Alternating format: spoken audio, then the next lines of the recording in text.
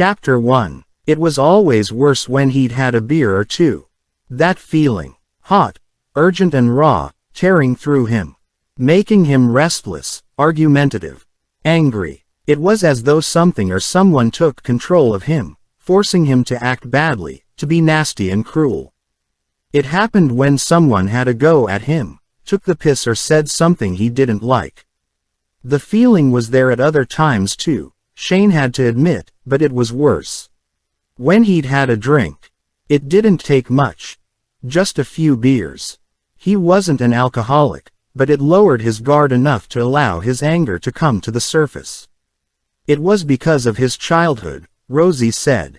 They'd moved in together 4 months ago, and on the whole she was sympathetic. In some respects, she was too understanding for her own good. She was a good person and he liked her, even told her he loved her when she asked. But why didn't she realize that the kinder and more understanding she became, the easier it was for him to overstep the mark? It almost incited him to do it. Yet she continued to be understanding despite what he did to her. Hitting her, making her scream, cry out and beg for mercy. Afterwards he knew that it wasn't the gentlemanly way to act, but when he was angry and out of control he didn't care a fuck for the gentlemanly way. Anger, resentment, the feeling that he wasn't good enough brewed together in an unwholesome concoction and made him act as he did. He sensed that others felt he was inferior to them. That he was uneducated, stupid, and fair game to laugh at. That was the worst feeling. That they were laughing at him, especially when it was someone he knew taking the piss. It made him so angry that he couldn't be held responsible for his actions. This had got him into trouble many times, and then recently he'd smashed a bottle and glassed his best mate, Kevin, which had put him in prison. They'd been drinking and telling jokes and Kevin had told one which he hadn't immediately grasped. Expected more from Kevin, being his best mate. Then before he realized what he was doing he'd smashed the top off a bottle and had ground it in Kevin's face. He looked at Rosie now, cowering in the corner of the bedroom, the one that was theirs since he'd moved in. Why she'd let him move in he wasn't sure, but he was pleased she had. It was kind of her, but then Rosie was kind. He could admit that even now when she'd got on his nerves and made him hit her. Had she been a horrible bitch, a slag, like his mother, he could have better justified hitting her. He'd gone to his mother's house first on his release from prison, but she hadn't wanted him. No surprise there. She'd never wanted him, not even as a baby. The shrink he'd seen in prison had said his mother could be part of his problem. His anger stemmed from her lack of nurturing and ultimate rejection of him. But it couldn't be helped. No one was perfect. Not his mother or even Rosie, for all her kindness and forgiveness. The bedroom had been decorated in pale pink when he'd first moved in. Yuck, he'd said to her when he'd first seen it, and she'd laughed. Jesus, he'd exclaimed as he'd looked at her collection of china dolls in period costumes arranged on a small satin-covered chair. Dolls in my bedroom. What do you take me for? A Nancy boy. Single quote. He'd told her the dolls would have to go, but she hadn't understood to begin with because they were still there for another 2 days. Then he'd got angry that she hadn't done as he'd told her and he'd thrown the dolls and the chair across the room. He might even have thrown Rosie, but he wasn't sure. He'd been in a really bad temper at the time. What normal bloke has dolls in his bedroom? He'd asked her nicely to remove them, and he'd had a couple of beers that night when he'd hit her, so he couldn't be held entirely responsible for his actions. Perhaps on another day when he'd been in a better mood he might simply have asked her again to remove them. In any event, the dolls and the frilly chair had gone, together with the flowery duvet cover and the matching pillowcases. She'd heard him the first time when he'd told her to get rid of those, and together they'd chosen plain white. He liked white. It was pure and virginal, which made him feel good and think happy thoughts. The only problem with white as it turned out. Now he saw her gaze shift to the fresh spots of blood on the duvet cover. "Sorry," she said, her voice quivering. "It'll wash out." Single quote. "No, it won't," he said. "You've ruined it." "I'm sorry," she said again. Seeing her cowering in the corner, apologizing, with her face covered with blood, reignited his anger. He felt nearly as hot and uncomfortable as when he'd discovered that all the beer had gone from the fridge. He'd only had a few bottles and had been expecting to find more. It was a Saturday night for fuck's sake, and if a bloke couldn't have a few drinks on a Saturday, what was the world coming to? It was Rosie's job to shop, to buy what they needed and restock what they were low on. But she hadn't bought more beer or vodka because of some silly discussion they'd had after the last time he'd hit her about him drinking less. He couldn't remember agreeing to that. It seemed highly unlikely, so he'd been bitterly disappointed at the lack of alcohol. He'd been anticipating a pleasant Saturday evening in with Rosie. A few beers, a takeaway, and then sex. He liked having sex with Rosie, but she'd ruined it all. When he asked where the beer and vodka were, she reminded him of his promise. It was the wrong thing to say. His disappointment had exploded into anger and he'd hit her. He hadn't meant to split her lip and send splatters of blood across the white duvet cover. It had just happened. He appreciated that she wanted space now.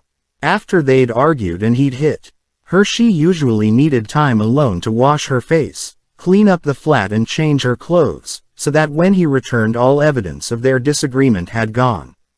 She would cover the bruising on her face with makeup and all traces of blood would vanish. He didn't like any reminders of what he'd done. "We're out of beer," he said. "I'll go and buy some. Do you want anything?" Single quote. He was feeling a bit better now. She shook her head. "Okay. Won't be long."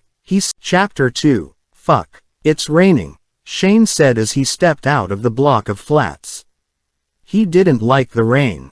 Getting wet reminded him of when his mother had left him for a whole night in a bath of cold water, because he'd said something bad. Rosie's car was parked by the curb. It was their car now. He used it whenever he wished. She'd given him the keys to the car in her flat when he'd come out of prison and moved in.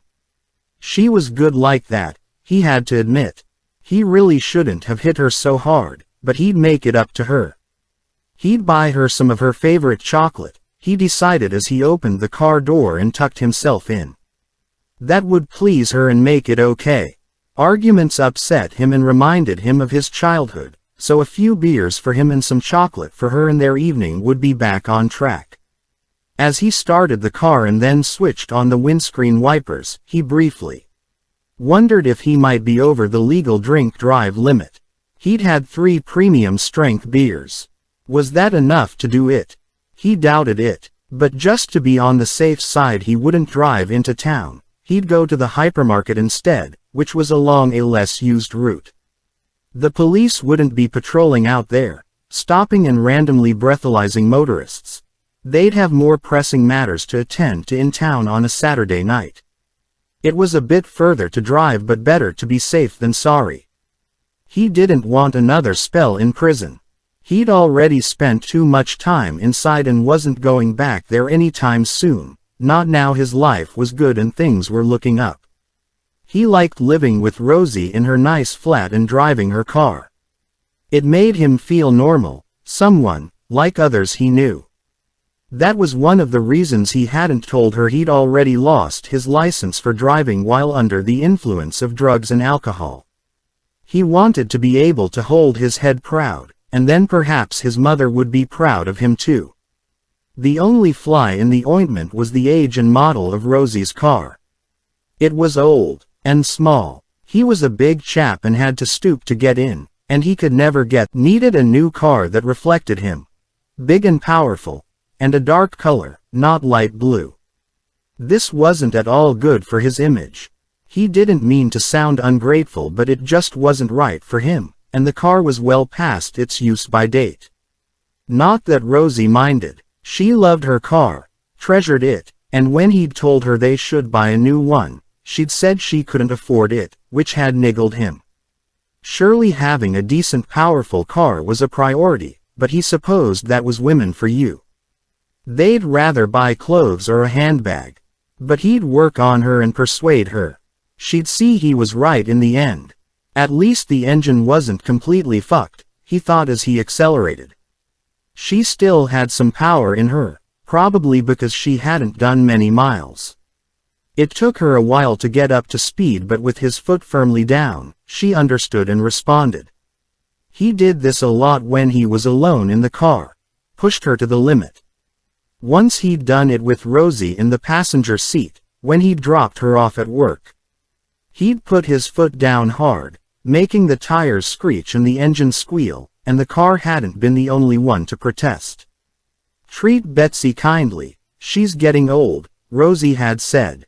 He'd laughed scornfully. Betsy. He referred to cars as she, but to give it a name was pathetic.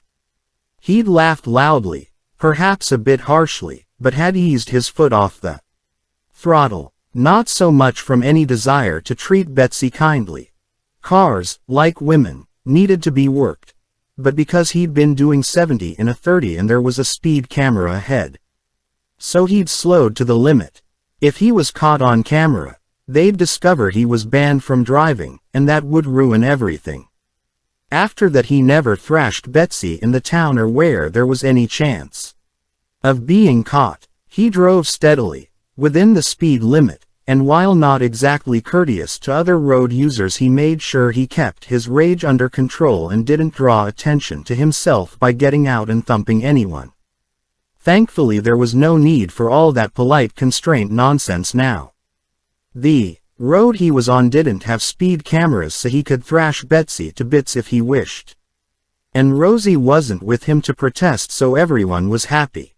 It gave him pleasure, a thrill, the ultimate blow job as she sucked up the road. He'd done it before on this stretch when he'd been alone. Race her, press her to the limit and see what she could do. He was a racing car driver, the best in his field, zooming around the track. A Formula One driver leading the way and well ahead of the others in the Grand Prix.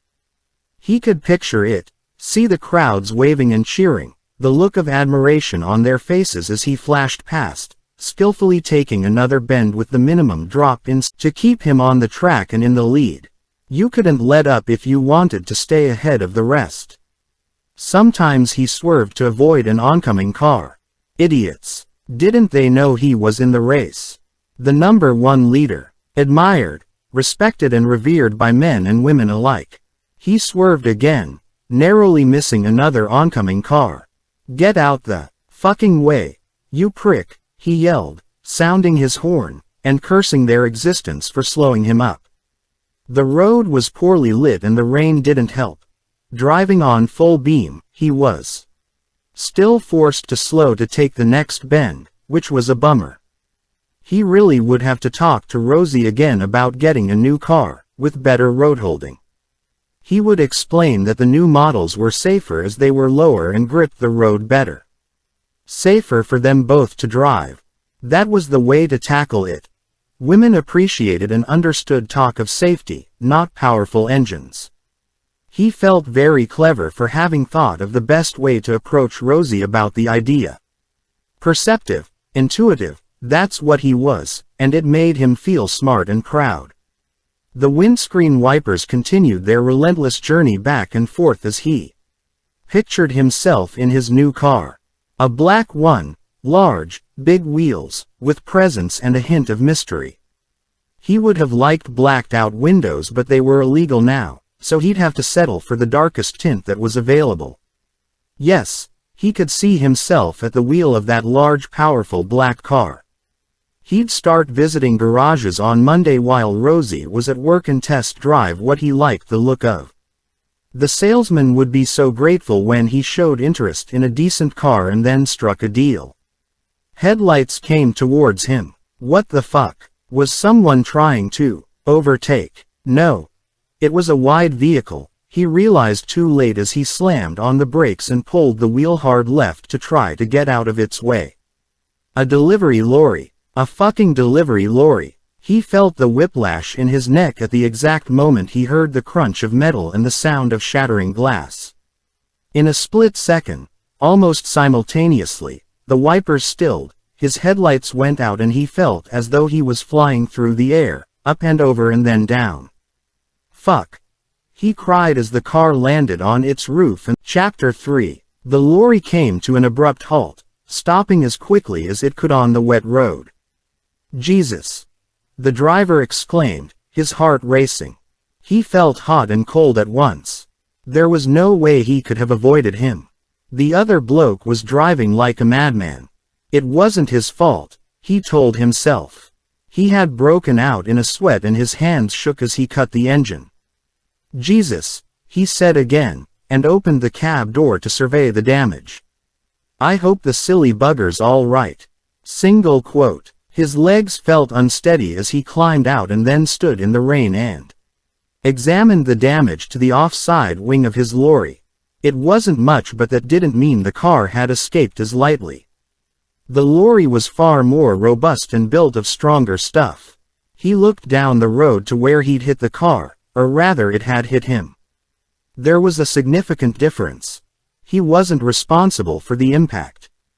But there was nothing to be seen on the dark and wet road, apart from something that could have been glass glinting in the light of his headlamps. There was no sign of the vehicle. A car came towards him from the opposite direction.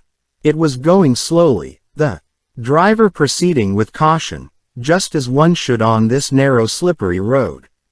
It came to a halt and he went over. The woman driving peered at him through her window and then lowered it a little. Have you broken down? She asked. No, I've been involved in an accident. Just now, he said anxiously, nodding down the road to where it had happened. Are you okay? Single quote. A bit shaken, he admitted. He was driving like a maniac. Not that small Fiat. It might have been. It overtook me back there, blaring its horn, flashing its lights. I'm not surprised it has been involved in an accident. He nearly killed me. The lorry driver began to feel a little better knowing that someone else had been subjected to the driver's dangerous maneuvers. I've no idea where the car is now, he said, frowning. There's some damage to my lorry but I can't see the car. I'm going to fetch my torch from the cab and take a look.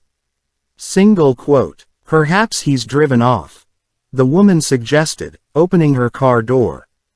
Perhaps, he said, but he doubted it, not from the strength of the impact. And, if he wasn't mistaken, he thought he might have caught sight of the car in his wing mirror just after it had hit him, spiraling towards the edge of the road. He couldn't be sure though, since it had all happened so quickly and in the dark and the rain. Without being asked, the woman got out and offered to help him look. He thanked her and she switched on her hazard warning lights, pulled up the hood on her coat, and went with him to his lorry. He took his torch and anorak from the cab and slipped on his jacket. With the torch held in front, he led the way past the lorry in the direction the car had been going. Further up the road they came across a pile of broken glass and a piece of chrome, almost certainly from a car's bumper. But there was no sign of the car. He swept the torch around, scanning as far as the beam fell, left, right and in front. A car came from the direction of the hypermarket, slowed and pulled over. Lowering his window, the driver asked, "What's up? You okay, mate?" Single quote. There's been an accident, he said. Did you pass a small car just now? Possibly a Fiat. Single quote. No, the man said, and glanced at the woman seated beside him. She shook her head. I think it could be in the ditch, the lorry driver said. The man immediately got out and joined in their search, while his wife stayed in the car. The torch beam shone brightly into the dark, sweeping through the drizzle to the bare trees and grassy banks which flanked the ditches either side of the road. The three of them moved forward in silence, watching and listening, the air quiet, save for the sound of their shoes on the tarmac and the rain dripping from the trees. Then, further up the road, The beam fell on the outline of something more solid, something partially raised and sticking out above the ditch. "Over there!" the lorry driver cried, and the three of them ran to the spot. "Jesus!" he gasped. "Bloody hell!" the man said. "I'll call an ambulance," the woman said, taking out her phone. The car was completely upside down in the ditch, fitting in so exactly it was. Almost as if it had been made for against the sides of the bank. Only the underneath of the car and the bottom of the doors were visible. It was as though the car had been turned upside down and then dropped in directly from above to fit in so precisely, the lorry driver thought. And in a way it had, for the impact had flipped it over and sent it flying to land squarely in the ditch. "There's no way we can get into that," the man said, and the lorry driver nodded, as the woman spoke on her phone, giving details of their location to the emergency services. The man from the car began knocking on the metal of the upturned car and calling, "Anyone in there? Can you hear me?" Single quote. But there was no reply. "I suppose he could have been thrown clear," the lorry driver said. "It's possible," the man from the car agreed. Together they began walking slowly up the road, peering where the torch beam shone. On either side of the road, into the ditches and up the bank, but there was no sign of anybody, dead or alive. Other vehicles began joining the slow-moving queues forming in both directions from the hypermarket. Some of the drivers wound down their windows and asked what had happened, and, their curiosity satisfied, continued around the lorry and parked cars, driving over the glass which crackled like ice. The two men, having found nothing, returned to the woman, who said the emergency services were on their way. The men began tapping on the metal of the upturned car, calling out, "Anyone in there? Help is coming." Just for a moment they thought they might have heard something, possibly a groan, but then another car passed and sirens sounded in the distance, after which they heard nothing further from the wrecked vehicle. Police, ambulance, and fire tenders arrived within minutes of each other and the officers immediately took control. The police closed off the road in both directions and rerouted the traffic. Portable spot lamps flooded the scene and the fire crew quickly established that there was one male in the vehicle, then set about cutting him free. Sparks flew as they worked and the man and the woman who'd stopped to help told the officers what they knew, which wasn't. The lorry driver meanwhile was in a patrol car giving his statement. The police had already completed an initial safety check of his lorry and had found nothing untoward. They'd also looked at his driving license and insurance, breathalyzed him, and checked his mobile phone, all of which they said was now standard practice at the scene of a road traffic accident. Everything had been in order and the last call he'd made had been before he'd left the hypermarket. As he finished making his statement, they saw the fire crew finally cut the driver free from the now backless car. They laid him on the waiting stretcher where the paramedics took over. An oxygen mask was placed over his mouth and nose and a line ran from his arm to a bottle held up by one of the paramedics. As they prepared to load the stretcher into the ambulance, the lorry driver turned to the officer beside him and asked, "Do you think you could find out how he is?" Single quote. "I'll see what I can do," he replied helpfully. The driver watched through the windscreen as the officer went over and spoke to two of his colleagues. It had stopped raining now, but a damp mist hung over the scene. They talked and nodded and at one point smiled. The ambulance sped away, its siren wailing and light flashing. "He's got a broken leg and arm and a head injury," the officer said on his return. "They'll know more once he's at the hospital, but it seems he's lucky to be alive." He paused, then added, "He's known to us. He's already lost his license and there's alcohol in his blood." Single quote. The lorry driver let out a sigh of relief. He was very sorry that the accident had happened at all, but it could have been a lot worse. Supposing there'd been a seriously injured woman or child in the car, or even someone killed. He'd never have forgiven. Chapter 4. Rosie had almost stopped shaking now. She'd had to force herself to appear calm. Shane would be back at any moment. Indeed, she had expected him sooner. And he hated to see her crying and trembling.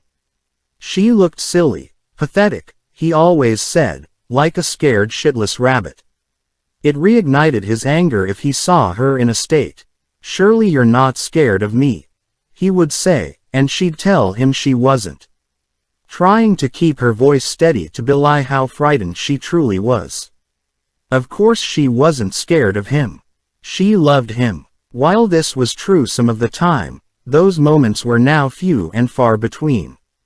Even when she wasn't in fear of him, she was on her guard, walking on eggshells, constantly making sure she didn't upset or disappoint him. It was hard work keeping him happy, and the strain was taking its toll, so much so that she wasn't sure what was worse, being attacked or anticipating it. Life was so confusing now, especially when he apologized and told her how much he loved her and that it would never happen again. When did her life become this difficult? She knew the answer. A week after he moved in, Rosie had wiped the blood from her face and cleaned the vomit from the floor, scrubbing the carpet with disinfectant until the smell of sick had gone. She often vomited after he attacked her. She thought it was from shock and the pain of being punched in the stomach. She never used to be sick. Not before. She'd been very healthy and happy back then, before he'd moved in. But now even thinking about his anger and what he might do to her caused her stomach to contract and the bile to rise to her throat.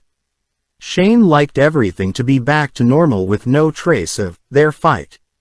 When he returned, so she'd also changed out of her blood and vomit-splashed clothes. They were in the washing machine.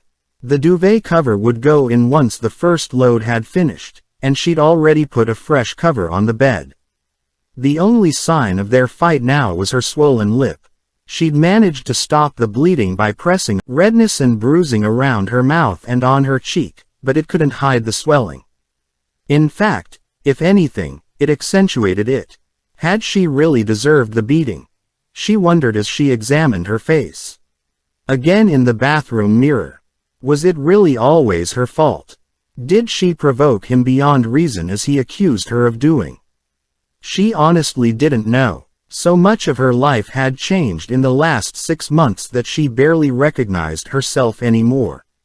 Work colleagues and her mother had noticed the change in her too and had commented. Her mother, aware of Shane's past, had never liked him and refused to have him in her house, saying he was a bad lot, and that a leopard never changed its spots. Her friends, even her best friend Eva at work, had never met Shane because she no longer went out socially. Shane didn't like it. Rosie wished she could have confided in Eva or her mother. They might have been able to offer a fresh perspective and make some suggestions on how to help, but she knew that was out of the question. Shane had told her plenty of times that if she went blubbering to anyone he'd have to kill her, and she believed him. The doorbell rang, making her start. Shane. Why didn't he use his key? Had he lost it? Quickly checking her appearance in the mirror again, she glanced around the living room, making sure everything was back to normal, then gingerly went into the hall and opened the front door. 2 uniformed police officers stood side by side. Rosie Jones? The woman police officer asked. Rosie nodded, a sinking feeling hitting the pit of her stomach. Shane had promised to keep out of trouble. I'm PC Linda Simpson and this is my colleague PC Tim Marshall.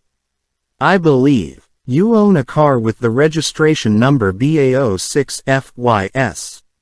Single quote. Rosie's mouth went dry and her legs began to tremble.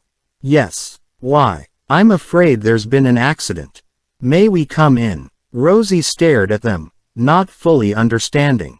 She'd been expecting Shane and now this. What sort of accident? Single quote. I think it would be better if we came in to explain, Linda said. Rosie moved aside to let them in. In here? The policewoman asked, nodding to the living room. Yes, Rosie said, and followed them in. She sat on the sofa and Linda sat beside her, while Tim took the single. Armchair. Your car was involved in an accident earlier tonight along Bell's Lane, Linda said, turning slightly so she could look at Rosie. A person called Shane Smith was driving. Do you know him? Single quote. Rosie nodded. He's my boyfriend. He lives here. I'm sorry. He's injured and is being treated at St. Mary's Hospital, Linda continued. He has a nasty head injury but it isn't thought to be life-threatening, so he's been quite lucky considering the state of the car. You'll be able to find out how he is later. Rosie nodded. You knew Shane was driving your car. You gave him permission to do so. Single quote. Yes, Rosie said, her voice unsteady. He has a key. Linda touched her arm, concerned. Are you okay, love? You're very pale. Can I get you a drink of water? Single quote. No, I'll be all right. He's been well looked after, Linda reassured her. But I'm afraid the car's a write-off. He seems to have escaped with some broken bones and a head injury, but it could have been a lot worse. Do you mind if I ask you a few questions? Single quote. No, Rosie said. PC Tim Marshall took out his notepad and pen. How long have you known Shane? Not long. He went to my school for a while. Rosie tried to keep her voice steady. But I hadn't seen him for years. Single quote. And how long has he been living here? 4 months. So you hadn't been in touch with him before you became a couple and moved in together? Single quote. No, Rosie confirmed. I met him by chance and he had nowhere to live. Where was he before he came here, do you know? Linda looked at her carefully. He was in prison for something he didn't do, Rosie said, and saw the look the police exchanged. Her cheeks burned. So he came straight here then after his release? Linda asked. He went to his mother's first but she didn't want him there. Linda nodded. Did he tell you why he was in prison? No, he didn't like talking about it. He wanted to put it behind him and make a fresh start. Single quote. It was for GBH. Grievous bodily harm. Were you aware he'd lost his driving license for drink driving offenses? Shane wasn't allowed to drive. Single to allow someone to drive your vehicle if they are banned as a criminal offense, Tim added. I'm sorry, I didn't know, Rosie said again. I put him on my insurance, she added, hoping this would make it better. Driving while banned invalidates any insurance I'm afraid, Linda said. They won't be paying for your car. Single quote. Rosie looked at her. Will they keep Shane in hospital tonight? She asked. For quite a few nights, Tim said, glancing up from writing. He had to be cut from the wreckage. Single quote. Thank you, Rosie said politely. She saw them exchange another pointed glance and realized it wasn't the reaction they would have expected, but she was a bit overwhelmed at present and struggling to take everything in.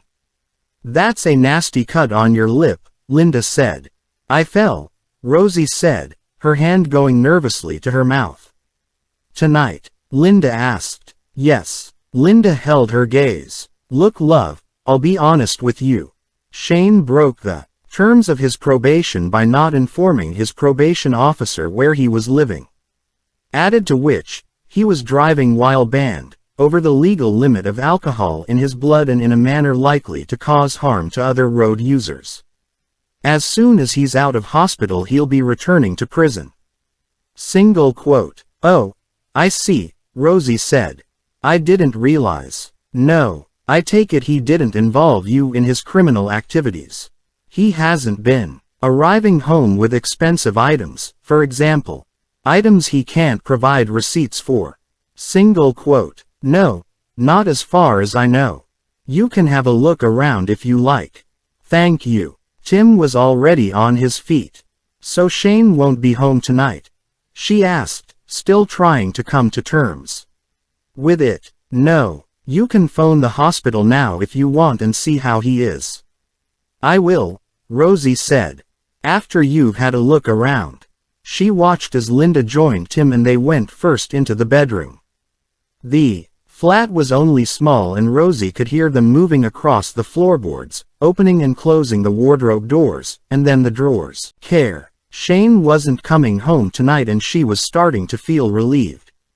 They came out of the bedroom and searched the bathroom and then had to pass through the living room to enter the kitchen.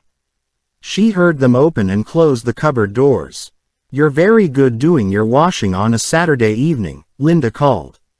"Yes," she said quietly. She heard the stainless steel bin ping as one of the officers opened and closed it. They would have seen the bloody tissues she'd used to wipe her bleeding nose and mouth. And very likely the duvet cover in the laundry basket waiting to go in the wash. They came out and Linda returned to sit beside her while Tim remained standing. "Is there anything you want to tell us about Shane?" Linda asked, encouraging confidentiality. Rosie shook her head. Linda looked at her for a moment longer then sighed. "Okay, love. I'm going to give you the number for the domestic violence unit. Anyway," she said, taking a card from her pocket and handing it to her. "You can just phone for a chat if you wish. You don't have to give your name." Single quote. Rosie gave a small nod but didn't look at the card. "We'll leave you to it then. Phone us if you need to. We can see ourselves out." Single quote. Rosie stayed where she was as they left. She was still struggling to come to terms with what had happened and wondering what she should do for the best. Phone her mother. Phone the hospital. Speak to the domestic violence unit, or change the locks. Possibly all of them, but in which order? Suddenly her life had changed in a way she could never have foreseen, and while she was sorry Shane had had an accident, it had opened up an escape route. A huge weight lifted from her shoulders. There were decisions to be made and opportunities to be taken, and a light now shone at the end of what had been a very dark tunnel. She needed to galvanize herself into action. The washing machine bleeped as it finished its cycle and she stood to unload it. Once she'd sorted out the washing, she'd start packing Shane's belongings. And although she wasn't a religious person, she said a silent thank you to someone out there. Chapter 5. The Reverend Andrew Wilson was going about his normal early morning duties. He'd let Mitzi, their old Labrador, out for a run, had taken his wife and son up a cup of tea and now set out across the Mayberry village green to unlock his 18th-century church, St. Stephen's. Mitzi had followed him as usual, circling playfully at his feet, despite her age. Dressed casually but wearing his clerical collar, he walked swiftly across the damp grass, still wet from the rain of the night before. At 8 a.m. on a weekday he didn't expect to see many of the villagers out. The commuters had already left for the station in the neighboring town, so he tended to see the same few faces. The milkman who also delivered groceries, the paperboy finishing his round before going to college, and 2 dog walkers. They all greeted him as usual with a warm, pleasant but slightly formal, "Good morning, Reverend," and he replied using their first names. He knew most of the villagers in his parish by name and he liked the village way of life. His previous parish had been in a deprived inner city which he'd initially believed was his calling. He'd done his best for 5 years and then asked to be moved, saying he felt he could no longer meet the challenges with everything else that was going on in his life. The bishop had been very understanding, and 3 months later he and his family had arrived here. Unlocking the outer door, Andrew left Mitzi sitting obediently in the vestibule as he unlocked the second door and went into the main body of the church. He savored the welcoming aroma of well-oiled oak, candle smoke, and the slightly musty damp of the solid stone walls. It was reassuring and comforting, a reminder of age and endurance. The church had stood here for nearly 300 years and would remain long after he had left this earth. That he was merely passing through and part of a bigger plan helped nudge his considerable worries into a slightly better perspective. Facing the altar, he stood at the end of the aisle and crossed himself, then went to a box on the wall and switched on the lights and heating. Mrs. Tremine, much respected chairperson of the parish council, would arrive punctually at 9 o'clock. Husband, and she didn't like to be cold.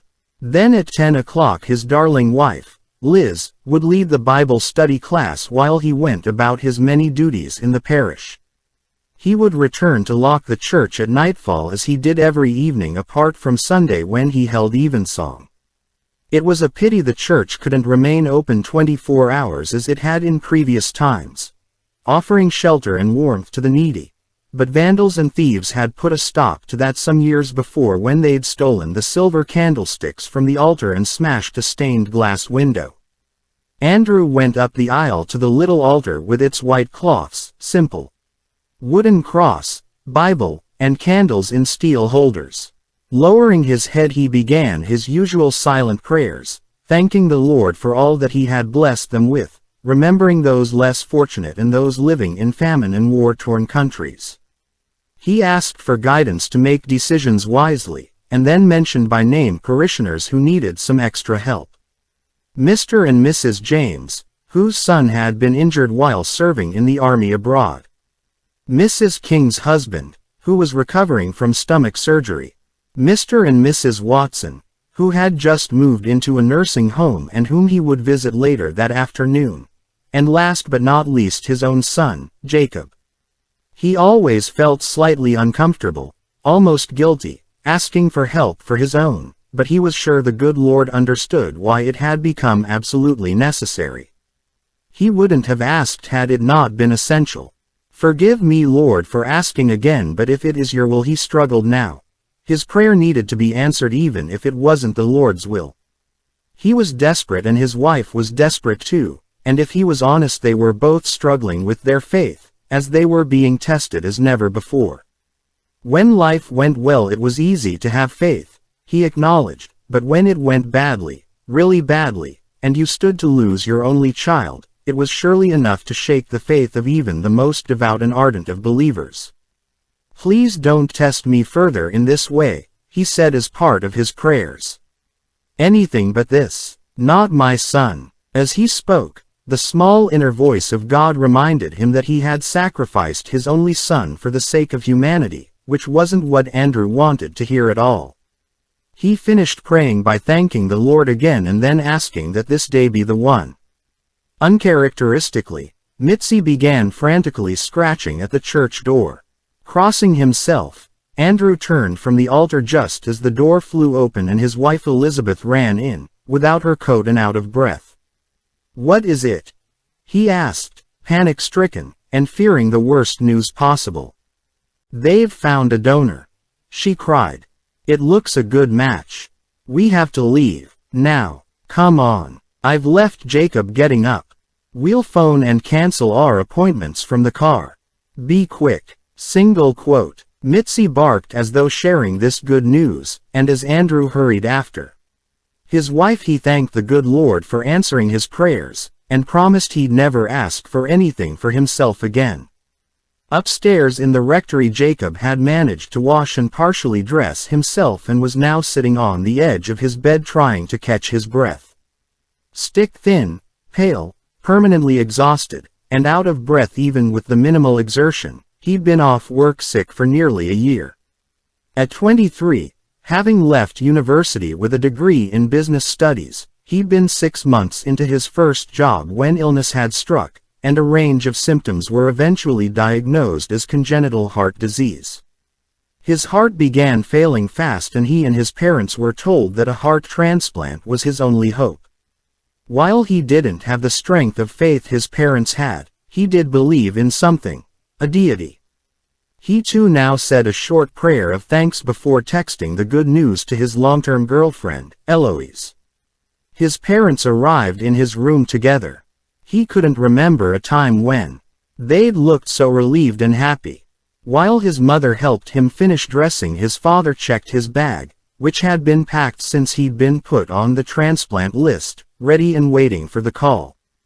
Downstairs they shut Mitzi in the kitchen with food and water. A neighbor would take her out later, and barely 30 minutes after receiving the call they were on their way, overjoyed, but not forgetting that another family had lost a loved one. Chapter 6. At the transplant center, a specialist team of doctors and nurses was now assembling as two operating theaters were being prepared, one to remove the donor heart and the other to implant it into the recipient. It was unusual for the donor and recipient to live so close, just 20 miles apart. The transplant program stretched nationwide and organs often had to be transported miles and at great speed when a donor was matched with a recipient at the other end of the country, although neither the donor's next of kin nor the recipient of the heart would be aware of this. Their details were confidential and would be kept secret unless they both wanted to know who the other person was. Sometimes the recipient wanted to thank the donor's next of kin, and if they agreed they were sensitively put in contact with each other, but this was unusual, and often resulted in a heartwarming story in the press or on the news. It wasn't just the heart that was being removed. The donor's family had given consent for all of his body to be used, so as well as his heart going to Jacob, the kidneys, liver, lungs, pancreas, intestine, corneas, skin, nerves, veins, tendons and even the bones from his legs were going to benefit others. When Jacob arrived at the transplant center with his parents, they were shown to a single room where nurses weighed and measured him, checked his temperature and blood pressure before listening to his chest to make sure he was well enough to undergo surgery. He confirmed he hadn't had anything to eat that morning. They then took a blood sample and gave him a pot for a urine sample. The anesthetist arrived, explained what he would be doing and asked him if he'd ever had a bad reaction to an anesthetic before. He hadn't. The only surgery he'd had in the past was a tonsillectomy at the age of 6. The two surgeons leading the team arrived shortly after and the atmosphere in the room became electric, joyous, with a sense of occasion. They went over the procedure again with Jacob and his parents and reassured them that all would be well. It was a good tissue match, they said, and I'll phone Eloise, his mother said, knowing that it could be a few days before he was out of intensive care and could receive visitors. One of the nurses gently showed them out, reminding them that Jacob was in very good hands. The best. She suggested they went into the city and had some lunch to pass the time, as it would be at least 4 hours before there was any news. She would call as soon as Jacob was out of theater. They thanked her, but before they left they made a detour to the hospital's little chapel, where they asked the dear Lord to watch over Jacob and the donor family who had given so generously and were now grieving. Chapter 7. After the transplant and following usual practice, Jacob was taken directly to the intensive care unit where he was kept sedated, connected to a ventilator to help with his breathing, and given a drip passing fluids and medication into his arm. As with the other transplant patients, doctors and nurses monitored him around the clock until he was stable enough to be removed from the ventilator and brought out of the drug-induced coma. As Jacob rose up through the layers of consciousness, he began swearing and cursing at the nurses, saying things he wouldn't have done when fully awake. He told one nurse to fuck off, and another that he'd like to give her one, before trying to grab her breast. That's not very nice coming from a vicar's son, she joked, aware it wasn't the patient talking but the cocktail of drugs, particularly potent after a transplant. As soon as he was fully conscious, Jacob returned to his normal self and, still slightly confused, asked politely, "Where am I?" Single quote. "You're in hospital, Jacob," the nurse said. "You've had your transplant and everything is fine. We're moving you to a different ward soon and your family will be in to see you again later."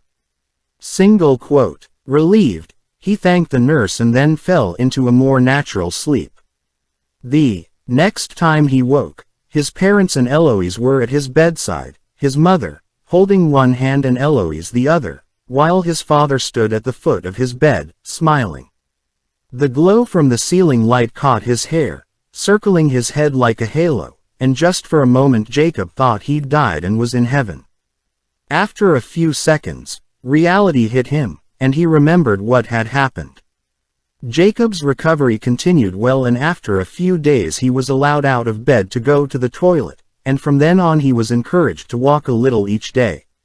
He was very weak to begin with, but the doctor and nurses told him that was only to be expected. In addition to undergoing major surgery, he'd been weak, been able to take a few steps before he was out of breath and feeling dizzy, and going to the gym had become a distant memory.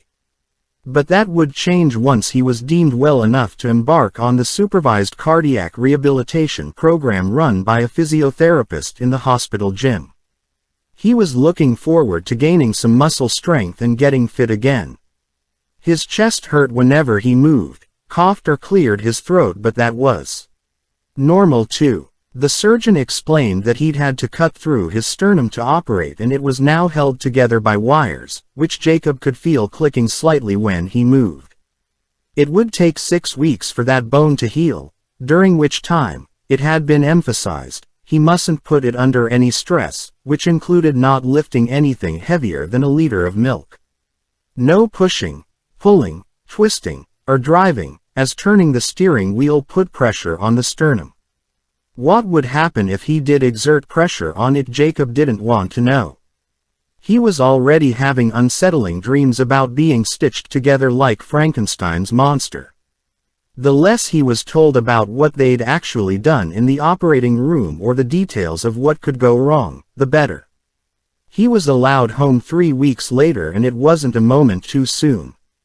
Alone in the single hospital room and with only his parents and Eloise allowed to visit, to minimize the risk of infection. Jacob had developed cabin fever, and knew he was becoming tetchy and short-tempered. To have been holed up for much longer would have driven him mad. For the first week he would have to return to the hospital every day for a checkup, then once a week, then every other week, and then once a month for the first year. After that, assuming he stayed well, his appointments would be every 3 months for 2 years and then every 6 months for the rest of his life. If he had any health concerns, he had to return to the hospital immediately.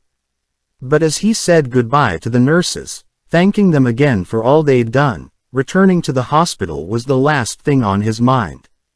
He was about to enter the world again, and with a new heart in place, he intended to live life to the full. His parents carried his case and bags to the car, and he sat in the rear, as his mother took the front passenger seat and his father drove. He put his earbuds in straight away.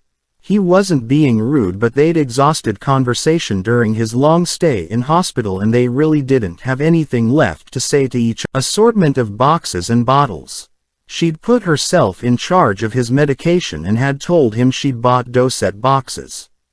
As soon as they were home, she'd put the pills he needed for the week into the boxes so none would get missed or taken twice. It had been drummed into them how important it was for him to take the tablets as directed and at the correct times. There were plenty to take. 2 types of immunosuppressants, antibiotics, blood pressure lowering drugs, diuretics, aspirin, anticoagulants, painkillers, and those were only the ones he could remember. Doses of some of them would decrease and even stop over time, but he'd have to take immunosuppressants for the rest of his life. If he didn't take them, his immune system would recognize his heart was not his, label it as a harmful invader, and attack and destroy it as if it was a virus. His mother would also be looking after his appointment card for the time being, and the printed handouts containing the lists of post-operative do's and don'ts. They had seen the dietitian together, and while much of the advice had been common sense, eat low-fat foods, limit cholesterol, salt and sugar intake, others were more specifically for transplant patients. Fresh produce had to be washed well before cooking or serving, as the bacteria and viruses it harbored could be transmitted to the transplant patient, whose resistance was lowered by the immunosuppressant drugs, rendering them more susceptible to infection. His potassium intake had to be managed, as did his fluid and calorie intake. The dietitian had said that his new heart would be put under strain if he carried extra weight, but he'd been fit and healthy in the past, so there was no reason why he wouldn't be again. There'd been so much talk about his new heart that what had once been an innate organ like any other body part had become a living entity in its own right, and he was starting to resent the time and attention it demanded. But what Jacob hated the thought of most were the biopsies he'd have to have. Once a week for the next 6 weeks. He'd already had 2 and couldn't stand the thought of more. He had to lie on the operating table while they gave him a local anesthetic, cut a hole in his neck and pushed a wire down the vein and into his heart to cut out a small piece. It was then sent to the lab and examined for signs of tissue rejection. Transplants aren't for the faint-hearted, his surgeon had said. Arsehole. It was a little after 3 p.m. and as Jacob gazed out of the side window listening to his music he suddenly realized he was very hungry and craving meat, which was a first. Healthy eating in the hospital, he was craving meat. A rump steak or a rack of ribs, rarely cooked red meat that he could sink his teeth into. "What's for dinner, Mum?" he asked, removing an earbud so he could hear her reply. She turned to face him. "I've made a vegetarian cottage pie," she said, pleased. He was regaining his appetite. This dish had become one of his favorites and she'd put time and effort into making it. "Eloise is coming as soon as she can dismiss her class." Eloise was a primary school teacher at a school not far from where she lived with her parents, about an hour away. "Any chance of some meat?" Jacob asked. "I really fancy some tonight." "Well, yes, if that's what you prefer," his mother said, surprised. "I've got some steak in the freezer. I'll take it out as soon as we get home." Single quote. "Count me in," his father said chummily, glancing at his son in the rear view mirror. Neither of them were vegetarians except when Eloise joined them for a meal. Jacob knew that given a choice his father would much rather have meat than corn or soya beans any day. He threw him a conspiratorial wink in the mirror. "Oh Jesus!" Jacob exclaimed as the rectory came into view.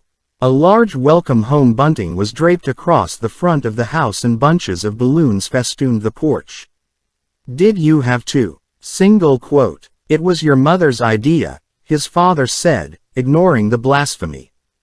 "They only used Jesus Christ's name with reverence. We can soon take it down," Elizabeth said, feeling a little hurt. She'd wanted everything to be perfect for his homecoming. "I thought you'd like it." "Suit yourself," he said with a shrug. Clearly they were going to have to continue to make allowances during his convalescence. It was almost impossible to imagine how frustrating it must be for a lad of Jacob's age to have to deal with chronic illness and then a major operation. But at least now he was home, and with time, patience and understanding, nature would do the rest. Allow at least 6 months, the surgeon had said. Chapter 8. Mitzi, having heard the car draw up, was now barking furiously on the other side of the front door. "She'll be pleased to see you," Jacob's father said as he finished parking. "But remember not to let her lick your face," his mother warned. "And to wash your hands after stroking her." Jacob nodded. More guidelines from the do's and don'ts list to reduce the risk of infection. His parents carried his bags into the house and Mitzi was immediately at his feet, panting and wagging her tail excitedly. Jacob automatically bent to stroke her and as he did so felt a sharp jabbing pain in his chest. He straightened. It was his own fault. He'd been warned to avoid sudden movements until his breastbone was fully healed. Leaving the dog, he went over and sat in one of the armchairs by the fireside. Another welcome home banner hung from the mantelpiece with more bunches of balloons either side. They'd certainly gone to town, he thought, and with a niggle of guilt wondered if he shouldn't have been more grateful. His mother was now in the kitchen sorting out his medication. She meant well. "I'll take these to your room," his father said, picking up his case and rucksack. Jacob stifled a sigh of frustration, resenting his dependence on them. He watched the fire for a few moments, unsure of what he should be doing now he was home. It felt strange, after all those weeks in hospital. "I'm going to my room for a while," he said at last. "Yes, of course," his mother said, stepping in from the kitchen. "You're bound to feel tired to begin with. I'll bring up your tablets. Would you like a snack and a drink to see you through to dinner? Single quote. Just a drink, he replied, heaving himself to his feet. Tea, fruit juice, milk. What would you like? A beer, he replied. She laughed. They both knew he was joking, for he wasn't allowed. Drinker, she said. At least you won't miss that. Single quote. Upstairs, he found his father unpacking his case. Leave that, Dad, I can do it, he said. His father hesitated. Okay, but don't overdo it, son. You know what the doctor said. Single quote. I won't. They looked at each other awkwardly for a moment, not knowing quite what to say or do. Then his father cleared his throat. Well, if you're all right for a couple of hours, I've got some parish business to attend to. Yes, go. Do what you normally do. Mum's here if I need anything. But I must start doing things for myself again. Single quote. I know, son, but not too much all at once. Jacob nodded and watched him go, then looked around his room before easing himself onto the bed. Almost immediately a tap sounded on the door and his mother appeared, carrying a tray with a mug of tea, a glass of water and his pills in a small plastic pot given to them by the hospital. You look comfortable, she said, coming over and placing the tea on his bedside cabinet. She held out the glass of water and pot of pills as if she expected him to take them while she waited. Put them on there, he said a little brusquely, nodding to his bedside cabinet. She did as he said. Don't forget to take them. I won't, he yawned. I'll leave you to rest then, she said, and left. He wasn't physically tired as she thought, more exhausted from the narrow strip his life had become. He needed some space and time to himself, and he needed to establish some ground rules. He'd been washed, dressed and even taken to the toilet by nurses in the early days. Continuously examined by doctors who discussed him as though he was theirs, so that he felt his body was no longer his own. Everyone seemed to have a claim on it and knew more about it than he did. And all the advice about his recovery, although necessary and well-meant, had become suffocating, as was being constantly fussed over, not only by the nurses but by his parents and Eloise. Some blokes might have enjoyed all the attention, but he didn't. It had reduced him to a childlike dependency, humiliating, and he'd had too much time to think in hospital. Indeed, there hadn't been much else to do. He'd spent hours, days thinking about his life, the years before his illness. Gradually he'd come to see that he'd never carved out an identity, a will, a personality of his own. He'd always towed the line, done as he was told and what was expected of him. He'd worked hard at school, learned to play the organ so he could help out in church, been polite to his father's parishioners, and had tolerated the down and outs and misfits who'd arrived regularly at their door in the city looking for help and a handout. Even as a teenager he hadn't rebelled. In fact, he'd been a bit of a mummy's boy. And away at university he could only remember one instance of drunk and loudish behavior, before he'd joined the Christian Union and met Eloise. Eloise was a nice girl. Kind, well-mannered and polite. His parents had taken an immediate liking to her and were soon treating her like the daughter they'd never had. Jacob was looking forward to seeing her again tonight and hopefully having sex. The first time since he couldn't remember when. Sometime before he'd become really ill. When he stayed the night at her house, her parents gave them a double room, but when she stayed with him his mother showed her to the guest room. They then had to wait until his parents were asleep before he could creep along the landing and into Eloise's room to make love to her. Although he apologized for his parents' Victorian and prudish attitude, he had to admit that the secret risque nature of their liaison added to his enjoyment. Tonight, however, there was an additional hurdle to be overcome. The list of do's and don'ts included post-operative sex with the warning that his breastbone mustn't be put under any pressure until it was fully healed, which ruled out the missionary position, the one they usually used. After some thought, Jacob decided that the best way, perhaps the only way, would be for her to sit astride him as he lay on his bed. And as he pictured this, the conservative, rather prim Eloise bouncing up and down on his erect penis, it caused it to come to life. A very good sign, he thought, for one of the possible side effects of his medication was impotence, which would require more pills and be yet another blow to his manhood. He must have dozed, for he woke with a start to the sound of his mother tapping on his bedroom door again. Eloise is here. There's brain to start working again. He assumed it was the tablets. He used the bathroom, combed his hair and checked his face in the mirror, before carefully making his way downstairs. Before he'd become ill, he'd taken the stairs 2 or 3 at a time, but now, aware of what a fall could mean, he made his descent slowly using the handrail.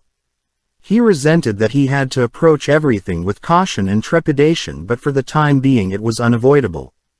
As he entered the living room, Mitzi ran to him again, panting and wagging her tail, asking to be made a fuss of. Jacob ignored her and crossed instead to Eloise. "Good to see you home," she said warmly. She knew not to throw her arms around him until his chest was fully healed, so instead she smiled and looked up into his eyes, waiting for him to slip his arm around her as he'd done in the hospital. But he didn't. He briefly kissed her cheek and then sat in one of the fireside chairs. Elizabeth had come into the living room in time to see her son's dismissive greeting and the look of disappointment on Eloise's face. "Let's draw up this chair so the two of you can sit together," she said, pulling the matching armchair from the other side of the hearth. Eloise flashed her a smile of gratitude as together they positioned it as close as it would go to Jacob's chair, and Eloise sat down.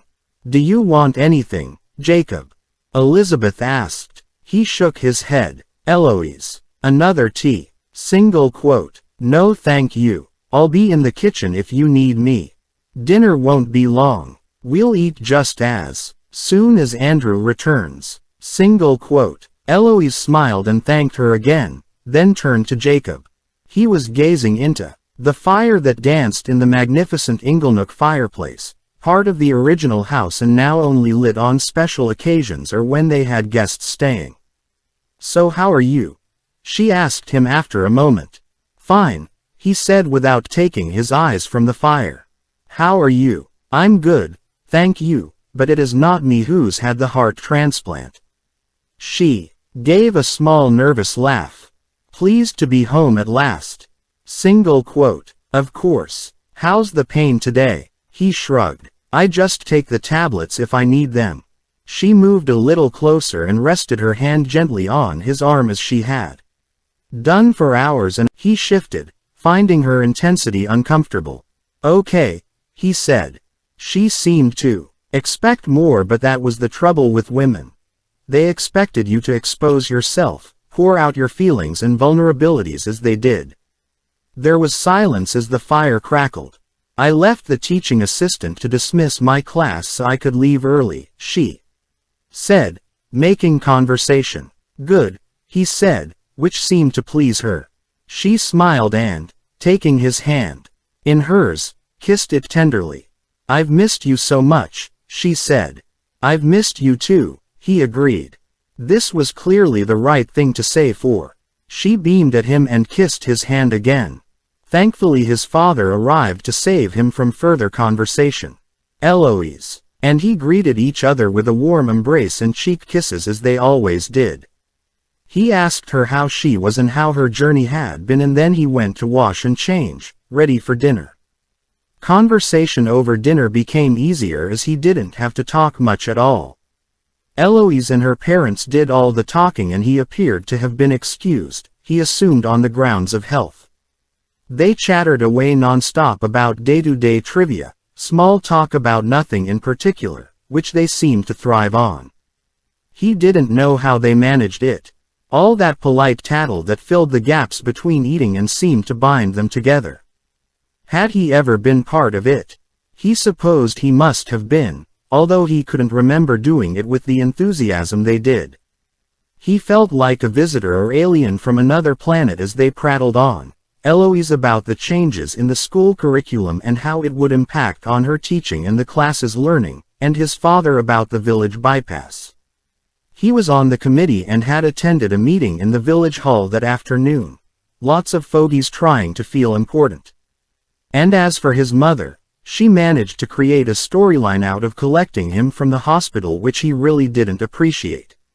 He frowned. Perhaps he was jealous. Was he envious that they could share this warm comradeship of conversation that eluded him? He'd be the first to admit that he didn't have anything to tell them, that since his illness and then the operation his life had stopped, and he had nothing new to say. All he could contribute, had he wanted to join in, were remarks about being a patient which they were only too familiar with. But that would change just as soon as he was completely fit and well. He excused himself from the table straight after putting at 8.30 on the grounds he was tired. They understood. His mother fussed around him and asked if he needed help undressing, which was embarrassing. Then she produced the plastic pill pot already containing his nighttime meds together with a glass of water for him to take up to bed. He called a collective good night to the three of them as he went up the stairs, and guessed they'd probably start talking about him as soon. Chapter 9. Jacob's very quiet, Eloise said, her brow furrowing with concern. He's hardly said a word to me all evening. Single quote. Nor to me, Elizabeth said gently. But it is only his first day home. Everything must seem very strange, and he's recovering from a huge operation. It will take time. Single quote. Andrew agreed, and Eloise knew she mustn't take Jacob's attitude personally. She remained at the table talking to Andrew and Elizabeth for nearly an hour, and then they transferred to the living room to watch the late evening news on television. At 10.30 Eloise kissed them both good night and made her way upstairs. They were lovely people and made her feel so welcome. More than Jacob had done tonight, she thought, but quickly dismissed this as unkind and selfish. Of course it would take time for him to adjust and recover. She assumed he wouldn't be visiting her room tonight. Quietly crossing the landing so as not to wake Jacob, she entered the guest room that had become hers. It was comfortable, with a single bed and a faint smell of jasmine from the reed diffuser Elizabeth had placed on the chest of drawers. Over the last few years, since she'd begun staying, this room had gradually become her home from home, and she kept a toothbrush and toiletries in the small ensuite bathroom, and a change of clothes in the wardrobe. She felt relaxed and at ease here, not only in this room but in the whole house. She washed, changed, and then, yawning, climbed gratefully into bed. The end of the school week was always tiring, with the children excitable at the prospect of the weekend, and tonight she'd met heavy traffic on the way over too. But she was here now and there'd be plenty of time to unwind and distress over the weekend. She wasn't returning home until after dinner on Sunday as she had often done before Jacob's operation.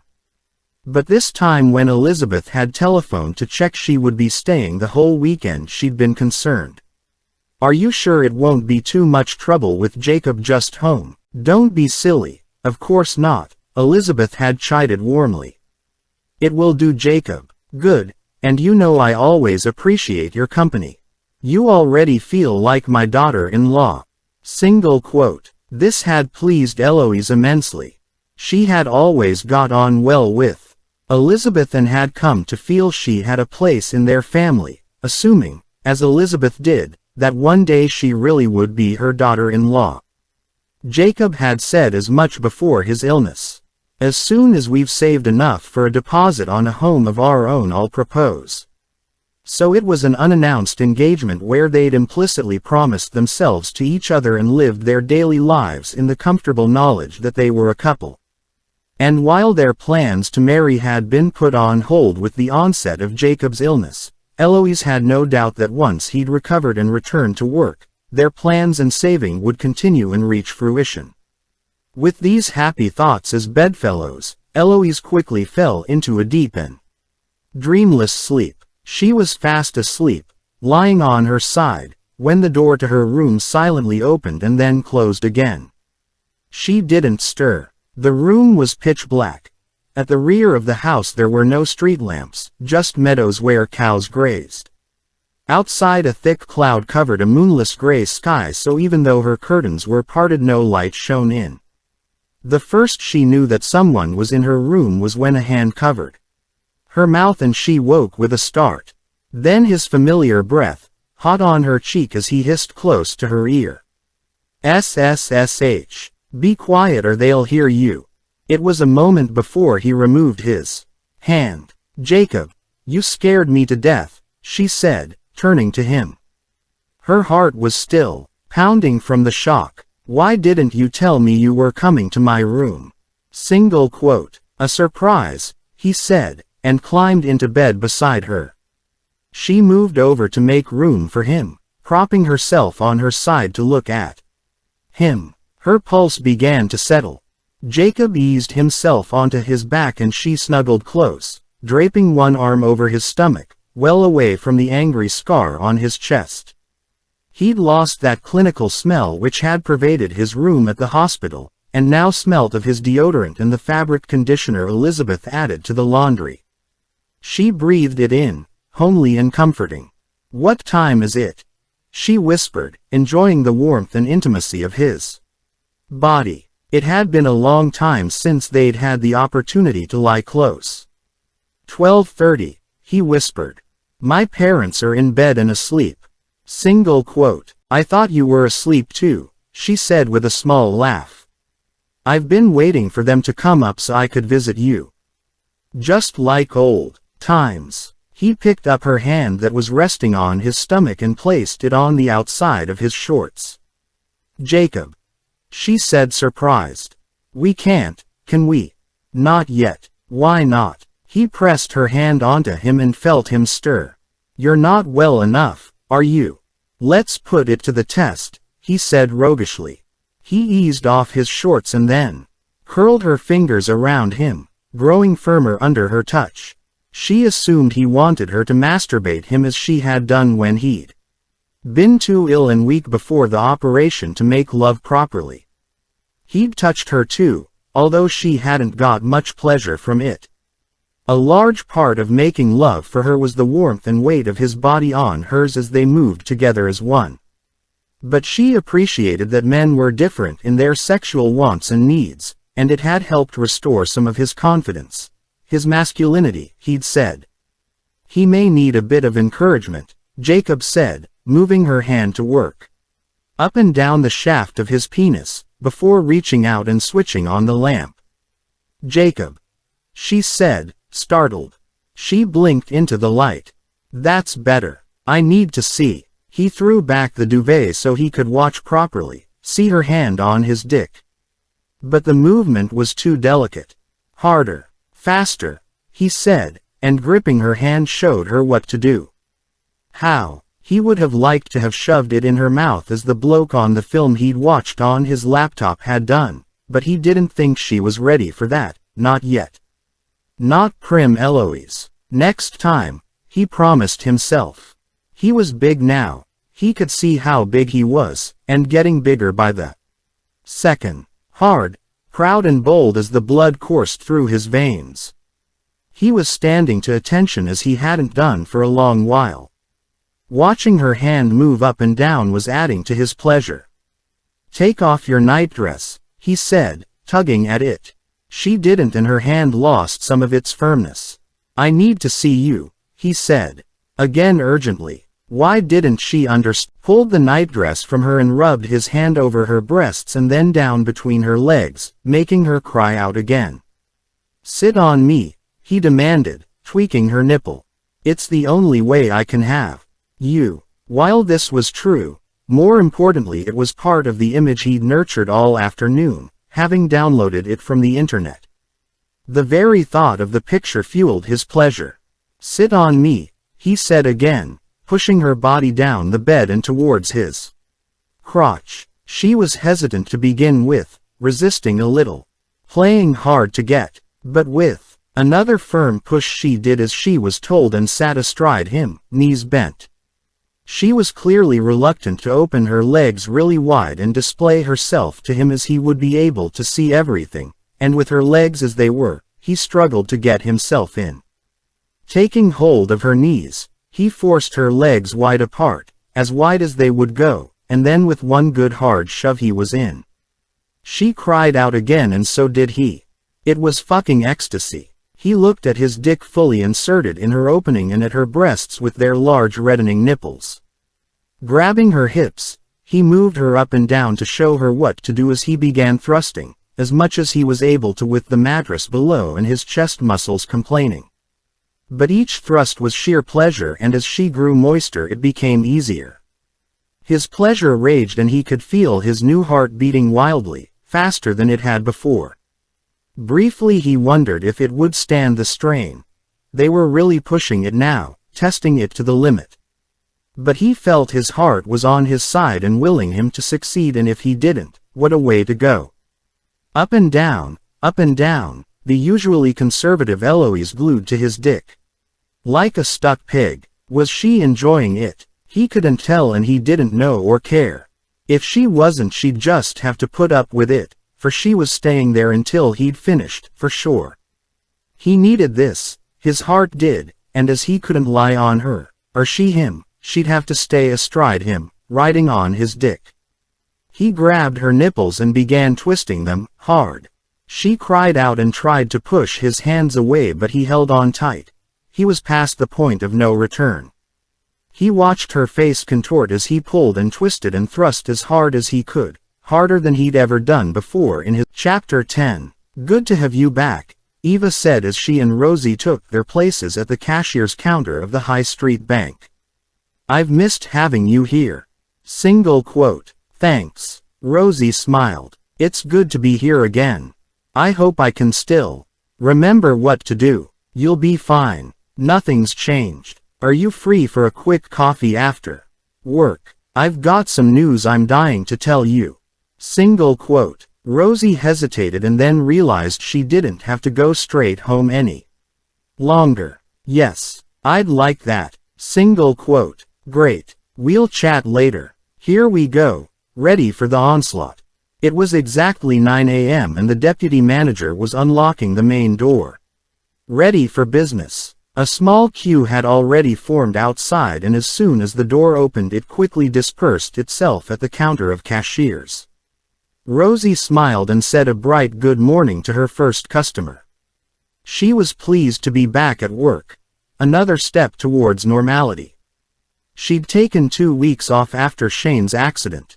She was due some annual leave and she'd told her boss that she needed it for personal reasons. As well as clearing out his belongings, she needed time to recover and come to terms with what had happened, and hopefully move on. Her mother had suggested she stay with her for a while but Rosie felt she needed to stand alone to prove to herself that she could, that Shane no longer had a hold over her and she wasn't afraid of him anymore. While Shane had been in the hospital, she'd sent him a letter saying that if he ever came near her again she'd call the police. That night, Rosie had called out the local locksmith and had the locks on her flat changed, so that if upon his recovery Shane did try to visit, he'd find himself unable to enter. Once the job had been done she'd felt an overwhelming sense of relief. At last, her flat was safe. Now all that remained of Shane was in her head and she knew it would take time before he left her completely, if he ever did. She was trying hard not to think about him, to shake off the moments of sexual things he'd done to her. She couldn't say. She'd found it a little easier to share this with a group for survivors of domestic violence she'd joined online. The anonymity helped and of course they were on the same page as her, having experienced similar or worse. There were 2 men in the group, which surprised her. She'd never thought that some women could be as evil as men. But while the group had helped, ultimately she knew her full recovery would be down to her. Clearing out the flat and going back to work was the next step. Mondays were always busy at the bank and the time flew by. As she dealt With each customer's request or inquiry her confidence grew, and by lunchtime she was starting to relax. Eva was on a different lunch break to her, so she went out for a short walk and a breath of fresh air before returning to the staff room to eat her sandwiches and make a cup of tea. Other colleagues who didn't know her as well as Eva were there, and they asked her if she'd had a nice holiday and seemed pleased to see her back. Their kindness touched her. It was a pity she hadn't been able to confide in anyone and ask for help when she'd needed it. She still felt responsible for letting Shane into her life and allowing the abuse to continue, although the online survivors group tried to reassure her it wasn't her fault. At 4:30 the deputy bank manager locked the door, and they cashed up, shut down their terminals and packed away for the night.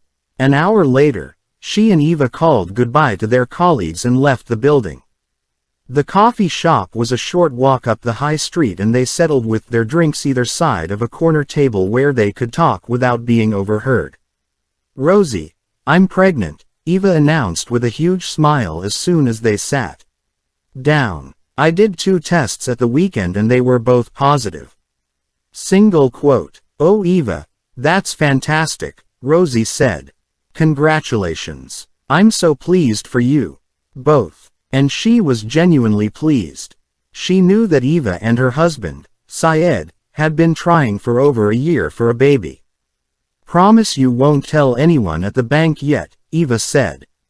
"I'm going to wait until I'm 3 months." Single quote. "I promise," Rosie said. Eva shared her plans to take a year's maternity leave and then return to the bank part-time as they needed her income to pay their mortgage. Then her attention turned to Rosie. "But enough about me. How are you? Do you?" Rosie looked carefully at her friend. How easy it would be to tell her the truth. But then she'd have to live with her shock and sympathy, and she didn't want that. She was trying to move on. "The guy the first was seeing had an accident. Wrote my car off."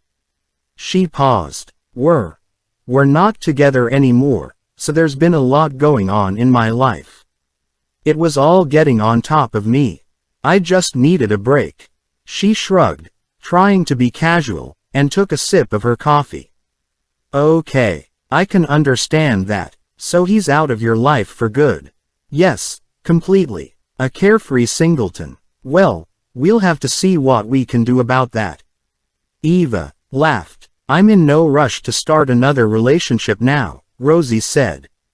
"So how are you feeling?" She was anxious to steer the conversation back to safer ground.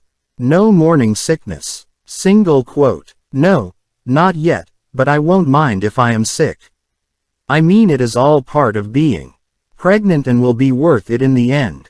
Single quote. "Absolutely," Rosie agreed, and they continued talking about Eva's pregnancy. Once they'd finished their coffee, Eva said she'd better go as Syed would be home soon and she wanted to have dinner ready. They left the coffee shop together and then went their separate ways. Rosie was returning to an empty flat, but she didn't mind. Not at all, for empty was far better than having Shane waiting for her. She'd started to relax again in the flat. She could watch some television, listen to her music, then go to bed without being in constant fear. Every night, she went through a little ritual of checking the doors and windows were locked and that there were no shadowy shapes lurking in the street. But every night, she saw nothing. It looked like Shane was. Chapter 11. Elizabeth had telephoned Eloise on Sunday to see how she was, but her call had gone through to voicemail, so she'd assumed the poor girl was still ill in bed. She'd left a message saying she hoped Eloise felt better soon. She waited until midday on Thursday before trying again. She knew how irritating it was to keep having to answer the phone if you weren't feeling well. This time Eloise did answer. "Hello, Elizabeth," she said quietly. "Hello, love, how are you? Feeling a bit better?" There was a pause before she replied. "Did Jacob tell you I was ill?" "Yes, of course, love. When Andrew and I returned on Saturday and found you'd gone, we were obviously concerned. How are you feeling now?" Single quote. Another pause. Better, thank you. Good. What was it? The flu. Jacob didn't seem to know. I'm not sure, but I'm all right now. Her voice sounded flat. Elizabeth hesitated. Are you really all right? You sound a little I don't know, a little subdued, she said, for want of a better word. Yes, I'm all right. Well, that's good. It was fantastic news about Jacob's test results, wasn't it? He hates those biopsies, but it is so reassuring to know there's no sign of rejection. Single quote. Yes, I'm sorry, Elizabeth, I have to go. I'm on playground lunch duty. Oh, okay. I'm pleased you're feeling better. See you at the weekend then. Will you be coming Friday night or Saturday? Single quote. I'm not sure yet. Don't worry. Come as soon as you can. We're all looking forward to seeing you. Single quote. Thank you, Eloise said. Elizabeth slowly set down her phone on the table in front of her, not sure what to make of their conversation. Eloise hadn't sounded herself. She'd seemed distant and restrained, as if she was hiding something. One of the characteristics Elizabeth had always liked about Eloise was her bubbly personality. She had a zest and enthusiasm for life which Jacob had had too before he'd fallen ill. It took a lot to get Eloise down. Perhaps she and Jacob had had an argument. Maybe about her leaving early. He was so insensitive and tetchy at present that if the poor girl had said she wasn't feeling well and wanted to go home, he could easily have thrown a strop. Elizabeth could picture it only too clearly, and if that was the case then he needed to apologize. She and Andrew were having to make allowances for him continuously and think carefully before they spoke. Elizabeth thought hard. Another possibility for Eloise's mother was that she'd just found out Eloise was pregnant. But no, she dismissed that straight away. Jacob had been in hospital for the last month, and before that he'd have been too weak. She assumed they were having a physical relationship, as young people did nowadays before marriage, but because of his illness he hadn't been well enough. Yet something was bothering Eloise. Elizabeth ruminated on it for the next half hour, and when she called Jacob down for lunch she said, "I'm not crying, love, but is everything all right between you and Eloise?" Single quote. Yes, of course, he said, immediately on the defensive. Why do you ask? I phoned her a little while ago to see how she was and she didn't seem like her usual self. Single quote. I told you, she's ill, he said, irritated. She was back at work. She said she was on lunch duty when I called. So? He demanded. I'm just concerned, that's all. She's a sensitive girl, and all of this can't have been easy for her, and it is easy for me. He shot back. No, love, of course not. She knew she wasn't handling this right, but it was so difficult to talk to him at present. Perhaps she shouldn't have said anything at all. I'm just concerned for you both. Single quote. Well, don't be. He snapped. His face was set as he glared at her. What goes on between Eloise and me has nothing to do with Jacob, she called after him. But his bedroom door slammed shut, and then there was silence. Elizabeth remained where she was, her mouth dry and her pulse beating wildly, shocked to the core by what had just happened and at a loss to know what to do. It wasn't the first time he'd sworn since coming home, but she'd never felt threatened by him before. The way his face had contorted with anger, the look in his eyes as he glared at her, the tone in his voice. She had seen and felt pure hatred in her son. The aftercare notes from the hospital had said transplant patients could become frustrated by their long recovery, but this was more than frustration. Much more. She and Andrew couldn't do anything right, and the way he treated them suggested he loathed and detested them. But why? Then she caught herself. Of course he didn't detest them. He was recovering from a major life-changing operation, and it didn't get more serious than a heart transplant. He was also having to take a vast array of pills which, though necessary, all came with possible side effects. With small relief, Elizabeth acknowledged that it was quite likely his medication was responsible for his mood swings and aggression. She'd checked the list. If it was the medication, then presumably something could be done about it. The surgeon had mentioned that if the side effects of any of his drugs became too unpleasant, then they could try him on another brand. Mitzi ventured out from under the table and Elizabeth stroked her head. "We're just going to have to be patient," she told her. "It's bound to take time." The dog looked up questioningly. Since Jacob had returned from hospital, he'd hardly had anything to do with her. She'd stopped vying for his attention, and now kept out of his way. "It's bound to take time," Elizabeth repeated, as much for her own benefit as the dog's. "No, Eloise?" Andrew asked when he returned from visiting a parishioner on Friday evening. "Apparently not," Jacob said sarcastically, glancing at her empty chair at the table. Elizabeth saw her husband take a breath. She knew he was about to reprimand Jacob and quickly stepped in. "She's coming tomorrow morning," she said. "Your dinner's ready." Andrew nodded and went upstairs to wash and change before eating, avoiding looking at his son. He'd been later than he expected, so Elizabeth and Jacob in the microwave. Jacob gobbled down the last of his food and, as his father sat down, left to go to his room. "What have I done now?" Andrew sighed. "I've just come in." "You haven't done anything," Elizabeth said, setting his plate in front of him. "You know how he is at present." "I'm not sure I do any longer." She joined him at the table but didn't resume eating until he'd said grace. "How was Mr. Tilney?" she asked. Andrew picked up his knife and fork. "Comfortable. His family are with him." He paused. "You're definitely going to ask about adjusting Jacob's medication at his next appointment?" "Yes. Monday," Elizabeth confirmed. She smiled encouragingly, although she'd checked the list of possible side effects and the most serious had been the increased risk of infection from the immunosuppressants. Nausea, vomiting and hair loss were mentioned, but nothing about mood swings or sudden anger. "So how was your day?"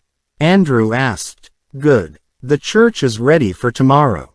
It's looking lovely. Let's hope the weather stays fine." She and a band of volunteers had spent the afternoon thoroughly polishing and dusting the church, arranging the flowers, and making sure everything was ready for the wedding that was due to take place the following morning. The wedding was causing considerable excitement in the village as the couple getting married were minor celebrities, having appeared in a long-running television soap. They weren't locals but had chosen Maybury Church for its charm and old-worldliness, and Andrew was taking the service. It was rumored that camera crews might be present, and the press certainly would. Most of the village would be turning out to watch. "Once Eloise arrives, the three of us will walk over," Elizabeth said brightly. "It'll be lovely to watch a full white wedding after everything that's been going on. And it might give Jacob and Eloise some ideas." Andrew nodded and smiled, for they'd both assumed that when their son did marry, it would be in Andrew's church. The image of Jacob completely recovered, in a new suit bought specially for his wedding, and waiting at the altar for his bride, brought a lightness to Elizabeth's. 9 o'clock. Elizabeth went into the kitchen where she kept his medication and transferred the pills he needed from the dosette box into the little plastic cup as she did at regular intervals throughout the day. She poured a glass of water and carried that and the pills upstairs. She knocked on Jacob's door and waited for his "come in" before entering. He was sprawled on his bed, the laptop that he now spent so much time on open on his lap. "How are you, love?" she asked. Going over to him, she carefully set the glass and pills on his bedside cabinet. He grunted an acknowledgement, his gaze staying on the screen. She turned and as she did she caught sight of what he was watching. "Jacob," she said, horrified. "What, Mum?" he asked, meeting her gaze confrontationally, and making no attempt to hide the screen or lower the lid. "Is there a problem?" Hot, flustered, and unsure of what to say, Elizabeth backed away. "That's not nice," she said, shocked. He laughed unkindly. "Well, you don't have to watch it, do you?" She hurried from his room to her own, where she sat down shakily on her bed. She'd wait until she was calmer before going down to Andrew. She wouldn't tell him. He didn't need more upset. But what had shaken her more than actually catching Jacob watching porn was his blatant disregard for her. He hadn't been embarrassed or ashamed. It was as though he didn't care or have any respect for her anymore. Chapter 12. Jacob sat in the passenger seat next to his mother as she drove, his gaze fixed rigidly ahead and earbuds in so he didn't have to look at or talk to her. Elizabeth was grateful she didn't have to make conversation or try to smooth over the last confrontation with her son, for her thoughts were full of what she would say to the doctor, diplomatically, so that Jacob didn't become upset and angry again. Their disagreement this morning had been over his wish to drive them and he was clearly still in a bad mood. True, it was only a few days until the 6-week post-operation milestone, when he could drive again. But Elizabeth had erred on the side of caution and had wanted to check with the doctor first that it was all right. Jacob had exploded into anger, swearing at her and kicking a chair. Thankfully Andrew had already left the house so hadn't witnessed this last scene. The bad atmosphere had been building over the weekend, Elizabeth admitted. As what had promised to be a pleasant few days had quickly deteriorated into one angry scene after another. When Eloise had arrived on Saturday morning she'd received a frosty, offhand reception from Jacob. Then without giving a reason he'd refused to go to watch the wedding. Andrew was already at the church so she and Eloise had gone together, but Eloise had been very quiet and seemed to take little pleasure in the ceremony, presumably worrying about Jacob. When they'd returned to the rectory, Elizabeth had left them alone in the living room, believing they could do with some time together to repair their differences while she busied herself making lunch. Half an hour later Eloise had come to find her, looking as though she might have been crying, and said she was going now as her mother wasn't well. "Oh dear, I am sorry. I expect she's got what you had," Elizabeth sympathized, while suspecting it might be an excuse. But what could she say? She'd asked where Jacob was and Eloise had said he'd gone up to his room for a rest. Eloise couldn't be. Once she'd gone Jacob had appeared and taken his lunch up to his room, which had irritated Andrew who'd just come in and had expected them all to eat together. Then on Sunday morning Andrew had made the mistake of saying that now Jacob was quite a bit better it would be nice if he started going to church again. Elizabeth and Jacob usually went together and if Eloise was staying with them for the weekend she came too. Elizabeth had been in the adjacent room when Andrew had broached the subject with Jacob and had heard every word of their heated exchange. It had culminated in Jacob shouting, "He's your God, not mine. Stuff your religion. I never believed. I hate your fucking church."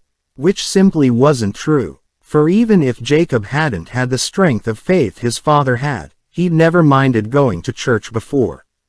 And as the Reverend's son there was a certain expectation, duty, even, for him to go, although Elizabeth would be the first to admit that duty was no longer a word in Jacob's vocabulary.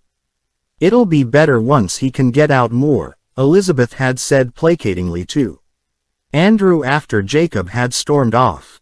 He was clearly badly shaken. Andrew had nodded half-heartedly, not wholly convinced. "Just make sure you talk to the doctor about his medication.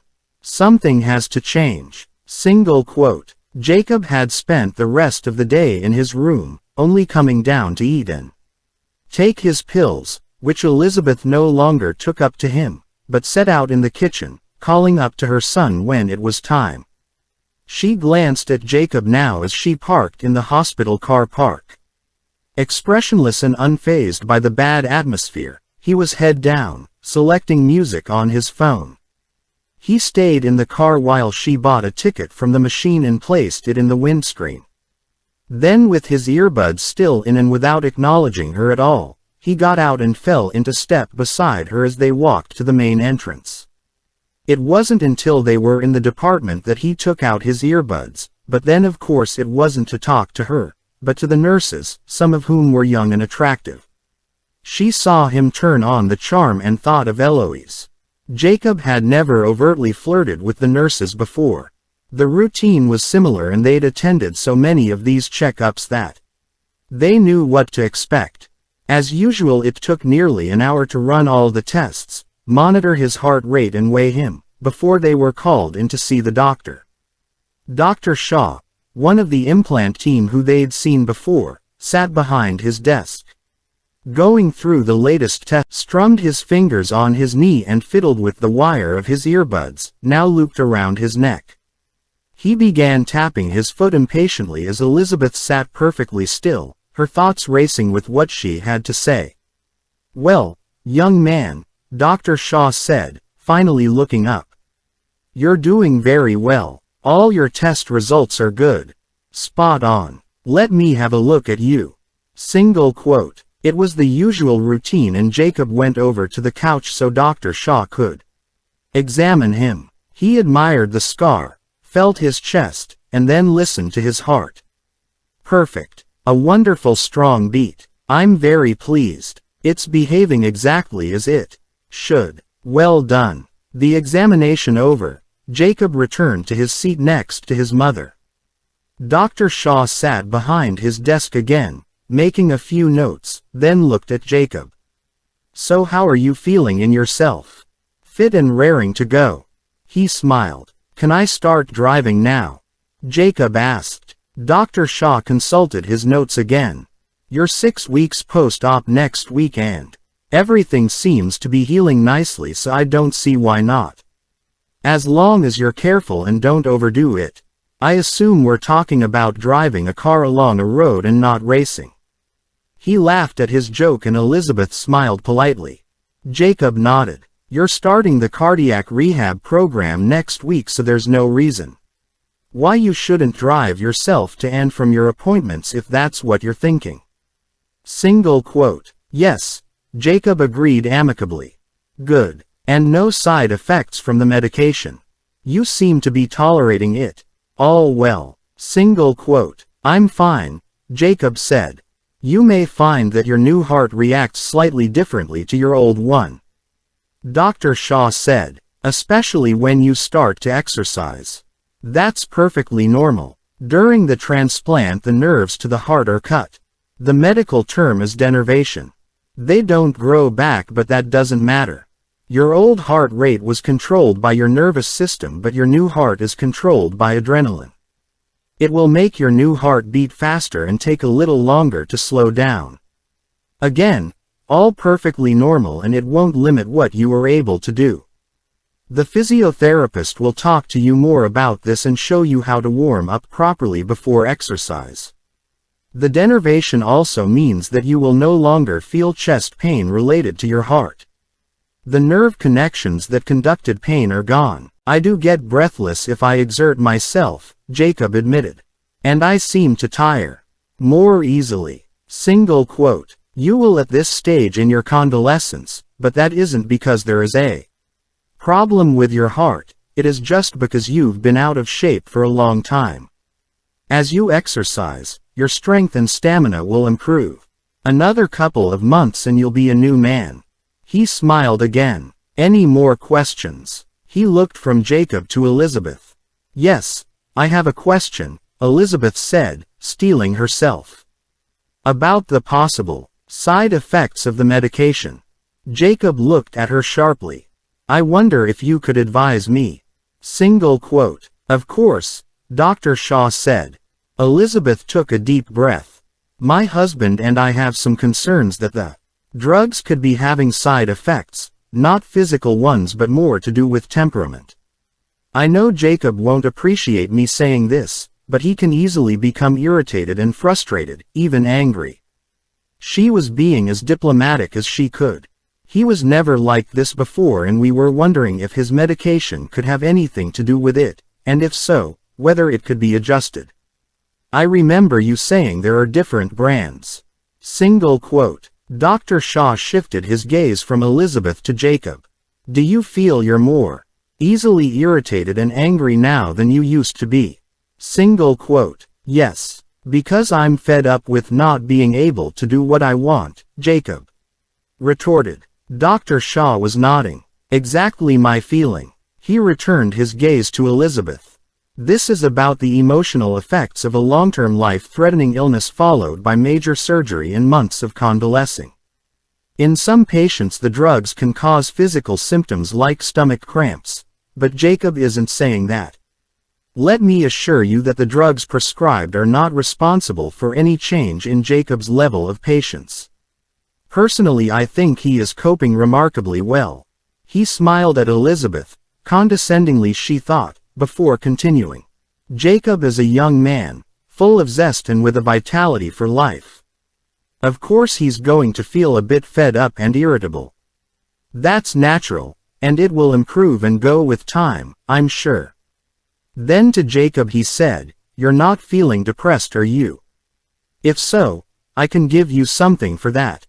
Single quote. Not more pills, Elizabeth thought, but Jacob was shaking his head. No, I'm not depressed, he confirmed. Good, Dr. Shaw said. I think it would help if you another month or so and you'll be back to your old self. Indeed fitter with your new heart. Then we can start talking about you returning to work. Single quote. Fantastic, Jacob said. And, as your mother has brought up the subject of changes in personality, drive. Shaw continued, you can disregard all that stuff and nonsense you read from time to time in the tabloid press about transplant patients taking on some of the likes and dislikes of the donor. It's fanciful nonsense that sells newspapers, nothing more. The heart is an organ like any other. It pumps blood around the body. And although we attribute emotion to the heart, Valentine cards and the like, you can't transplant personality or emotion. He laughed at the ludicrousness of the suggestion. Elizabeth smiled weakly and felt a complete fool. Jacob smirked. He was enjoying this, she thought, although he didn't say anything until they'd left the consulting room. You'll have to do better than that, he sneered as they walked quickly down the corridor together. You and Dad need to get off my case. He strode away from her and Elizabeth had to run to catch up with him. Jacob, we're only concerned for you. Well, don't be. Go and smother someone else. I don't need all your concern. It is suffocating. A passerby glanced at them.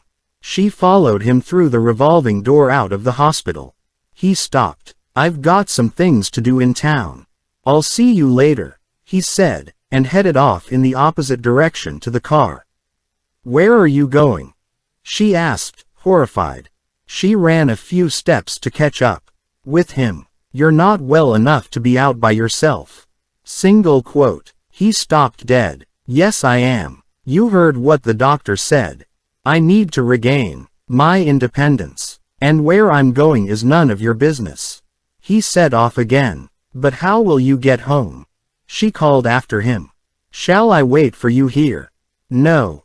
For Christ's sake. No, he yelled over his shoulder. I'll use the buses like everyone else. He continued along the pavement towards the main road. It crossed her mind to run after him, but what good would that do? It was likely to make him more angry, and she couldn't physically stop him from going. She wished she could pick him up, put him in the car and take him home as if he were a child. Independence by driving a little. Fearing for his safety, she returned to the car to call Andrew for advice. Chapter 13. He's a silly boy, Andrew said. What's he trying to prove? Single quote. That he can manage alone and be independent, I suppose, Elizabeth offered. But he gets so angry with me. It's frightening. She had yet to tell Andrew what Dr. Shaw had said about the side effects of the medication having nothing to do with Jacob's behavior. I suppose it might do him some good, Andrew said reflectively. Make him realize he's not invincible and he needs us. Try not to worry, I'm sure he'll phone you soon. Single quote. Do you think so? Elizabeth asked uncertainly. I am worried. Once he needs a lift home, he'll phone. I can't see him using the buses. It will be an uncomfortably long journey. Single quote. I'll wait around here for a while then, she said, only partly reassured. The ticket had an hour to run and Elizabeth sat in the car with her side window slightly lowered to let in some fresh air, resisting the urge to phone Jacob. She was also thinking about what Dr. Shaw had said. Not so much about Jacob needing his independence, nor him telling her that the medication wasn't responsible for Jacob's behavior, but what he'd said about cutting the nerves to Jacob's heart, and that they'd never grow back. She couldn't remember being told that before the operation, but then there'd been so much to take in it might have been mentioned and she'd forgotten. Now his words stuck and resonated with unsettling familiarity, for that was exactly what it felt like to her. The nerves to Jacob's heart had been cut, severing emotion. Denervation, Dr. Shaw had called it. He'd said that it was nothing to worry about, part of the procedure, and had no negative after effects. But how could he be sure? Doctors didn't know everything. They didn't get it right all the time. She checked her phone for messages. There were none. And then Googled denervation. A surprisingly long list of websites offering information on denervation appeared, and opening the first, she quickly learned that radiofrequency denervation was most commonly used around the joints in the back were deactivated, thus alleviating the symptoms. But this wasn't the denervation Jacob had had, and she Googled again, this time typing in denervation and heart transplants. There was a lot of technical data that she didn't understand, but then she searched for side effects of denervation in heart transplants and found exactly what Dr. Shaw had said. That it was part of the procedure and the heart took longer to react after denervation as it was now controlled by adrenaline. That the patient could no longer feel chest pain as the nerves never grew back. She opened and closed a number of websites, all of which said similar. Sighing, she sat back in her seat.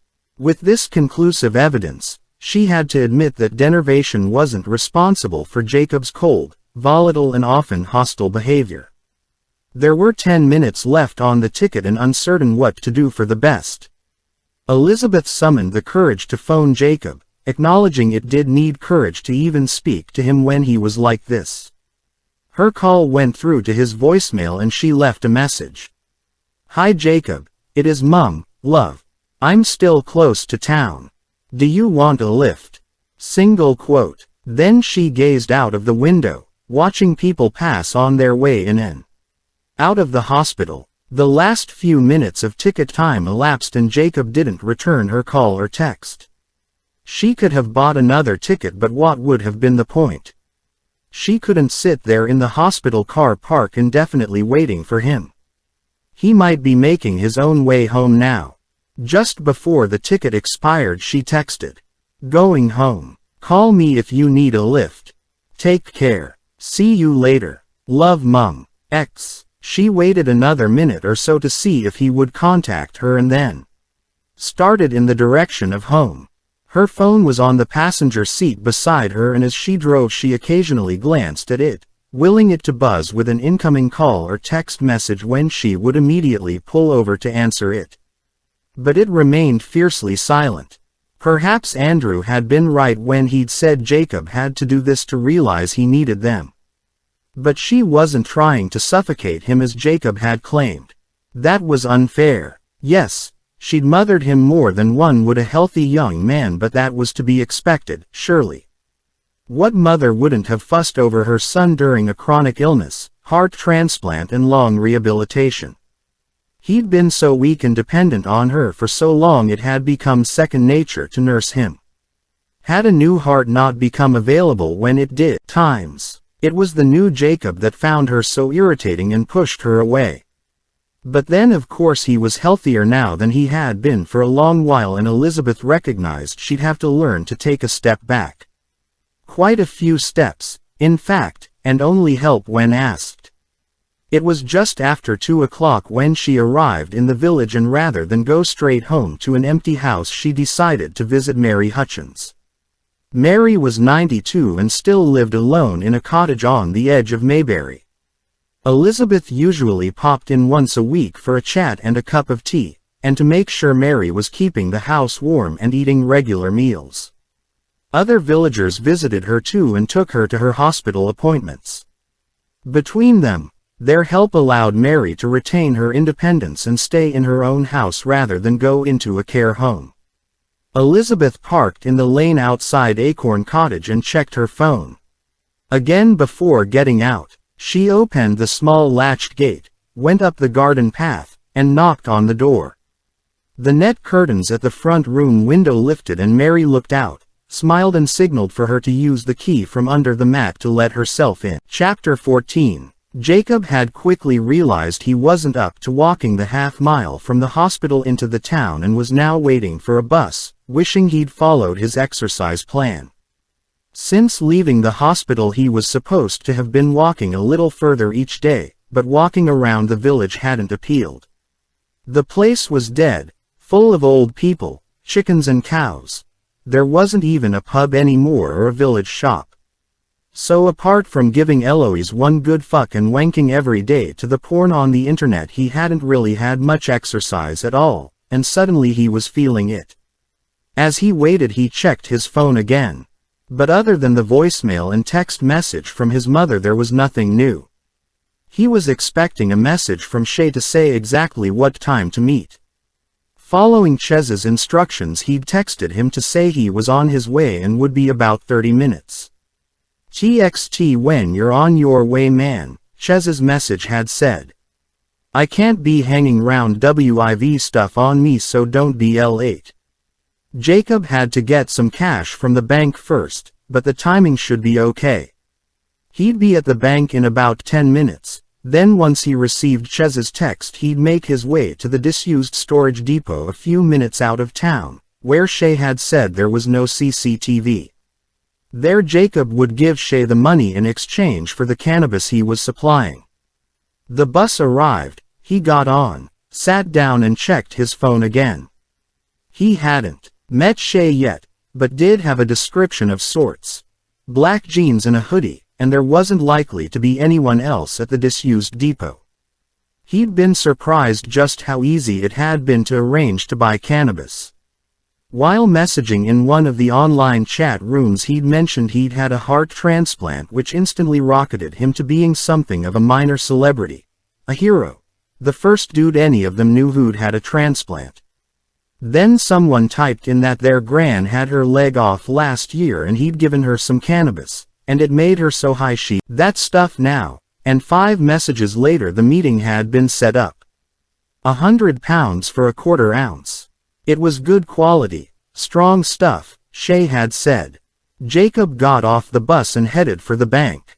It felt good being out by himself, in control, and away from the rectory and his parents. They were doing his head in and it had to stop. Freedom rules, he thought, for now he'd done it once. Reclaimed his independence. It would be easy to keep going. He had plans. A car was next. A decent one. He'd had an old banger that had finally given up on him just before he'd become ill. Originally he'd been going to save up for another car, but that wasn't going to happen with no salary coming in, and he couldn't wait forever. He'd been researching new cars online and had found there were some really good deals.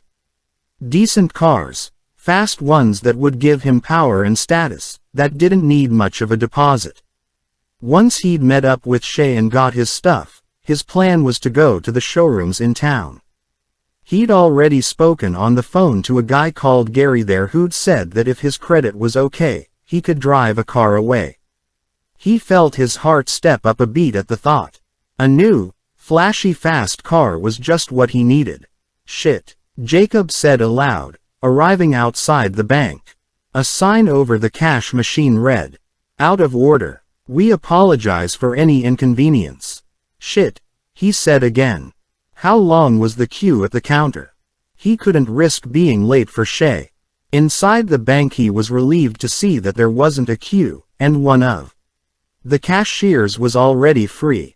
He went up to the counter and the cashier, blonde and attractive, smiled at him, greeting him with a bright, "Good afternoon. How can I help you?" Like she was genuinely pleased to see him. "Good afternoon. My day just got a lot better. Unfortunately, I just want your money for today." He held her gaze and saw her blush.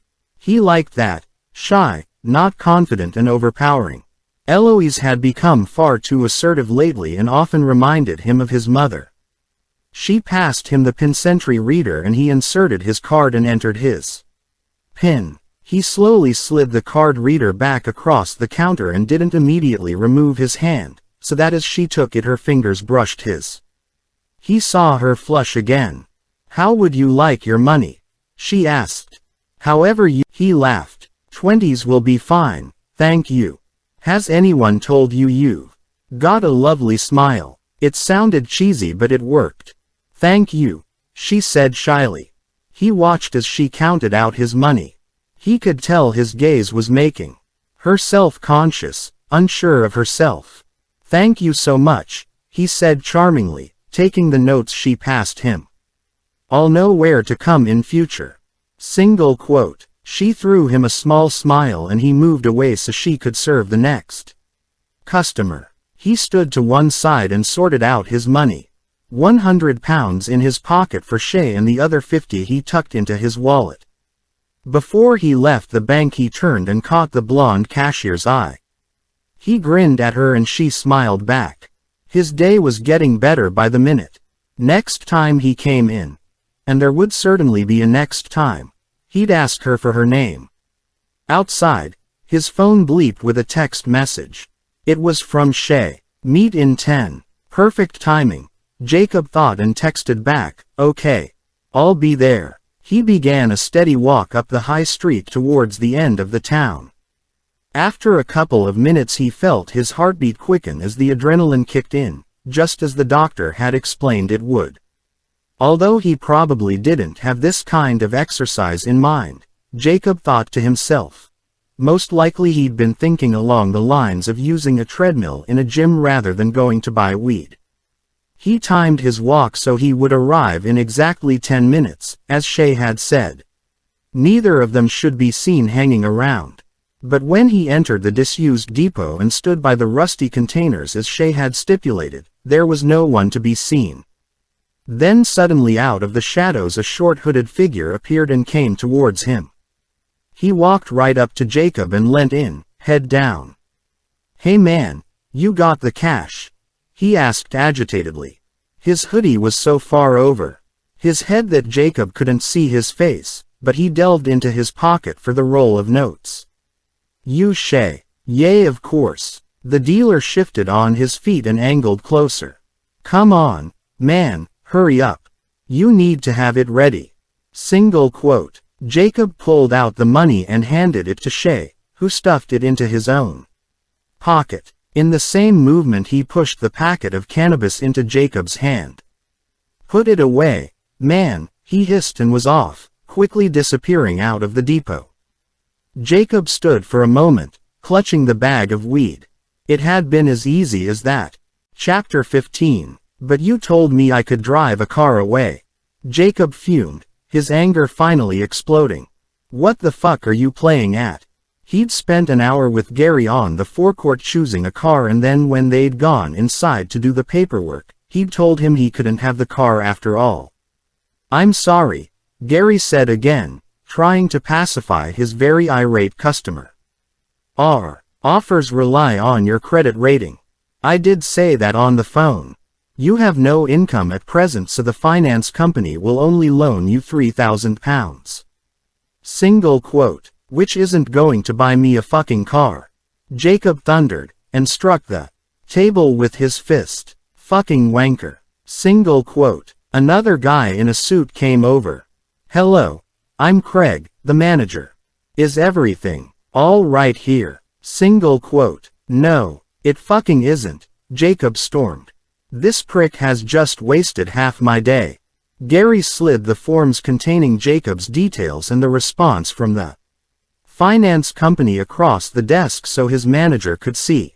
Craig turned the pages and then, straightening, addressed Jacob. I'm afraid what Gary has told you is correct, sir. Without any income, no finance company is going to advance you the money you're asking for.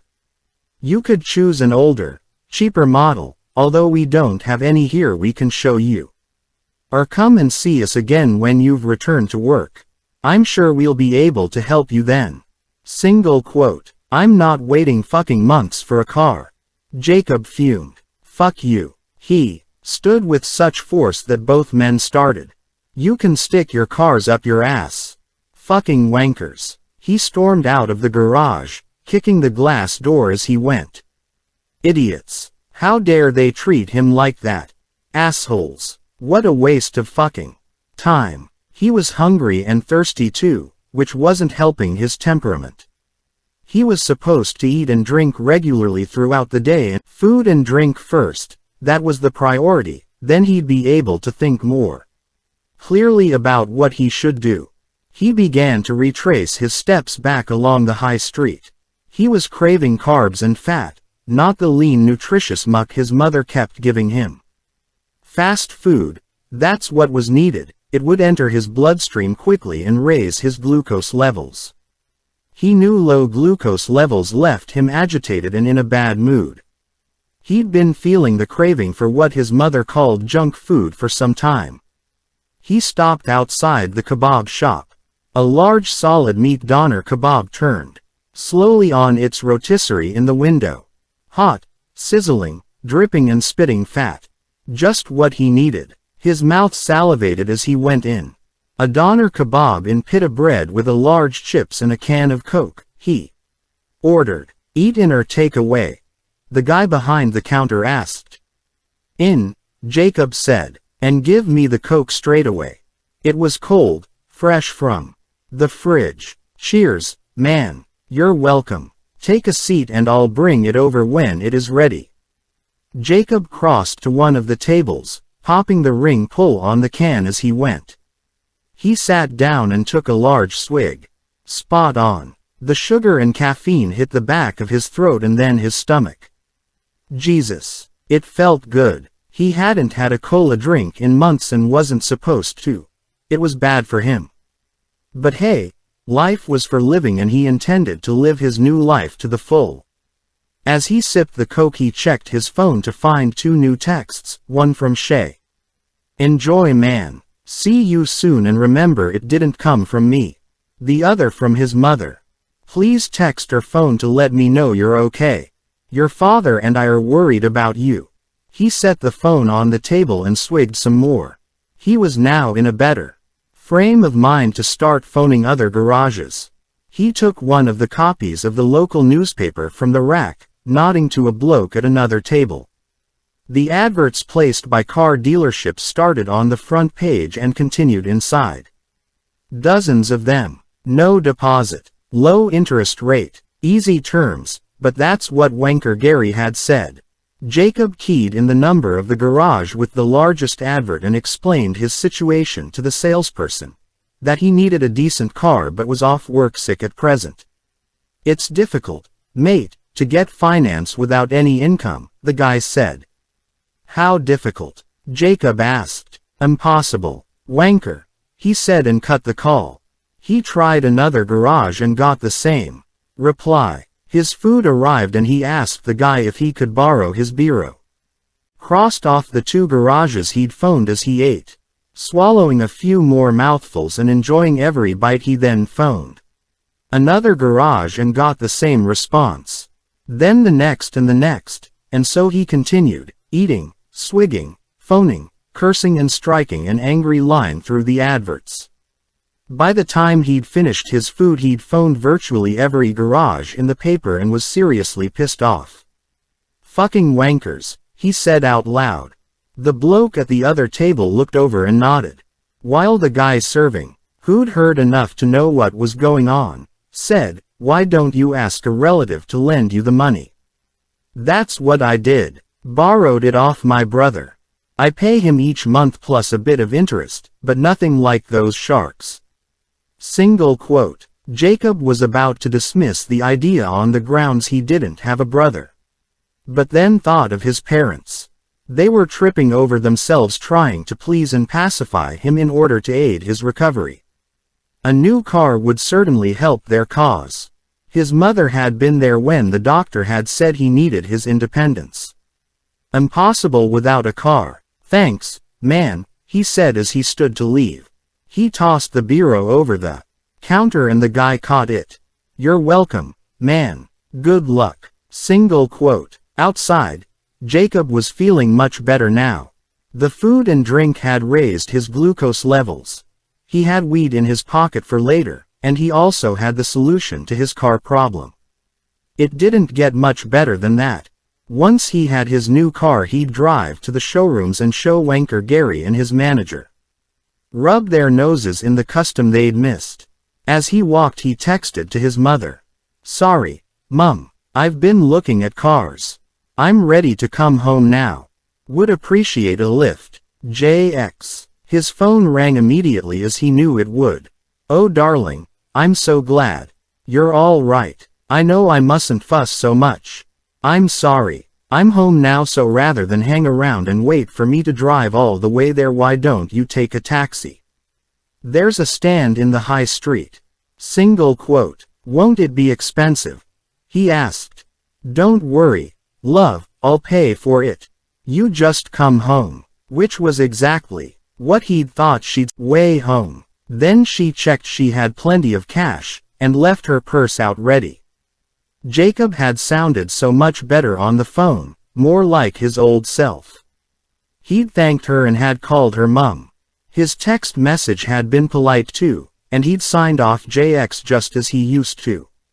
Yes, the time he'd spent alone had obviously done him good. That little independence. Thank goodness. Thank you, she said out loud, glancing up to the heavens. We're slowly getting back to normal, she thought, and not a moment too soon. I don't think I could have taken much more. 50 minutes later the cab pulled up outside the rectory and Elizabeth grabbed her purse and rushed out. Jacob was just getting out of the cab and smiled at her. Hello, Mum. He looked as though he was pleased to see her. The driver lowered his window and she paid him, adding a generous tip. Thank you, ma'am, he said. Thank you, she replied. As she and Jacob walked up the garden path, he kissed her cheek. Sorry about this morning, Mum. I didn't mean to upset you. Single quote. That's all right, love. She smiled happily. I understand. Forget it. You said you'd been looking at cars. Did you find anything suitable? Single quote. Yes, although I want to discuss it with you first. When you have a moment, he said, which pleased her immensely. He let her fuss around him for a while as it kept her happy. She wanted to take his temperature and blood pressure as she thought he looked a bit flushed. He was supposed to take them each day or if he felt at all unwell, but he felt fine. He thought his color was probably due to the promise of a new car and the coke and greasy food, but if allowing her to play nurse helped butter her up so much the better. The readings were slightly high but within normal. She packed away the blood pressure monitor and joined him on the sofa. Tell me about the car you've seen, she said. I can't wait to hear. Single quote. It's a black Peugeot, 1600cc. There's a special deal on at the moment. It comes with free insurance, a 3-year warranty and breakdown cover. It's a really safe and comfortable car, Mum. You'd love it. It's on special offer at £14,000. I was hoping you and Dad could lend me the money. Single quote. That's a lot, she said, unable to hide her shock. Surely there are cheaper cars, secondhand. Single quote. There are, Mum, but they're crap. He quickly corrected himself. They're down on the motorway. It was so unsafe, and I ended up throwing good money after bad to have it repaired. It makes sense to get something decent that will last, and is safe to drive. He thought the safety angle was a good one. She hesitated. Even so, love, it is an awful lot to spend on a car. I'm not even sure we have that sort of money. Single quote. I'll pay you back each month as soon as I return to work. It shouldn't take more than a year. I could pay you some interest as well if you like.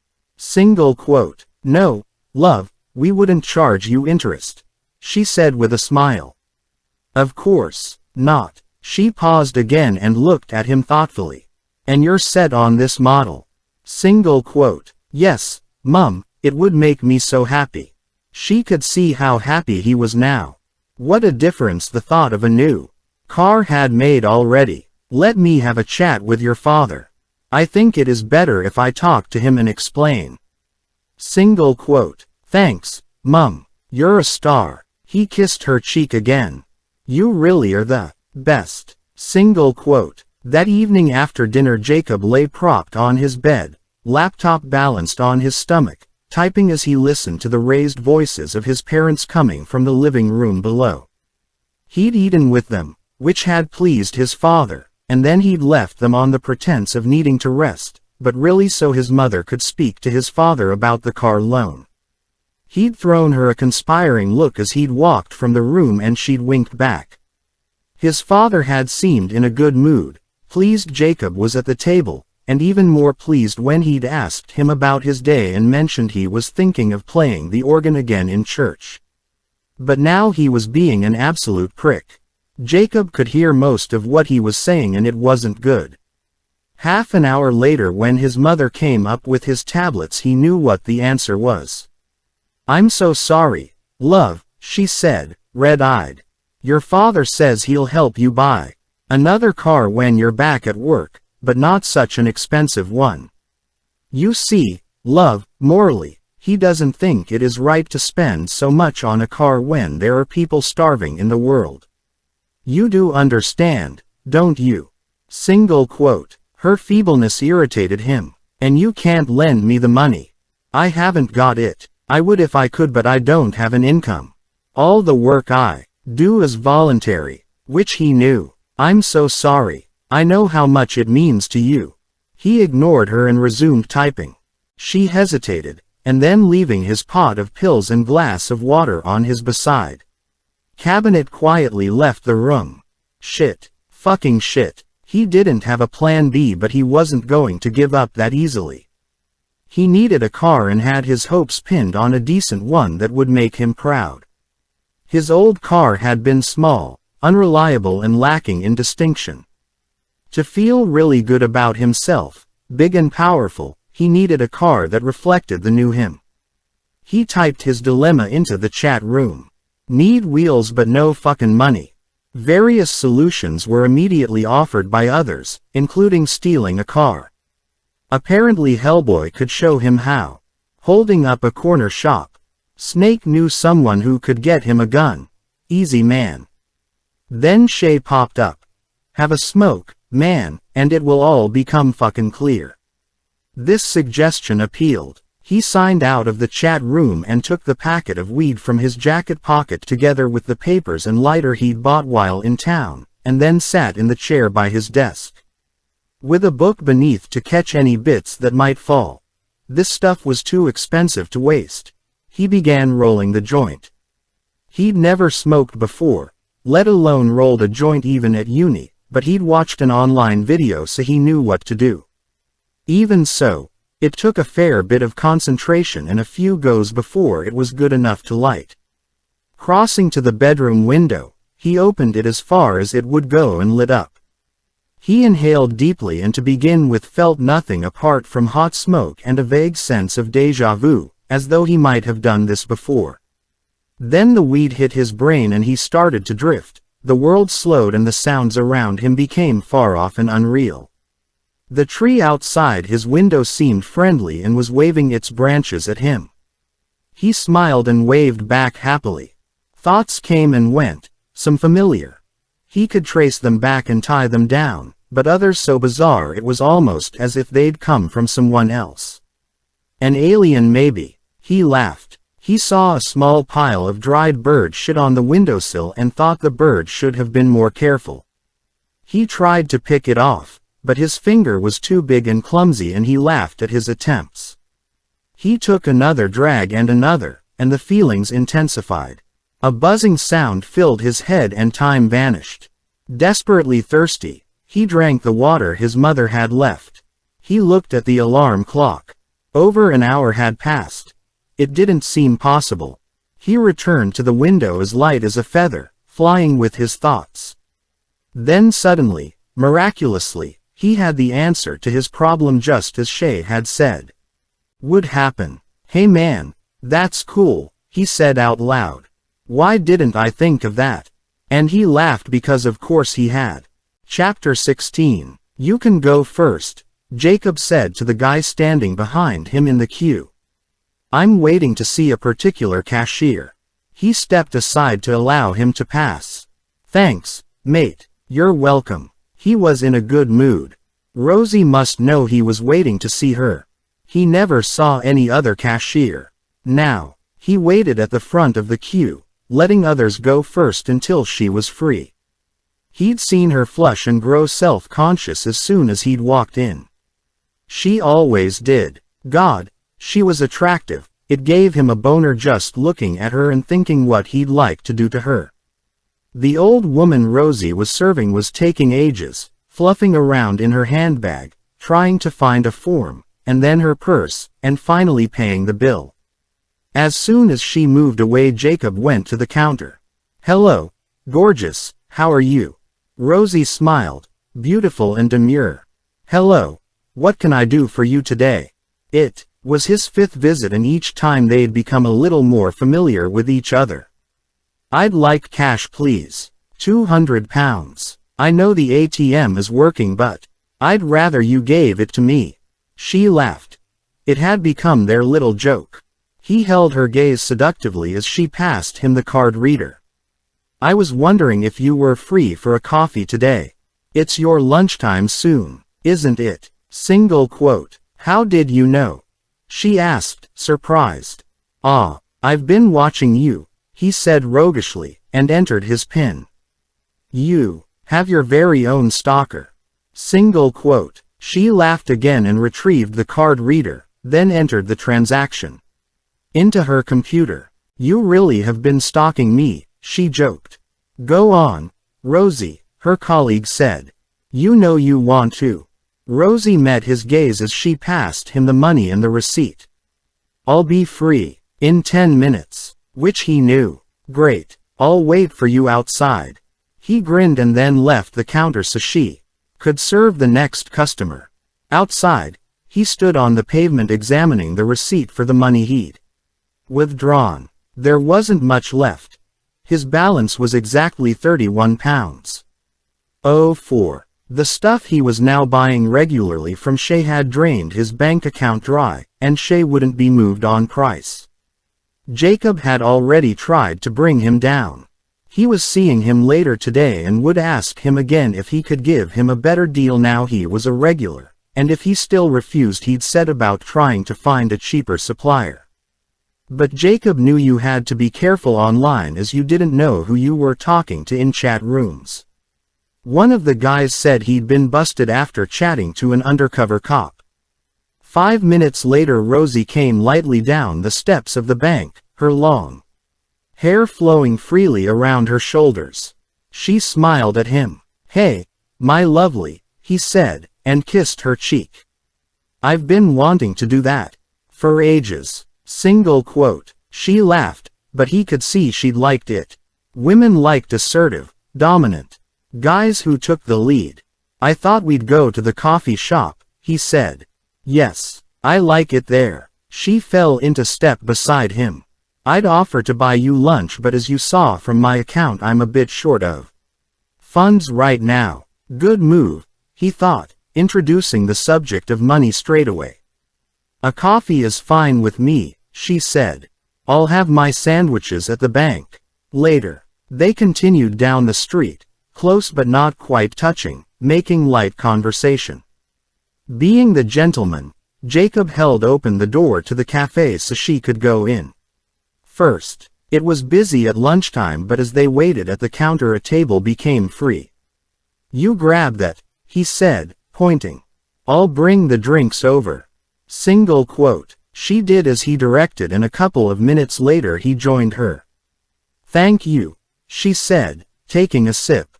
The coffee here is nice. I come here. That's something else we have in common then, he said, smiling charmingly. He could be such a smooth talker when he wanted to be. So tell me a bit about yourself. Have you always worked in the bank? And more importantly, do you like it? He took a gulp of his coffee, which wasn't bad but was nothing to get excited about. I started at the bank straight from school, she said. They trained me. Some days I think I'm in a bit of a rut, but most of the time it is all right. My colleagues are nice, and the salary isn't bad, so I can't complain. He nodded, interested. What do you do? She asked. At present I spend a lot of my time being prodded and poked by a team of doctors and nurses who take my blood, and a physiotherapist who tortures me on a treadmill. She looked at him questioningly. She was supposed to. Women liked a bit of intrigue and humor. I'm recovering from a major operation, he said, then explained about his heart transplant. He knew she'd be impressed. Everyone he told was. That's amazing, she said. I've never known anyone have a transplant before. Single quote. No, we're an elite breed, he said smoothly. You seem very well. Are you fully recovered now? She asked, sounding concerned. Everything is working as it should be, he said suggestively and held her gaze. Again, she looked away, embarrassed, and he knew he needed to ease back a bit. Be more subtle. She seemed the type that would appreciate a bit of tact. So what do you like to do in your free time, when you're not at the bank? He asked. Oh, the usual things. Read, listen to music, go to the cinema, or to a friend's. They continued talking and very soon he learnt that she lived alone in a rented flat and her last relationship had ended 3 months ago. She didn't own a car but was saving up for one. That's a coincidence, he said. So am I. Well, actually I'm hoping to get a loan to buy one. Living out in the sticks, a car is essential. The buses take forever and taxis are expensive. Single quote. She nodded. Where I live is only a 10-minute bus ride away. Lucky you. Would you be able to arrange a loan for me at the bank? She laughed. I wish. And just for a second he felt a niggle of irritation. Perhaps you could put in a good word for me. He tried. I'm afraid I don't have any say in those matters. You'd have to speak to the financial advisor. I could make an appointment for you to see her. She was trying her best. I might take you up on that, he said amicably, although he had no intention of doing so. Unless she could pull a few strings for him, which it appeared she couldn't, it would be a complete waste of his time. If a finance company wasn't going to loan him the money, then a reputable bank certainly wouldn't. The conversation had fallen a little flat, so he changed the subject and told her hair looked lovely, which she appreciated. They continued talking for 20 minutes, then as they finished their coffees, he looked at the clock on the wall. It's time for you to go back to work, he said thoughtfully. You need to have your lunch. Single quote. I could stay a bit longer, she offered. But Jacob knew that Shay would be texting soon to say he was in town. You must eat, he said, pushing back his chair. I'll walk you to the bank. He was impressed with himself. He could be such a fucking gentleman when he wished. Thank you, she said, and he opened the door for her as they left. When they arrived outside the bank, he told her he'd like to see her again, and then, kissing her cheek, said goodbye. She smiled, but looked disappointed. He knew she'd been expecting him to ask for her number, but that would wait until next time. Treat them mean and keep them keen was his new maxim for women. Jacob waited until she'd gone back into the bank before he checked his phone. He had it set on silent and had felt it vibrate in his pocket as they'd walked. As he expected, the text was from Shay, telling him he'd meet him at the usual place in 10 minutes. He headed off along the high street towards the disused depot. Once he'd got the stuff from Shay, he'd catch the bus to the hospital, and then after his checkup it was a taxi home paid for by his mother. He'd stopped her coming to all his appointments now. He wasn't looking forward to going home, not one bit, not after all the arguments. They were getting worse, creating a bad atmosphere. Why they didn't just leave him alone he'd no idea. The Rev, as he now referred to his father, and his wife were really cramping his style and getting right up his ass. He'd been so angry. Up yours, he'd yelled, giving them the middle finger as he went. It was time. He moved out, he thought. Moving in with Rosie would be nice. She'd admitted she liked her flat but got lonely sometimes. Well, he could fix that for sure. Shay was already waiting and appeared from behind a skip as soon as he walked in. "Hey man, I told ya 10 minutes. Where you been?" Single quote. "None of your fucking business," Jacob said. He took the money from his pocket and Shay took out the packet of weed. "I want a better deal, man," he said, holding the money and pulling himself to his full height. "I'm paying through the nose for this stuff." Single quote. "No, you're not, man. You get the same deal as everyone," Shay said, but he was twitching nervously. He looked really shocked as Jacob grabbed him by his throat. His eyes widened in alarm. "Don't do that, man, you're hurting me." "I intend to," Jacob sneered. He was a skinny little runt, a foot shorter than him. And wasted. It was easy to lift him by his throat, so he had to balance on his toes to breathe. "Okay, man. Give me 90, he said, real fear in his eyes. 80, Jacob said, squeezing his throat. "I can't. The boss will kill me." "Not my problem." He squeezed harder. "Okay, man. 80, Shay squeaked. "Excellent," Jacob said, and released him. Shay gasped and rubbed his throat and gave Jacob the packet of weed. "It better be the full weight, you little skunk," he said, tucking the packet into his jacket. He'd learned a lot since he'd started buying the stuff, more than Shay realized. "Of course it is. I wouldn't fleece you, man," he said, his voice unsteady. "Good, or else." He counted out the notes and stuffed them down the front of Chez's hoodie, then walked away. "Arsehole," Shay yelled as he went. "You'd better watch your back, man. I wouldn't like to be in your shoes when I tell the boss." Single quote. Giving him the V sign, Jacob continued to walk in the direction of the town. "Go fuck yourself," he shouted as he left. He didn't look back. Chapter 17. As the cab pulled up outside the rectory, Jacob took out the money his mother had given him for the fare and paid the driver, keeping back the tip she'd added. Money was tight. He needed every bit. He got out and made his way up the path, loathing the prospect of having to go inside. The sooner he persuaded Rosie to let him move in the better. All these arguments weren't doing him any good and he blamed them. His blood pressure had been up when he'd had the checkup at the hospital and the oxygen level in his blood down. Dr. Shaw had said it was of a similar level to that seen in smokers. "You're not smoking, are you?" he'd asked. "Of course not. I never have," Jacob replied indignantly. Which was true. He hadn't ever smoked the cigarettes he assumed the doctor was talking about. Jacob had then asked if stress could be causing the problem and reluctantly divulged that his parents had been arguing a lot, which had surprised Dr. Shaw. The doctor knew Jacob's father was a reverend, and he didn't really expect ministers to argue with their wives, instead imagining them to discuss matters rationally. However, he readily agreed that stress could be responsible. "Perhaps your parents would find it helpful to come in and talk to someone here," he suggested, aware that transplants could put the whole family under a lot of stress. "We offer a counseling service."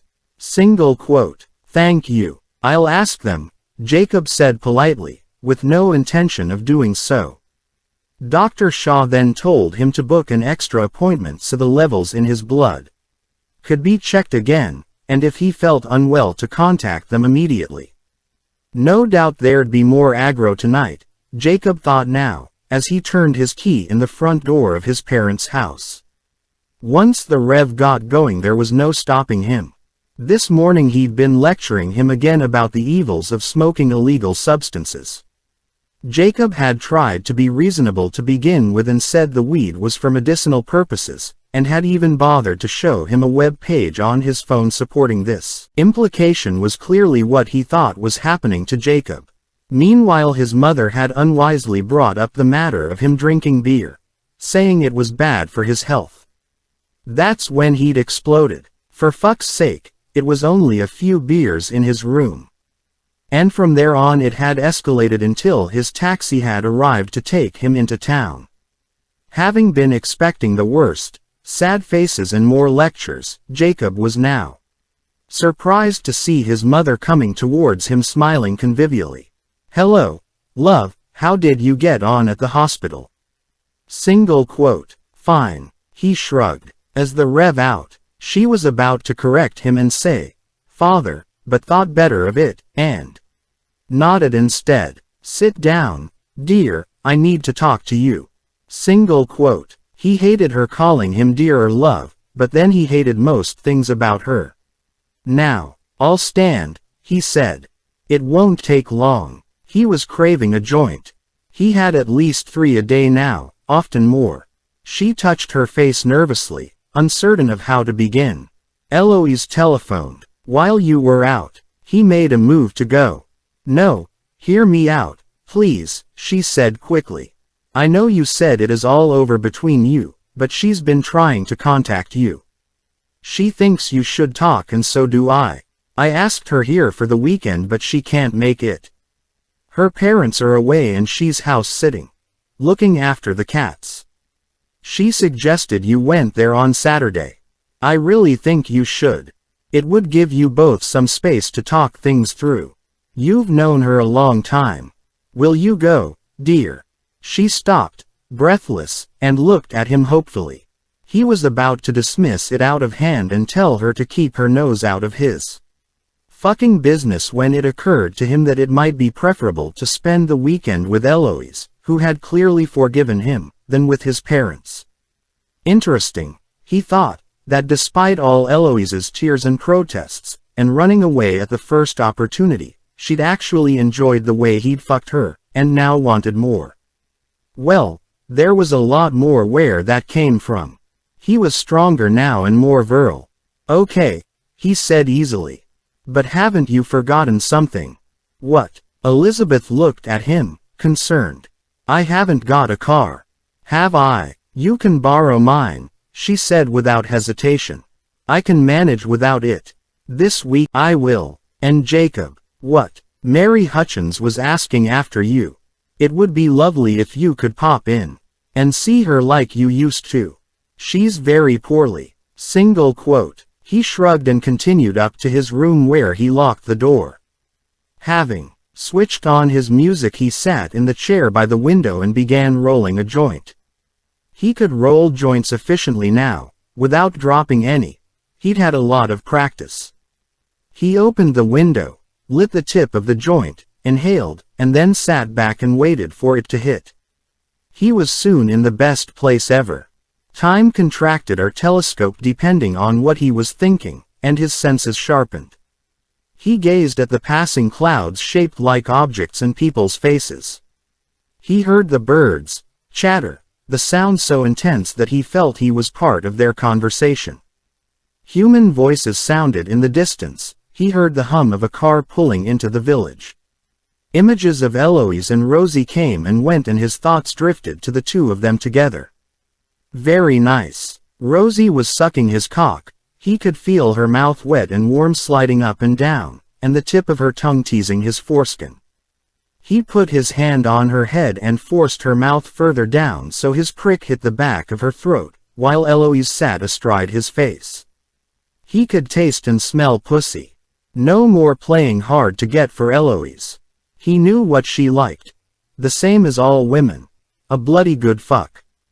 And if she or Rosie started playing hard to get, he'd teach them a lesson they wouldn't forget. The landline rang in the distance and then stopped. He assumed his mother had answered it downstairs. Eloise again. God. She was keen. He'd text her later and say he'd be there around midday on Saturday. The house to themselves sounded good.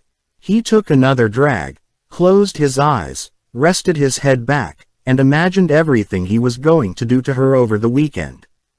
Downstairs Elizabeth's face had turned ashen as she listened to Dr. Shaw tell her that Jacob's test results today were causing concern and he needed to get in touch. Please persuade him to make an appointment, he said. I appreciate the biopsy is an uncomfortable procedure, but at present it is the most accurate method we have for looking for signs of rejection. Single quote. Do you think his new heart is being rejected? Elizabeth asked, sick with fear. No, but I need to check to be sure. I'll speak to him, she said. I'd no idea. Jacob didn't say anything when he came home. Single quote. Dr. Shaw paused. He knew tact wasn't his strong point. His colleagues had told him. But he tried his best. I appreciate you can't come to Jacob's appointments anymore because you're very busy, but recovery is a long journey and a difficult one to do alone. Single quote. He's not alone. My husband and I are here with him, she said, shocked. And I'm not so busy I can't attend his appointments, but Jacob doesn't want me to. He wanted his independence and you said it was good for him. Single quote. Dr. Shaw drew a breath and reminded himself to be patient. I don't wish to pry. But Jacob is my responsibility and I need to make sure everything possible is being done to aid his recovery. As with any chronic illness or operation, recovery can be hindered by worry and stress. Jacob appears to be under quite a lot of stress at home at present. I've suggested it might be useful for you and your husband to come and have a chat with one of the counselors here. Single quote. For a moment Elizabeth thought Dr. Shaw was finally acknowledging that there had been a dreadful change in Jacob's behavior since the transplant and was now offering help, until he added, I'm sorry that you and your husband are having marital difficulties, but please try not to let it impact on Jacob. It's possible to keep separation amicable. My wife and I did. Single quote. The awful truth dawned. Did Jacob tell you that? She gasped in disbelief. Yes, while we were discussing the effect stress can have on recovery. But it is not true, Elizabeth cried. The only problems my husband and I are having are with Jacob. Single quote. Dr. Shaw paused and drew a deep breath. Please try not to hold your son responsible for your marriage breakdown, he said, as diplomatically as he could. And persuade Jacob to book that appointment for the biopsy. Concentrate on him. You know where I am if you need me. And with that he closed the conversation. Elizabeth stood, unable to believe what she'd just heard. How could Jacob have told the doctor those dreadful lies? And why? To make them appear as bad as he seemed to believe them to be. It was wicked and it didn't make sense. Her hand trembled as she returned the phone to its cradle. She'd always offered to go with Jacob to all the appointments, but he'd consistently refused, often being rude and hurtful in the process.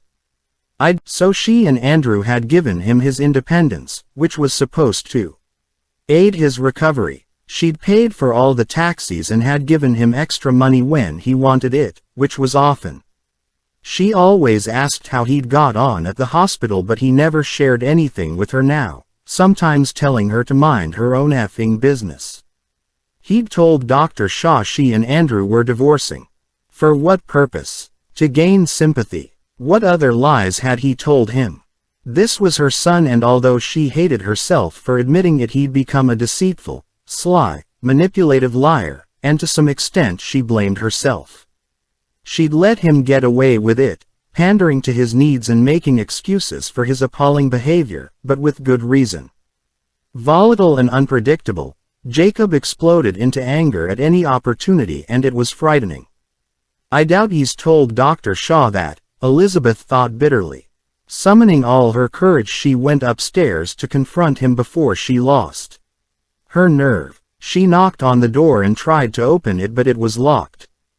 Jacob, we need to talk. Open this door, please. Single quote. She could hear his music and could smell the stuff he smoked coming from under the door. Jacob, let me in now.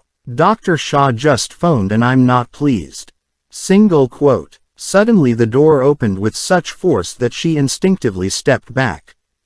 Jacob towered over her, eyes wide and staring. Fuck off, will you? He shouted in her. Chapter 18. Read it please, Elizabeth said to Andrew. He pulled his chair over so he could see the computer screen. They'd been working separately in the study, he on parish business at the large oak desk, and Elizabeth at the computer on the smaller one. She'd been searching for articles online.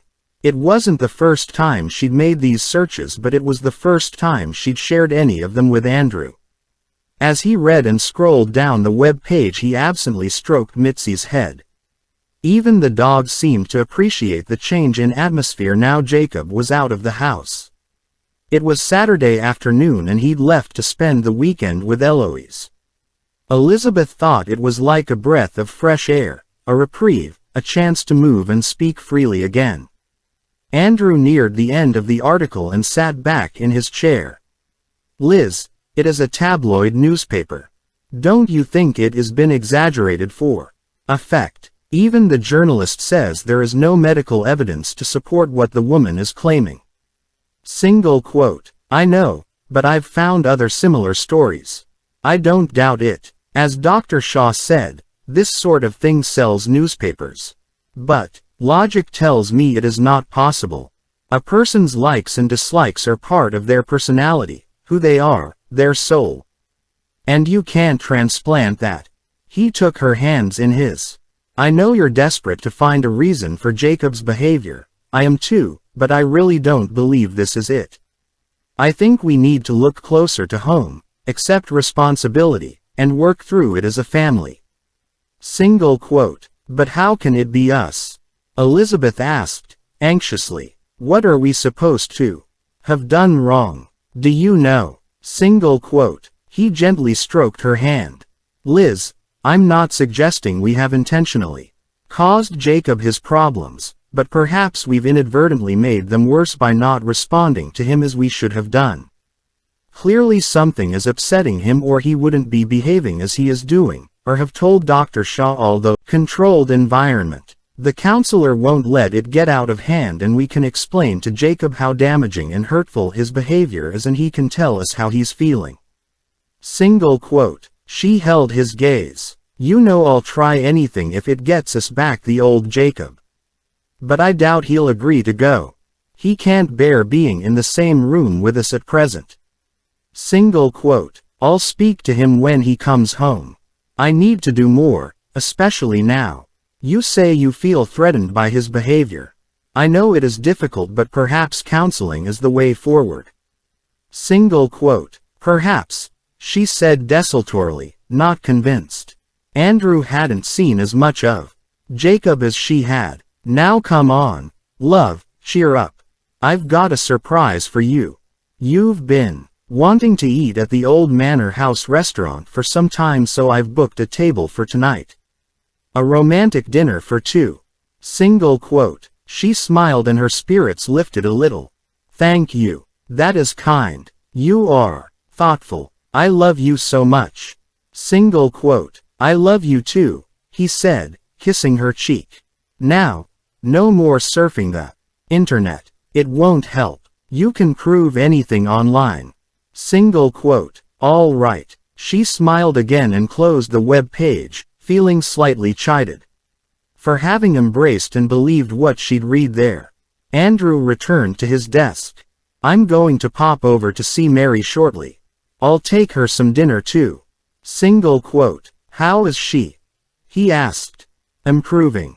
Good. Give her my regards. I'll try and visit her next week. Single quote. It was after midnight by the time they returned home from the old manor house and the evening had lived up to expectations. The food had been excellent and the old world ambience relaxing. Tired but emotionally rejuvenated, Elizabeth said goodnight and went up to bed while Andrew, always a night owl, stayed downstairs to run through his sermon for the following morning. It was aptly chosen and entitled, "When God Tests Our Faith." He was planning on including an example from his family and how they had felt they were being tested when they'd been told Jacob had an incurable heart disease. He'd given enough sermons in his career as a minister to know that the congregation appreciated an example or two from his personal life.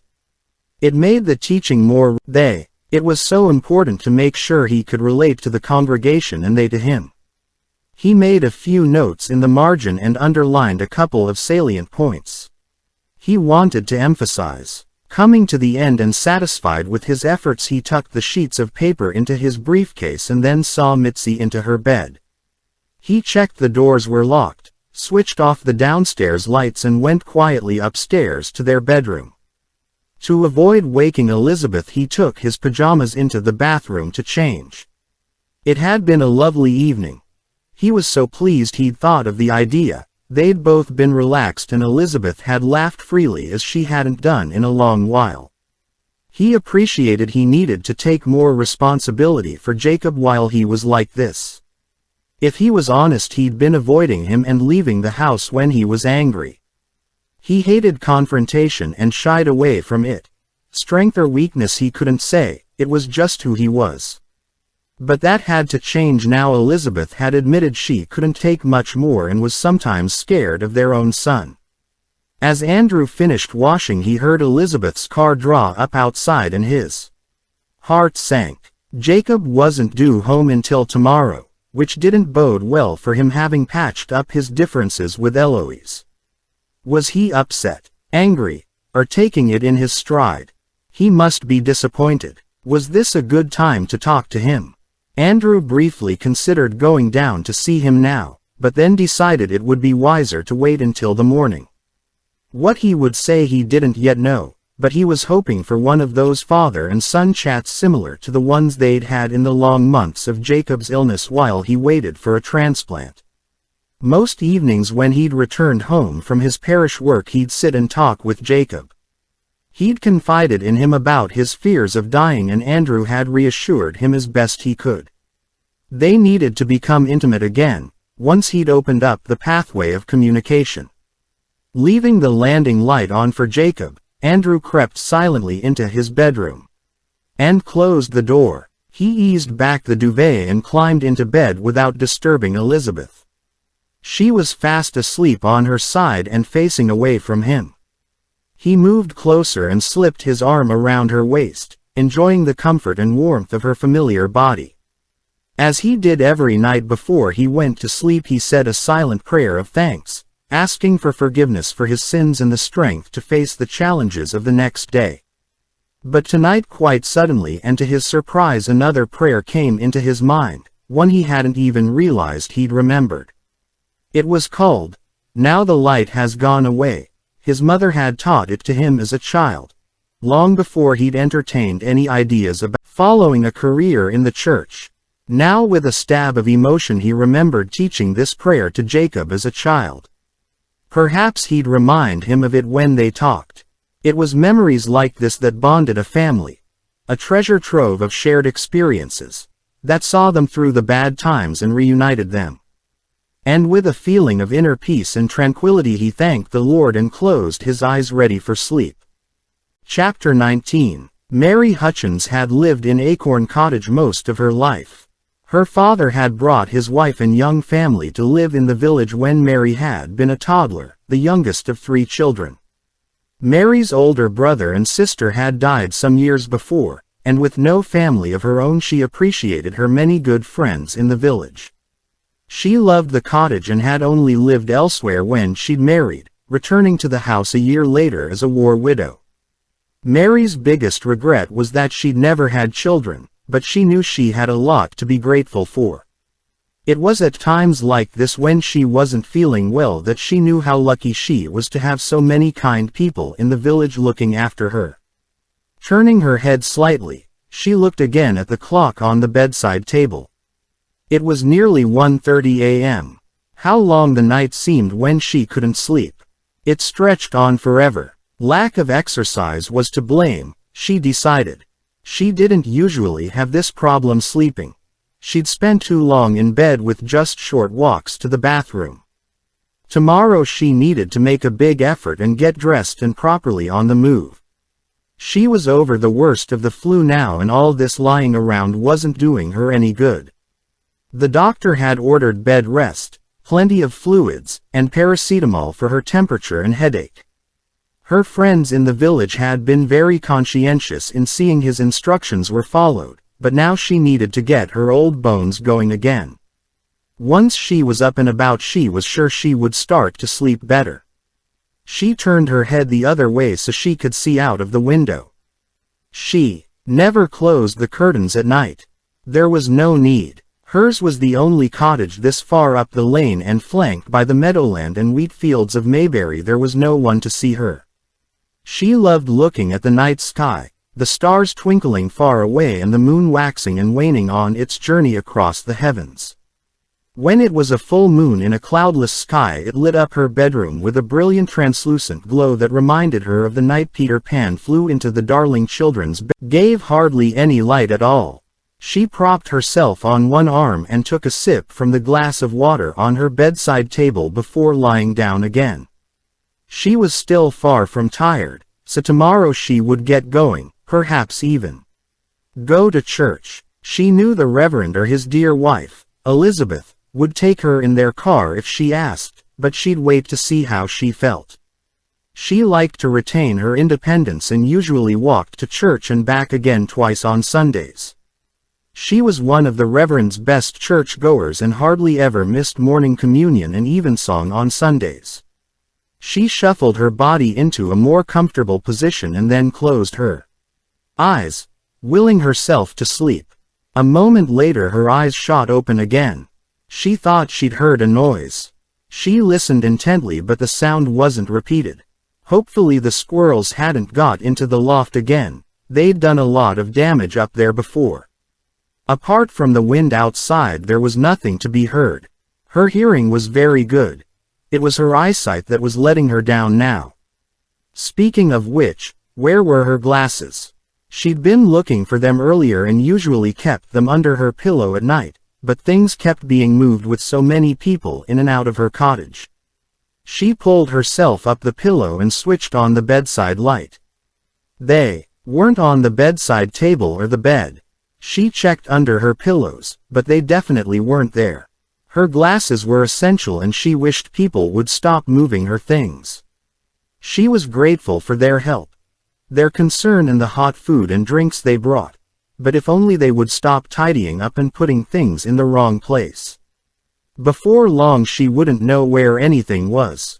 Yesterday someone had moved her front door key from under the mat where she always kept it to a nearby plant pot, so that her next visitor had spent ages hunting around for it, by which time her soup had been cold. She thought everyone in the village knew that her key had to stay under the mat so it could be used when necessary. It also doubled as her spare key if she locked herself out. Anyway, she mustn't grumble. They all meant well and she couldn't have managed without them when she'd been really poorly. But where were her glasses? She heaved herself into a sitting position and then slowly lowered her legs to the floor and pushed her feet into her slippers. At least they were in their right place, beside her bed and beneath the walking frame. She could see her dressing gown too, draped over the end of her bed where she liked it. It was just her damn glasses.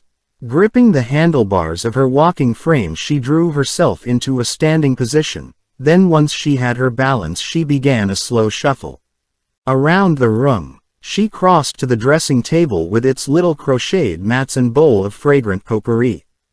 Her library books were there, but not her glasses. They didn't appear to be in the bedroom and she couldn't remember the last time she'd had them. Perhaps someone had put them in the living room, although she couldn't imagine why. If she was going in there, she'd better put on her dressing gown. She didn't want to go catching another cold.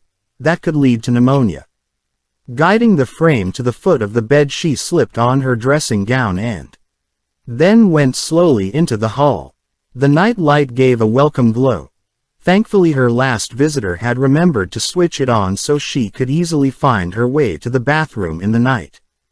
The door to the living room had been shut tight, despite her asking everyone to make sure none of the doors was fully closed as they were difficult to open with her arthritic hands. She reminded herself again she mustn't moan. They'd all been so kind. She inched the walking frame to just in front of the door and then gripped the doorknob with both hands, pushing the door open as far as it would go so she could get the frame through. Halfway in she reached up for the light switch on the wall. As she did she heard a startled cry, then there was an excruciating pain in her head and nothing. A sense of falling and blackness engulfed her. Chapter 20. At 8:30 the following morning Susie Richards, the granddaughter of one of Mary's dearest and oldest friends, arrived outside Acorn Cottage. She was home from university for the weekend and had offered to bring Mary her breakfast before she returned to uni. She always tried to see Mary when she was home and looked upon her as another grandmother. She was concerned to hear she'd been poorly. She set down the thermos bag containing the porridge and freshly brewed tea and removed the key from under the doormat. You couldn't have kept your front door key under a mat where she lived in the digs. You'd have been robbed for sure, but here in the village it was different. It was like a time warp, she thought, quaint but sometimes boring. Nothing ever happened here, which was why she'd picked a city university. Having opened the door, she returned the key to under the mat, then went into the small lobby, closing the outer door behind her. Mary kept her umbrella, walking shoes and boots in here. It hadn't changed in all the years Susie had known her. The inner door was never locked and she entered the living room, with its solid 1950s furniture that was now in fashion again. Daylight crept in through the small latticed casement windows. "Mary, it is Susie," she called, not wanting to startle her by suddenly appearing. "Are you in bed?" Single quote. She started across the living room and then stopped dead. "Oh Mary, what's happened?" Dropping the thermos bag, she rushed to her side. "Mary, can you hear me?" Single quote. Mary was on her back, half in and half out of the living room. Her eyes were closed, her legs and arms splayed out awkwardly, and she was bleeding from a head wound. "Mary, can you hear me?" Elizabeth said again, taking her hand. It was freezing cold. Delving into her pocket, she grabbed, "She's 92 and I've just found her," Susie babbled as soon as she was put through. "She might have been here all night. I don't know. Please come quickly." Single quote. The call handler talked calmly, asking for her details and the address of the property. "An ambulance is on its way," she reassured her. "Is the lady breathing?" Single quote. "I think so." She put her face close to Mary's and felt the faintest draft of a warm breath on her cheek. "Yes, she's breathing," she said, relieved. "Good. Is the wound still bleeding?" "No, it's congealed, dark red. But she's so cold. She's in her nightwear." She was fighting back her tears now, trying to stay calm so she could understand what the call handler was asking her. "Is there something in the house you can cover her with, a duvet or blanket?" "Yes, of course. She should have thought of that. I'll stay on the line while you find something." She rushed into Mary's bedroom and dragged the eiderdown from her bed and into the living room, laying it over her. "I've covered her. Shall I get a pillow for her head? She's on the hard wooden floor." Single quote. "No, don't move her in case she has a neck or back injury. The ambulance is on its way. It will be with you soon." "Are you a relative?" Single quote. "No, she hasn't got any relatives. She's my Gran's friend. So she lives alone." "Yes, I came in to bring her breakfast and found her like this." "She hasn't been well. She must have got up in the night and fallen." Single quote. "All right love, stay calm. The paramedics will be with you soon. Can you stay with her until they arrive?" Single quote. "Yes, of course. Good girl." I'm going to take another call now, but I'll leave the line open and I'll check with you again in a minute. Okay. Single quote. Yes. Thank you. Susie continued to kneel beside the old lady, gently holding her hand. She wasn't allowed to move her, but she looked so frail and uncomfortable lying there on the floor. Her face was pale, bloodless, like porcelain. Susie had thought she was dead when she'd first walked in. Mary. She tried again. It's Susie. But there was no response. She should phone her parents, but the call handler had kept the line open on her mobile. She eyed her down. Rosie then crossed to the coffee table where Mary's phone sat next to the fruit bowl. Her father answered, and her voice shook as she told him what had happened. We'll be straight over, he said.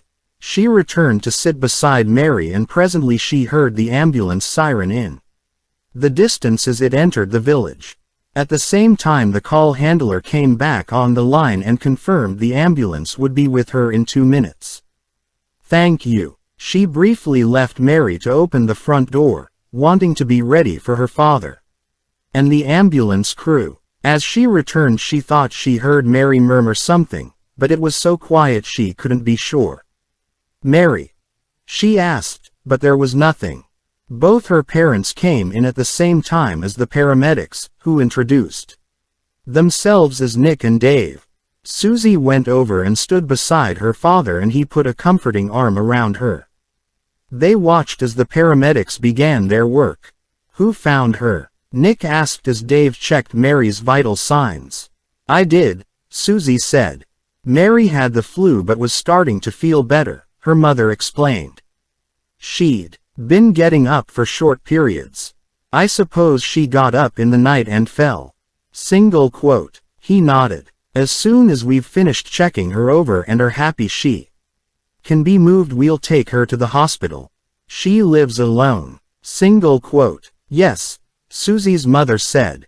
She has many friends in the village and we all help look after her. That's good of you, Nick told her as Dave examined the wound on Mary's head. I wonder if something could have fallen on her, Dave said after a moment, giving the room a cursory glance. What makes you say that? Susie's father asked. She's unlikely to have sustained this injury in a fall. The wound is on the very top of her head. He placed the large sterile pad Nick passed him over the wound. Something heavy, possibly a brass ornament falling from a shelf, could have done it. Or one of those old-fashioned ceiling dryers. Single quote. I don't know, Susie said anxiously. I didn't see anything. I just came in and found her there, then brought in the cover.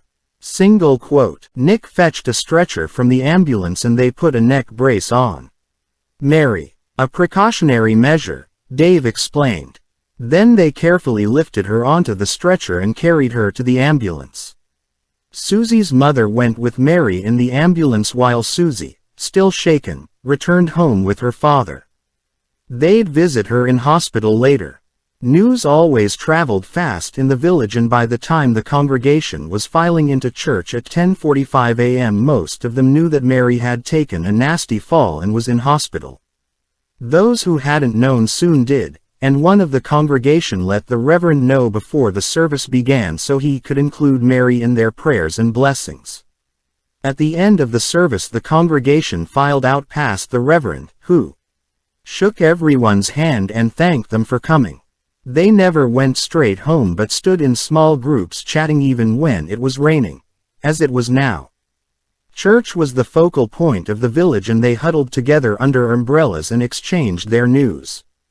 Today, understandably, much of the talk was about Mary. While they stood talking, one of the parishioners, Joan Roberts, received a text from Susie's mother, which she read out. Mary has regained consciousness although still a bit groggy. It was welcome news. 5 minutes later Sid Jenkins, chairman of the parish council and self-appointed leader of most issues connected with Mayberry Village, took a phone call from his son-in-law, alerting him to the fact that a police car had just parked outside Acorn Cottage. He shared the news and then left to see what they wanted. It was very rare indeed that a police car came into their village unless they were just passing through. Excitement and speculation darted through the village like a bird on the wing. So that by the time most of the villagers were sitting down to Sunday lunch, conjecture was running high. The police had been at the cottage for over 2 hours, so they clearly suspected something. Acorn Cottage wasn't on the main thoroughfare, which seemed to rule out a passing opportunist thief, as anyone who didn't know the village wouldn't have even been aware of the cottage's existence. Besides, there were much richer pickings from the larger houses that were visible from the road. And why burgle Mary? As far as anyone knew, the atmosphere in the rectory on Sunday was pretty good too. On returning from church, Andrew had initiated the heart-to-heart with his son that he'd promised Elizabeth. Jacob had been reasonable and receptive, which seemed to confirm that Andrew had handled it just right. He'd waited until Jacob had showered and eaten before asking him to sit down for a chat. Jacob hadn't protested, and Andrew had begun his well-rehearsed speech by admitting that he might not have been as understanding as he could have been, and apologizing. This set the scene and started them off on the right footing, so that when Andrew brought up the subject of Jacob smoking and drinking, in a non-confrontational manner, explaining how worried he and his mother were, Jacob agreed to stop. Just like that, he also agreed to attend the hospital for the appointment he'd missed and to try to be more patient with his parents. Andrew asked how Eloise was, and Jacob admitted they wouldn't be getting back together again. Andrew said he was sorry but hoped he would now be able to move on, to which Jacob replied that he was working on it. So all in all, Andrew felt it had been a very productive chat, and when he told Elizabeth, she agreed. Jacob had had dinner with them and asked after Mary's welfare, which seemed to confirm that he'd finally turned a corner, and the old Jacob was returning. That night Andrew thanked the Lord for the direction he'd given him, and prayed that Jacob's moods would not change. Chapter 21. On Monday morning the feeling of optimism continued in the rectory as Andrew kissed Elizabeth goodbye and left on parish business, and Jacob left in a cab to attend his hospital appointment. Elizabeth, aware that a number of villagers were going to visit Mary that afternoon and evening, was planning on going the following day. However, she thought she would pop into Acorn Cottage later to check everything was all right and nothing was going off in the fridge or pantry. She'd also bring back any laundry that needed doing, and Mary's mail, which she would take with her to the hospital when she visited. The landline rang and she assumed it would be parish business as it usually was at this time of day. She answered the phone in the living room with a notepad and pen to hand, ready to take any message for Andrew. "It's Eloise's mother," the woman said flatly. "Oh, hello, how are you?" Elizabeth asked brightly, slightly surprised.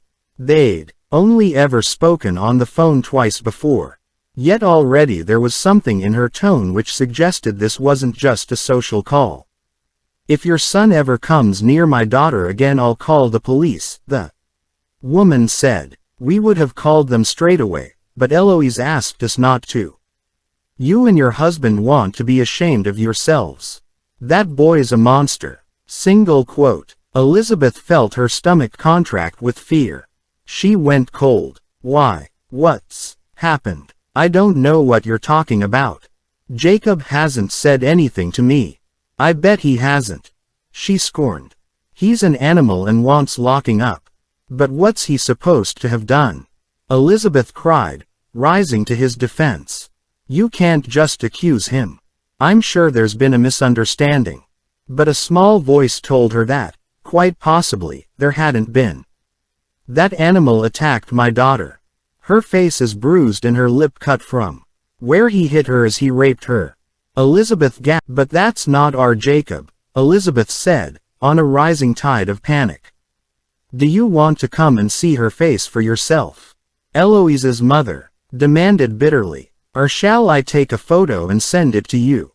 Single quote. "No, of course not," Elizabeth cried.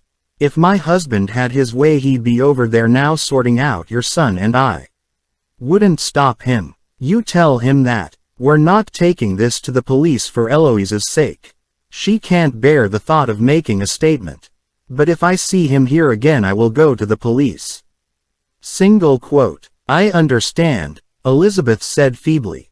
But when was all this supposed to have happened? Single quote. Saturday evening. My husband and I were away for the weekend and Eloise stayed at home to look after our cats. She invited Jacob here so they could talk and hopefully sort a few things out. He attacked her in her bedroom and kept her prisoner for 3 hours. He did unspeakable things to her. Sexual things, perverted things she can't bear to talk about. Eventually she escaped and locked herself in the bathroom. She told him she'd phone the police if he didn't leave. He didn't know her phone wasn't with her, and he cleared off. Fear gripped Elizabeth and she swallowed the bile rising in her throat. Jacob had returned home in the early hours of Sunday morning after, he'd said, failing to patch up his differences with Eloise. Was it possible he'd done these unspeakable things to her? Surely not, but then Eloise wouldn't make it up, would she? I don't know what to say, Elizabeth said lamely, her voice faltering. I'm so sorry. Single quote. It'll be those drugs he's hooked on. Chapter 22. In the outpatients department of the transplant center, Jacob was waiting for his biopsy. The other tests had already been completed and he'd agreed to wait until the surgeon was free. Some of the last test results were giving cause for concern, so it was important the biopsy was done as soon as possible to check for signs of rejection, the doctor had stressed. Rosie sat beside him, holding his hand and offering words of comfort and encouragement. When he'd told her how much he hated having the biopsies and had missed one, she'd immediately offered to take time off work to be with him. As a thank you, he said he'd take her out for dinner afterwards now he had some money in his bank account. The only time I've been in hospital, Rosie said, making conversation as they waited, was when I had a very high temperature as a toddler. But I don't remember it. Lucky you, Jacob said. I'm pissed off with hospitals. When I was ill and then the transplant. Single quote. But it'll all be worth it in the end, she reassured him. Do you know who the donor was? Single quote. No. He checked his phone again, turning it slightly away from her so she couldn't see the screen. He was hoping for a text from a new dealer, but it hadn't been as easy to find one as he'd thought. They all seemed to be working for and controlled by Chez's boss. Apparently it was his patch. However, this text wasn't from a new supplier but from his mother. Fuck, he said out loud. Rosie looked at him, slightly startled. Is everything all right? She asked, gently, touching his arm. Just a bit of bother from my ex. She removed her hand, a little hurt, then chided herself for feeling jealous. Of course he was going to have an ex, probably lots of them. He was an attractive guy, and she reminded herself that she too had a past, and not one she was proud of. She now felt a complete fool for allowing Shane into her life and let future. As her mother had said, she had to put all that behind her, learn a lesson, move on and find a decent chap. There had been no sign of Shane since the accident, and Rosie was beginning to feel less and less worried about the thought of him resurfacing. She might tell Jacob about Shane one day, if they started seeing each other regularly, but not yet. Guys didn't like lots of heart-rending revelations. Too much too soon. Her phone bleeped with an incoming text and she had no problem in showing. Jacob, look after him. He's really cute. Eva XX. She laughed as she showed him the screen. Cute. Jacob replied indignantly. Cute as for rabbits. Oh, you know what she means. Smiling, she texted back. Don't worry, I am. XX. Rosie had to remain in the waiting area while Jacob went in for his biopsy. She passed the time by flicking through the old magazines scattered on the table, and texting Eva, who was on a late lunch break. She sent her a photo of where she was, for Eva had never been in a hospital transplant center and was as impressed as Rosie.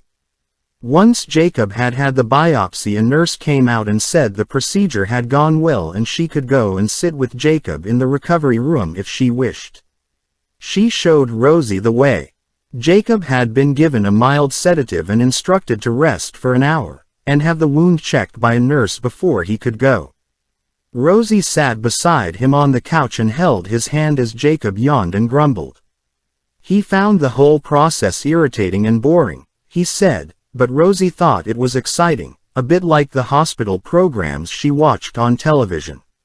She sent Eva a selfie. When the hour was up, the nurse came in and said that really the doctor had wanted to see Jacob to discuss the results of the blood and oxygen level tests. The results of the biopsy wouldn't be back from the lab for a few days, but he'd been called away to an emergency. So you go and enjoy your day, the nurse said. We'll phone you if there is anything untoward. Otherwise assume the test results are normal. Single quote. As Jacob and Rosie strolled away, she linked her arm through his and the nurse remarked quietly to her colleague, "That's not the same girl who used to visit him in hospital, is it?" Single quote. No. Just shows what a new heart can do. They laughed. Outside, Jacob called a cab rather than use the bus to take them into town to the restaurant he had in mind for wining and dining Rosie. He liked to arrive in style and wanted to impress her. Meanwhile, Elizabeth sat at the kitchen table in the rectory, head in her hands and a glass of water at her side, willing herself not to be sick again. She'd vomited straight after the call from Eloise's mother, and then every time she thought about what the woman had said the bile rose to her throat. There was nothing left in her stomach, but she dry retched over the sink. Animal, she'd called him. He'd beaten and raped her daughter, darling Eloise. It was almost impossible to believe such things about her own son. In the past she'd wondered how the parents of murderers and rapists felt, and now she knew. Assuming of course it was true and Eloise hadn't made it all up. But why would she? She couldn't imagine a reason for Eloise to invent something like that, and to some extent Elizabeth blamed herself. She'd persuaded Jacob to go to see Eloise. She'd even lent him her car. She hadn't telephoned Andrew yet, although she desperately needed to share this, but she wanted to hear what Jacob had to say first. Perhaps there was a different version that would make Jacob less culpable. But what could possibly mitigate and explain what Eloise's mother had said? If Eloise had changed her mind at the last moment about having sex, or Jacob hadn't stopped when she'd asked him to, it still wouldn't account for the bruises on her face or cut lip, or her being kept prisoner for 3 hours. She'd tried phoning Jacob but he hadn't picked up, so she'd texted asking him to phone her, saying only that Eloise's mother had rung her, upset and angry. He hadn't replied. She didn't think he would, and while she hated to admit it, this seemed to confirm his guilt. "It's the drugs," Eloise's mother had said. But Elizabeth knew that Jacob's behavior had started to change even before he'd begun smoking cannabis. Picking up her glass of water, she slowly stood and went into the study where she switched on the computer. While she waited for it to load, she sipped the water and thought of Andrew, who'd dismissed the article she'd found and agreed with Dr. Shaw that it was press sensationalism. But if she could find more concrete evidence, perhaps he'd start to understand and believe her. Then of course it wouldn't be entirely Jacob's fault, and telling Andrew what he'd done to Eloise might possibly make it that little bit easier. If there was another reason. The Windows screen appeared and Elizabeth pulled her chair closer and Googled personality change after a transplant. Sometimes new searches reveal in newspapers and magazines relating how kidney, cornea, liver and heart transplants had transformed the recipients' lives so that they were able to see for the first time in years, climb a mountain, canoe, or run a marathon. But these weren't the type of changes Elizabeth was interested in. She was looking for changes in personality, not quality of life and accomplishments. She continued down the page, found the article she'd shown Andrew, reread it, and moved on. She found another web address that looked hopeful, opened the page and read a similar story. This woman claimed to have experienced changes in her likes and dislikes after receiving a new heart. It cited another article and she clicked on the link to it. This article was 5 years old and gave an account of a woman who believed she'd taken on some of the characteristics of the donor after a kidney transplant when her taste in the arts had become more highbrow. She'd begun reading Dickens and Shakespeare and listening to Beethoven and Bach, much to the amazement of her family, when previously she'd been a fan of Mills and Boon and pop music.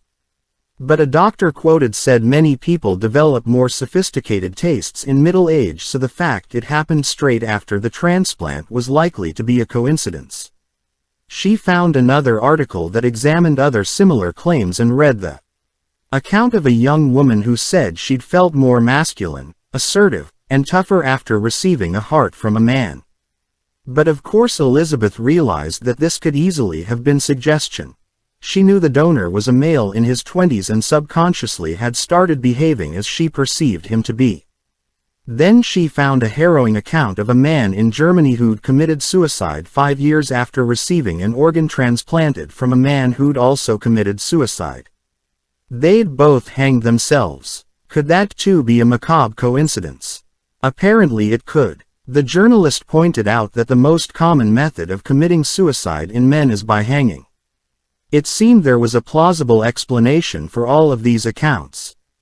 Elizabeth continued reading. There were a surprising number of such stories online, but she had to admit some were fanciful even to her, and she was desperate to discover proof that Jacob wasn't to blame for his behavior. According to the parents of a child who'd received transplanted lungs, their son had begun talking to the dead boy, calling him by his name. Another family in India believed their daughter had taken on the personality of the donor so much so that she'd been Then suddenly, to Elizabeth's small delight, she found an article that quoted research rather than narrative recollections. The first was a small sample of 55 adults in America who'd received transplanted organs. She read that 95% of them hadn't experienced any personality change after the transplant, but 5% had, which was significant. Elizabeth sat upright in her chair. These post-transplant changes included changes in food preferences, music, sexual orientation, art, hobbies, and general disposition.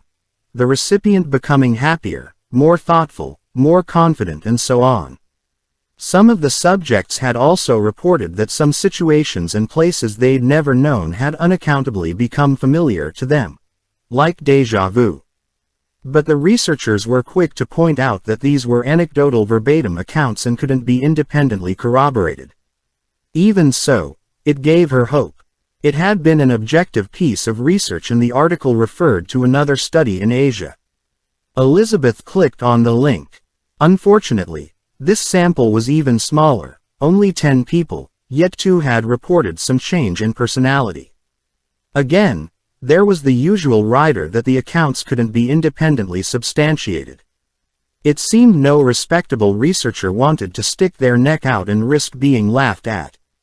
Further down the page she found a quote by a spokesperson for UK Transplant who said that while they were aware of the reports of changes in personality of some transplant patients, there was no evidence to support it.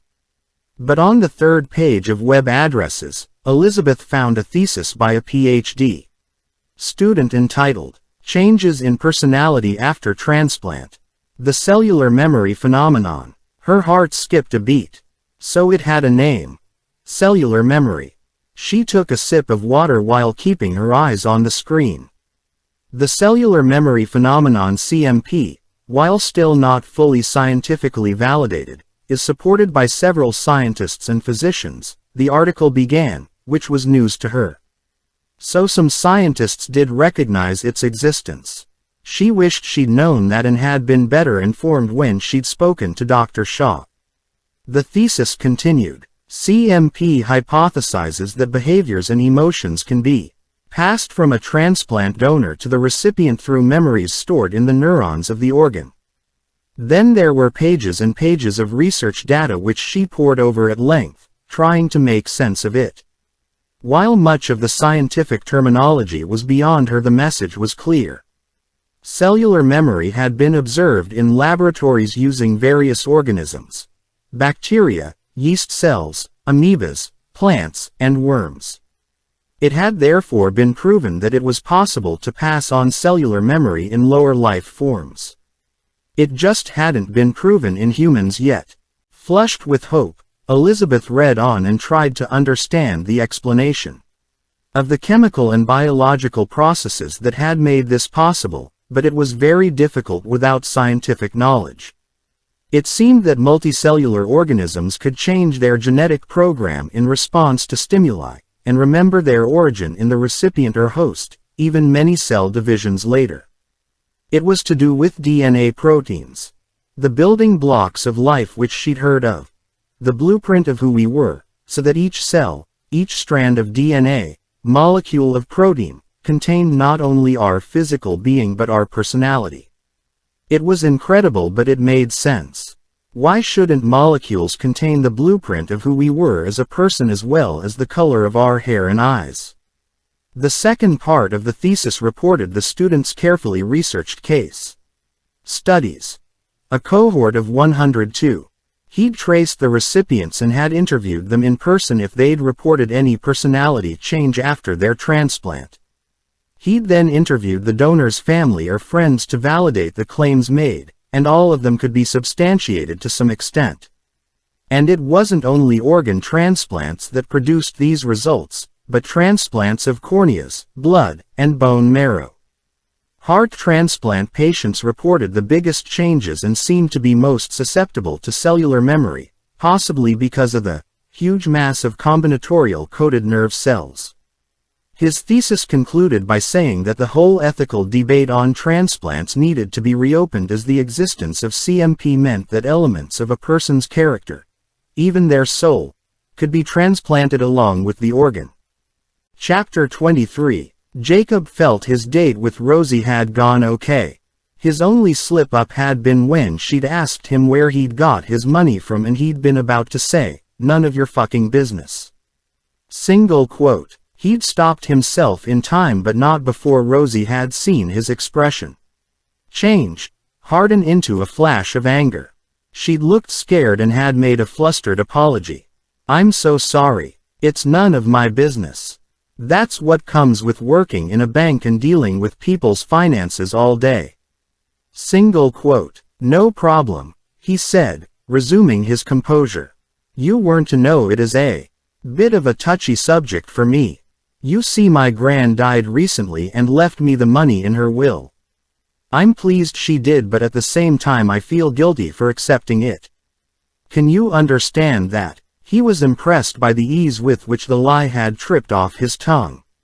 "Yes, of course," she said, immediately relieved and smiling.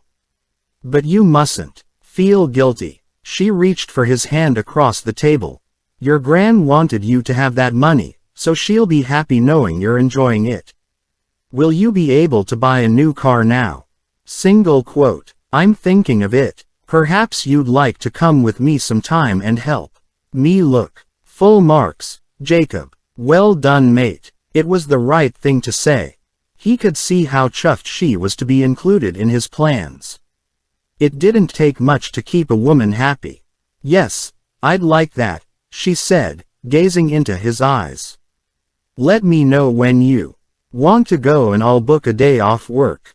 Single quote. The only other glitch, well, disappointment really, was that she hadn't invited him back to her flat after the meal. He'd thought that half a bottle of wine and as much sweet talking as he could muster would have done the business. But when he'd said he'd see her home, she'd looked embarrassed and said she hoped he understood, but she needed to take things slowly after a previous bad relationship. Not too slowly, he thought, while nodding sympathetically. He hadn't invested all this, with the bonus she'd be out most days working. But he'd hidden his anger this time and had flashed her a little boy pout of disappointment. Then he'd done the gentlemanly thing and had walked her to the bus stop, where he waited until the bus arrived before catching a cab home. At 5 p.m., Elizabeth would normally have been taking Mitzi for a walk before starting the evening meal, but now she sat in the living room at the rectory, on edge, phone in her lap, waiting for a reply to her email. With the student's full name and university on his thesis, she'd found him relatively easily on Facebook. She had then messaged him to say she had to speak to him urgently about his PhD research and could he send his number, or if he didn't want to give it out could he contact her. She'd included her mobile number. She hoped David Burns would take her message seriously and not think she was a nutcase stalking him on the internet. She'd message again if he didn't reply. She had to speak to him. It was crucial. As she waited, the front door burst open and Jacob stormed in. Elizabeth knew. Immediately he was very angry. "Don't believe a word that cow said," he thundered, eyes blazing. "She's out to make trouble, and by the sound of it you've fallen for it." "No," Elizabeth protested, rising from her chair. "I wanted to speak to you first. That's why I tried to call you." She looked at him. Nostrils flared in anger. He was barely recognizable from the son she'd known. "Tell me what happened, please, Jacob. It sounds dreadful. I'm so upset." Single quote. "Will it make any difference?" he demanded. "Or have I been tried and found guilty in my absence? What did the bitch say?" Single quote. "Jacob, sorry, but you can see I'm angry." "What did she say?" Elizabeth knew that if she told him exactly what Eloise's mother had said, it would make him angrier still. "She said there'd been a problem at the weekend between you and Eloise." Single quote. He met her gaze. "And she didn't tell you what?" "Not exactly. No." He knew she was lying. The state he'd left Eloise in. Screaming and crying. And threatening to call the police. She was bound to have told someone, and most likely her mother. "I'll tell you then," he said, flopping into an arm to call. She could feel her stomach cramp with anxiety, as it always did now when Jacob was in the same room as her. "Eloise wants us to get back together," he said with a sigh of exasperation. "That's why she wanted me to go there at the weekend. She had it all planned. The house to ourselves. A romantic dinner for two, then bed, and everything would be back to how it was." "But I can't do that, Mum," he implored. "I don't love her. I thought it was only fair to tell the truth. To be honest and not lead her on." He paused and looked at her. Was she believing him? He thought she might be. God, she was gullible. "I told her as gently as I could, Mum, believe me, but she went ballistic. Shouting, screaming and crying. She threatened to kill herself if I didn't take her back. Then she ran into the kitchen and grabbed a knife. I thought she was going to kill herself or me, so I wrestled it out of her hand. She was hysterical and I slapped her face to bring her out of it. So that's how she got the bruises and cut to her lip." Elizabeth asked, somberly. He nodded. Clearly she knew more than she was letting on, as he'd guessed. "I had to slap her quite hard, but it didn't help. She continued to throw herself at me, trying to kiss me and hold on to me. She said she'd do anything to get me back. It was embarrassing. Then when she saw that it wasn't getting her anywhere, she said if she couldn't have me, no one else would. She said she'd tell everyone I raped her and ruin my life." Single quote. "But why would she do that?" Elizabeth asked, looking at him carefully. "It doesn't make sense." Single quote. "Jealousy, Mum, the green-eyed monster. I told her there was someone else. I realize now I shouldn't have done.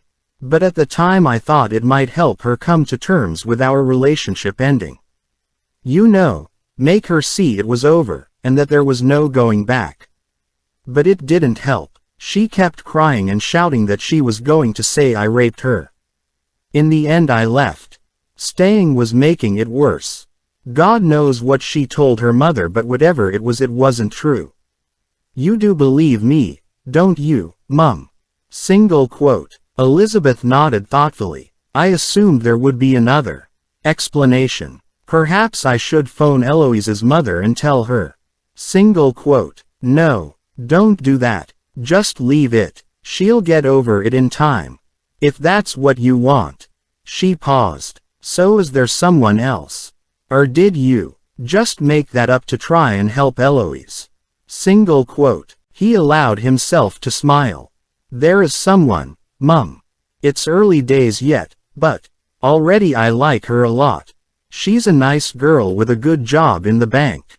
I'll bring her home to meet you and Dad when we've known each other a bit longer. Single quote. I'll look forward to it, Elizabeth said. Great. Well, I've had rather a busy day, so I think I'd better have a lie down.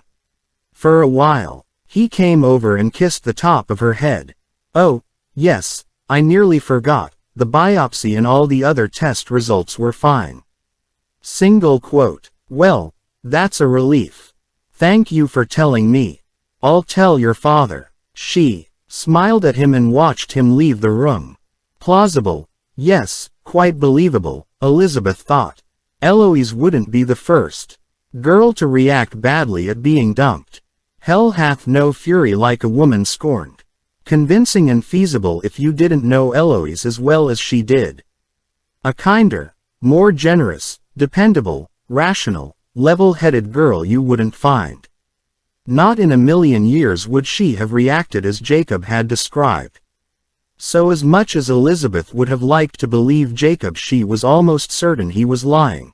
Although she wouldn't be. Chapter 24. By the end of Monday evening, Elizabeth still hadn't received a message from David, the PhD student whose research she'd read online, so just before she went to bed she sent another message through Facebook. It reiterated the contents of the first but added that she needed to speak to him urgently in connection with the heart transplant her son had received. The following morning she was disappointed to find there was no reply. Then at 8:30 a.m. while she was in the kitchen washing up the breakfast things and wondering how she could contact him, her mobile rang from a number she didn't recognize. Hello. She answered tentatively. Is that Elizabeth? Yes. It's David Burns. You messaged me. Oh, thank you so much for phoning.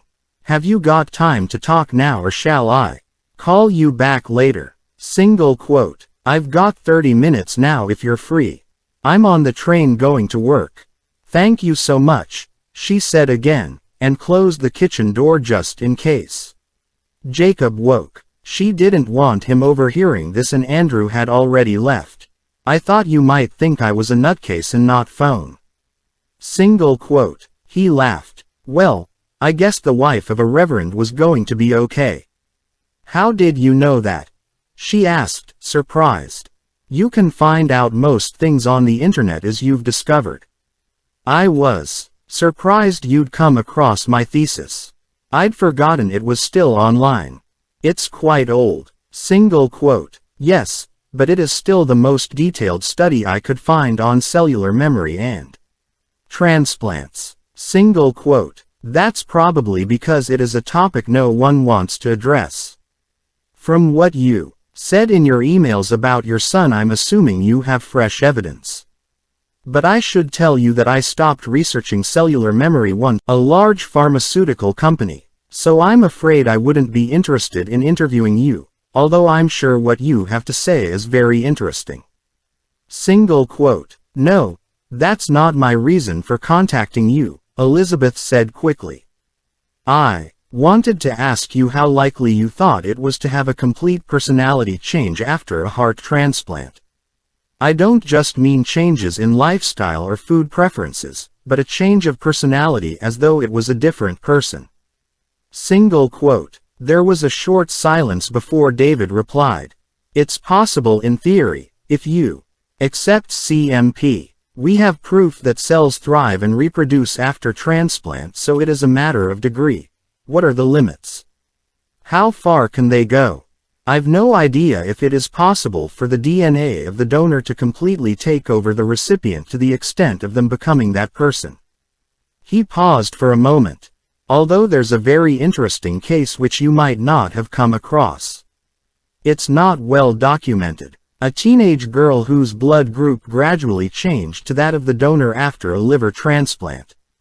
Now that is significant. For that to have happened, it means that every blood cell in every part of her body was replaced by those of the donor. She therefore had his DNA, which is jaw-dropping. Elizabeth could hear the excitement in his voice and her hopes rose. So physiologically at least that girl was more like the donor than her old self pre-transplant, he continued. I don't know if she experienced personality changes, but my guess is she did. She lived in Brazil and her family were very protective of her and didn't want her used as a guinea pig, or I would have flown out to interview them. But what was even more mind-blowing was that she was able to stop taking the immunosuppressant drugs. Single quote. Really? Elizabeth gasped, appreciating the significance. Exactly. As far as I'm aware it is the only case, but it means that her body had become so like the donors that it accepted the liver as its own. She was that person. More research needs to be done, but she is the living proof that not only does cellular memory exist in humans but it can have a profound and far-reaching effect after transplant surgery. Single quote. So why has so little research been done on it? Elizabeth asked. Lack of funding and credibility. It's not easy to persuade an institute that's already short of funds to back something that affects only a fraction of the population, and which most of the medical world dismisses as hocus pocus. When I first showed the outline of my thesis to my professor, he split his sides laughing. It was only when I showed him the research I'd already done that he allowed me to go ahead. You see, memory as well as a professional one. He paused and Elizabeth could hear the steady hum of the high-speed train he was on in the background. Yes, she prompted. I'd appreciate it if you kept this confidential. It's not in my thesis and I didn't tell my professor. But I first became interested in CMP 10 years ago when my older sister had a kidney transplant. Almost as soon as she woke up, my parents, younger sister and I noticed significant changes in her behavior. Not just those that could be attributed to someone being grateful for a new lease of life and making the most of it, but fundamental changes to her very personality. Single quote. What sort of changes? Elizabeth asked. Libby, my sister, had always been overly confident to the point of being domineering and controlling. She was eldest of 3 and liked to get her own way. She had a successful career in marketing, and didn't mind who she trod on to get to the top. She was furious when she found out she had kidney disease and really resented the time she wasted on dialysis. She made my parents' life hell. But then suddenly after the transplant she was a different person, meek, mild, kind and gentle, softly spoken and always putting others first. It was a huge transformation, and for the better. He gave a small laugh before continuing.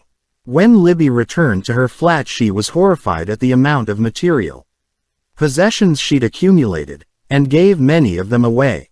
Then she started going to church. The rest of my family and I aren't churchgoers, and after a year she converted to Catholicism.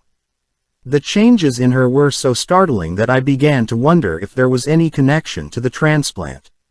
I'd already read some of the stories you see in the newspaper, as I'm sure you have, and had largely dismissed them as fanciful.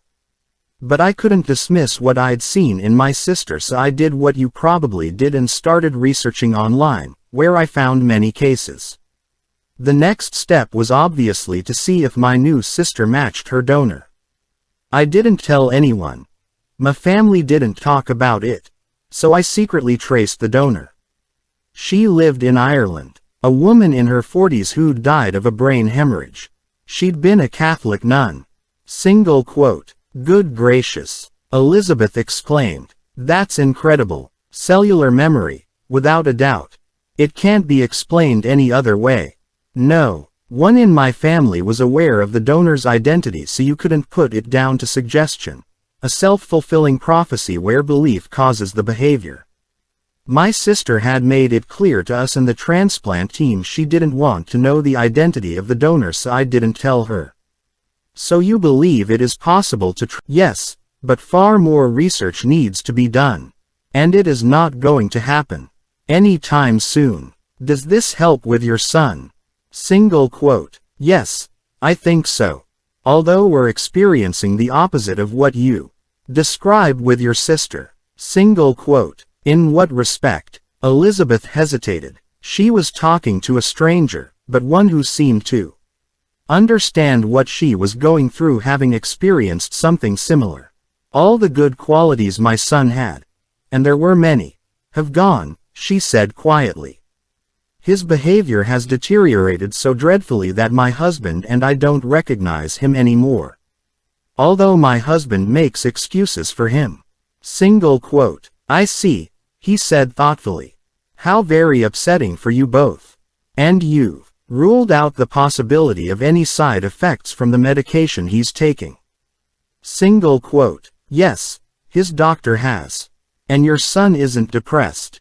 A significant number of transplant patients become depressed after the operation, but it is usually within the first few weeks.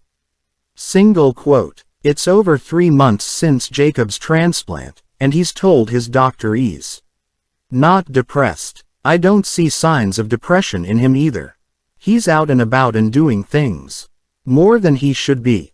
I see, David said thoughtfully. I don't know what to say. There just isn't enough research to advise you.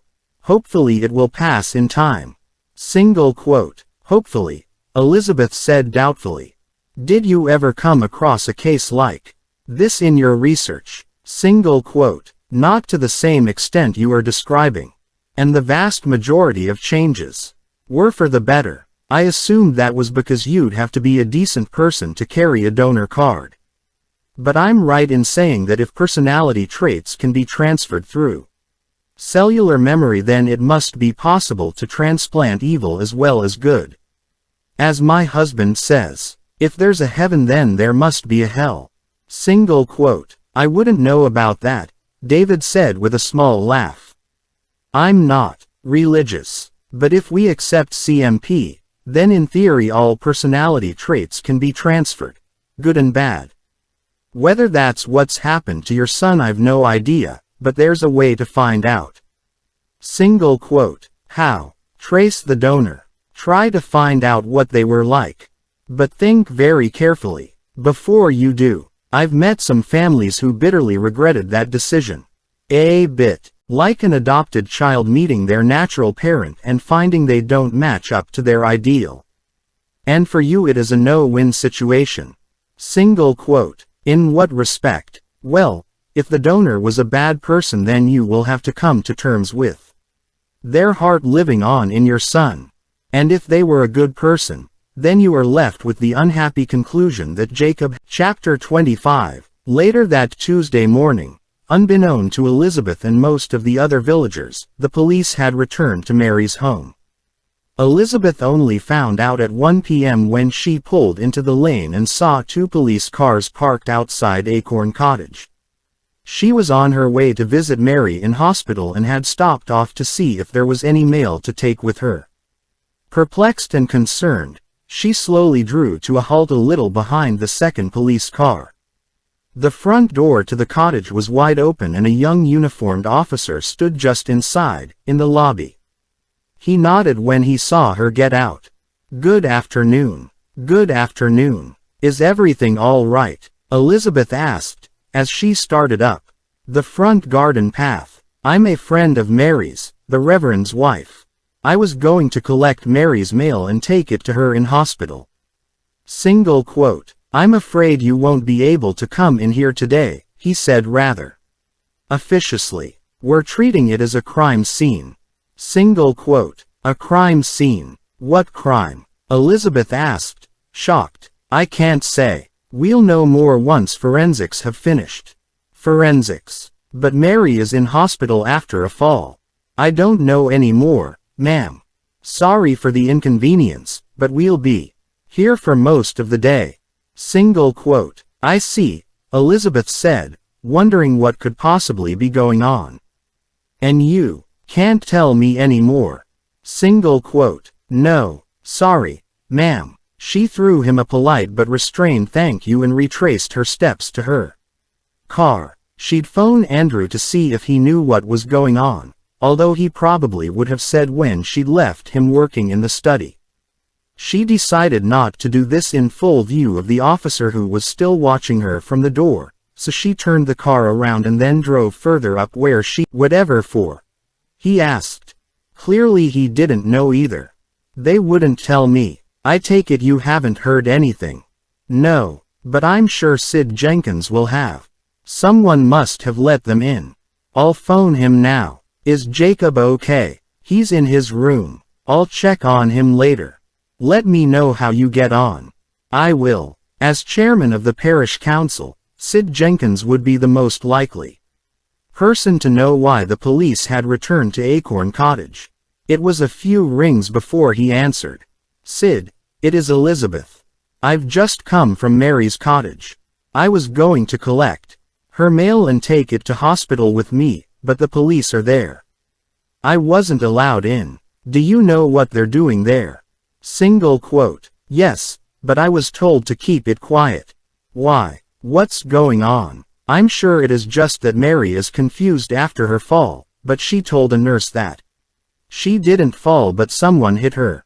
The hospital notified the police and an officer interviewed her at the hospital. She said she thought she was hit, although she couldn't tell them anything about her attacker as it was dark. The police have spoken to Susie's family and Susie confirmed there was no sign of a break-in, that the door was locked and she had to use the key to get in. I'm sure it is nothing. Single quote. But the police seem to be taking it quite seriously. They have to really, don't they? Supposing something had happened and they'd ignored it. Yes, you're right. I wonder if I should tell Mary they're here. Only if she mentions it. She might have forgotten all about it by now. They told me they'd check the place over and leave everything as they found it. Good, thanks, Sid. Somewhat reassured, Elizabeth headed for the hospital in town. As she drove she thought back to Saturday evening. She'd seen Mary around 6 o'clock when she'd taken her dinner before she and Andrew had gone out to eat. Was she the last person to see her that day? If so, perhaps she should tell the police. She was sure she'd locked the door and put the key under the mat. But then Julie had probably gone in after her. Julie had been popping in around 8 most evenings since Mary had been ill to make sure she had everything she needed for the night. And Susie had said the door hadn't been open and she'd had to use the key, so Julie must have locked it. She was sure it was as Sid said, that Mary was still confused from her fall. She'd probably forgotten she'd even made the claim about an intruder by now.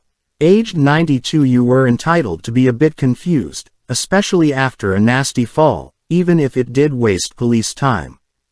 Arriving at the hospital, Elizabeth parked in a bay, bought a pay and display ticket and stuck it in the windscreen of her car. She checked her phone and left her jacket on the passenger seat before crossing to the main entrance. Maple Ward was on the 2nd floor. Elizabeth knew it from visiting a patient there previously. It cared mainly for the elderly until they could return home or were moved into a nursing home. As she climbed the flight of stairs, Elizabeth thought there was no reason why Mary shouldn't be able to return home in time, although lying in bed wouldn't help. A long spell in bed often made it more difficult for the elderly to regain sufficient mobility to live independently again. She saw Mary as soon as she entered the ward, propped on pillows in a corner bed of the 6-bedded ward. Her eyes were closed and her mouth sagged open in sleep. A large crepe bandage covered the wound on her head. Elizabeth took one of the visitors' chairs from the stack at the end of the ward and quietly set it beside Mary's bed. When she visited the elderly and found them dozing, she never knew whether to wake them or let them sleep, with the possibility of them missing her visit. She put the bag of mints she'd brought for Mary on the bedside cabinet, then sat back and glanced around the ward. 2 of the patients had visitors while the others slept. She found this type of ward an unwelcome and depressing reminder of how one's own advancing years might end. Propped in bed, helped to the toilet by a nurse, soft food, and that musty smell of the elderly combining with disinfectant that lingered long after you left. Mary stirred, the pressure relief mattresses reinflated around her and her jaw closed. Her hand went instinctively to the bandage on her head. "Mary, love, it is Elizabeth," she whispered, and placed her hand lightly on her arm. "How are you feeling today?" Single quote. She groaned slightly, and turning her head in the direction of Elizabeth's voice, began to open her eyes. "I've brought you some of your favorite mints," Elizabeth said, pointing to the cabinet. Mary screwed up her eyes, trying to focus. "Glasses," she mumbled. "I'll find them," Elizabeth said, and checked the top of the cabinet and then its drawer. "I can't see them here." There was a fresh nightdress, a wash bag and a set of day clothes, but no sign of her glasses or their case. "They're not there," Mary said, still groggy with sleep. "They're at home." "Okay. Don't worry, I'll find them and bring them in." "I couldn't find them. I was looking for them." Then she peered at Elizabeth as though only just realizing who she was.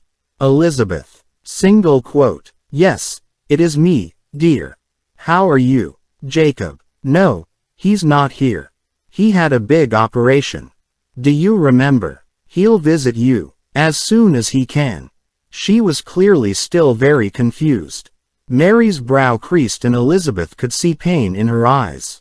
"It's all right," she reassured her. "He's getting better. There's nothing for you to worry about." Single quote. "No, you don't understand." Her bony hand clawed at the sleeve of Elizabeth's blouse. "He was in my cottage." Single quote. "No love, he hasn't seen you since before his operation, but he will visit you as soon as he can." "No, it was him. I heard him, but Elizabeth, why did he hit me?" "Hit you?" Elizabeth exclaimed, aghast. "Of course Jacob didn't hit you. He hasn't been near you. He's been ill. I heard his voice. I'm sure it was him." "When?" "Saturday night." Elizabeth stared at her, shaken and confused. "Jacob was away at the weekend. You had a fall and banged your head on Saturday night. You're still confused. I brought you dinner. Do you remember that?" Single quote. Mary nodded. "Then Julie came in, but later I couldn't find my glasses. I went to look for them in the living room. Someone was there. I heard them say, 'Jesus,' like I'd startled them. It all happened so quickly, but I'm sure it was him." Single quote. "Oh Mary, don't say that please. It wasn't Jacob. It couldn't possibly have been him. He was away and he wouldn't do something like that. He thinks the world of you, as we all do. You didn't tell the police it was him, did you?" Single quote. "No, I've only just remembered. Thank goodness," Elizabeth sighed. "Look, Mary, the police are at your cottage now, checking it over. I'm sure they'll be able to reassure you before long that no one broke in and you fell. You had a very nasty bang on your head and concussion can make us think all sorts of weird things." Single quote. Mary's hand instinctively went to her forehead again.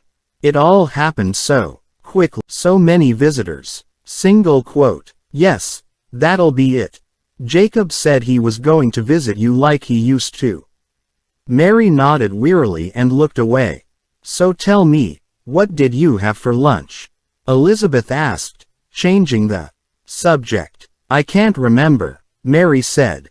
"I'm sure it was something nice. Would you like a mint now?" "No thank you, dear, but it was good of you to bring them." "How's your dear husband?" "Busy as usual." Single quote. "Yes, I left him working. He sends his love and will visit you in a day or so. Although hopefully you'll be home soon." Single quote. The pain returned to Mary's eyes. "I'm worried about going home. Supposing he comes back." Clearly she really did believe there'd been an intruder. "We'll make sure you're safe. Try not to worry. But you know Susie said your front door was locked and she had to use the key to get in." There was no sign of a broken window, so it is highly unlikely you were burgled, but the police are checking just in case. Elizabeth hoped this would help reassure her. Mary nodded half-heartedly. I told the police where I kept my money so they can check it is still there. Single quote. You haven't even told me that. Elizabeth joked, trying to lighten her mood. It's a secret, Mary said, with a wry smile. But Elizabeth knew it wouldn't be much as Mary lived quite frugally. So is there anything else you need from home? I'll find your glasses, and also bring in your mail. Do you want a book or magazine to read? Although there were already some untouched magazines on the cabinet. No thank you, dear. It's difficult to concentrate in here, and I need my glasses. To read. Single quote. Yes, of course. If you think of anything else, let one of us know. I will. Thank you for coming. Her eyes began closing in a few minutes. Later she was asleep. Elizabeth waited to see if she would wake again, but when she didn't, she returned her chair to the stack and left the ward. Outside she couldn't shake off the acrid taste in her mouth, not so much from the smell of the. Chapter 26. Andrew sat in the front pew of his church looking up at the stained glass window above the altar, illuminated by the bright sun behind it. Christ, clad in a loincloth, nailed to the wooden cross, head lolling forward, with blood dripping from the nails in his hands, feet and the crown of thorns on his head. Christ dying in agony. A gruesome image, but it represented what Christians believed, and served as a grim reminder that the Lord gave his only Son to save humankind, although Andrew would be the first to admit it was questionable how much good his sacrifice had done. In many respects the earth was a crueler place now than it had been before. The human race was more intelligent and should know better. Blessed are the meek, for they shall inherit the earth, Christ had taught. Be kind and generous, and love thy neighbor. But evil proliferated. Many people seemed drawn to it. He knew, as a minister he'd seen the best and worst that people could do. His thoughts went again to the material he'd found in his son's bedroom, and his stomach knotted to a tight ball. He'd gone up to see Jacob earlier with the intention of talking to him and suggesting that the three of them took up Dr. Shaw's offer of counseling. But as he'd entered the bedroom, the smell of cannabis had hit him despite the window being wide open. Andrew had instantly lost his cool and had lectured him on the damage he was doing to his body and mind, how selfish he was. He'd been given the wondrous gift of a new heart, a new life, and he was abusing it, throwing it away. A young person had died to save him and he should respect that. I didn't fucking ask them to die, Jacob had retorted. Then he'd pushed his father out of his room. Andrew was the same build as his son and knew he could have physically stopped him, but he'd taken the meeker, more Christian approach and hadn't put up any resistance. Then he'd stood outside the door shaken and annoyed with himself for 15 minutes later, a cab pulled up outside. Jacob had come downstairs and, without speaking or looking at him, had left, slamming the front door behind him. Andrew had waited until the cab was out of sight and then done something he'd never done before. He'd gone upstairs to his son's room with the intention of searching it.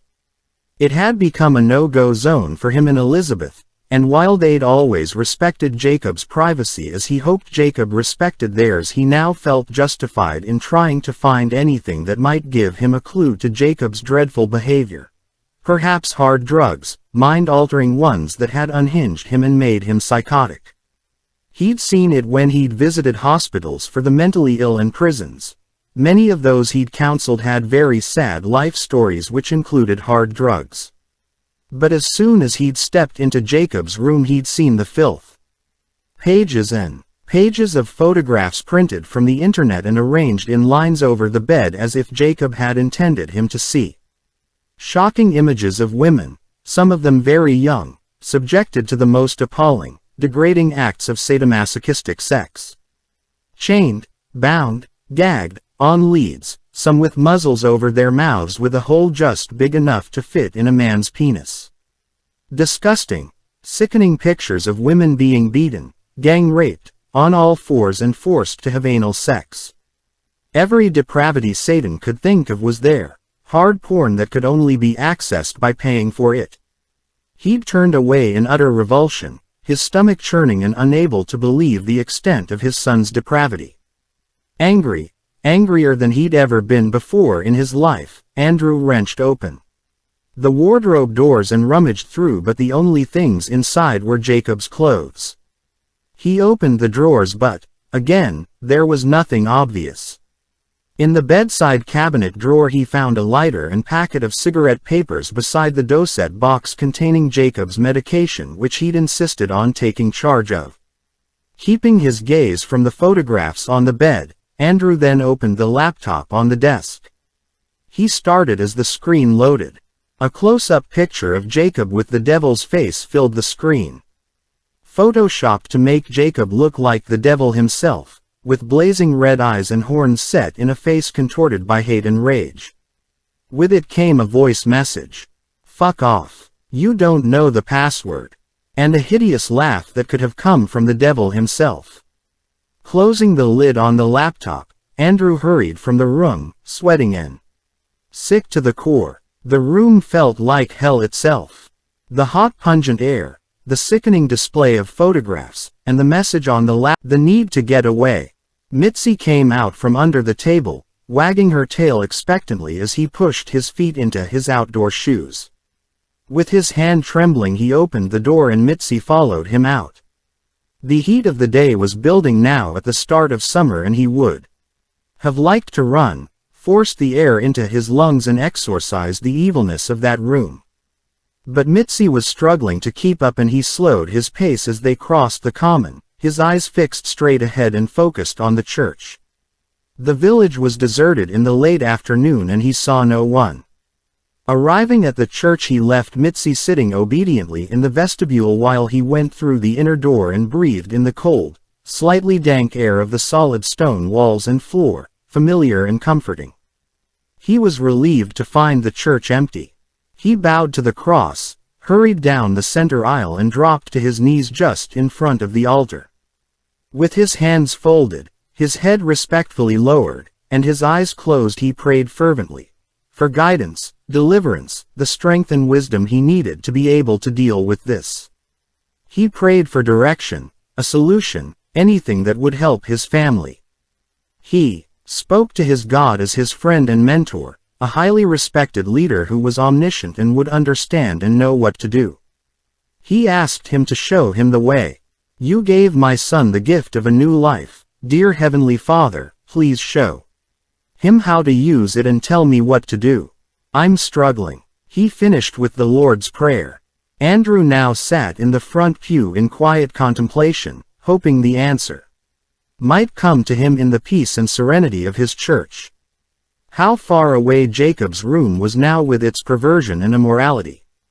It almost seemed unreal, and his thoughts began to calm and become more objective. What had happened to Jacob? Could it be the side effects of his medication? But Elizabeth had already raised that with the doctor. And in any event the side effects surely wouldn't produce the evil he'd just witnessed. The image of Jacob on the laptop flashed into his mind. It had been photoshopped, but the picture was such a good blend, so realistic, you couldn't tell where his son ended and the devil began. He thought back to the son he'd had, and the last time he'd been in the church asking for God's help, playing the organ in church, and he prayed he would be returned to them very quickly. With a final prayer of thanks he left the pew, and after bowing to the altar, began down the aisle towards the door. Elizabeth would be home soon and he wanted to be with her before he had to leave again on parish business. Just to see her face, hear her voice, feel the normality of their relationship, which was strong and good, would give him a boost. As he neared the end of the aisle his phone vibrated in his pocket. It was a text message from Jacob. His spirits rose. God had answered his prayers again and everything would be all right. "Thank you," he said out loud and opened the text. Then he read the message. "Hi Dad. Did you get off on the photos? You dirty old bugger. What would Mum say? Beneath was a picture similar to one of the pornographic photographs he'd seen on Jacob's bed. Chapter 27. I told you you wouldn't get the quality stuff any cheaper, Shay gloated, a self-satisfied grin on his face. He was standing right in front of Jacob, arrogant and tall. Because your fucking boss controls the whole fucking area, Jacob hissed angrily. That's how it goes, man, Shay said nonchalantly, holding and returning his stare. He was fucking pissed off with you, man, shortchanging him. And I got the fucking blame. Had to give him the 20 quid out of my cut. Dickhead. Single quote. Like I care, Jacob sneered. Shay was cockier than before, more self-assured. He fought the urge to punch the little skunk in the face, but he needed the stuff he'd brought with him. I think you should apologize to me, man, Shay said. Say you're sorry to me. For all the trouble you caused. Single quote. Go fuck yourself, Jacob snapped. Shay began to walk away. No, wait. He called after him. Shay stopped, slowly turned, and surveyed him from the distance between them. He knew he had the upper hand.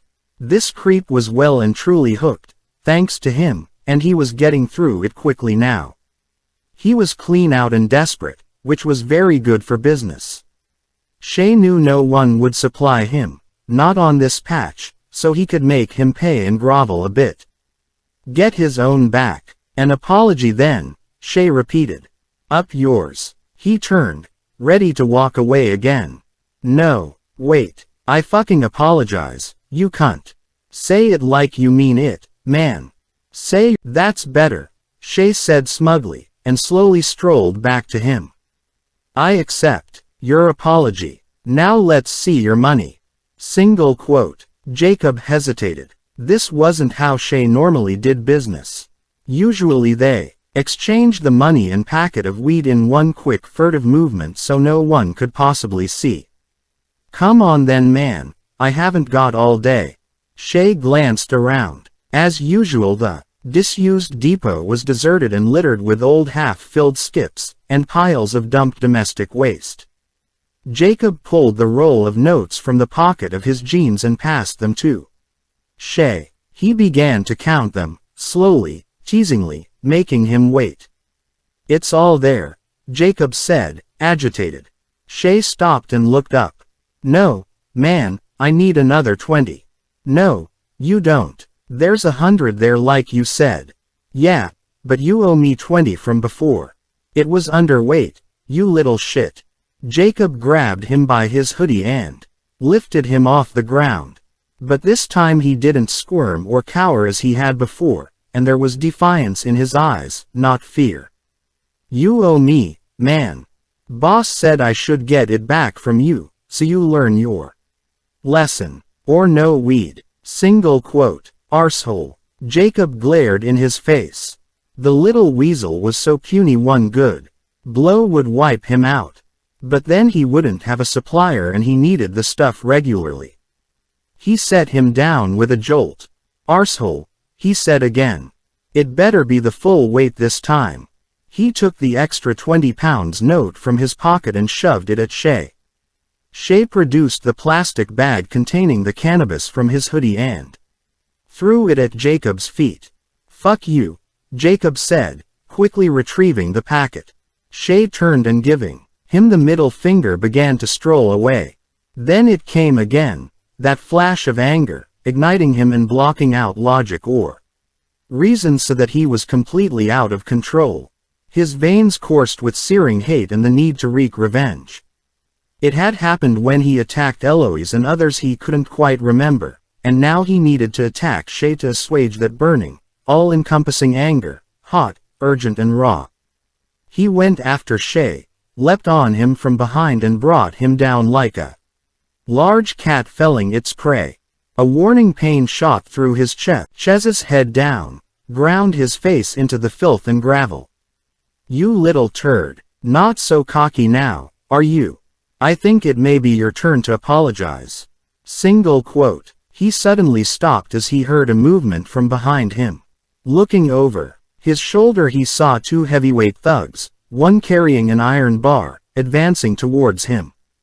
"You don't want to be doing that," he said. Chapter 28. Alone in the rectory, Elizabeth sat in front of the computer in the study, finally convinced this was the right course of action. Indeed, she now thought it was the only course. David's advice. There's only one way to find out. Trace the donor. But as he'd pointed out, she'd have to live with the consequences of what she discovered.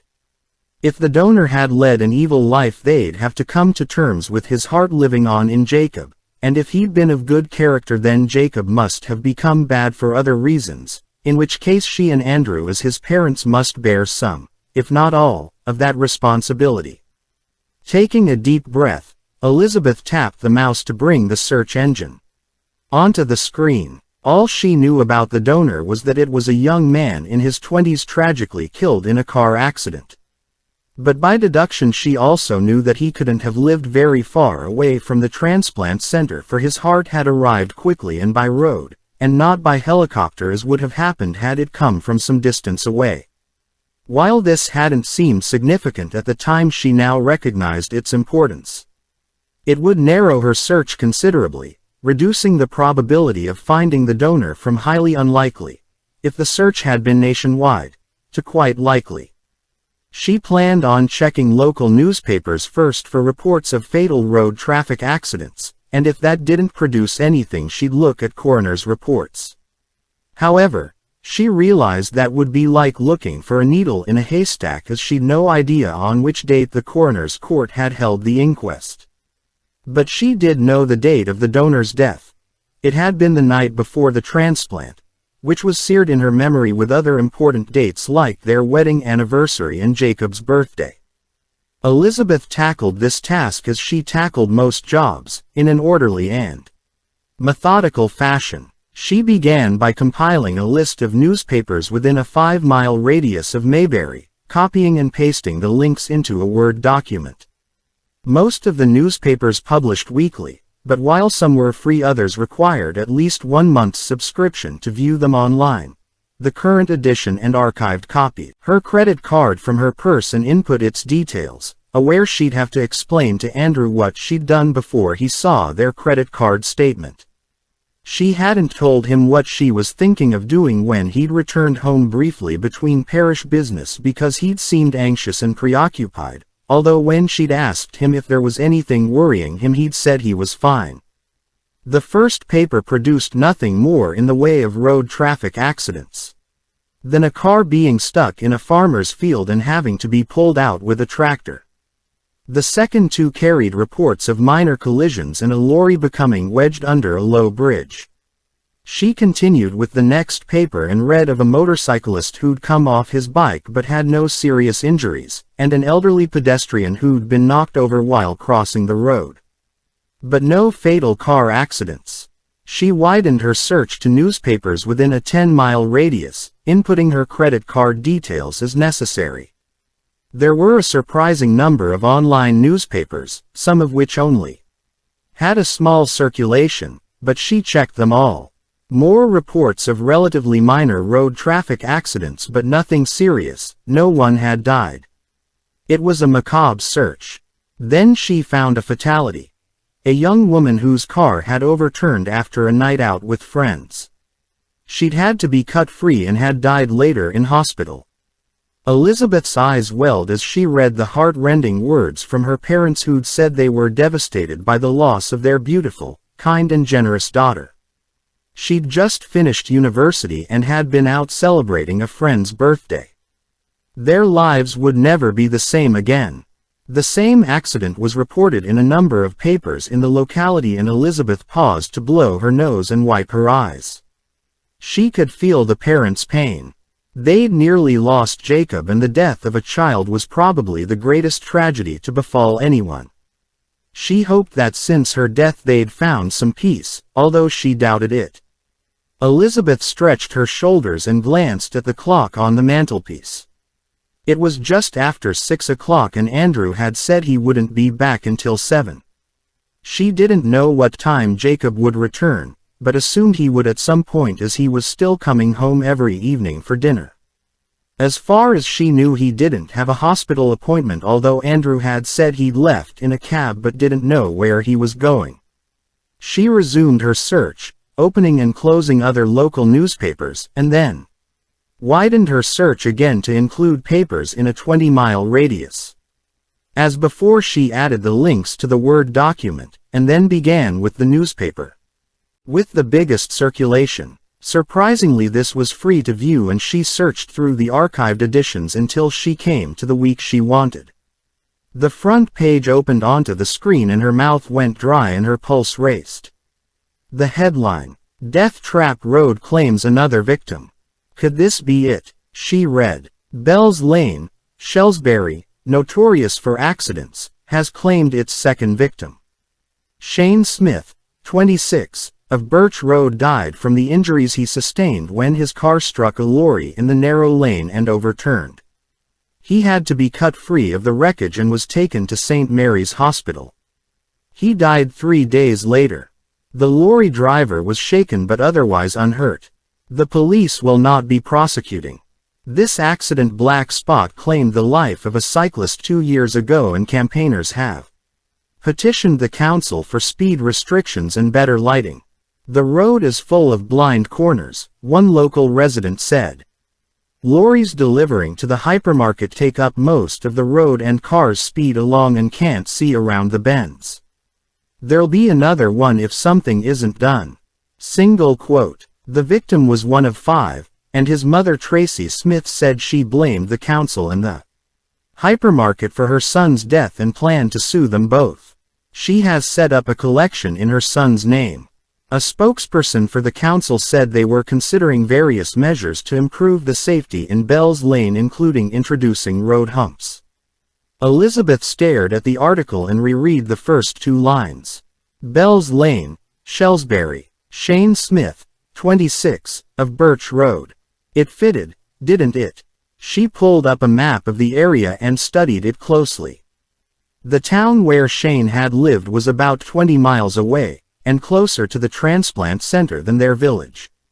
Little wonder his heart had got there so quickly. If it was him, it had to be, surely. But to be on the safe side, aware it was too big a mistake to make if she wasn't 100% certain, she bookmarked this web page to revisit later, and searched the rest of the paper for any other road traffic fatalities. There were none. With her senses tingling and on full alert, she then widened her search to newspapers in a 25-mile radius from the transplant center, where she found another road traffic fatality. But it was a woman in her 50s, and continuing her search she found no other matches. Hot, sweaty and with a slightly nauseous feeling in the pit of her stomach, she searched no further and returned to the page she'd bookmarked. Shane Smith, 26. A year older than Jacob. Now she had his name, age, and address. His heart, which they'd been encouraged to view as nothing more than a pump comprising of muscle, veins and blood like offal on a butcher's slab, was now an integral part of a once living human being. Life had even properly begun. Wiped out on a cold dark lane with a history of road traffic accidents. She thought of his poor mother, Tracy, and his brothers and sisters. The article said he was one of 5 children. A lump rose in her throat. She closed the web pages, saved the Word document, then sat back and stared at the blank screen. A strange mixture of elation and utter wretchedness settled on her, like the anticlimax after achieving a much-coveted goal. The adrenaline-fueled journey to find the donor had been all-encompassing. Now what? Shane's name, that of his mother and the road where they'd lived were imprinted on her mind, although what she would do with this information she didn't yet know. Write to Tracy. Try to find her phone number and call her. Or just arrive on her doorstep. But what to say? And did she really want to know? David's words rang in her ears again. It's a no-win situation. It had been different with his sister. Her change had been for the better, but in Jacob's case, if the badness hadn't come from the donor, then it had come from her and Andrew. Damned if we do and damned if we don't, she thought. But doing nothing. Chapter 29. For a second Jacob thought he was waking up after his transplant operation. He had the same feelings of grogginess, of drifting and not really being there, and the pain.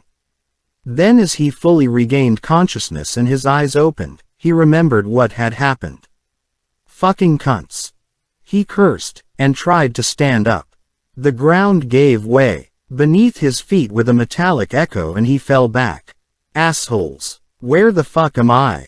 It was dark and he felt closed in, yet he could see the sky and feel the night air. What the fuck had they done to him?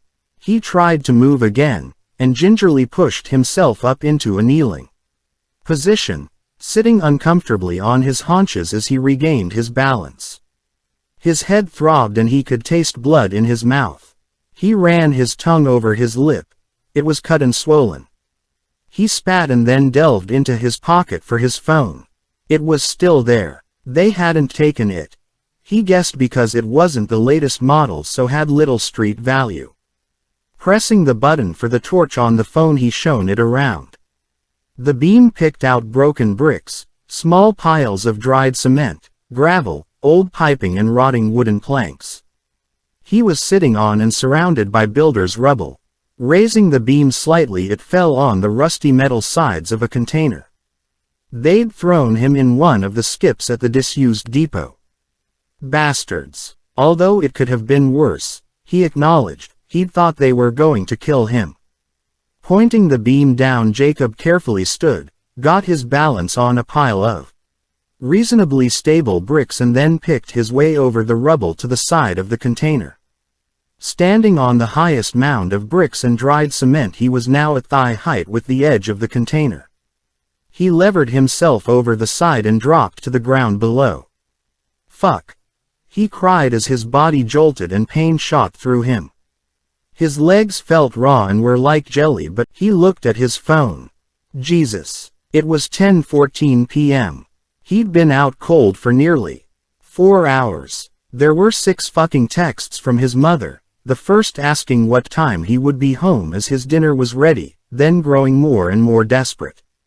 Where are you? Are you all right? Please get in touch. We're worried. Have you got your meds with you? Of course I haven't got my fucking meds with me. I wasn't planning on being beaten up, he thought. He tried to laugh, but his chest hurt.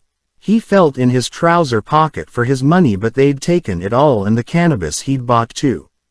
Bastards. Fucking wankers. He'd get his own back. Shay wouldn't be so brave without his heavies. He'd make him squirm, grovel and apologize just as he'd had to. Assholes. He coughed and spat, then wiped his mouth on the sleeve of his jacket. He winced as the rough material touched his split lip. His face was swollen, he could feel it, and his whole body was sore, but at least nothing felt broken. He began walking slowly across the disused depot, shivering against the cool night air. He'd had nothing to eat or drink since he'd left home that afternoon, but what was he to do without any money? He supposed he could call his mother and ask her to collect him, but balked at the idea. Her questions, his explanations that she clearly didn't believe anymore, and the recriminations with the Rev, going on and on about how disappointed he was with him. He really couldn't be doing with all that now. What he needed was someone placid, accepting, conciliatory and good-humored. Rosie. She wanted him to like her. She wouldn't pry and ask too many questions. Coming to the edge of the disused depot, Jacob leant on what was left of the fence for support. He could see the lights of the town glinting in the distance. Another text came through from his mother. He left it unread and pressed Rosie's number. She'd recently bought herself another car, but was she up to this? Would she do as he asked? It would be a good test of her loyalty and commitment. It was time to test her. He'd been pandering to her wishes to take things slowly for long enough. If she failed this test, then that would be it. Bye-bye Rosie. He'd ditch her and move on. Women were two a penny. Look how easily he'd found her. She answered straightaway in the quiet, self-effacing voice he liked. Jacob, are you all right? It's late. Immediately showing concern, He thought, a good sign. I've been mugged. He heard her gasp. They've taken my money and beaten me up. I'm outside the disused depot at the far end of the high street. Can you come and collect me? Single quote. Have you called the police? No, there's no point. I didn't see their faces. I think you should. They can't get away with it. Why the fuck was she going on about calling the police? He needed her to collect him. Didn't she understand? Can you come and get me? He asked, then regretted the edge to his voice. Sorry, I'm in pain. Single quote. Yes, but shall I phone for an ambulance first? No, I just want you. I'll get dressed. I was in bed. How long? 15 to 20 minutes. I'll be as quick as I can. Good girl. I'm counting on you. You're a gem. He could imagine the smile of gratitude on her face. He'd seen it before when he'd complimented her. He ended the call and his phone bleeped with a voicemail message from his mother. He didn't listen to it but texted. Not coming back tonight. Staying with a friend. Then with a feeling of self-satisfaction that he was no longer completely beholden to them, he returned his phone to his jacket. So some good had come out of what was an otherwise shit evening. He didn't have to go back to the rectory and listen to more crap, and he was working his way into Rosie's bed although she didn't know it yet. But what to do about his medication, as his mother had previously asked? He could go without the vitamin and mineral supplements, but he had to take the immunosuppressants twice a day and at the same time, 8 a.m. and 8 p.m. otherwise his body would start to reject his heart. If he missed a tablet he had to take it as soon as possible and certainly within a couple of hours. It was already over 2 hours late and all his meds were in his room at the rectory. Then he had an idea, a rather good one. His mother had said she'd like to meet Rosie, hadn't she? Well, now she would have the chance. He sat on the ground, using a skip as a backrest until the pale blue Fiat came into sight. He watched it slow as it entered the uneven road of the disused depot, before he carefully stood up. Why she'd chosen such a pathetically small car and in pale blue he couldn't get his head around. He'd laughed when she'd told him what she'd bought, and had quipped that it was a woman's or old person's car. She'd gone quiet and said defensively it was the newer version of her previous car which she'd loved, so he hadn't said any more. But just as well it was dark now and the area was deserted or he wouldn't have been seen dead getting into it. As the car drew to a halt he came out of the shadows and hobbled towards it. The door opened and Rosie ran to him. We must get you to the hospital, she said, breathless with worry. Look at you. Single quote. No, I'll be okay after a shower. She linked her arm through his, peering at him with concern, then helped him into the passenger seat. He slammed the door, then shunted the seat back as far as it would go to make room for his legs. Flipping down the interior mirror he inspected his face.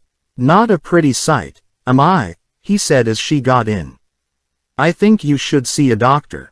No. Where am I taking you then? She asked. The interior light dimmed and went out. To your place. I can't let my parents see me like this. I won't give you any trouble, I promise. I'll sleep on your sofa or in the bath. Single quote. Only the briefest of hesitations, then, okay. She slid the gear into first and the car slowly pulled away. He'd never normally let his girl drive him. It felt effeminate, a loss of power and control, but needs must on this occasion. It would be the first and last time. I've got another favor to ask you, he said as she drove. I haven't got my meds with me. I need the tablets quickly or my heart will start to reject. Single quote. Oh no, she gasped. We can get them now. Where are they? At my parents' house. It's over an hour's drive each way, which is too long. But if I phone my mother I could ask her to meet you halfway. Sorry, but it really is a matter of life and death. Single quote. Yes of course, she said, even more worried and appreciating the urgency. "We'll go there now." "Which way?" She eased her foot off the accelerator, awaiting his directions. "I can't let her see me like this, it would be too upsetting." "Can you drop me off at your flat first and then go and meet her?" Single quote. Again, only a small hesitation. "Then, you told her about me?" Rosie asked, her face full of hope and expectation of a future together. Women were so predictable. "Yes, of course. It's just a pity you couldn't meet in better circumstances." He smiled. "We'll have to make that another time." Single quote. His mother answered immediately as he knew she would. "Jacob, your tablets," she said anxiously. "Have you got them with you?" Single quote. "No, that's why I'm phoning. I hadn't planned to stay out. I'm in town with my girl, Rosie. She's offered to meet you halfway to collect them." Single quote. A pause. "Wouldn't it be better if you came home?" "No, and it will take her longer to get the tablets to me if she has to drive all the way there and back." He could see Rosie out of the corner of his eye glancing at him as she drove. "All right. Where?"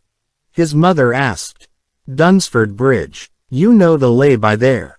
Everyone in the area knew the historic Dunsford Bridge. "Yes. Bring enough tablets for tomorrow as well," he said. "Just to be safe." "What time shall I meet her there?" she asked. "How far to your flat from here?" Chapter 30. Elizabeth concentrated on the road ahead. She knew she was driving too fast, but there wasn't much on the road this late and Jacob needed his medication quickly. Anger and concern rose in her in equal parts. How could he have been so silly as to leave the house without his medication? It had been drummed into him by the doctors and nurses at the transplant center that it was essential he took the immunosuppressants every morning and night or the consequences could be fatal.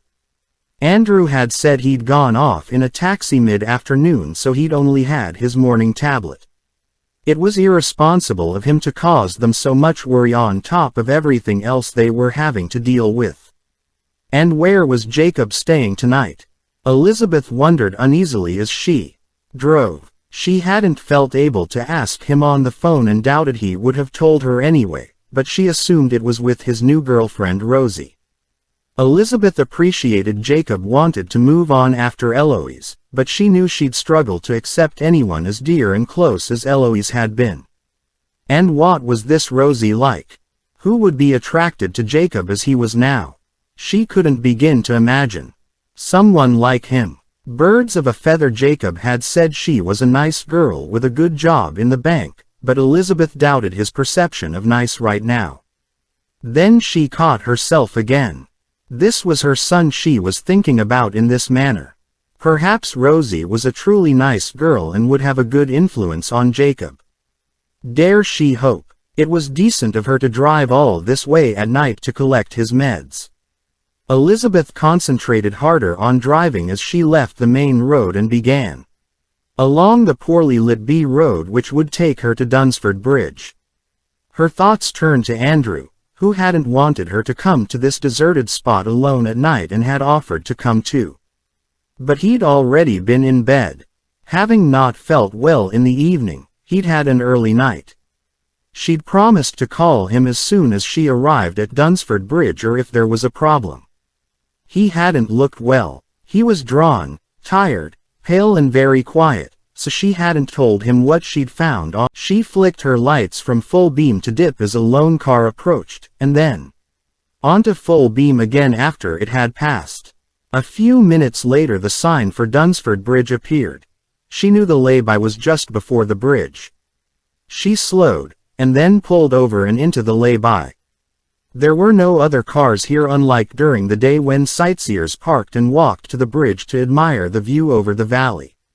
Switching off the engine, she pressed the internal locking system. There wasn't a house in sight, just meadows, trees and the valley. She picked up her phone to call Andrew, but he beat her to it. "Have you arrived?" he asked anxiously. She's not here yet. Stay in your car and let her get out and come to you," he warned. "It might be A prank. Single quote. Prank? She asked astonished. What do you mean? Jacob hasn't got his medication with him. Single quote. I know. Sorry. He flustered. Forget I said that. Just be careful, Liz. I will. Don't worry. I'll phone you as soon as I've given her the tablets. She ended the call before he could say anything else that might worry her, for she could appreciate that Jacob was capable of playing a prank. He was capable of anything right now, including making her drive out here in the middle of the night as part of some perverse joke, or worse. She shuddered and drew her jacket closer around her. A car's headlights appeared in the distance and then disappeared and reappeared as it made its way along the winding road. It finally came into full view as it slowed to cross Dunsford Bridge, and once over continued past the lay-by. Elizabeth looked in and could make out a man driving and a woman in the passenger seat. She set her gaze to the front again, staring through the windscreen into the dark cloudless night. A breeze stirred outside, whipping up some fallen leaves. It was always windy up here. A couple of minutes passed and then another set of headlights appeared in the distance, the lights on full beam, flickering in and out of view as the driver took the road slowly, unsure of where the bends were. Elizabeth straightened in her seat, her pulse quickening, and her eyes straining, as she charted the car's progress. Rounding the last bend before the bridge, it finally came into view. Then it slowly crossed the bridge and indicated to pull in. She watched carefully as the car drew to a halt and parked a little way in front of her. The headlights were only one person in the car, and slightly built, possibly female. The interior light went on so that she could see the outline of the driver more clearly, and the passenger seat was definitely empty. She waited, her breath coming fast and shallow, until a girl got out and looked hesitantly in her direction. Elizabeth opened her car door and called out, "Rosie. It's Liz, Jacob's mother." Single quote. "Yes, hello," she returned, her voice slight. Relieved, Elizabeth took the packets of tablets from the passenger seat and went over to Rosie, offering her hand for shaking. "Hello. Nice to meet you." Single quote. "Nice to meet you too," she said shyly. "Thank you for coming all this way and so late." "It's okay. Jacob needs his tablets." "He certainly does. He's told you about his transplant and how important these tablets are." Single quote. "Yes." Rosie smiled self-consciously. "Good. Is he staying with you tonight?" "Yes," she said quietly and glanced away, embarrassed. "As long as he's safe," Elizabeth said. "Here's his meds." She handed her the packets of tablets. "He knows when to take them." Single quote. "Thank you." There was a brief awkward silence. Then, "I'd better be off. Get these to him as soon as possible."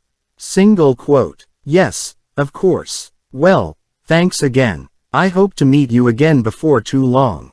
Perhaps you'd like to come for dinner one time." Single quote. "Yes, I would. Thank you." With a small, self-effacing smile, Rosie turned and headed back to her car.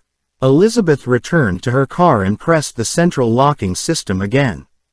She watched as the pale blue Fiat swung around in the road and headed back across the bridge. She had to admit she might have been wrong about Rosie. True, she'd only met her briefly, but you could tell a lot from a first impression, and Elizabeth prided herself on being a good judge of character. Rosie didn't appear to be the brash, loud girl she'd imagined her to be, smug about having her son. She was quietly spoken and came across as shy and kind, and not at all worldly wise.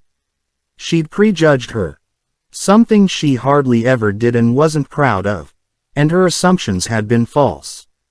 She appeared to be a nice girl, as Jacob had said, and she was about to text Jacob to tell him to treat Rosie well, but stopped herself. Whatever was she thinking of? Of course he would treat her well. Why shouldn't he? She texted Andrew instead. "Everything okay? On my way home." See Chapter 31. Jacob lay in Rosie's bath, the hot water lapping around his shoulders, feeling much better. He'd put his clothes in her washer-dryer and had made himself a cup of coffee, which was on the bath side within his reach. It was a pity there wasn't anything stronger in the flat, not so much as a can of lager. He'd had a good look, but that could be sorted in time. He liked Rosie's flat. It was on the small side but comfortable with a decent-sized double bed, which he had every intention of spending the night in, not on the sofa as he'd said. He felt relaxed and at home as if he'd lived here for a while. Strange the way things worked out, he thought. It was almost worth being mugged for, although if Shay thought he'd got away with it he was in for a nasty surprise. But all in good time.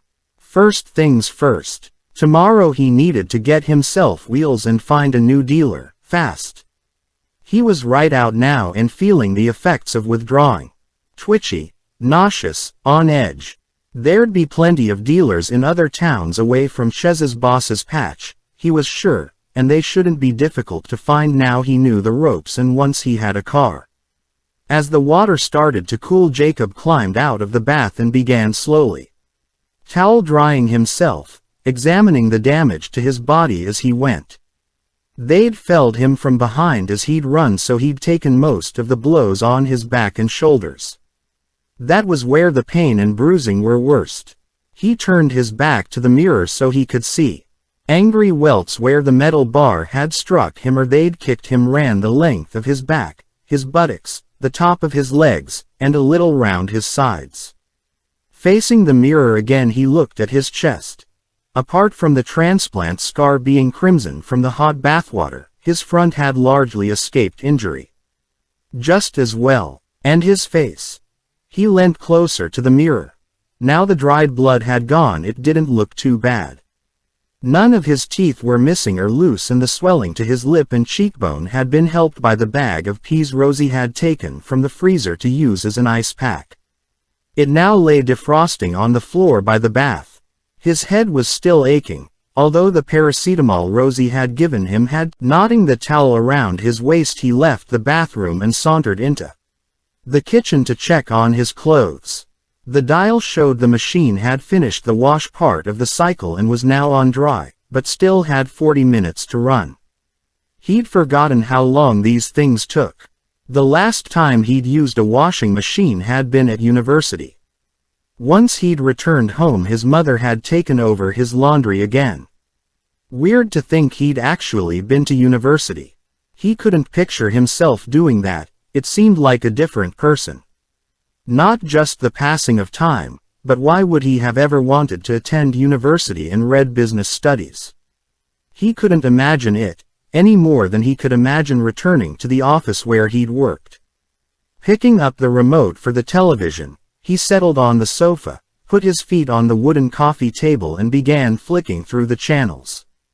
All he needed now was a drink and a joint, but that wasn't going to happen tonight.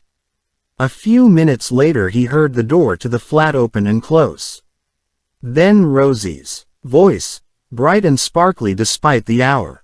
"Hi, I'm back. Got your tablets." Single quote. She appeared in the living room and stopped dead.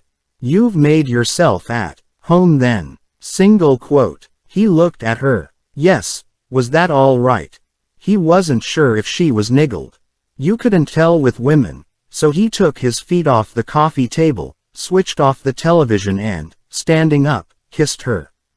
"Thank you so much. I don't know what I would have done without you." Single quote. "I'll get you some water so you can take the tablets," she said, appeased, and went into the kitchen. "How was the dragon?" he called. "Jacob." She was fine. She returned with the glass of water and sat beside him. On the sofa. "She's asked us to dinner." Single quote. "God, you're in favor." She's spotted a future daughter-in-law. She smiled, pleased, as he knew she would. It was exactly the sort of thing women liked to hear. It was easy to get her into bed after that. Of course he let her go through the motions of bringing a pillow and cover to the sofa, but when he groaned and said he couldn't get comfortable, she relented and said he could sleep in her bed. But just sleep, she emphasized. Of course. I promise I'll keep to my side of the bed. It's late and we both need some sleep. You look exhausted. Thanks again for letting me stay and collect. Then once he was in her bed wearing only his freshly laundered boxer shorts. It was a short step to reaching out and touching her, and then she was putty in his hands. He knew it was months since her last relationship. She'd told him. So underneath her initial prissy reluctance she was gagging for it. She couldn't come fast enough, and, for him, ejaculating gave him some relief from the twitchiness and irritability of withdrawal. The following morning, to his relief, he found he didn't have to spend long gazing lovingly into her eyes and telling her what she wanted to hear, as she had to be up early for work. One quick fuck and he let her go. She brought him coffee in bed as she got ready and told him to help himself to breakfast, then kissed him goodbye and left. Goodbye. See you later, he called after her. Thanks again for everything. Alone in the flat and with time to kill, he felt obliged to check her wardrobes and drawers to make sure she was telling him the truth and there was no sign of another bloke. You couldn't be too careful with women, especially independent ones like Rosie who were self-sufficient, with a job and a flat of their own. But he couldn't find anything to suggest there'd been a guy here, so leaving everything as he'd found it, he showered, dressed and then booked a cab for 9:15 a.m. He was feeling good, despite the soreness from the beating. In control again. And more at ease in this flat than he'd ever felt at Eloise's house. In the kitchen he threw some eggs into a frying pan with a large lump of butter. There wasn't any bacon or sausage. Rosie didn't eat much meat. But he found a can of baked beans and emptied that in too. He made toast in her toaster, some more coffee, and then, pleased with his effort, carried the plate and mug into the living room where he settled on the sofa in front of the television. He'd just finished when a text came through saying the cab he'd booked had arrived outside. Leaving his dirty mug, plate and cutlery on the coffee table, he picked up his jacket and with a mounting feeling of well-being left the flat. I need to stop off at a cash point on the way to Grange Motors, he told the cab driver as he got in. No worries, mate, I have to fill up with petrol, there's a cash machine at the filling station. Single quote. He sat back and enjoyed the journey. He was really looking forward to seeing Gary and his boss Craig again after the last time. With his style, the driver pulled up onto the forecourt of Grange Motors soon after 9:30. Jacob paid him, added a decent tip and then strolled up the forecourt and in through the glass doors of the main entrance. The showroom had only just opened and he was the only customer. He spotted wanker Gary straightaway and Gary saw him. So too did his arsehole manager Craig. Clearly anticipating trouble, it was Craig who came over, drawing himself to his full height and touching the middle button on his jacket as he approached. Can I help you, sir? He asked, straight-faced and eyeballing Jacob.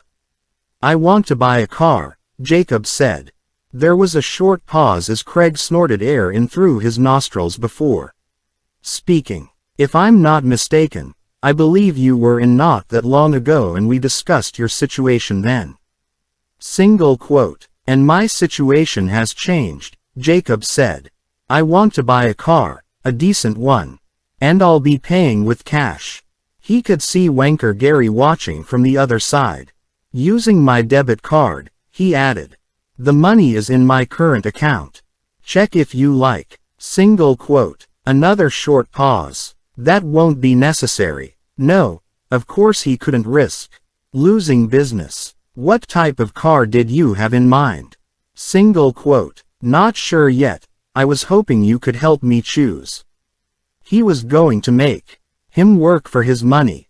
And your budget? Around 15 grand, Jacob said and watched his reaction. A definite shift in attitude. He signaled to Gary to come over, explaining that as the manager he wasn't involved in actually selling the cars but left that to his staff, which suited Jacob fine. Wanker Gary would be doing the work and showing him some respect while he did it. Would you take care of this gentleman? Craig said to Gary as he joined. Them.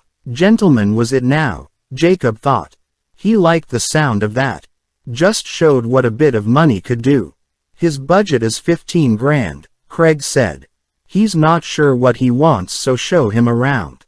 Then turning to Jacob, if you can't find what you're looking for on the forecourt, we can check online with our other garages, then arrange to have the car brought here.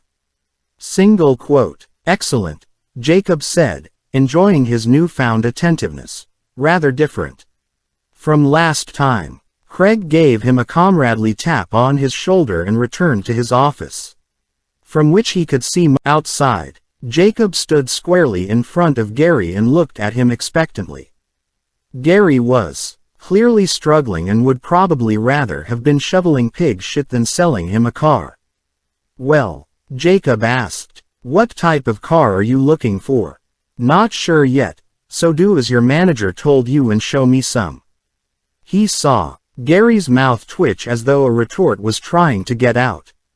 Pardon. Single quote. Nothing. This way, he said stiffly and led the way outside into the first row of cars on the forecourt. Do you have any idea of the make, model, or engine size you want? He asked. No. Do you want petrol or diesel? Not sure yet, Jacob shrugged. Manual or automatic? Open to either really. Any preference in color or the number of doors?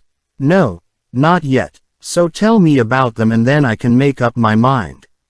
He was going to enjoy this. There must be 100 cars on the forecourt and he began walking around the first. Gary hesitated, guessing he was probably being made a fool of, but aware if he there was nothing he could do about it. With his face set in an expression of salesman's professionalism, he began telling Jacob about the car he was now looking at. Once he'd finished, Jacob shrugged. It's not really what I want, he said, and moved to the next one. What about this one? Single quote. Gary went into his spiel again and talked about the make, model, engine, capacity of the car and why it was a popular choice. As before, Jacob showed interest until he'd finished and then with a shrug said, "Nah, not for me," before moving on to the next. So they continued along the first row of cars and then began on the second row, when Jacob suddenly stopped. Something had caught his eye. Isn't that the car? Jacob thought for far longer than was necessary as Gary waited expectantly. Nah, I don't think so. You've got plenty of others here for me to see. Single quote. Gary's irritation was palpable, but to his credit he concentrated on his sales pitch and explained in a fairly amicable tone the selling points of the car Jacob was now showing an interest in. He listened, nodded and then asked a couple of questions as though he might really be considering buying it, but then shrugged and said, "Nah, it is not for me," and moved to the next. Presently he grew bored with simply looking at the cars and said he wanted to test drive his favorites. "I'll need to see your driving license," Gary said, clearly hoping he hadn't brought it with him. With a self-satisfied flourish, Jacob produced his license. The look on Gary's face was priceless as he took it to the office to be photocopied. An hour later he'd test-driven 3 cars and it was nearly 12 o'clock. He'd been here for 2.5 hours and was tired of wanker Gary. He was hungry and had yet to find a new supplier for his weed. He'd had enough fun for one day, so he pointed to the car he'd originally wanted on his first visit to the garage. "I'll take that one," he said. "The one you chose last time?" Gary asked incredulously, looking at him. Jacob nodded. "But I asked you at the start if you wanted to see it." "Yes, but I hadn't decided then. Give me a good price and the deal is done. Come on, cheer up mate, just think of your commission." And slapping him heartily on the back. Chapter 32. It felt good being behind the wheel again, very good indeed. It was a powerful motor and in his favorite color, black. Black bodywork, seats, dashboard and upholstery, which seemed to add to the power and a sense of control. Black was definitely his color now. He'd got a good deal too, the price lowered by another £500 after he'd pointed out that the car hadn't exactly been snapped up as it had been there at his first visit. Gary hadn't had the authority to lower the price, so he'd done the deal with the manager. Yet even as he'd finalized the deal, he could see they both doubted he really did have the money. So when the bank called back to verify the purchase, standard practice on any transaction over £5,000, he got a huge kick from seeing the looks of thinly masked surprise on their faces. That showed them Gary had come onto the forecourt to give him the keys and see him off, and before he'd driven away, Jacob had lowered the window and said, "You need to get rid of all your shit, man. I can smell it from here." He saw Gary give him the middle finger in his rear-view mirror, so he slammed the car into reverse and drove back, making Gary jump out of the way. Great fun. The wanker. He'd left in a blaze of tire noise and burning rubber, his image and credibility restored. Now to get his weed. He stopped off at the fast food drive-thru, bought a burger, fries and a Coke and ate them as he drove. He felt he'd had a satisfactory morning and the day promised to get better. As the road widened into a dual carriageway between the towns, he put his foot hard down on the accelerator to see what the car could do. She met the challenge. 80, 90, 95 miles per hour. The adrenaline rush from the speed raised his mood further. He had to swerve to avoid an oncoming motorbike. "Up yours!" he yelled out of his window. Yes, the car was performing well. Big, powerful and dark was the new him. He could stay with her. He'd just assumed that's what would happen. She'd be fine with it after last night. He smiled at the thought of banging Rosie again. He'd done a good job, despite his injuries, and he'd do even better tonight. Make her scream and beg for more, unlike Eloise, who didn't know what she was missing. Silly cow. Throwing the empty food cartons out of his car window, Jacob ramped up the music and drove like a bat out of hell. 10 minutes later he slowed the car as he entered the outskirts of the town and speed cameras appeared.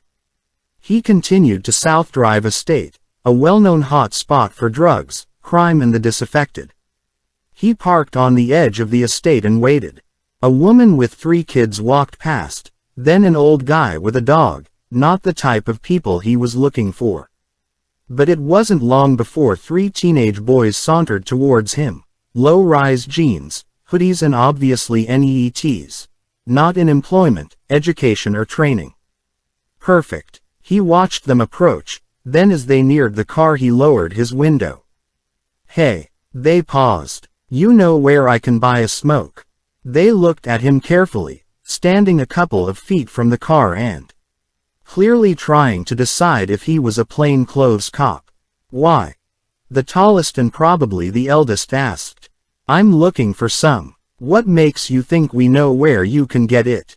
"It's illegal, man." They laughed. Jacob laughed too. "I'm sure smart boys like you know where I can buy a smoke. I'm clean out." Single quote. The eldest looked around, checking for anyone watching.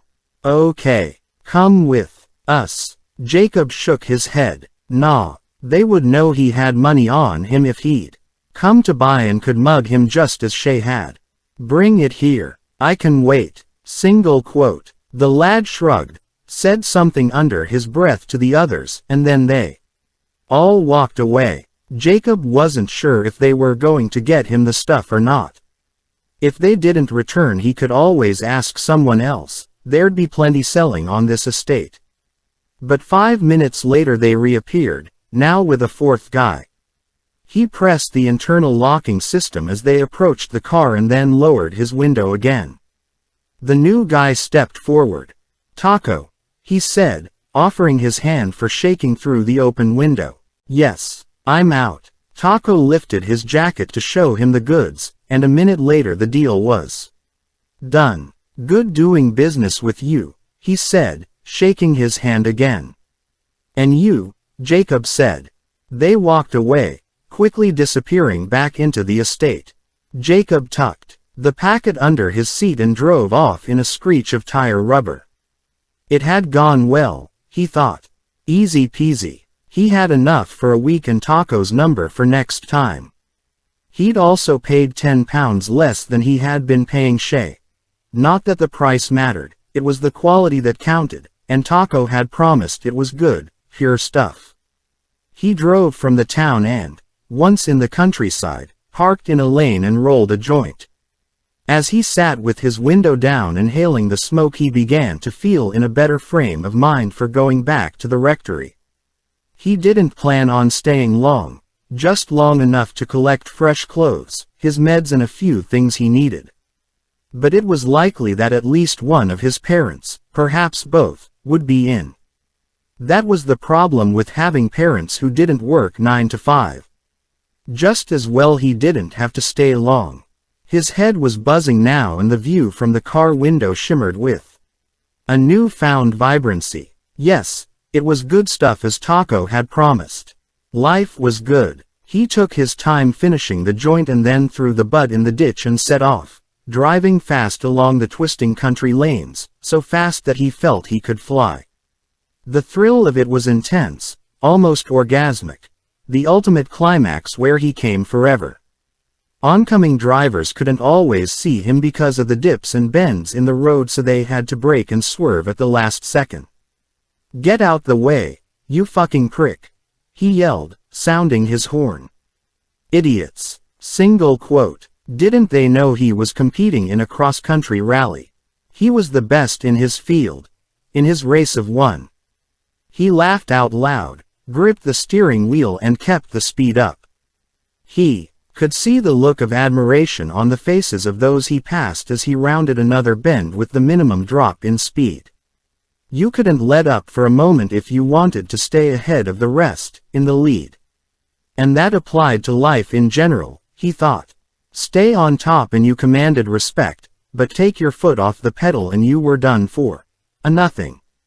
Time compressed and it seemed he'd only ignoring the 30 mph speed limit and the "please drive carefully through the village" sign. Jacob sped on, sending road chippings flying up the fronts of the cottages he passed. Just as well Mummy and Daddy couldn't see him now. With a screech of tires he turned into Rectory Lane and came to an abrupt halt outside the rectory. His mother's car was parked there but not the Rev's. A few seconds later, having heard his car arrive, her face briefly appeared at the living room window. He got out as the front door opened. "Are you all right?" she asked anxiously. "Yes. Why shouldn't I be?" He began up the path. "You took your tablets very late last night. Have you had a check-up at the hospital?" Single quote. "Yes," he lied. It was easier than saying no. "You've got a car," she remarked as he stepped in and passed her. "Apparently. I've come back to get some clothes and more tablets, then I'll be off again." Single quote. "You're not staying?" she asked. "No." He started towards the stairs. "Where will you be? I mean if we need to get hold of you." "At Rosie's, but you have my mobile number." He went upstairs and into his room. Elizabeth waited for him in the living room, anxious and on edge, until he returned downstairs, his bulging holdall slung over his shoulder and keys in his hand. "Jacob, I need to talk to you," she said. "What? Can't it wait? I'm in a hurry." He glanced at her, with a look of derision. She felt shaky inside, but pushed on. "It will only take a moment. I need to ask you something." "Go on then. Can we sit down?" She'd been hoping for time to have a proper discussion. "No. What is it?" "If it is about the car, I got a bank loan." "No, it is not." Although it had crossed her mind how he'd been able to afford the car without an income. "Jacob, have you ever considered tracing the donor? Do you have any thoughts on the subject?" Single quote. "What are you talking about?" he asked, and might as well have added, "You silly cow," for the scorn on his face. "The donor. Your heart donor. Have you thought about tracing him?" "No. Some people who have transplants want to trace their donors. Meet their family, thank them, and find out what the donor was like." Single quote. So, is it something you want to do? No, I couldn't give a shit, he said with disdain. So you don't feel strongly one way or the other? She needed to know. It was important. We've never really discussed it. He's dead, for fuck's sake. End of story as far as I'm concerned. There's no need to swear, she felt obliged to say. Is that it then? Is that what you wanted to talk about? Yes. Say hello to Rosie for me. He hesitated, and for a second Elizabeth thought he might be going to kiss her cheek as he always used to do when he left the house, but the moment passed, and raising his eyes in exasperation he went off, slamming the front door behind him. With a slight feeling of relief that she'd finally broached the subject, Elizabeth moved to the window and, standing back so she couldn't be seen, watched him get into the car. His body, the way he stood and held himself, seemed different now. He appeared to walk with his legs slightly further apart, his arms a little more out from his sides as though pumping himself up to seem as large as possible, as she'd seen thugs do in the street. But at least she now had the answer she needed, and felt exonerated in tracing his donor. She'd decided that morally she should find out Jacob's views first. Had he said under no circumstances should the donor be traced, then she'd convinced herself that would be the end of it. If he'd shown great enthusiasm for tracing the donor and meeting his family, then she'd have been prepared to share her findings with him, and suggest they visit the family together. But now she could take the next step alone, and her disquiet increased. For one way or the other she'd have the answer she sought. Jacob, Chapter 33. Jacob had just finished taking Rosie for a ride in his new car, showing it off and showing her what it could do. She'd looked a little surprised when he'd arrived on her doorstep with his holdall. "You're staying then?" she'd asked. "Of course. You don't get rid of me that easily." He'd said it with such roguish charm that she couldn't refuse. He'd kissed her, and then deposited his holdall just inside the door.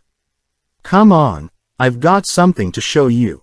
Single quote. "But I've just got back from work and I'm about to make dinner," she'd protested. "Leave it. We'll pick up a takeaway later." Taking her by the hand and allowing her to grab her handbag, which contained the keys to her flat, he drew her down the stairs. "What is it?" she asked, her face a mixture of excitement and apprehension. "Wait and see." Outside he'd proudly showed her his new gleaming motor parked by the curb, and told her to get in. She said all the right things to begin with, and he'd enjoyed her admiration. But once they were out of the town and away from the speed cameras, she became edgy as he opened the throttle and showed her what his beauty could do. She told him to slow down, that he was driving too fast, like his mother or Eloise might have done. Heaven forbid she was going the same way, and felt it was all right to criticize him. He might have to put her in her place like he had them. He hadn't slowed, not one little bit, and she'd grown quiet, and was no longer praising him or his car, which irritated him. Women were so fickle. They could change in an instant. He headed back to the flat, making sure she understood he wasn't happy. His face set, his hands gripping the wheel, ignoring her. Then she'd said, "Someone I knew died in a car accident and going fast makes me scared." Single quote. Boyfriend? He'd asked with a niggle of resentment that she'd had to mention her past and spoil his fun. And confiding. He'd thought Rosie might have been different, but clearly he'd been wrong. Then she'd touched his arm and apologized. "I'm sorry. I shouldn't have said that. It's just me being silly. I didn't mean to criticize you. Forget I said anything. It's a fantastic car and you're a great driver." Single quote. So perhaps it would be okay after all. Back at the rectory, Elizabeth and Andrew were talking as they ate dinner, making everyday conversation. Elizabeth had slipped in as casually as she could that Jacob was staying at Rosie's and had taken out a bank loan to buy another car. She omitted to say that it looked quite new and therefore expensive, so the bank loan was likely to be quite large. Even so, Andrew had raised his eyes to the ceiling and said, "Well, I hope he can afford the repayments." Single quote. Elizabeth had never got around to telling him of Eloise's mother's phone call and her shocking claims that Jacob had raped her daughter. Andrew always seemed so anxious and preoccupied that she hadn't wanted to add to his concerns, and with Rosie on the scene it was starting to slip into the past. She didn't want to go stirring up trouble. Andrew would be devastated if she told him. It was possible that Eloise had been jealous and exaggerated as Jacob had claimed. Best to let it rest, she decided.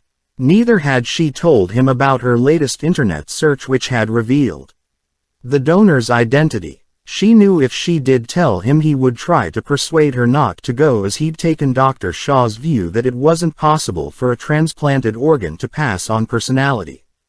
Elizabeth needed encouragement to take the next step, not someone trying to dissuade her. What Andrew didn't know couldn't harm him, so keeping the conversation on safe ground, she asked about the church restoration fund, a subject on which he spoke often and with great animation. As usual, they took their coffee into the living room so they could watch the evening news. A few minutes after settling into their respective armchairs, the landline rang and Andrew answered it. Elizabeth pointed the remote at the television to silence it. "Hi Sid, how can I help you?"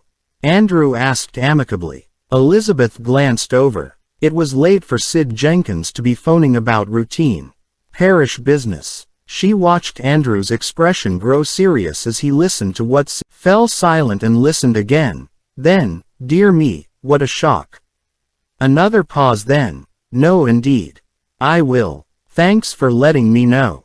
Goodbye, Sid." Single quote. He met Elizabeth's gaze, his expression serious. "It seems Mary's cottage may have been broken into after all." "No," Elizabeth gasped. "What makes you say that?" "The police have been in touch with Sid. The money Mary claims was hidden in her cottage has gone. However, she's a bit confused and keeps changing her mind about how much she had and where it was hidden, so the police are being cautious at present. It may be that in the end it turns out there wasn't any money, but for now they're treating it as a burglary." Single quote. "Oh dear. Mary was confused when I visited her in hospital. She thought that Jacob had been to see her at the cottage on Saturday, until I told her he'd been away for the weekend. Then she realized it must have been another day." Single quote. "I didn't know he still went to see her," Andrew remarked. "That's decent of him." Single quote. Elizabeth nodded non-committally. "How much does Mary think has gone missing? Does she have any idea?" Single quote. "From what Sid said, it could be thousands, but the sum keeps changing. It's upsetting all the same, even if it turns out Mary is mistaken. We may need to put in some extra help when she comes home if she's very confused." Single quote. "Yes, absolutely. And Sid said to tell you that the police have finished at the cottage now, so if you want to collect her glasses and mail it, is fine to go in." "Good. I'll go tomorrow." Which effect. Chapter 34. At 1 o'clock the following afternoon, Elizabeth left the rectory to go first to Acorn Cottage and then on to see Mary in hospital. She'd take her mail, hopefully her glasses if she could find them, and buy her some of her favorite sweets and magazines from the hospital gift shop, although unless she found her glasses the magazines wouldn't be much use. The lane was empty, and as Elizabeth parked outside the cottage she thought it already looked a little abandoned, its warmth and vitality coming from Mary's presence. She went up the garden path and took the key from under the mat to open the outer door. If Mary had been burgled, then they'd have to think about having a key-safe box with a code installed. It had never been considered necessary before. Elizabeth replaced the key and then opened the inner door, never locked, which again they might have to reconsider, and stepped into the cottage. Sunlight shone through the small latticed windows, but there was a musty smell, since the cottage was not being properly aired each day. She opened one of the windows in the living room and then looked around. The room appeared as it always did. No sign of the police having been here and nothing out of place, although Mary's walking frame, usually by her side, was standing by the doorway that led to the back hall. Mary would need that when she was discharged, and Elizabeth made a mental note to mention it to Sid, self-appointed trustee of Mary's business and that of many of the other villagers, so that whoever collected Mary from hospital would take it with them. Looking around the rest of the living room, Elizabeth saw that the fruit bowl on the sideboard contained a couple of overripe bananas which were adding to the mustiness. She took them into the lobby to throw away on her way out. Then she set about searching for Mary's glasses, but there was no sign of them, just the glasses case on the coffee table where it always was. She continued through to the kitchen where Mary's mail had been left in a neat pile on the work surface, but no glasses. She checked the cupboards and drawers and then the fridge, for if Mary was becoming confused, she might have put them in there. But apart from milk and eggs, which would need replacing before Mary returned, there wasn't much else. She checked inside the oven and then took the mail into the living room where she placed it on the sofa to take with her later. Next she went through the small rear hall and into Mary's bedroom. The fragrance coming from the small china bowl of potpourri on her dressing table pleasantly personalized the room, leaving Mary's mark. Her library books were also on the dressing table, but not her glasses. Elizabeth felt a pang of sadness as she looked at the old-fashioned bed, exactly as Mary had left it on Saturday night when she'd gone in search of her glasses, then tripped and fallen in the dark. Like most of those in the village, she doubted anyone had broken in and knocked Mary unconscious, not from what Sid had said about her being confused. Elizabeth began making the bed, as she did so checking the glasses hadn't become concealed in the pillowcases or between the sheet and blankets. Mary refused to give up her blankets for a duvet. Then she got down on her hands and knees and looked under the bed, but there was nothing there except a few dust motes and a spare pair of slippers. Straightening, she checked the chest of drawers and wardrobe, then opened the top library book and saw it was due back in 2 days, as were the others. She carried them into the living room and placed them on the sofa beside Mary's mail to take with her. Elizabeth continued into the bathroom, which smelt stale, so she squirted some disinfectant down the toilet, sink and bath, then checked the bathroom cabinet for the glasses. There was nowhere else they could be in the bathroom, so she returned to the hall and went into the second bedroom. Mary only used it for storage and it appeared she hadn't been in here for ages, so with a quick glance around she closed the door and went to the third bedroom. This room was seldom used and contained a single bed and a dressing table. No sign of the glasses. Back in the living room, Elizabeth gave a perfunctory last check around to see if she'd missed anything obvious, but wherever they were, the glasses were well and truly hidden. She now resigned herself to ordering 2 replacement pairs from the opticians, one as a spare to stop this happening again.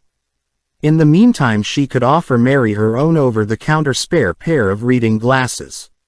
She closed the window and crossed to the sofa to pick up her handbag, the library books and mail. Then with a final glance, pungent in the confines of the warm sun-filled lobby, she picked them up, locked the front door, then took them to Mary's dustbin, which was always kept out of sight down the side of the cottage. As she dropped them in, she caught a flash of glass glinting in the sunlight and looked closer.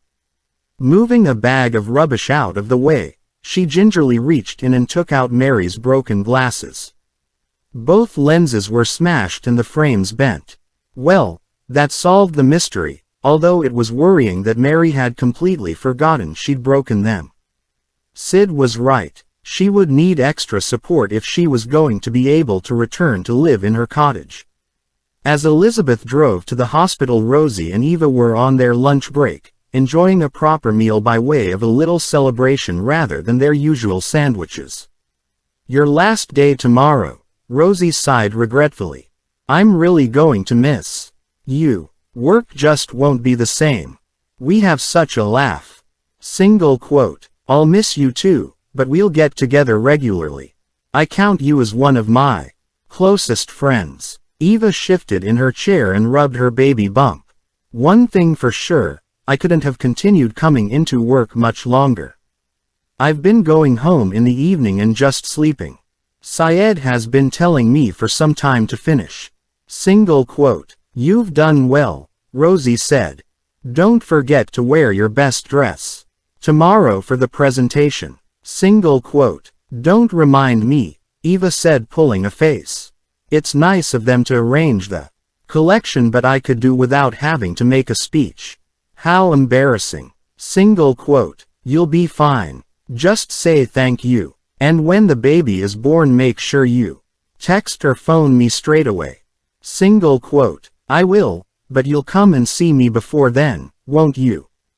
I've still a month to go. I hope so. She smiled and both women paused to continue eating the quiche and salad they'd ordered, before Eva said, enough about me.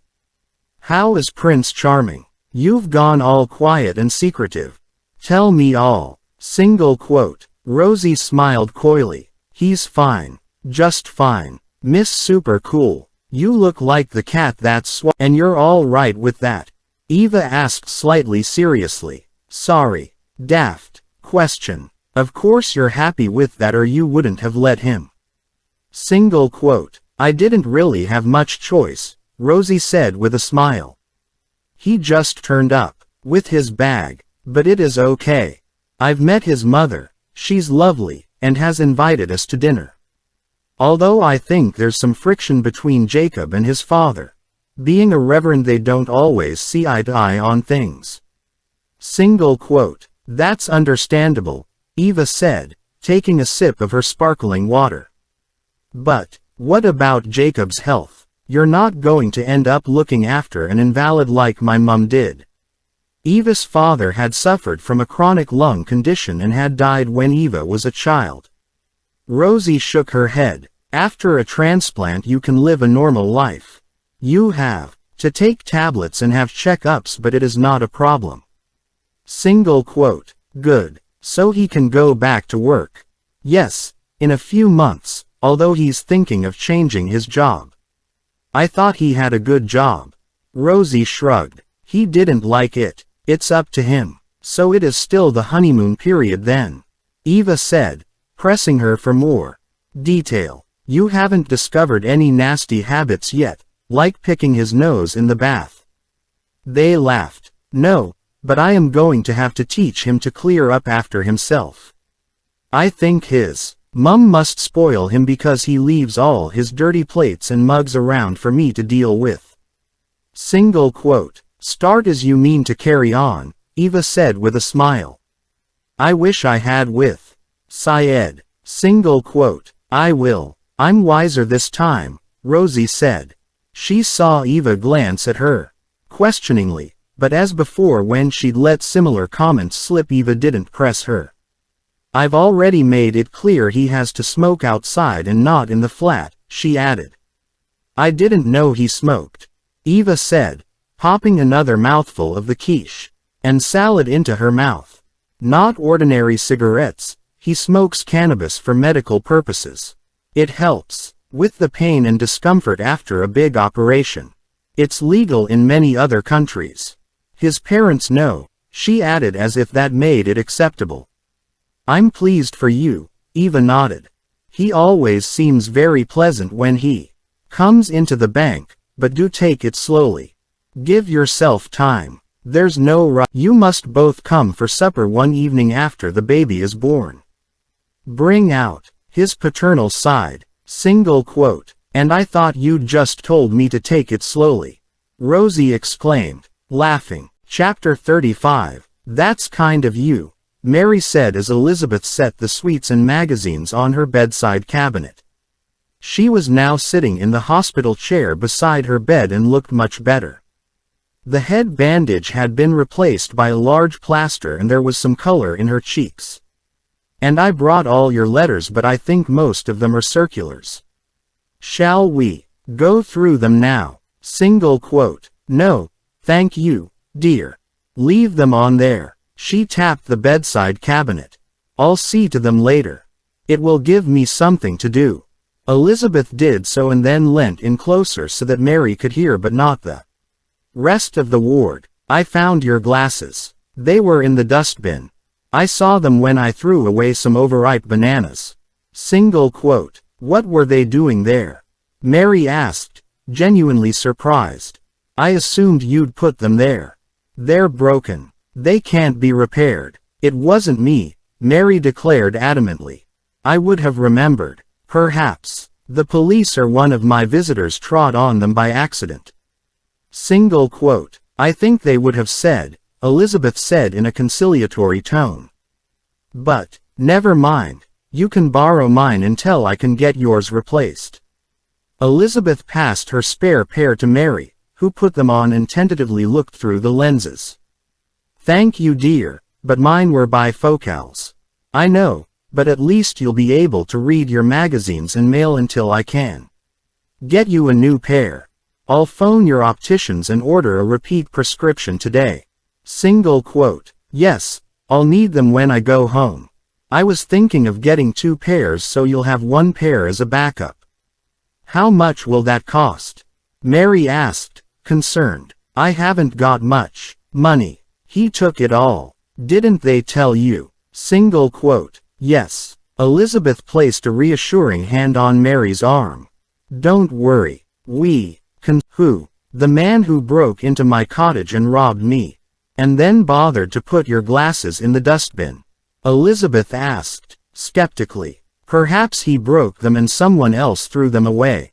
Clearly Mary still believed she'd been burgled and Elizabeth wasn't going to enter into a discussion on it. The police or Sid would put her straight once the investigation was complete. Mary was obviously feeling better. She was more like her old self again, quick-witted, sharp and wanting to have the final say. It was what gave her character. That would fit, Mary said, not willing to give up the subject easily. He smashed my glasses so I couldn't identify him. The police asked if I could give them a description, but of course I couldn't see him. I just heard his voice. I couldn't be sure how much he'd taken. I've saved up all my life and it is all gone. I told them I thought it was about £20,000 but I couldn't be sure. Single quote. 20,000. Elizabeth exclaimed incredulously. You didn't have that much in the cottage, Mary, surely.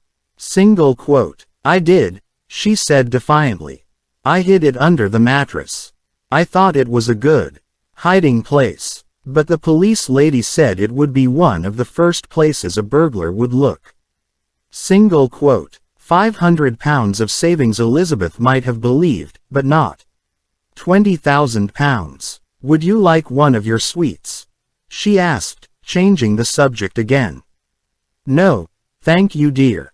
I've just had lunch. She looked at Elizabeth carefully. You don't believe me, do you? I can understand why. You don't want to believe ill of your own. Single quote. Whatever do you mean? Elizabeth asked. Well, I think it must be someone from the village who knew where I kept my key. Perhaps one of those townies who moved in. Mary, you mustn't say things like that.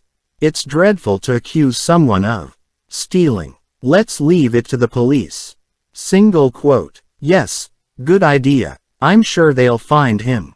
It was obviously someone who needed money desperately. Pity he didn't just ask. I would have lent it or even given it to him. He didn't have to hit me. That was vicious. I don't know what the world is coming to. Mary's convinced her cottage was broken into and the burglar took £20,000. Elizabeth told Andrew as they ate dinner that evening. She's also saying she thinks it was someone in the village. When you think of everything we do for her, to then be accused of such an awful crime, it is hurtful. Single quote. She's still confused and in shock by the sound of it. I'm sure she didn't mean it. She's told the police it was a young man, maybe one of the new arrivals from town. But at least she hasn't mentioned Jacob being there on Saturday evening again. Single quote. Even if she does, it can be easily disproved. I know he and Eloise aren't together anymore, but I'm sure she'd tell the police he was with her if necessary. I guess we'll all be needing alibis at this rate. He smiled and then looked thoughtful. What time did Jacob get in on Saturday night? Single quote. I don't know, I was asleep. Why? Oh, it is nothing. He shook his head and resumed eating. Elizabeth studied her plate, aware that if Eloise was contacted by the police, then the allegations she'd made about Jacob were bound to come out. I'm sure it won't be necessary to speak to Eloise, she said. I doubt the police will take Mary's allegations seriously, will they? I mean, who keeps £20,000 under their mattress and lives as frugally as Mary does? Single quote. Exactly. I'll try to pop in and see her next week. I haven't had a chance this week. Single quote. Once they'd finished, Andrew excused himself to go to his study. He'd been out all day and hadn't had a chance to catch up on his voicemail messages or even open his mail, of which there was always plenty. Elizabeth cleared the table and began washing the dishes, uncomfortably aware that the list of things she hadn't told Andrew was growing, and the longer the list grew and the more time elapsed, the more difficult it was going to be. Just as she'd finished washing the last pan, Andrew came into the kitchen, face set and holding an opened letter in his hand. I don't believe this. I really don't. It's the last straw. What? She asked, immediately concerned. It was unlike him to be angry. Our credit card statement. Nearly £500 on internet downloads. Single quote. Elizabeth went cold. She'd never told him about her internet search, was sure of it, but then she hadn't kept a check on how much she'd spent. She'd been too involved in the search. I'm so sorry, she said, ready to explain. It's not your fault, he snapped. I should have realized. Bad enough he watches that filth, but to use my credit card. Can you imagine if this came out? The Reverend paying for his son to watch porn. Single quote. Jacob? Elizabeth asked. Yes, of course. Who else? Only slightly relieved, she took the statement he now thrust towards her and began looking down the long list of transactions. All those of marked in red are his, he said as she read. It was impossible to tell from the company names what exactly the websites were. Holdings Limited, Connections, but the amounts were similar. £45, £50, £49, 99. In between these she saw the much smaller deductions for the newspapers she'd accessed plus their other credit card purchases. Those are mine, she admitted, pointing. He nodded absently. Every single one of those of marked as a porn site, he said, his voice tight. What's the matter with him? Single quote. Elizabeth shook her head and her thoughts flipped back to the time she'd entered Jacob's room with his medication and had caught a glimpse of the porn he'd been watching on his laptop. I gave him that card to use at university, Andrew reminded her, annoyed. I'd forgotten he still had it. He used it sensibly for 3 years. All the time he was away. So what's got into him now? I'll put a stop on the card immediately, and when he starts work he can repay me. He needs some form of sanction. And I'll speak to him when I see him. He's sick and needs professional help. Single quote. Chapter 36. You must be desperate, man, calling me after the pasting boss man arranged for you, Shay said. I am, Jacob admitted. So don't piss me around. Boss man would be angry with me if he found out I was supplying you. Again. Single quote. So don't tell him. I'll make it worth your while. Come on, mate, I'll pay you over the odds if you sell me the stuff tonight. Single quote. It's late, man. You're never in bed at 11 on a Friday night. Meet me in half an hour and you'll be tucked up again by midnight. I'll give you an extra 20 quid. Single quote. Make it 40 and the deal's done, Shay said. I'm broke, man, Jacob said, not wanting to agree too readily and arouse Chez's suspicion. 30. Single quote. 40 or there's no deal. I've got better things to do than hang around old dumpsters. Single quote. Jacob sighed. Okay. 40. You're a hard man. I'll be there. Jacob could hear the anticipation in his voice. Thanks, man. Jacob headed back into the block of flats. Payback time was fast approaching. And it felt good. The little shit needed to be taught a lesson. Using the key Rosie had given him, he let himself into the flat. She was still on the sofa watching television as she had been since they'd had dinner and sex earlier. Friday night was for relaxing, she had told him. He could dig that. But as he entered the room, she cut the sound on the television and looked at him accusingly. What the fuck was the matter with her now? Jesus. Women were hard work. Your mother just texted me, she said, raising her phone so he could see the screen. She's asking when you last visited Mary Hutchins. Who is Mary Hutchins? Single quote. You gave us each other's numbers when I had to get your tablets. Oh, right, yeah, I'd forgotten. Anyway, I have to go out now, and when I come back I expect to find you in bed. I'll be in the mood for more sex. He found violence and the thought of it a great turn on, violent sex even more so. Jacob, Rosie said, rising to the bait and standing to face him. Who is Mary Hutchins? Single quote. God, women were so predictable. Nosy bitch. Why, you jealous. Pity he didn't have more time. He could have wound her up even more. No, but we're living together. I think I have the right to know. He cocked an eyebrow. Mary is an old bird in her 90s who lives in the same village as my parents, you daft cow. Single quote. Rosie looked embarrassed. I'm sorry. I didn't know. But don't call me a cow. I don't like it. I don't like being called a cheat and a liar. Sorry, she said again. He picked up his jacket, ready to go out. What shall I tell your mother? God. Her voice was whiny. I'll deal with it. See you later and make sure you're ready for me. He knew she would be. She was in the wrong, so she would be wanting to make it up to him. Friday night was promising to be very good indeed. Outside, Jacob got into his car and sped off in a screech of tire rubber, very excited.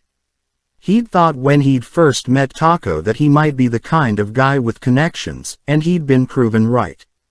He'd arranged to supply the thugs for tonight and had told Jacob to set it up for a time when the pubs were emptying so it looked like a pub brawl. Taco had also said not to give Shay much notice so he didn't have time to bring anyone with him, and to find himself a watertight alibi just in case. Rosie would vouch for him if necessary and he'd only be out for 3/4 of an hour. Not much longer than it took to smoke a joint. Besides, he wanted to watch the fun. He was paying for it after all. He couldn't wait. He'd get there early and park so he had a good view. 10 minutes later, Jacob slowed the car as he entered the disused depot. Switched to sidelights only and crawled noiselessly across the yard, looking for a place to park.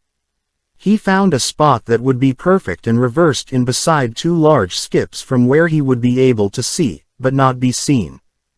Giving the wipers a flick to clear the windscreen, he switched off the windows. The only movement at present came from rubbish being blown across the yard.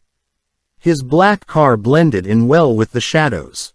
Now all he had to do was watch and wait, and his excitement grew. 350 quid this had cost him.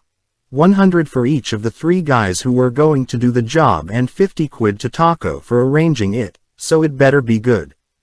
10 minutes later 3 guys walked into the depot, heavily built, dressed in dark trousers and tops. They stood for a moment looking around and pointing, apparently debating where they should hide. Jacob glanced at the clock on the dashboard. There was still 15 minutes before Shay was due to arrive, and he never arrived early as he didn't want to draw attention to himself by being seen hanging around. Not that there would be anyone here to see him, but he was a creature of habit. After some discussion the guys produced black balaclava helmets and headed off in 3 different directions and secreted themselves in 3 separate locations. That was clever, Jacob thought. Shay would effectively be covered from all sides and cut off if he tried to escape. They clearly knew their stuff. Taco said they were professionals. That's what he was paying for. His heart was racing now, going like the clappers as the adrenaline built. He could have done with a joint to calm him down, but for obvious reasons that was out of the question. The smell, smoke and glow from the lighted tip would give him away.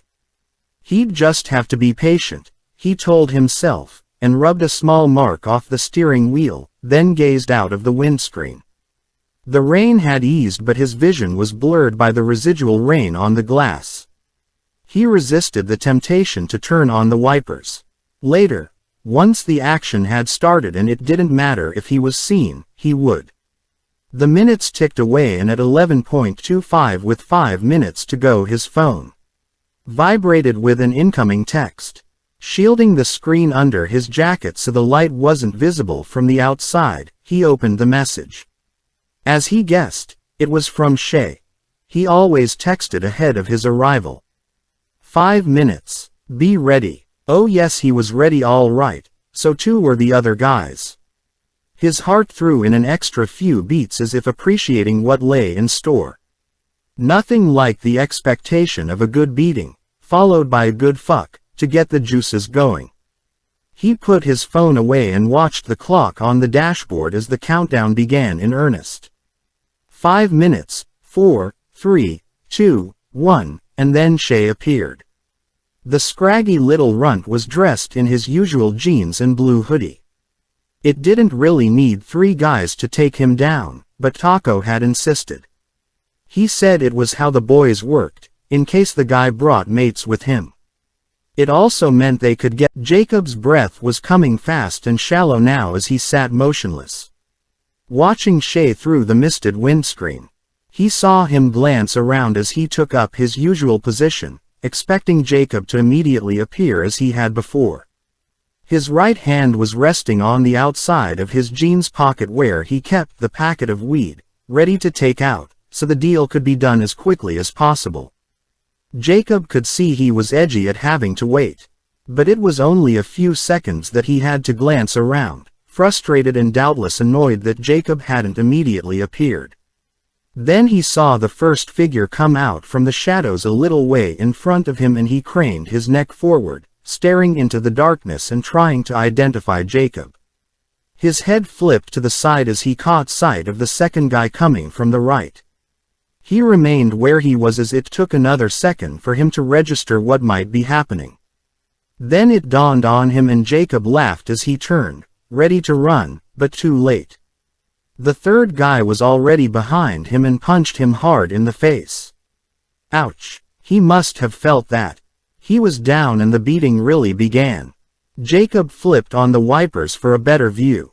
Shay was on the floor, pathetically trying to cover his head with his hands as he was kicked around like a football. 3 sets of large booted feet were laying into him, his face, head, body, legs, kicking him hard without pause. He was jerking all over the place, and then he was still. God, that was quick, Jacob thought. It had only taken a few minutes and it was all over. He would have liked a rerun in slow motion. But now what was happening? One of the guys had taken what looked like a miniature bottle of spirits from his jacket and was unscrewing the top. The other 2 turned Shay onto his back and forced his mouth open. The guy with the bottle tipped in the contents. Very clever, Jacob said, impressed. Make it look like he's been drinking, a pub brawl, Taco had said. Then, dusting themselves off, they removed their balaclavas and strolled out of the yard. All over and done within 5 minutes. It was time for him to leave. Jacob started the car's engine and, using the sidelights only, drove slowly towards Chez's body. Stopping a little in front of him, he left the engine running and got out. He took the few steps to his side. God, what a mess. His face was unrecognizable, barely human, with big lumps and splits that were oozing a crimson mixture of what looked like blood and tissue. His mouth had split wide open and some of his teeth were on the out. Another thought occurred to him. Shay still owed him for all the times he'd overcharged him or had sold him underweight. Keeping his gaze from the mangled face and ignoring the gurgling sound now coming from Chez's throat, he checked his other jeans pockets and then his hoodie. A used tissue. Disgusting. Jacob threw it on the ground. Then he found what he was looking for, a roll of bank notes. It was a thin roll, only 60 quid. Clearly Shay hadn't done much business tonight. Satisfied there was no more, that they were even now and his pride and dignity had been restored, Jacob returned to his car. He drove forward slowly, up and over Chez's body, the resulting bump and squelch reminiscent of roadkill. The sweet taste of revenge made his heart lurch again. Chapter 37. Elizabeth received 2 text messages on Saturday. One from Jacob replying to hers, and saying he hadn't visited Mary in ages. He asked why she wanted to know and that she should text him, not Rosie, in future. Elizabeth didn't respond. She had the answer she needed, and the reason she'd texted Rosie and not Jacob was because he hardly ever replied. The other one was from David asking her how she was getting on with her search, which was thoughtful of him. She answered straightaway saying she'd managed to trace the donor but was now working up the courage to visit his family. To be honest, I'm not sure I want to know, she wrote. He texted back, I know it is a difficult decision, and a very personal one. Good luck whatever you decide. Since Andrew's suggestion that Jacob could be mentally ill and that could be the reason he was behaving so dreadfully, Elizabeth had harbored doubts about contacting the donor family. Andrew could be right, in which case her time would be better spent trying to find her son a good psychiatrist rather than visiting the donor's family. But to pursue that she'd need Jacob to agree to see a psychiatrist, and that would be impossible with his present attitude, even if he came home long enough to discuss it, which he hardly ever did. She could imagine the scene if she or Andrew suggested a consultation. Perhaps she could enlist Rosie's help. But she hardly knew the girl, and it was a difficult subject to bring up without the intimacy of a close relationship. Is my son behaving oddly? Nastily? Different from how he used to? Could you help me persuade him to see a psychiatrist? And of course Rosie wouldn't know he was behaving differently as she hadn't known him before. In any case, she doubted Rosie would side with her against Jacob, even if it was for his own good. But she seemed a nice girl who would know right from wrong, so she guessed Jacob was behaving reasonably well with her or she surely wouldn't have continued their relationship and allowed him to stay there. This thought prior to his operation, and so her thoughts continued, round and round in a never-ending spiral of debate and indecision, which kept her awake at night and distracted her during the day, and could probably only be addressed by visiting the donor family. On Sunday morning Elizabeth went to church as she did most Sundays and prayed for guidance. Andrew's sermon was about the power of prayer and she knew it wasn't a random choice, for she was aware that recently he'd been spending a lot more time praying than he usually did. His words resonated with her as personal and poignant, although he looked at the whole congregation as he spoke. Prayer was our telephone line to God, he said, who provided a sympathetic, non-judgmental ear. If we listened, he offered guidance to us to make the right decisions. It allowed us to forgive others and redeem ourselves. Prayer was a great healer and could show us the way forward. God was a good listener, but we shouldn't be selfish in our requests. I doubt the Lord would divulge the winning lottery numbers to any of us, no matter how sincere our prayer, Andrew said with a smile, sending a titter of laughter through his small but loyal congregation. They appreciated the occasional jokes in his sermons. As they all prayed, Elizabeth was particularly devout in asking for guidance and forgiveness, especially in respect of Jacob. After the service she mingled with the small groups which as usual gathered in the churchyard for a chat. The weather was good and no one seemed in any hurry to leave. The talk was mainly about Mary, and the likelihood of what she was claiming to be true. A number of the villagers had now visited her in hospital and had their own version of what had happened, part of which was what Mary had told them, and part their own interpretation. Speculation was running rife again. Fancy her having all that money stuffed under the floorboards, Bert said. Who would have thought it? The place where the money had been hidden varied, as did the amount. Anything from £5,000 to £50,000. Where did she get it from? Savings, I guess. Pity she didn't spend it on a good holiday or having central heating put into the cottage. But who would do such a dreadful thing? Single quote. Elizabeth listened without comment as Sid tried to curb the gossip, and repeated that nothing was certain yet and they should wait until the police had finished their investigation and told them for definite what had happened. Under suspicion as it was a young man who had committed the crime, and there hadn't been any crime in the village before. Sid was quick to reassure her that if a crime had been committed, and it was a big if, they weren't under any more suspicion than anyone else. But the police think it is definitely a young man from our village, Bert's wife. Sandra said. No, that's hearsay, Elizabeth finally put in. And to be honest, all this talk doesn't help. Mary is very confused. As Sid said, it might turn out that there was no robbery at all. Single quote. Perhaps she lent the money to someone and forgot, someone suggested. And hit herself on the head. Bert said. She certainly wasn't confused when I saw her, Sandra persisted. She knew what day of the week it was and was convinced she'd been burgled. I'm keeping all my doors locked until they catch him. Shocking when you're not safe in your own home. Everyone agreed with that. Elizabeth said her goodbyes and walked away from the gathering deep in thought. Perhaps Andrew's next sermon should be on the power of the tongue and the harm. Chapter 38. On Monday morning, Jacob sat in the outpatients department of the transplant center waiting to see a doctor. He wasn't in the best of moods. The nurse who'd done all the preliminary checks, blood test, urine, ECG, and so on, had given him a telling off for missing his last 2 checkups.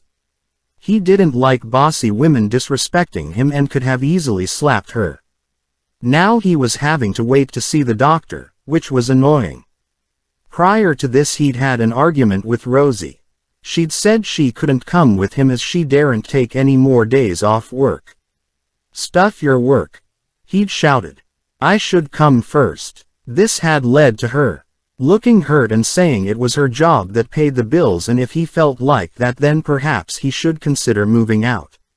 So he'd apologized. The thought of living at the rectory again overrode his indignation at having to say sorry.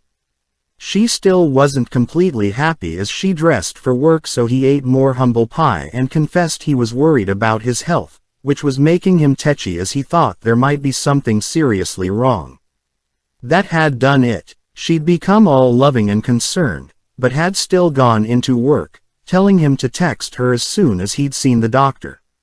While he'd been waiting, the old Rev had phoned and left a message on his voicemail saying he needed to speak to him urgently.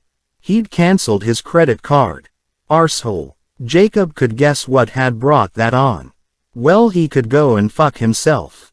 He'd get a credit card of his own, and in the meantime he had money in the bank.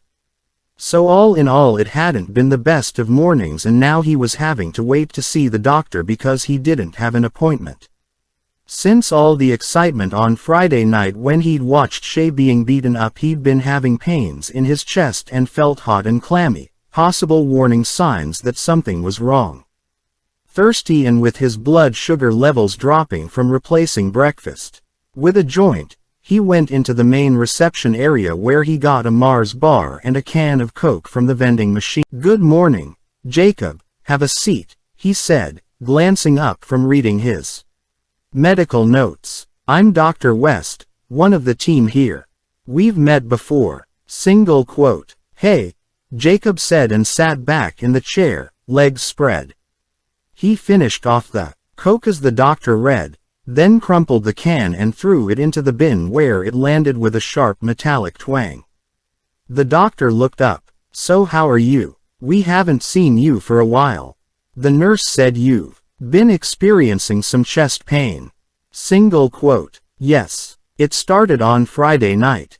And I feel hot and sweaty sometimes too. Have you been taking your medication?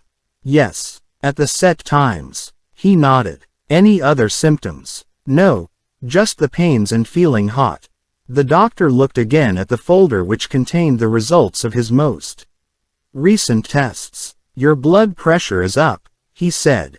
I'll adjust your medication, although that wouldn't necessarily account for your symptoms. Jacob could see he was worried. Your urine sample showed possible signs of an infection. We'll send it to the lab for further testing, but in the meantime I'll start you on a course of antibiotics. How is your diet? Single quote. Fine, Jacob said with a shrug.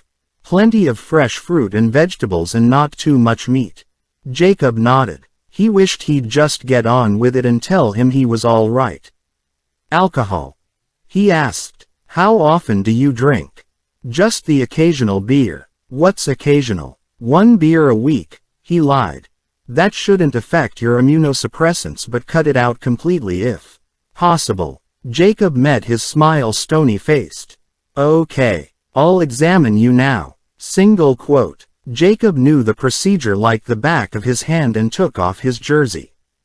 The doctor put his stethoscope in his ears and placed the metal end on various points on his chest and asked him to take deep breaths in and out. Then he had to sit forward so he could do the same to his back.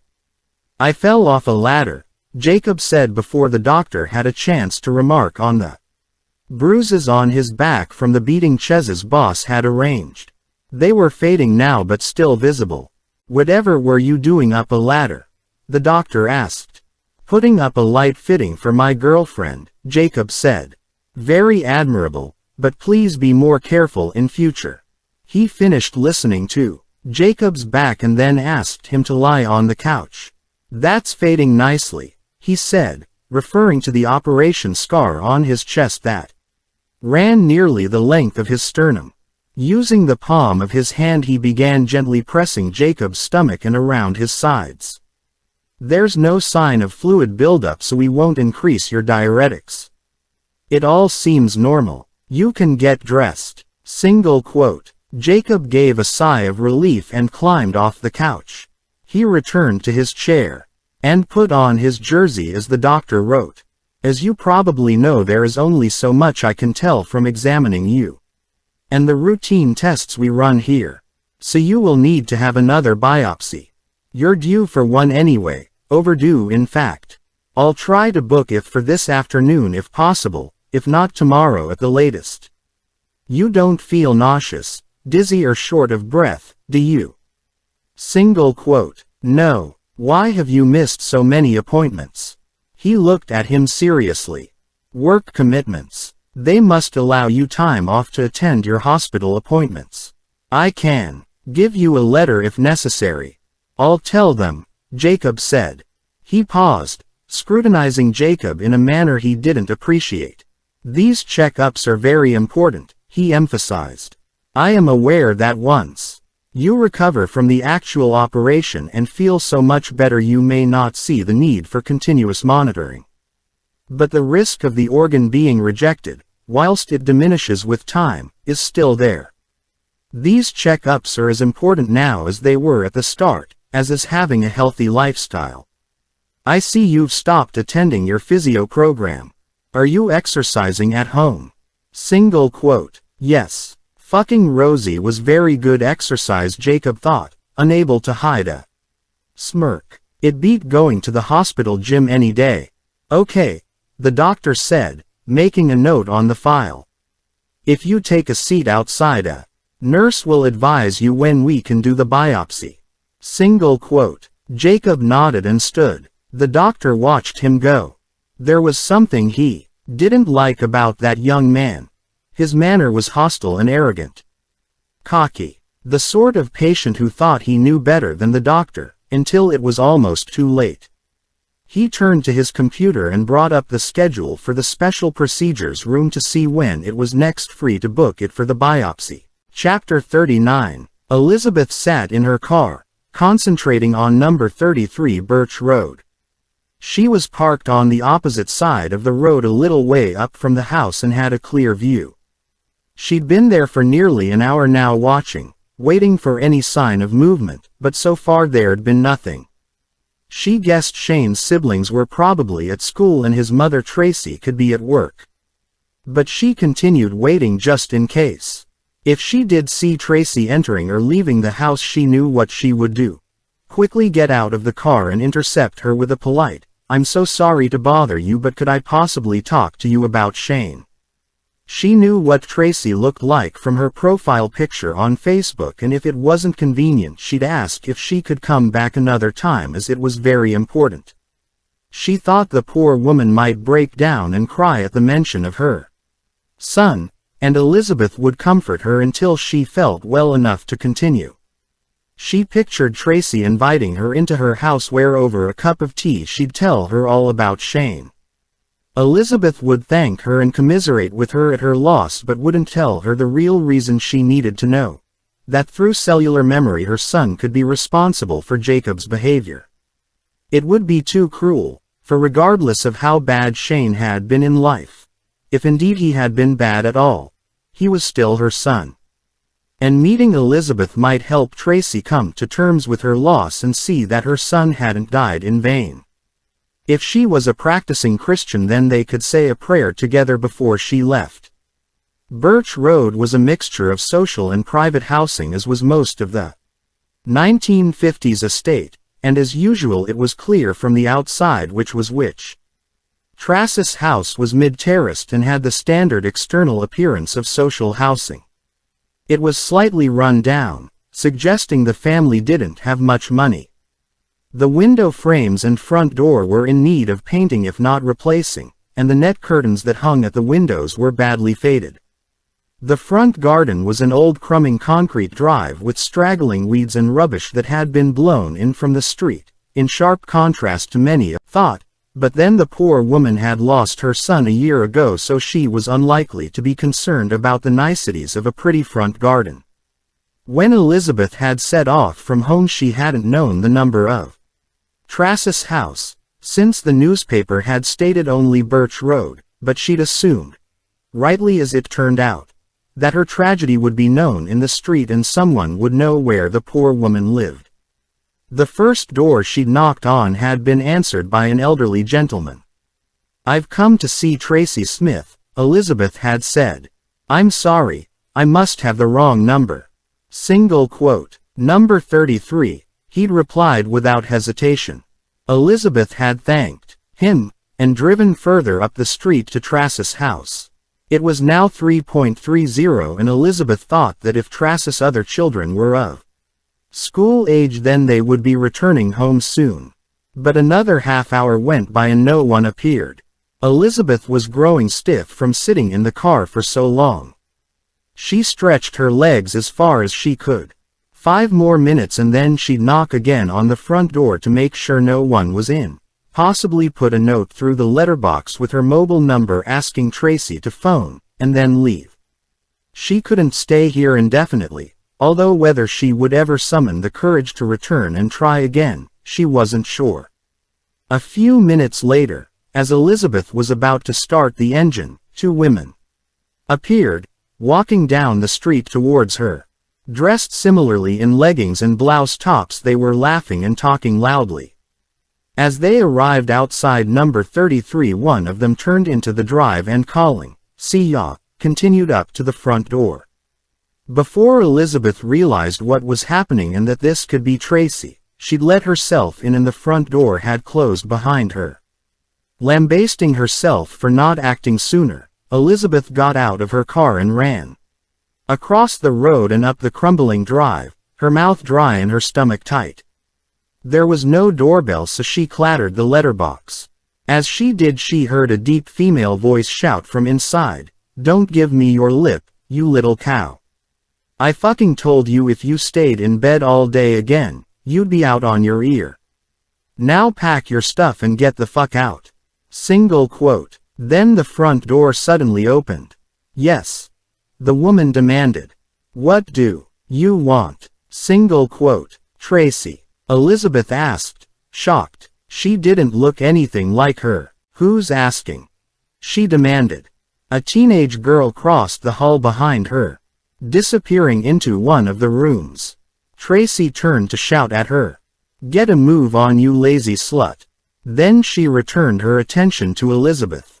If you're from the council, I've already told you lot you'll get the fucking rent money as soon as I've got it. I can't magic it out of thin air, much as I'd like to. She gave a thick mucus-filled laugh, suggesting she was or had been a heavy smoker. No, I'm not from the council, Elizabeth said, her voice unsteady. Are you Shane's mother? Single quote. Maybe. Why? He can't be in any more trouble. He's dead. You the police? No, I'm not. I'm sorry, I know he's dead. Could I come in so we can talk? Say what you have to say there. I'm busy. This wasn't what Elizabeth had imagined when she'd pictured meeting Shane's family. Not at all. The woman was so aggressive that she felt intimidated, almost scared of her, but she'd come this far, so she tried to hold her nerve. My name is Elizabeth, she began. I'm sure you know this, but when Shane died his organs were used for a transplant. My son received his heart. Single quote. Well, bugger me, you don't say. The woman exclaimed. Well, I never. Yeah, I'm his mother, or was. Some of her aggression had softened a little, but it was soon replaced by mirth. The hospital phoned and asked about his organs. Don't tell me they've stopped working and you want a refund. Her laugh broke into a bronchial cough and Elizabeth waited until she'd recovered before continuing. I'd like to learn more about Shane, Elizabeth said, hoping she might be invited in. Like what? What he was like as a person. His hobbies, his likes and dislikes, hopes for the future, his career. Single quote. Tracy was laughing raucously again. Are we talking about the same bloke? The only hobby Shane had was breaking into people's homes. And as for his career, well, that was very specialist. She couldn't contain her laughter. Secure children's home from the age of 11, then a young offenders institution, and when he was old enough, adult prison. That was his career. Single quote. Horrified, Elizabeth waited until the woman's laughing and coughing had subsided before she asked, so Shane spent most of his life in prison? Single quote. Yeah, best place for him. Not sure why they let him out. He tried to move back when he came out the last time, but I sent him packing. I mean, he hit me before, so I don't think I was being unreasonable. Single quote. Elizabeth stared at her, bewildered and dismayed, not only by what she was learning about Shane but that any mother could speak so unkindly of her son. Did he take drugs and drink a lot of alcohol? She asked, remembering some of the information she'd been hoping to find out. Tracy eyed her suspiciously. Are you a reporter? No, I've said, my son received Shane's heart. The girl appeared again in the hall behind Tracy, now dressed and with a bag over her shoulder. I'm going, she said with attitude. Good riddance, you little cow. And don't come back, Tracy retorted. Elizabeth stood aside to let the girl pass. She couldn't have been more than 15. Bitch. The girl called over her shoulder, lighting a cigarette as she went. Fucking kids. Why do we have 'em? Tracy said loud enough for the girl to hear. She's your daughter? Elizabeth asked, horrified. Yeah, one of 'em. The other 3 did the sensible thing and got pregnant, so the council housed them. But that one is just fucking idle. Shane was me only son. Single quote. I'm sorry, Elizabeth said, feeling she had to say something. Well, shit happens, don't it? But we weren't close. In fact, I hadn't seen him properly for years, although I didn't tell the vicar that. He helped me with the collection. She paused and eyed Elizabeth carefully. Perhaps you'd like to donate, as your son got me boy's heart. I mean, you didn't have to pay for it. She gave a guttural laugh. Elizabeth couldn't believe what she was hearing and deeply regretted coming. She just wanted to get away, but fearful of how Tracy might react if she just turned and left, she took a £10 note from her purse and handed it to her. "Make it 20 and we'll call it quits," Tracy said without any embarrassment. Elizabeth took out another £10 note and gave it to her. "Goodbye." She turned and walked away. "Cheers, love. Nice to meet you. If you want to know more about him, visit the girl he shacked up with. God knows what the fuck she saw in him apart from his dick." Single quote. Trying to block out the off ahead, her stomach churning. Why had she ever come? She was aware that people like Tracy existed, but their paths rarely crossed with hers. Selfish, greedy, uncouth, without a decent bone in their bodies. She appeared to have no maternal feelings whatsoever, and by the sound of it had sent all 5 of her children packing as soon as she could. What life experience had shaped her and made her what she was? Elizabeth couldn't begin to guess. From what Tracy had said, Shane had been no better than his mother, and indeed may have been a lot worse. Did this information help? Not one bit. For while it might have absolved her and Andrew of responsibility for Jacob's behavior, it left no clear solution. It wasn't as though there was a vaccine that could reverse the effects of cellular memory. Now Elizabeth would have to come to terms with Tracy's son's heart living on in Jacob. And from what David had said, where cellular memory had occurred, the longer the organ was in the recipient's body, the more that person resembled the donor, like that girl in Brazil whose blood group had changed. The transplanted organ now seemed like a giant, malignant parasite that had infiltrated and taken over the host, and there was absolutely nothing they could do about it. She wouldn't be telling Andrew this, but she needed to tell someone, and there was only one person who would understand. David. Have just met donor's mother. Wish I hadn't. Definitely CMP. Thanks for your help. Liz X. He replied almost immediately. I'm so sorry. Phone if you want to talk. David X. Then before she drove away, another text came through from him. She left the car's engine running while she read it. Evidence suggests that where there is a strong presence of CMP, there is a greater risk of organ rejection. So make sure your son attends all his checkups. Just for a moment Elizabeth thought that possibly the organ being rejected wasn't the worst-case scenario. Then she caught herself. If Jacob's heart was rejected, there was nothing else the medical profession could offer, and he would slowly die.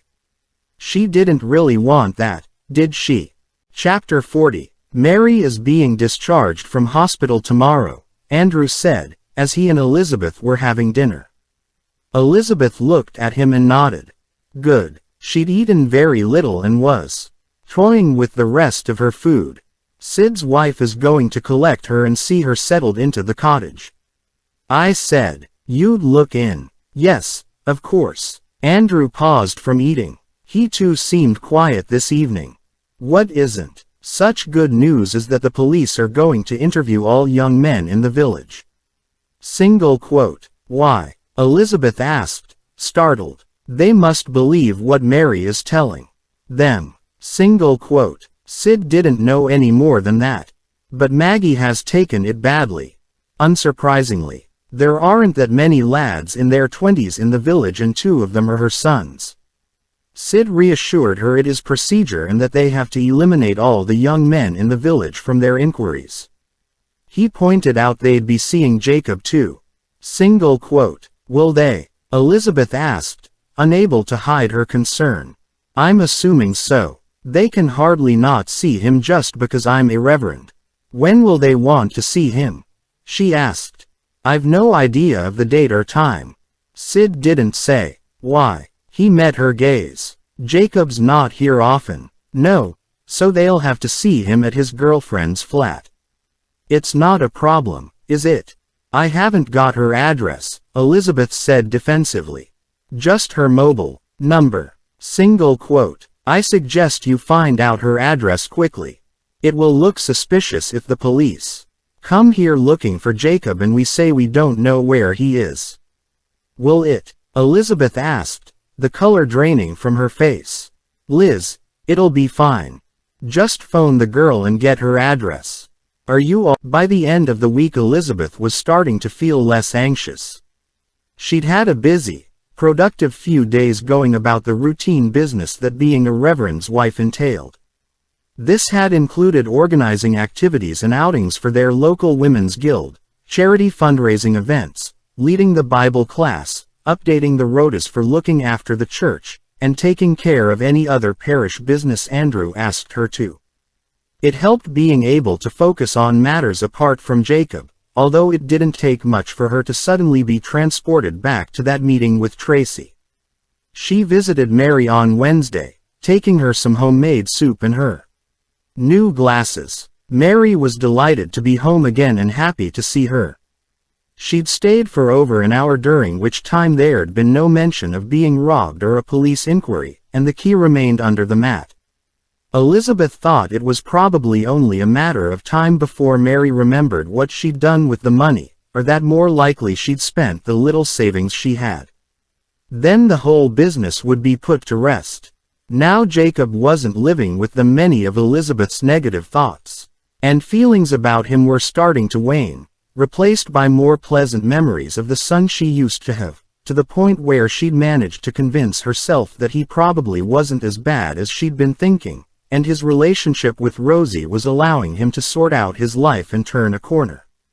She'd left him a voicemail message asking them both to come to dinner, and mentioning that the police were visiting all young men in the village to eliminate them from their inquiries, and as he wasn't home very often could she give them Rosie's address.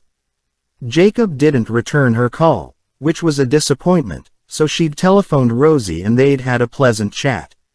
She explained about the inquiry and Rosie had given her her address without any hesitation. Jacob had forgotten to mention the invitation to dinner, so Elizabeth repeated it. Saturday or Sunday, any weekend. Let me know what suits you best. Rosie thanked her and said she'd phone or text as soon as she'd spoken to Jacob.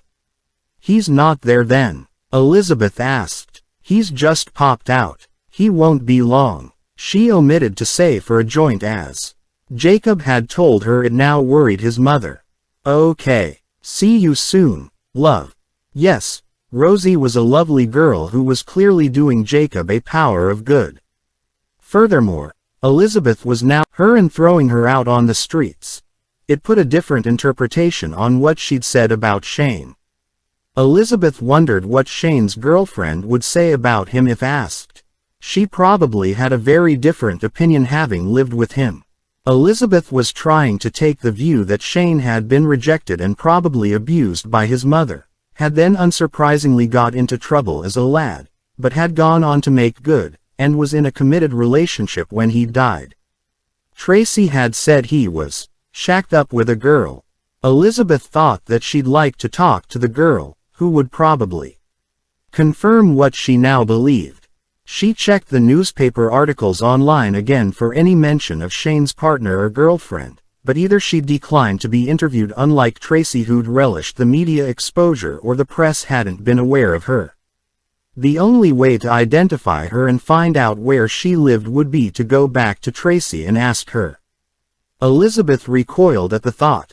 Then, as she was vacuuming the living room on Saturday afternoon, she realized there was another way she could contact Tracy. Message her through Facebook.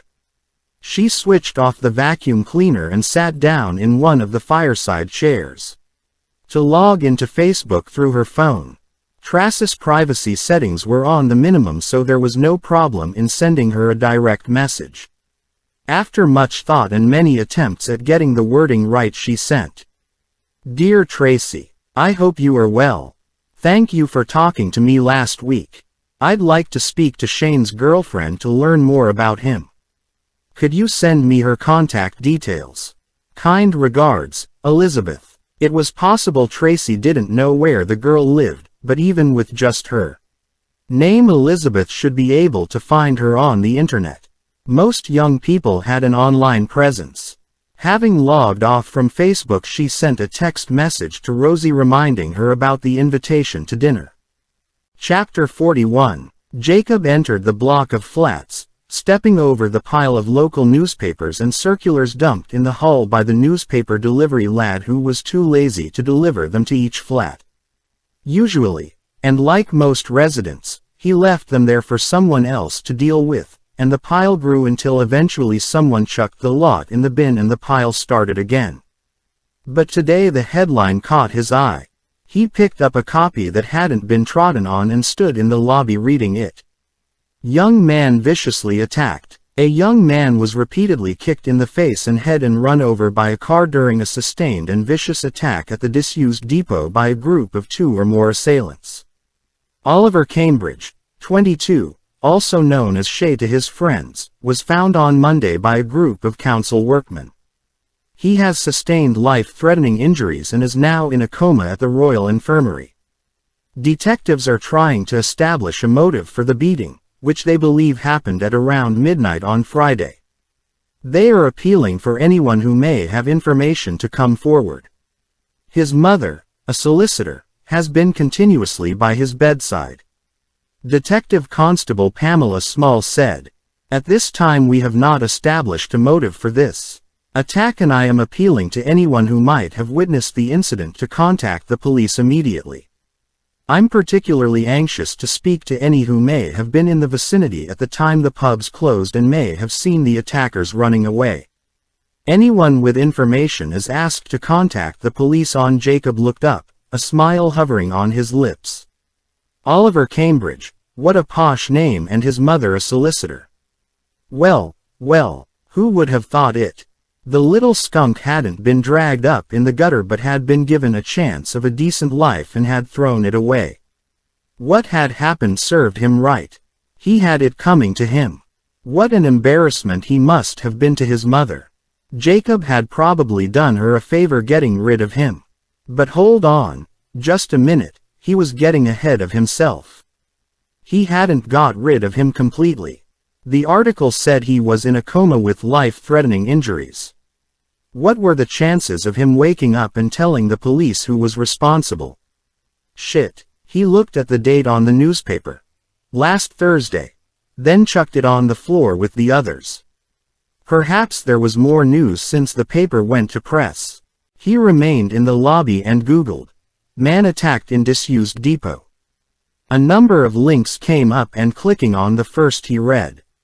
Oliver Cambridge, 22, died yesterday, a week after being viciously attacked by 2 or more assailants at the council's disused depot.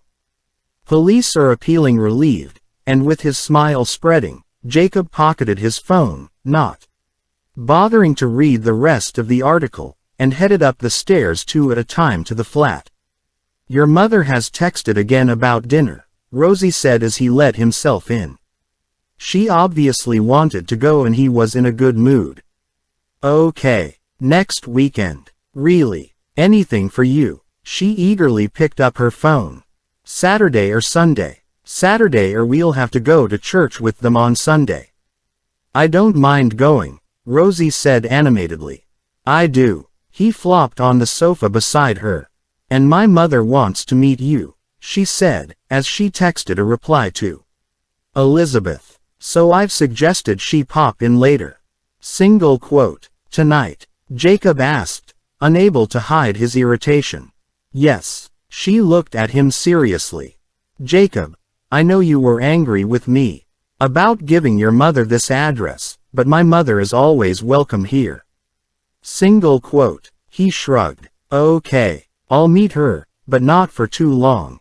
And before she arrives, I've got time to give you a good shag."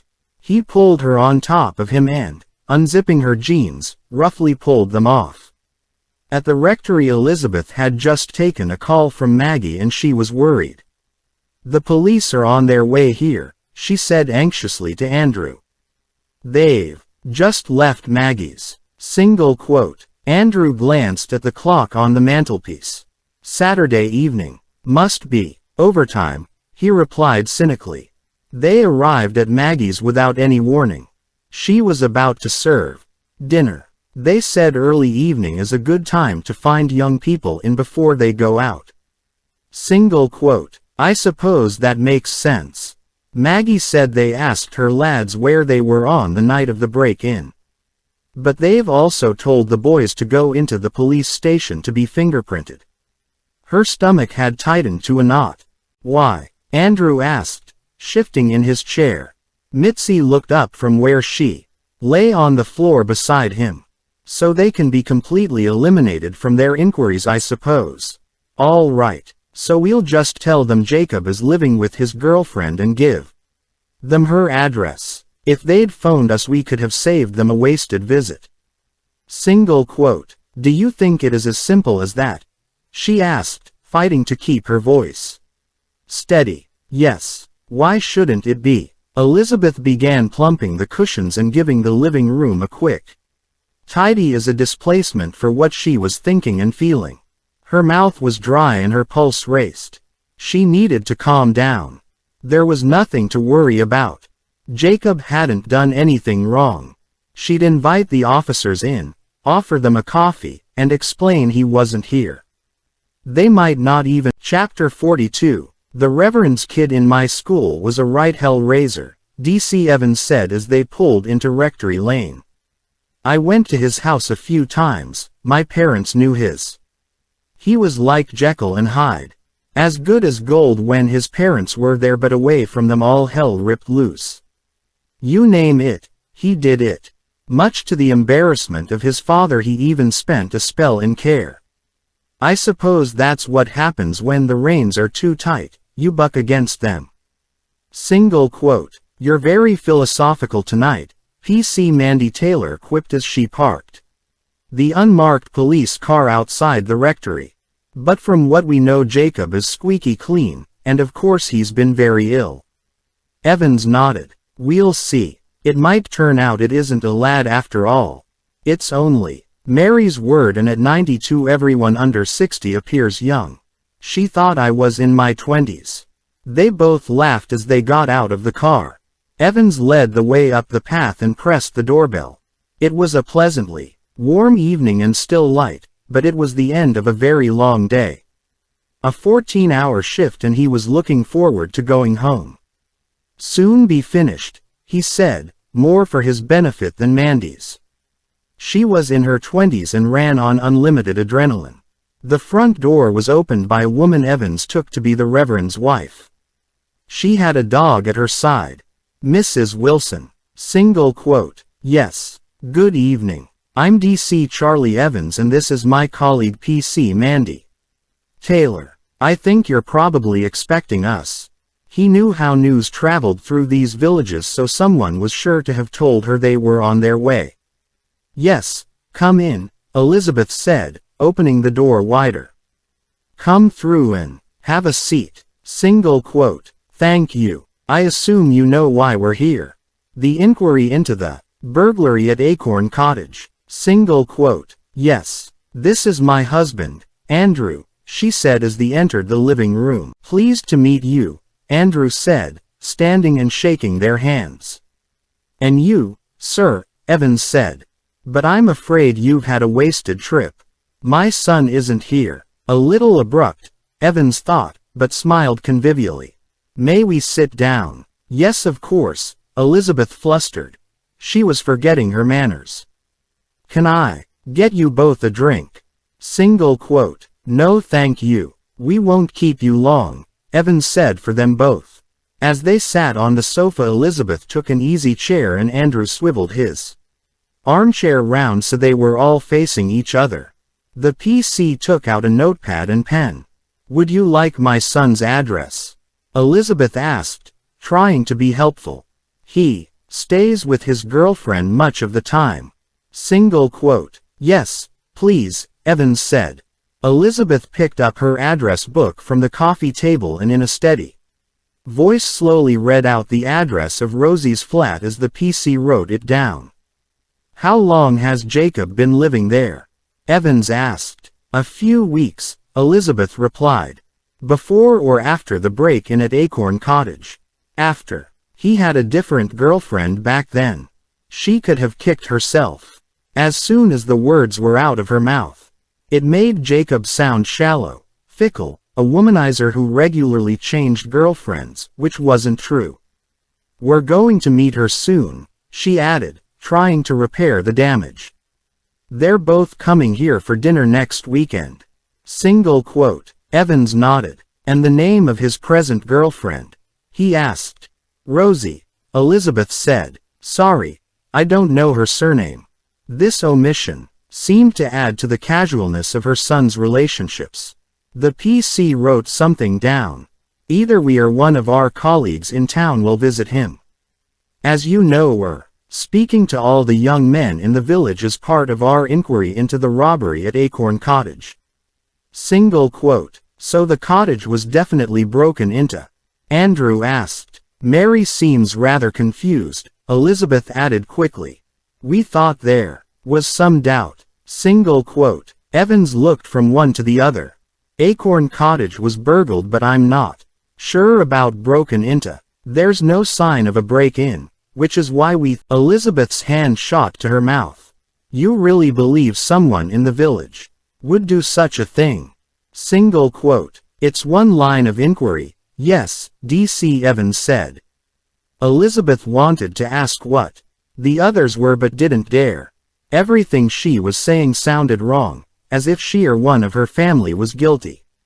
But surely the doormat is the first place any intruder would look for a key.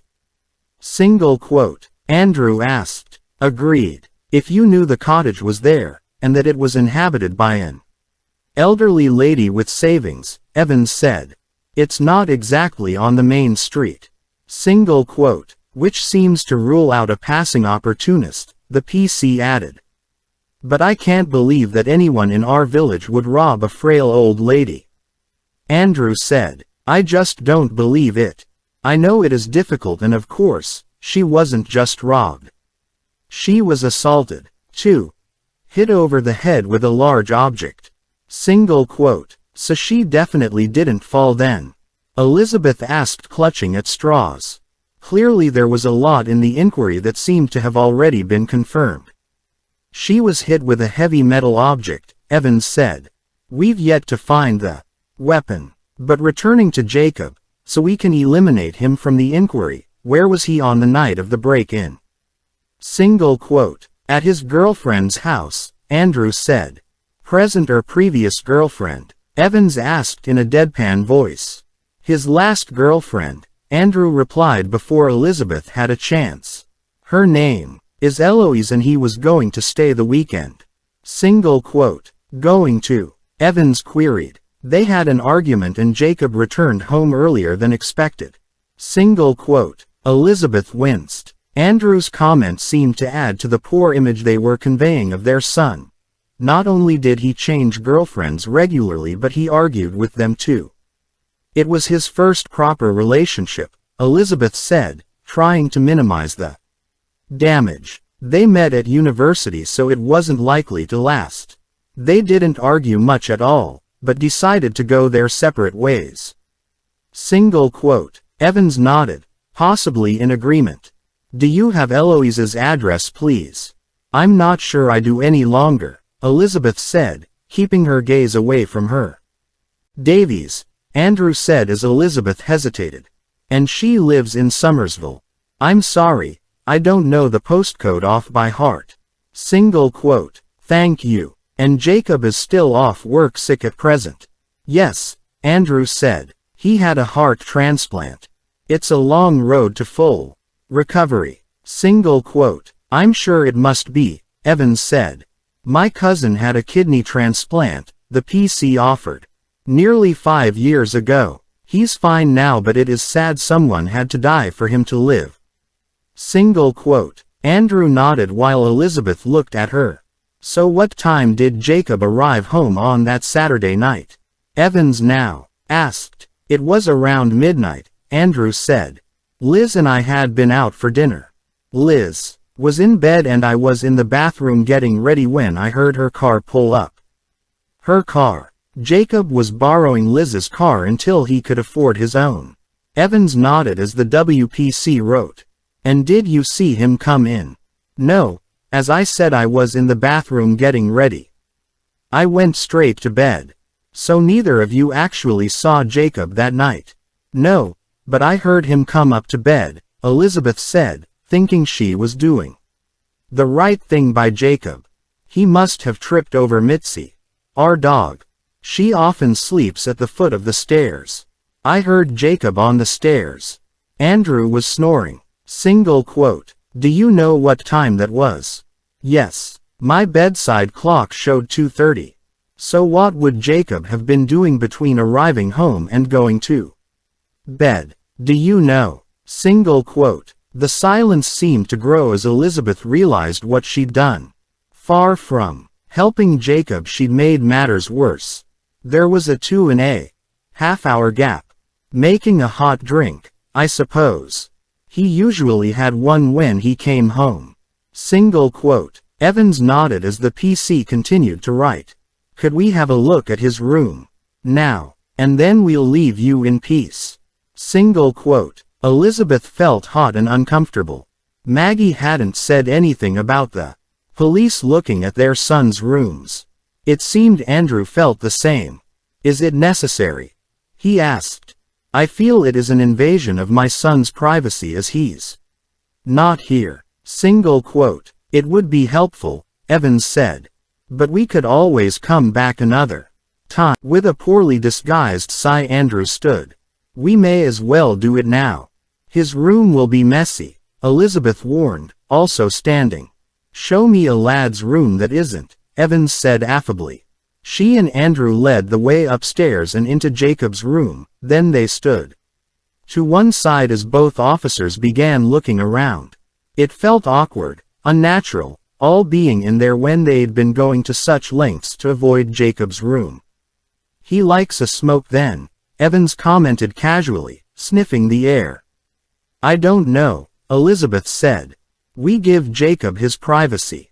He's an adult. Sometimes, Andrew said, aware it was ludicrous to suggest they couldn't smell the stale cannabis. It helps with the pain from his transplant. Single quote. Evans nodded. He had begun opening and closing various drawers and doors, his well-trained eye sweeping the contents as he went. He didn't have a search warrant, so if they objected he'd have to stop, but he doubted they would. Nice view, the PC said, glancing out of the bedroom window. Yes, Andrew said stiffly. This room has the best view in the rectory. I see he's studious then, Evans said, referring to the shelves of Jacob's books from university. Yes, he got a first at university, Elizabeth said proudly. He had a promising career before he fell ill. But he's recovering now, Evans asked, glancing over. Yes. Has he got his laptop with him? Evans now asked, having seen the printer on the desk. I think he must have, Andrew said. Evans nodded and took a final glance around the room. Thank you. We're all done here. He led the way back downstairs. Once in the living room, he thanked them again for their cooperation. Enjoy the rest of your evening. Single quote. Thank you, Andrew said. Elizabeth stood beside him as he opened the front door. The officers stepped out. Are both these cars yours? Evans asked, nodding to the two cars parked outside. Yes, Andrew said. That one's mine and that's my. Andrew nodded and closed the door. DC Evans and PC Mandy Taylor didn't speak again until they were in the car. So what are they hiding? She asked. Evans gave a low laugh. Indeed. Good question. Privacy my ass. Not so squeaky clean now, is he? Smoking dope and downloading porn. You saw the printouts at the bottom of the wardrobe. Single quote. Yes. Dumped there in a quick tidy up. Possibly. And he has his own car, yet he's off on long-term sick. Perhaps. Mummy and Daddy bought it for him, but I didn't get that impression. He was borrowing his mother's until he could afford a car of his own, so I'd like to know where he got the money from. Single quote. You should have asked, Mandy said with a smile. It's not like you to hold back. Single quote. All in good time. We'll visit Jacob first and see what he has to say for himself. Single quote. His poor parents, Mandy sighed. They seemed very anxious, especially his mother. Single quote. Yes, but don't feel too sorry for them. Whatever Jacob has done, I'm pretty sure they have their suspicions and are covering up for him. Single quote. She didn't want us to speak to Eloise, that's for sure, Mandy said. If she had his most recent girlfriend's address in her address book, then surely she would have the old ones. Even if she'd crossed it out. Jacob was seeing her for all the time he was at uni. Single quote. Exactly. You're not just a pretty face, are you? Evans said. Sorry. Strike that. Chapter 43. Why didn't you want them to have Eloise's address? Andrew asked as they returned to the living room and sat by the hearth. I couldn't see what good it would do. I mean, they don't see each other any more and it is just raking up the past. She stared into the gray empty grate. But Eloise can confirm where Jacob was that Saturday night, before he returned here. The police are being very thorough. We need to be honest. Single quote. But supposing Eloise is still angry with Jacob for finishing with her.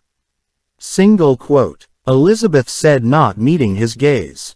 She might say something horrible about him. Single quote. Like what? Andrew asked, puzzled. Elizabeth shrugged. I don't know. If you're worried, give Eloise a ring and explain about the robbery, and that the police are eliminating all the young men in the village. I'm sure she'll be reasonable. Probably best to phone her, or it might come as a shock if the police just arrive. He looked at her carefully. What is it, Liz? There's something else worrying you. Single quote. She finally looked up and met his gaze with a small nod. The first time I visited Mary in hospital, she was convinced it was Jacob's voice she'd heard. That he was the one who broke into the cottage and hit her. And you told her it couldn't possibly be him. Yes, and that he was away. But why would she say such a thing? She was confused, Andrew said. Jacob used to visit her. He's the lad she knows best in the village. She'd had a blow to the head and saw you sitting there. All those disjointed memories got jumbled up. Elizabeth gave another small nod. She hasn't mentioned it again. There you go. She'll have forgotten she ever said it. Try not to worry. Mary's old, bless her, and she had a dreadful shock. I'm still not convinced she was burgled, but the police have to do their job. Single quote. Elizabeth managed a small muted smile and Andrew picked up the unread newspaper. How? And unburden herself, but that couldn't be so easily dismissed. Eloise wasn't old and confused. She was a young, intelligent woman, sensitive and caring, and not known for hysteria or making things up. To share what had happened was to voice the unthinkable. That their son was now so evil he had attacked and raped his girlfriend. Why don't you give Eloise a ring now? Andrew asked, glancing up from the paper. I'll leave it until tomorrow. I need to think what to say and I'm rather tired. Okay, love, I'm sure she'll be fine. You always got on very well. Yes, Elizabeth agreed absently, and picked up one of the weekend supplements to give the appearance of being occupied. Elizabeth went to bed early that night with a headache, but she didn't sleep well. D.C. Evans's voice juxtaposed with Eloise's mother's in a diatribe of accusations and blame, not just towards Jacob but to her too for concealing the truth. In between their condemnations were her ill-conceived replies to Evans's questions. It would have been better if she'd said nothing for all the good she'd done Jacob. But she wasn't sure Andrew had done much better with his responses. Lying there unable to sleep in the dead of night, she was sure they were separately and jointly culpable, not only for their son's behavior but the web of lies and deceit that was now their life. She began practicing what she was going to say to Eloise, running through it in her mind over and over again, changing words, sentences, then starting all over again. None of it sounded right. Should she ask Eloise how she was and make small talk, or get straight to the point? Or start by apologizing for Jacob? Not so long ago she'd have been able to chat easily to Eloise, but now the words she needed failed her. Elizabeth was up early in the morning, more exhausted than when she'd gone to bed. It was Sunday, Andrew's busiest day. She cooked him breakfast, and as soon as he left to take the first communion at 8 o'clock, she psyched herself up to telephone Eloise and get it over with. But the call went through to her voicemail. She was probably still in bed on a Sunday. Elizabeth didn't leave a message. If Eloise still had her number stored in her phone, she'd see the missed call had been from before she left for the mid-morning service, the one she usually attended and which Eloise and Jacob had accompanied her to. She tried yet again. This time when the call went through to voicemail, she left a message. Eloise, it is Liz, Jacob's mother. I hope you are keeping well. I need to talk to you about something important. Could you phone me back, please? I'm going to church now but will be home by lunchtime. Thank you. Love. Single quote. She waited to see if Eloise would return her call straight away, but when she didn't, she left her phone on the table and went to church. She heard very little of Andrew's sermon. Her thoughts kept returning to the conversation she needed to have with Eloise.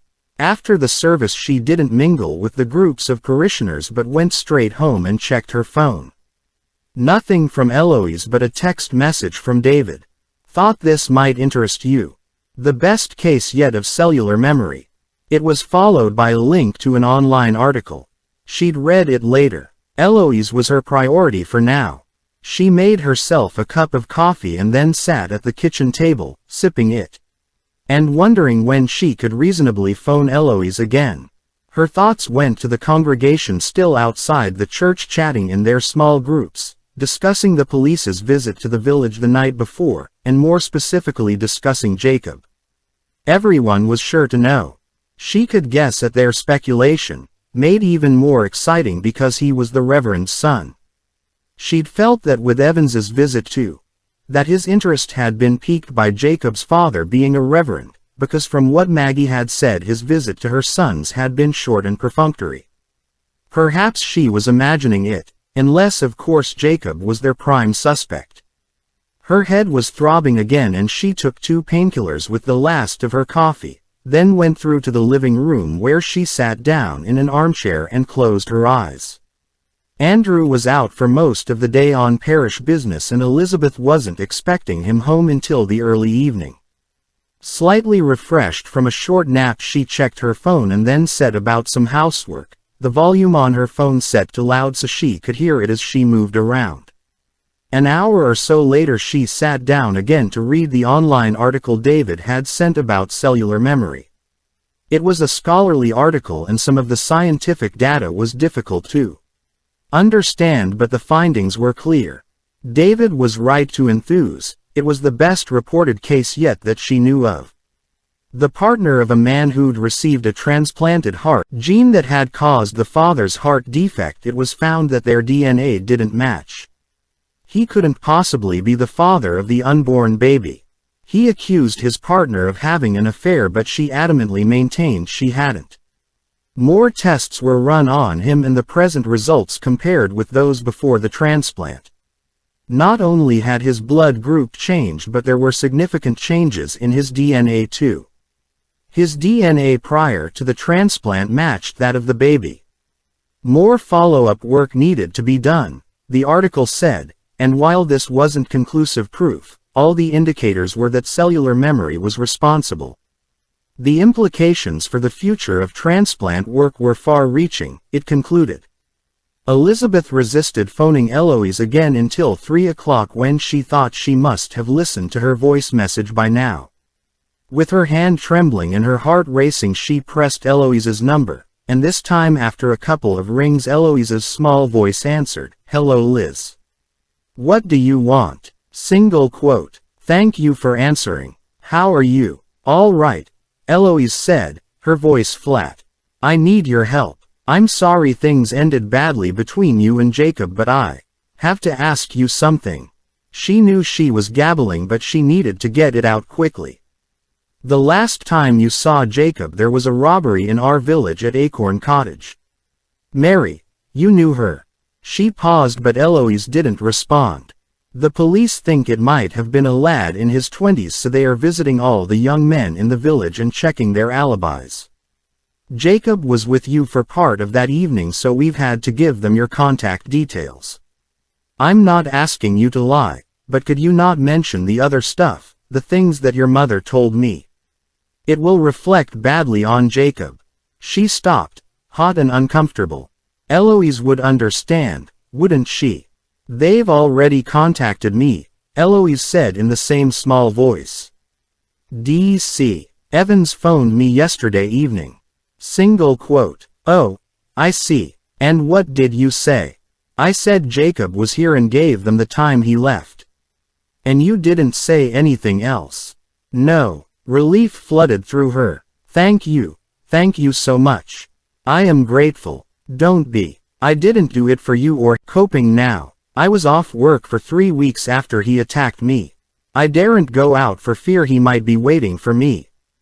Her voice broke. He hurt me so much. I don't think I'll ever get over it. He's ruined my life. I should have ended it the first time he hurt me, but you persuaded me to see him again. Now I've got to live with the consequences. I won't ever trust anyone again. He's a monster, a cold, heartless monster, she cried. I pity you and Andrew, but don't phone me again. I want to believe he never existed. And the line went dead. Elizabeth sat with the phone in her hand and then, resting her head on the Chapter 44. Are you sure it is okay for me to phone now? Rosie asked. Yes, of course. It's good to hear from you. I was just watching daytime television, Eva admitted with a guilty laugh. But with only a week to go before my due date, I'm indulging myself. How are you? How's the bank? Single quote. Pretty much the same as usual. It's sunny, so I thought I'd come out for a walk and phone you before I have my sandwiches. She left the busy high street and went down a side street to talk.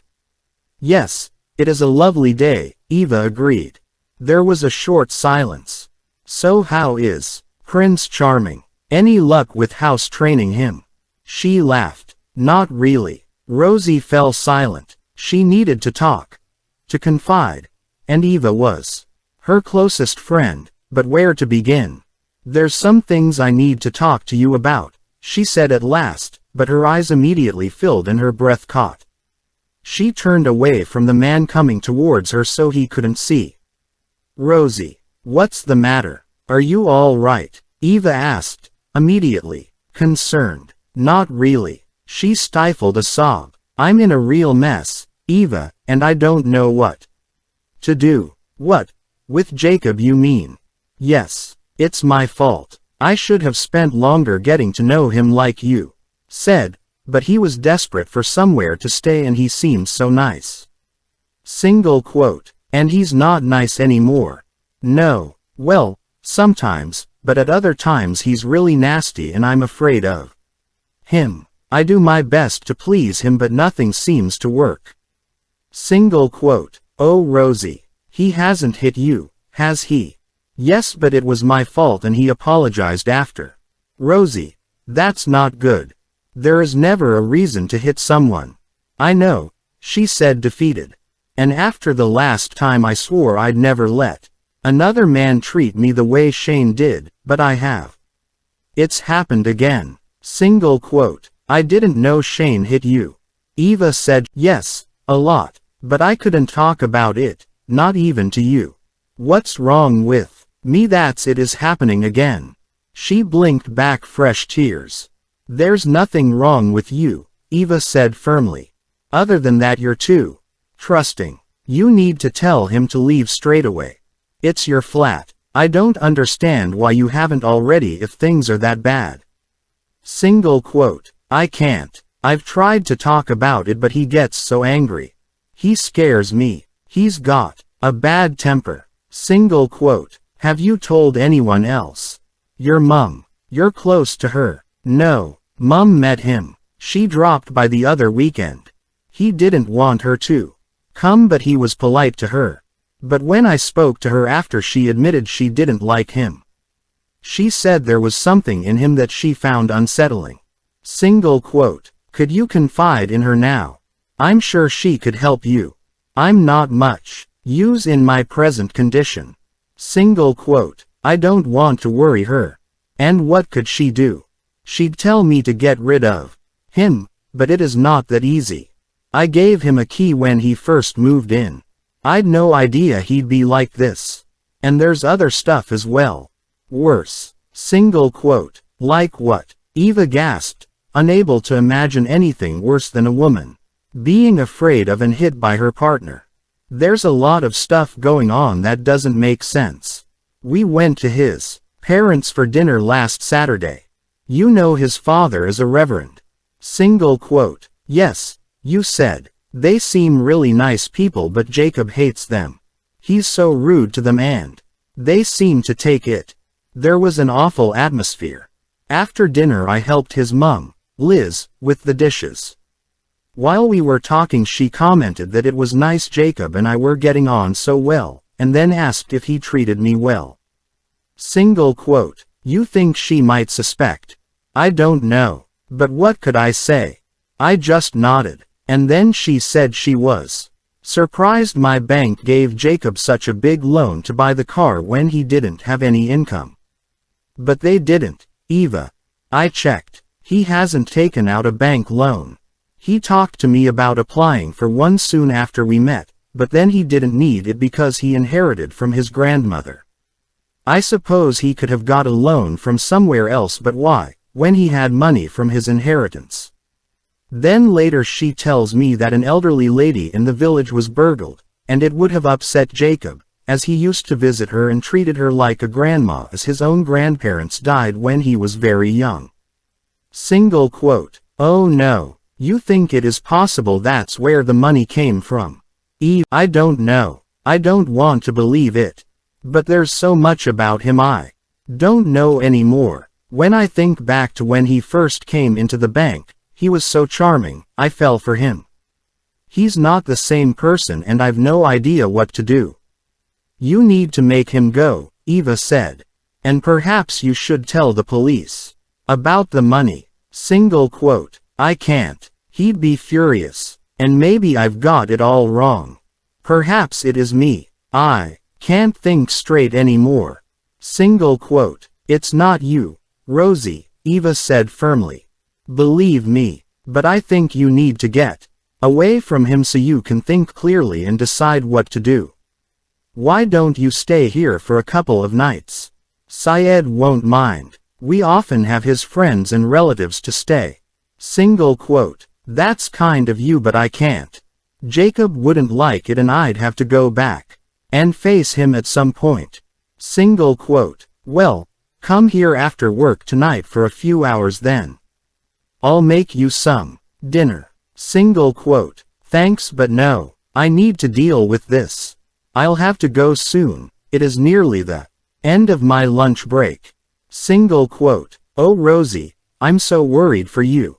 Don't be. You've got enough with the baby due next week. I'm sorry I put this on you, but I feel as if my head is bursting. I know I have to talk to him and I will tonight. As soon as I get home. Single quote. All right, but phone or text me after to let me know you're okay. Yes, thanks, and sorry for all of this. Don't apologize. Chapter 45. D.C. Evans was feeling rather self-satisfied. Although he hadn't been able to check Jacob's bank account. It required a court order to do that. He'd done the next best thing. Identified the car he'd bought. With Jacob's name and address, it had been straightforward policing, requiring only an online search, as all car dealers were obliged to inform the DVLA of the details of the cars they sold and their new owners. He'd checked with the garage and the car hadn't been bought on finance but a debit from Jacob's bank account.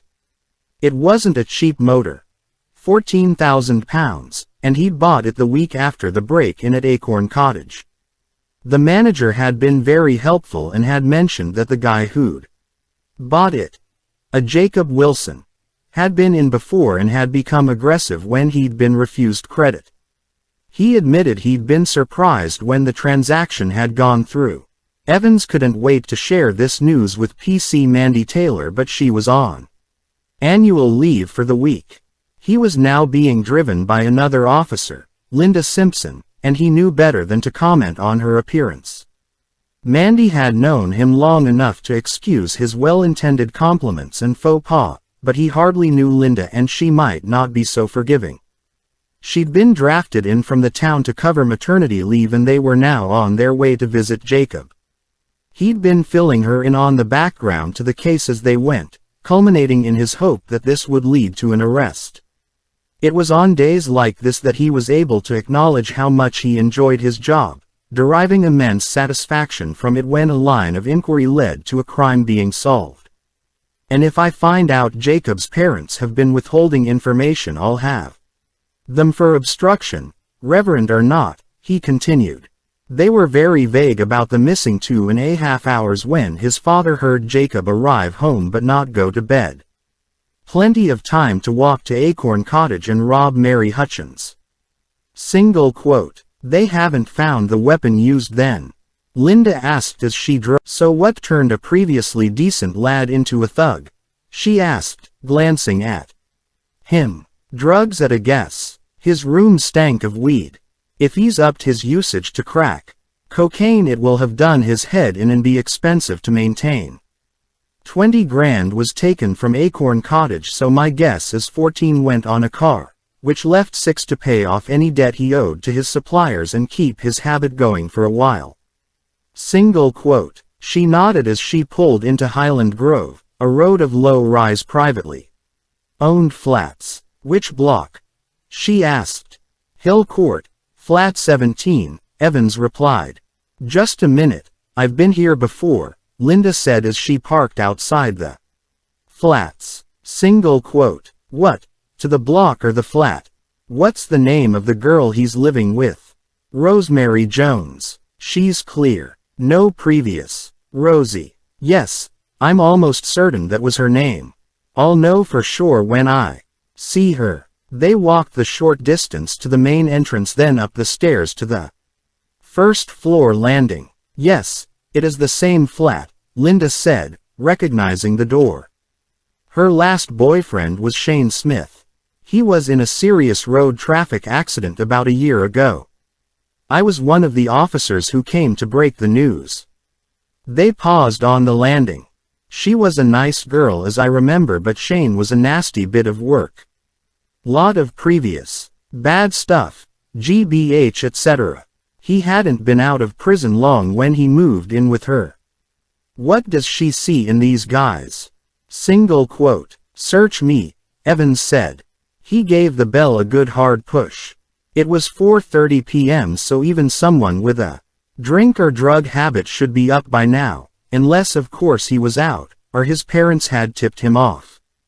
There was no reply, so he pressed again, keeping his finger on the bell for longer, then supplemented it with a good hard knock on the wood with his fist.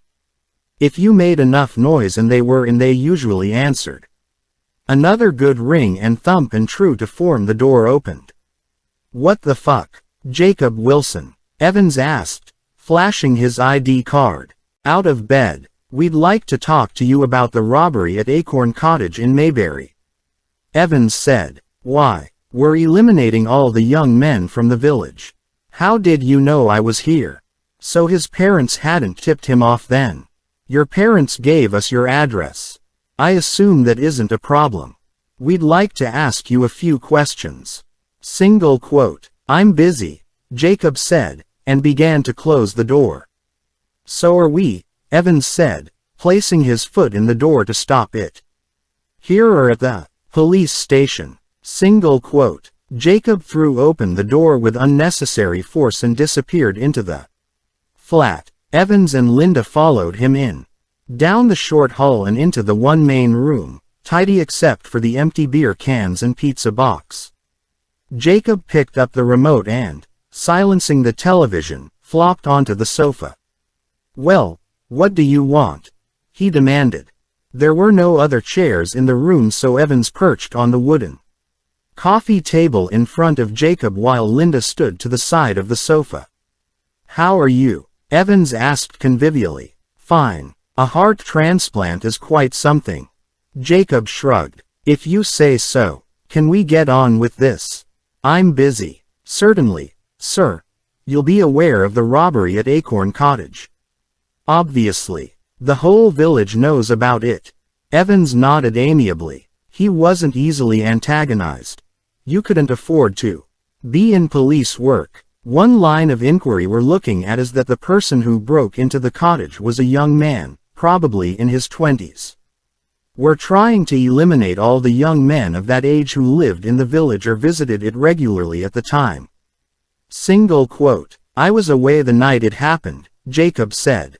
"Trying to patch things up with my ex. So I believe. I've spoken to the young lady." "What did she say?" he asked uneasily. "Eloise confirmed you were with her for some of that night," Evans said. "Why? Did you expect her to say something different?" Single quote. "No. And that Evans nodded and threw him a small reassuring smile to put him at ease. "So, what time did you arrive at your parents'?"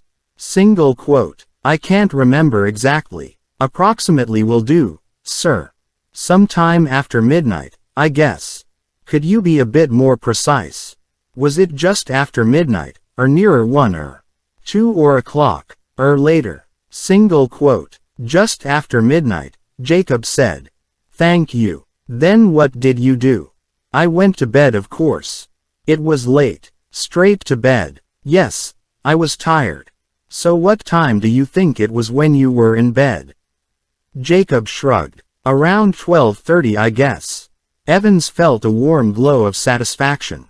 First lie. Give him enough rope and he'd hang himself, as the saying went. "Is this your laptop?" he now asked, touching the closed laptop beside him on the coffee table. "No. Mine broke. That's Rosie's, my girlfriend's. I'm using it to job hunt." So perhaps he had been warned after all. Evans considered. But the owner of the laptop could easily be identified, as could all the online activity and downloads, once he had enough evidence to charge him and take it away. "I understand you used to borrow your mother's car. Do you have one of your own now?" Single quote. Jacob nodded. "Did you buy it with a loan?" There was a pause and Evans watched Jacob carefully as he searched for the right answer. "Sort of. Sorry, sir. Did you take out finance to buy the car?" "No. My girl lent me the money," Jacob replied. "For the whole cost of the car. And some extra to see me through until I have a job." Definitely forewarned, Evans thought, exchanging a glance with Linda. "So, how much would that be in total?" Single quote. "Around £20,000. Wow. That was very generous of her.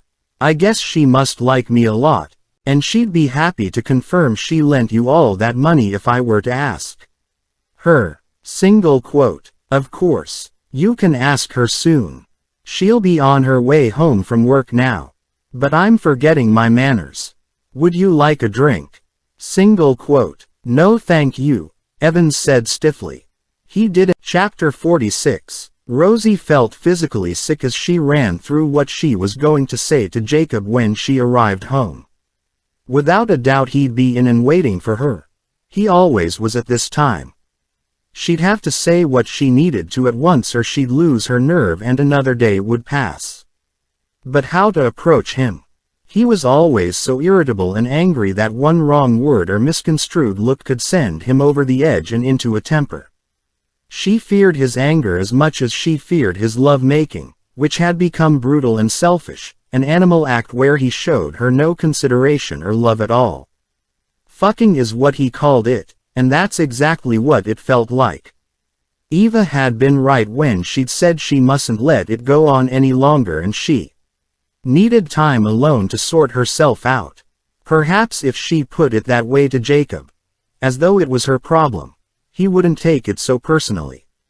She tried to rehearse the words she wanted to say. "Shane, I'm sorry, but I think I rushed into our relationship. It's not you. It is me. She stopped, horrified, realizing what she'd done. Substituted Shane's name for Jacob's.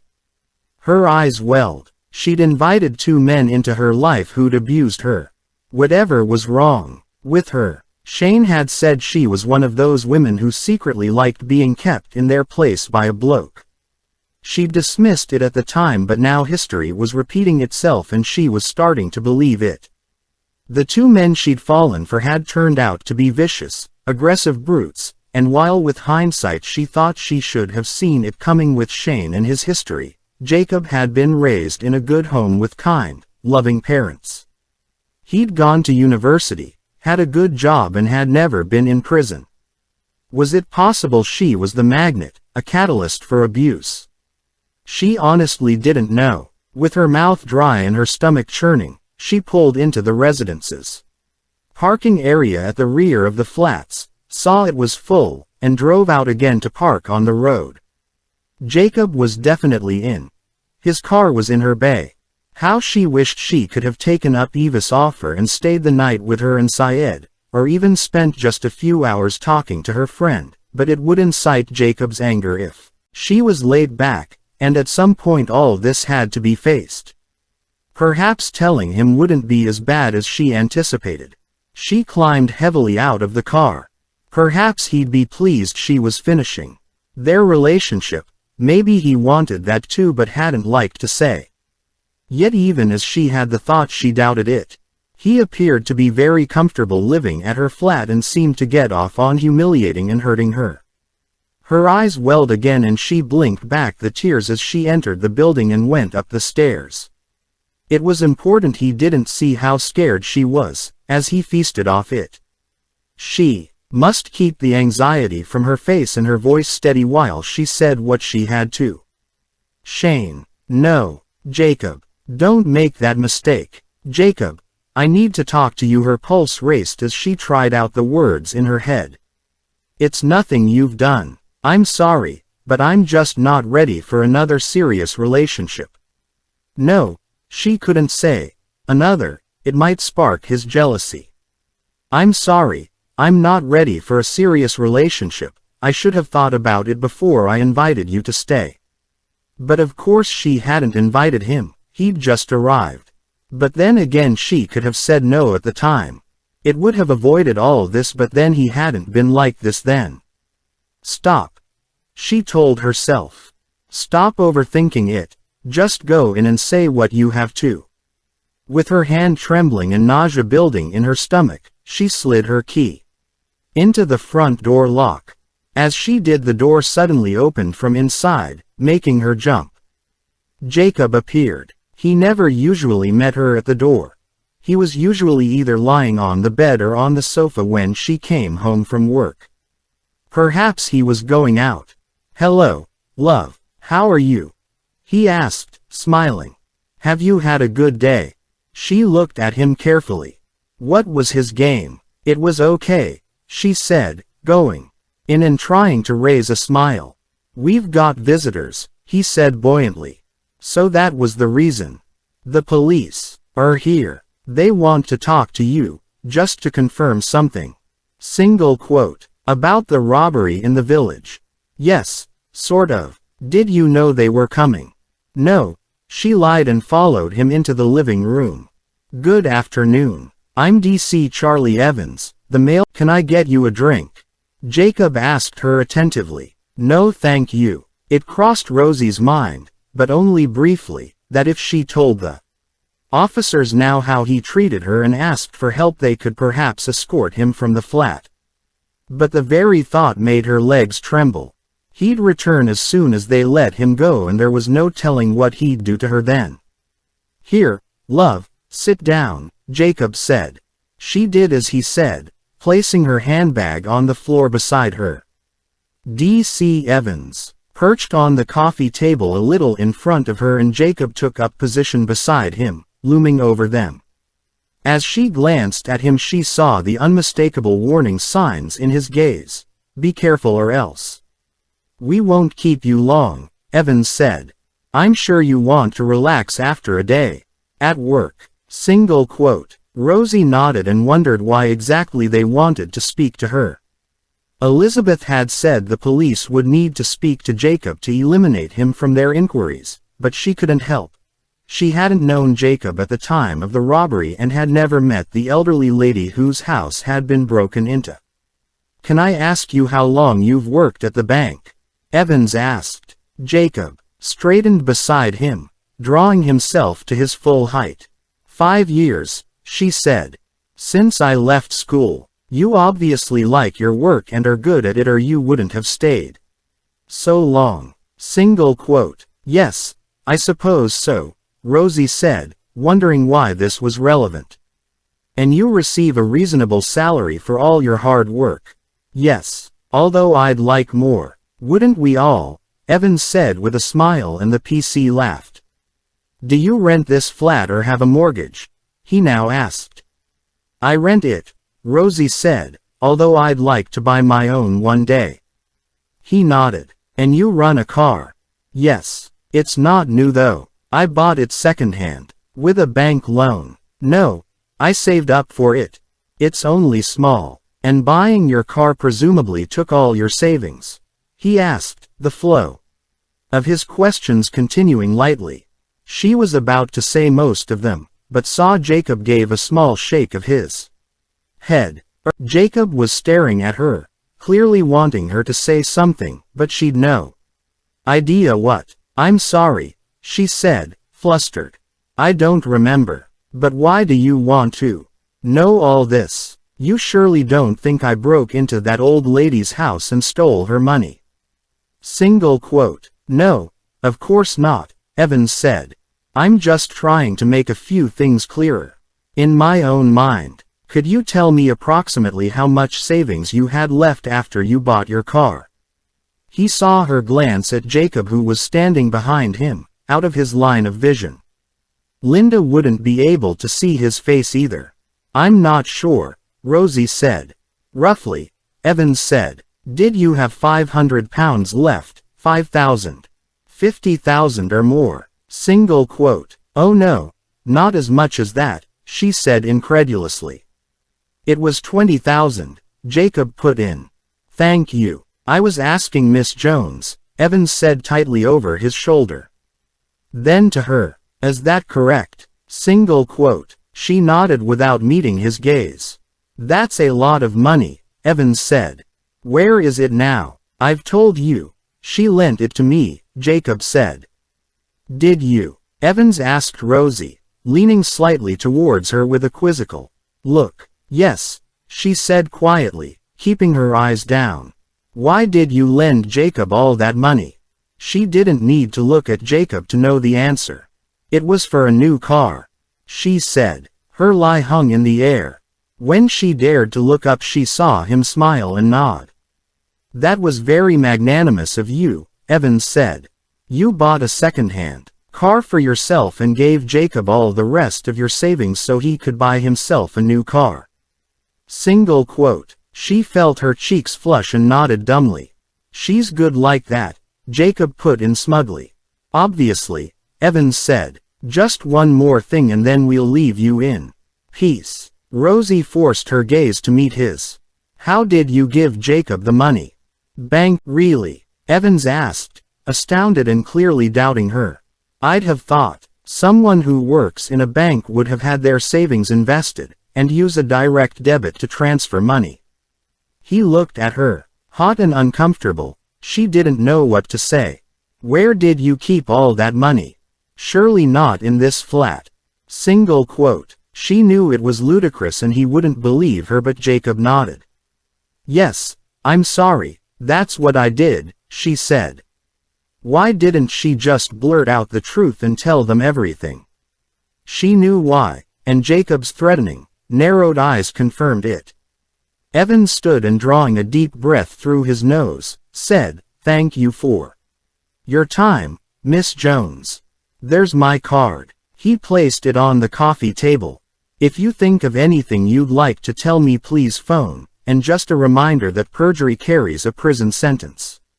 Single quote. She didn't move or say anything. "Will that be all?" Jacob asked cockily. For now, Evans said. I'll see you out then. Goodbye, Rosie, Linda said. As she passed, she lightly touched her shoulder. You know where we are if you need us.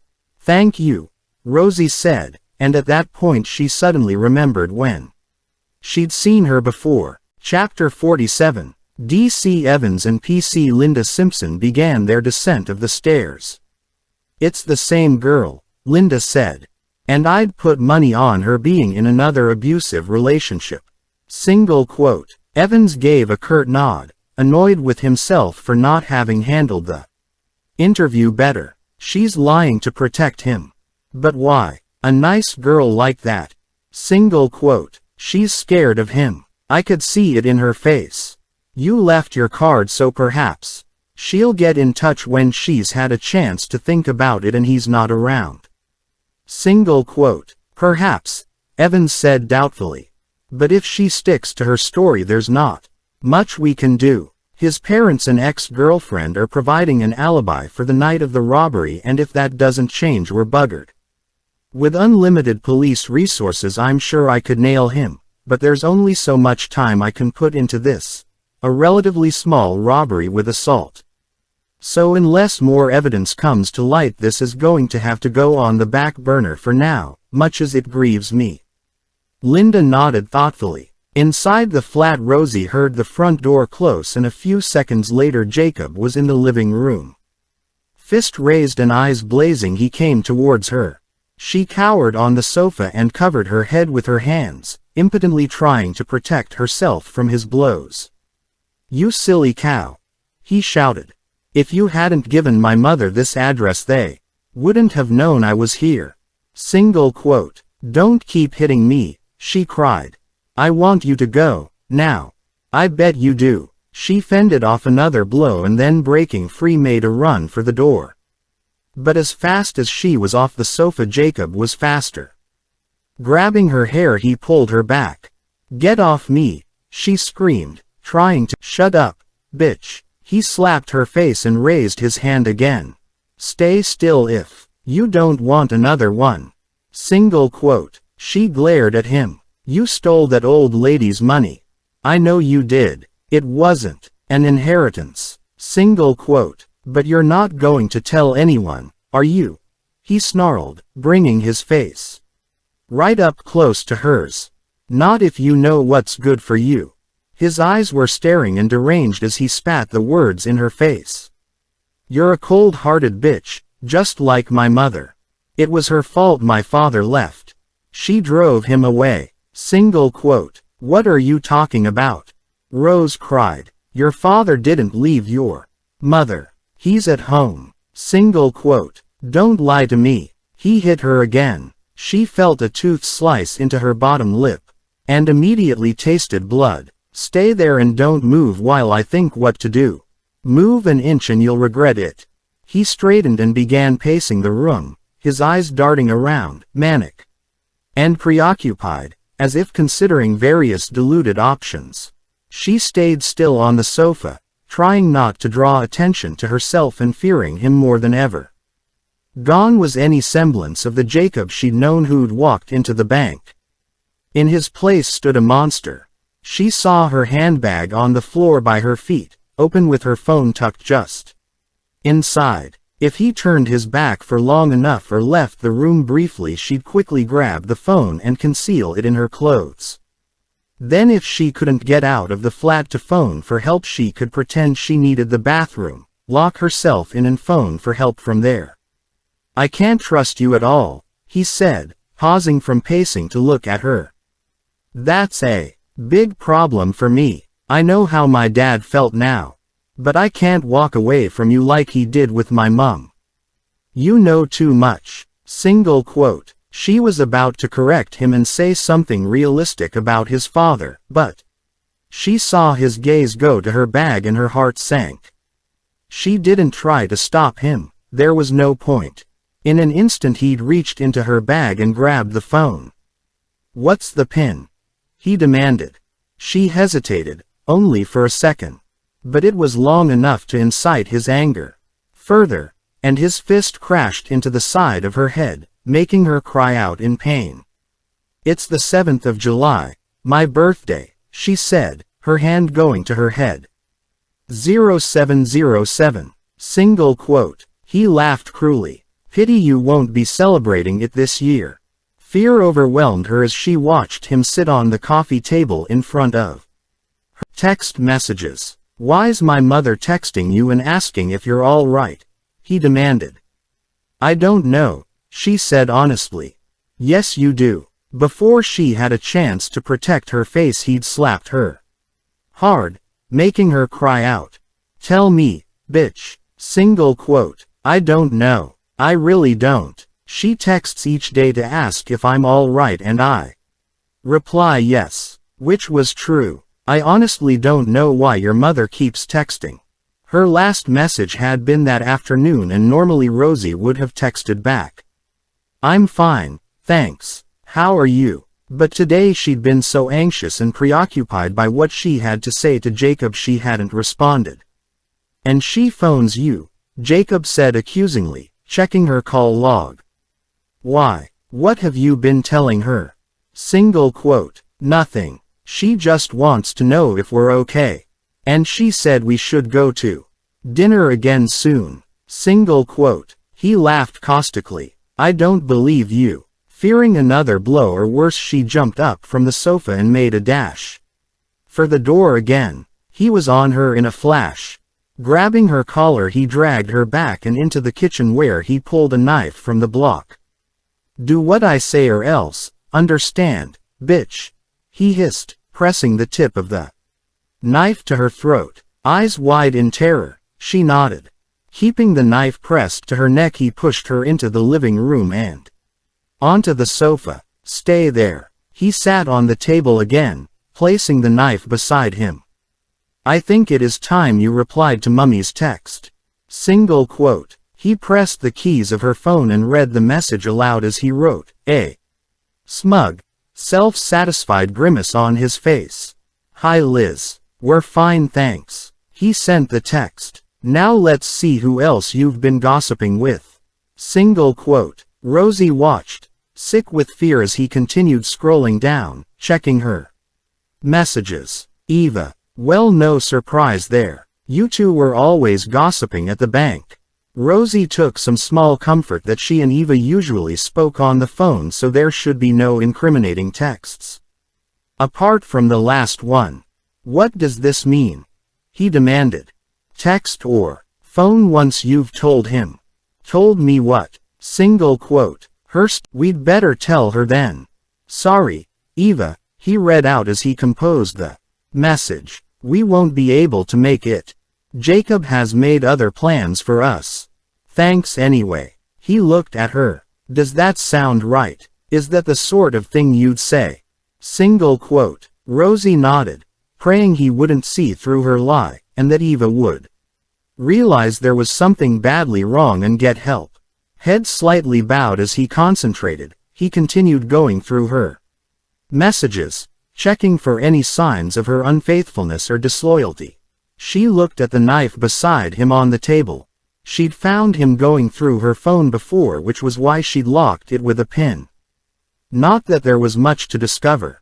Since he'd moved in, she hadn't seen her friends, but he bent and misconstrued innocent words so he could accuse and punish her. She started as her phone vibrated with an incoming call. Well, if it isn't Eva," Jacob said smugly. What a surprise. Rigid with fear, she held her breath as he answered the call on speaker. "Hi, Eva. How are you?" he said brightly. Rosie heard her friend pause. "Is that Jacob?" she asked tentatively. "Yes. Who else could it be?" Another pause, then, "Is Rosie there?" She could hear the tension in Eva's voice and hoped Jacob couldn't hear it too. "She's in the bath," he replied good-humoredly. "Can I give her a message?" "No, it is okay. Just ask her to call me when she's finished." "Will do. And thanks for the invite." "Sorry we can't make it." Rosie froze, expecting Eva to ask, "What invite?"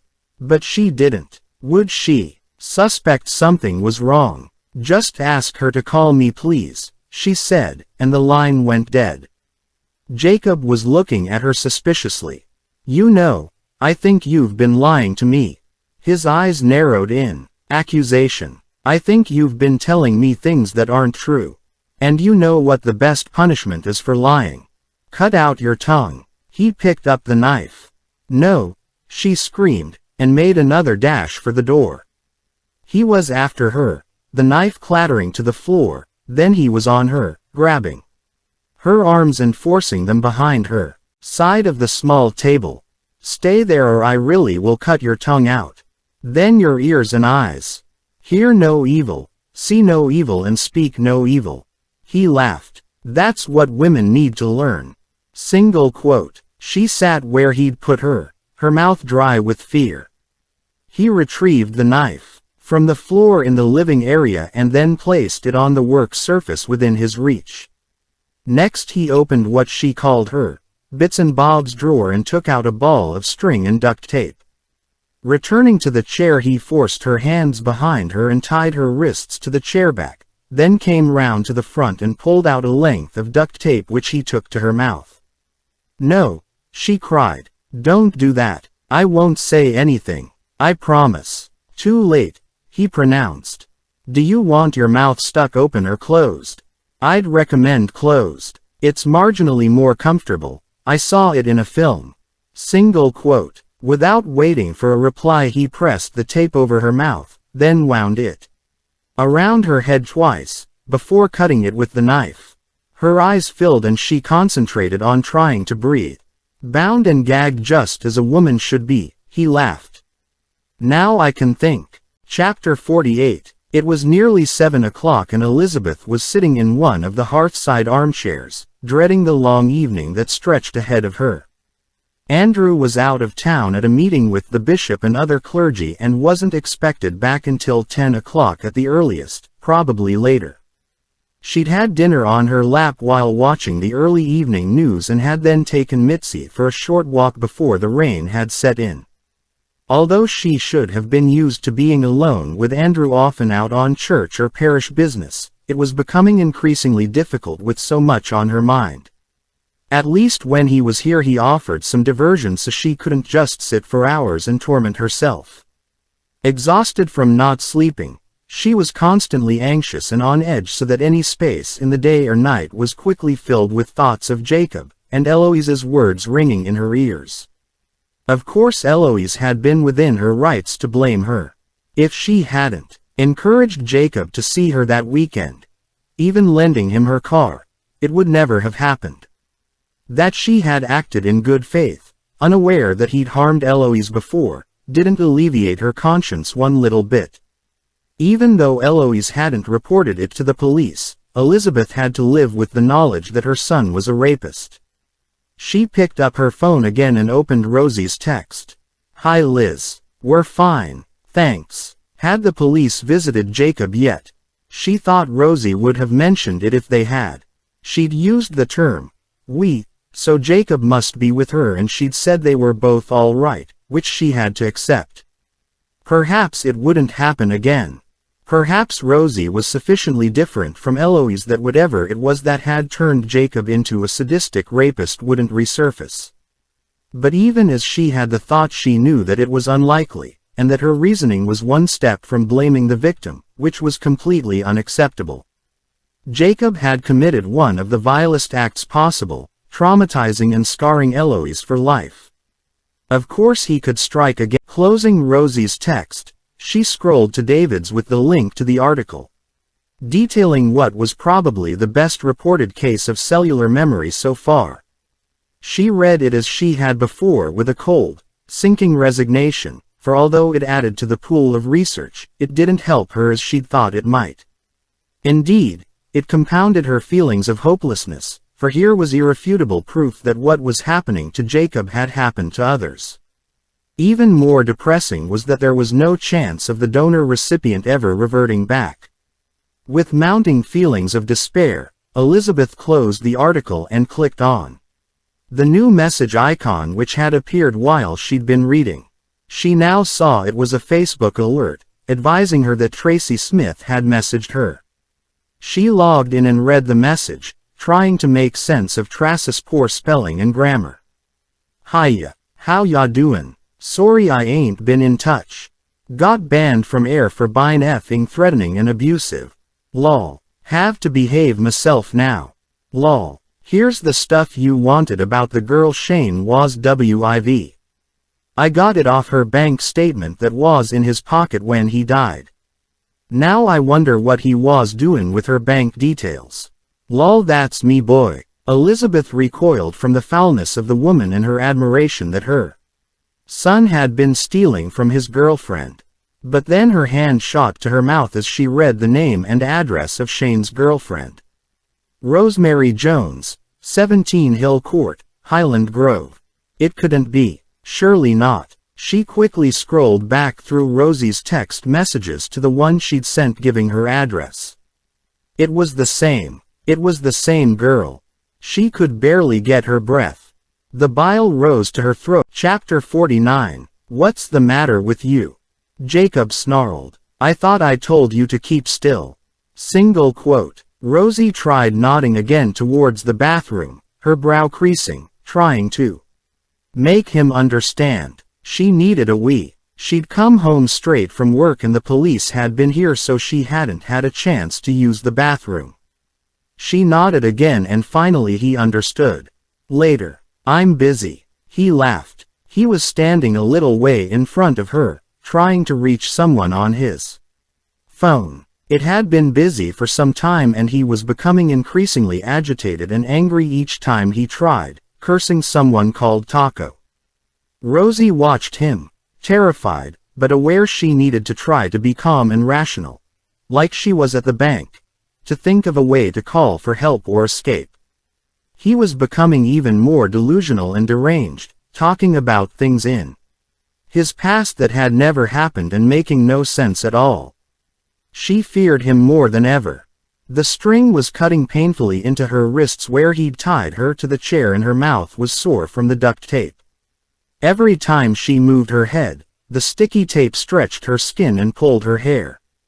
She tried to push it from her mind and concentrate on planning her escape. He'd have to untie her hands to let her use the bathroom, and once in there she could quickly lock the door, rip the duct tape from her mouth and scream for help from the bathroom window.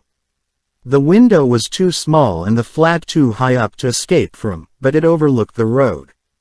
If she screamed loud enough and waved a towel out of the window, surely someone would hear her. She prayed they would, and that the lock on the bathroom door was strong enough to keep Jacob out as he fought to get in. About fucking time. He cursed as he finally made contact with Taco on the phone. There was a reply that Rosie couldn't hear. Yeah, whatever, he said dismissively, pacing the room. Look man, I need you to arrange something, like you did before at the depot. He paused, listening to the reply, then, no, it is a woman around. I need it doing tonight. Finishing the call, he lowered his phone and looked at Rosie. There was a glint in his eye as he spoke that made her blood run cold. The thing is, you know too much, he said as though rationalizing his decision. I can't trust you. I'm sure you'll tell the police at the first opportunity. You're too honest for your own fucking good, and I'm not going back to prison again. I've spent too much of my fucking life there already. I don't see that I have a choice. Single quote. She shook her head, unsure of what he was talking about, but trying to indicate that she wouldn't tell if he let her go. He ignored her. She tried again, a small muffled cry. All right, I know you want a pee, he said, annoyed. Jamming his phone into his jeans, he came over and untied her hands. Once released, her aching arms fell limply to her sides and she rubbed them to recover the circulation. He came round to the front and pulled her roughly to her feet, then began tying her hands again in front of her body. No, she tried to cry from beneath the tape, and pulled away. He shook her and snarled in her face. Do you want a pee or not? He was perspiring heavily. Beads of sweat stood on his forehead. She nodded. Well, keep fucking still then. Single quote. She stood still, petrified, as he retied her hands in front of her. Then, grabbing her roughly by the arm, he pulled her towards the bathroom and pushed her in. You've got 2 minutes. He drew the door to, but placed his foot against it so it couldn't be completely closed. Rosie looked helplessly at the window and the partially closed door, and knew her plan had failed. Her eyes filled and her legs trembled. She caught sight of herself in the mirror over the handbasin, bound and gagged, debased and humiliated. How had she allowed this to happen? It seemed macabrely unreal, as if she were playing a part in a low-budget horror movie. But the image in the mirror was real, as was the string binding her wrists and the tape over her mouth. What was he planning to do with her next? Pass her on to the person called Taco. She'd seen stories on the news and in magazines about women who'd just vanished, possibly sold into slavery abroad, or murdered and their bodies never found. She didn't doubt that Jacob was capable of anything. If only she could persuade him to take the tape off her mouth, she might stand some chance of talking him out of whatever he was planning. But gagged and tied, she was helpless and at his mercy. Hurry up. He banged on the back. Crossing to the toilet, she struggled to lower her pants, used the toilet and then flushed it. He immediately came in, his eyes on the phone in his hand. Without looking at her, he grabbed her arm and pulled her from the bathroom into the kitchen, where he sat her roughly on the chair again, leaving her hands tied. He moved away, more interested in his phone. If she kept very still and didn't draw attention to herself, perhaps he wouldn't notice he hadn't tied her to the chair. Then with her hands in front, maybe she could do something, but she'd have to be careful. She'd only have one chance.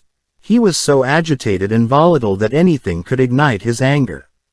She sat very still and watched him as he concentrated on his phone, texting. And then trying to call. Her phone was on the worktop where he'd thrown it. It had vibrated a couple of times with incoming text messages, but he'd been too preoccupied to notice it. But now it was vibrating again for longer, indicating an incoming call. He snatched it up. Eva again. What the fuck? He cut the call, letting it go through to voicemail. Then studied her call list. And my mother's been messaging. Aren't you popular tonight? She held her breath as he read the recent texts, praying they didn't contain anything incriminating that would make him more angry.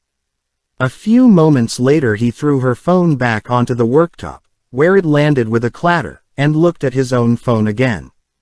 Whoever he wanted to get hold of, it was clearly urgent, and she could see his agitation increasing as he kept trying. If he turned his back for long enough or left the room, perhaps she could get to her phone, run to the bathroom, lock herself in, and, if she could get her hands free, summon help. Perhaps. But what if she failed?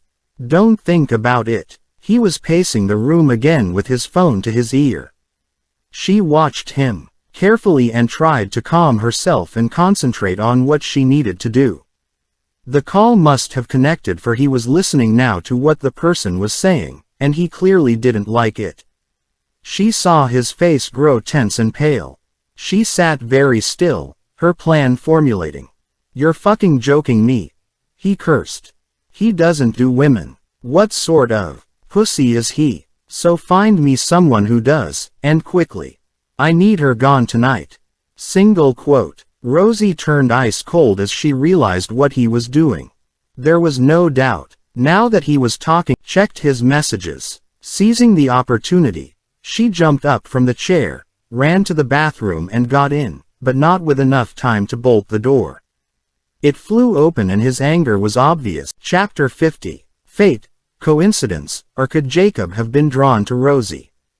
What were the odds of them meeting by chance?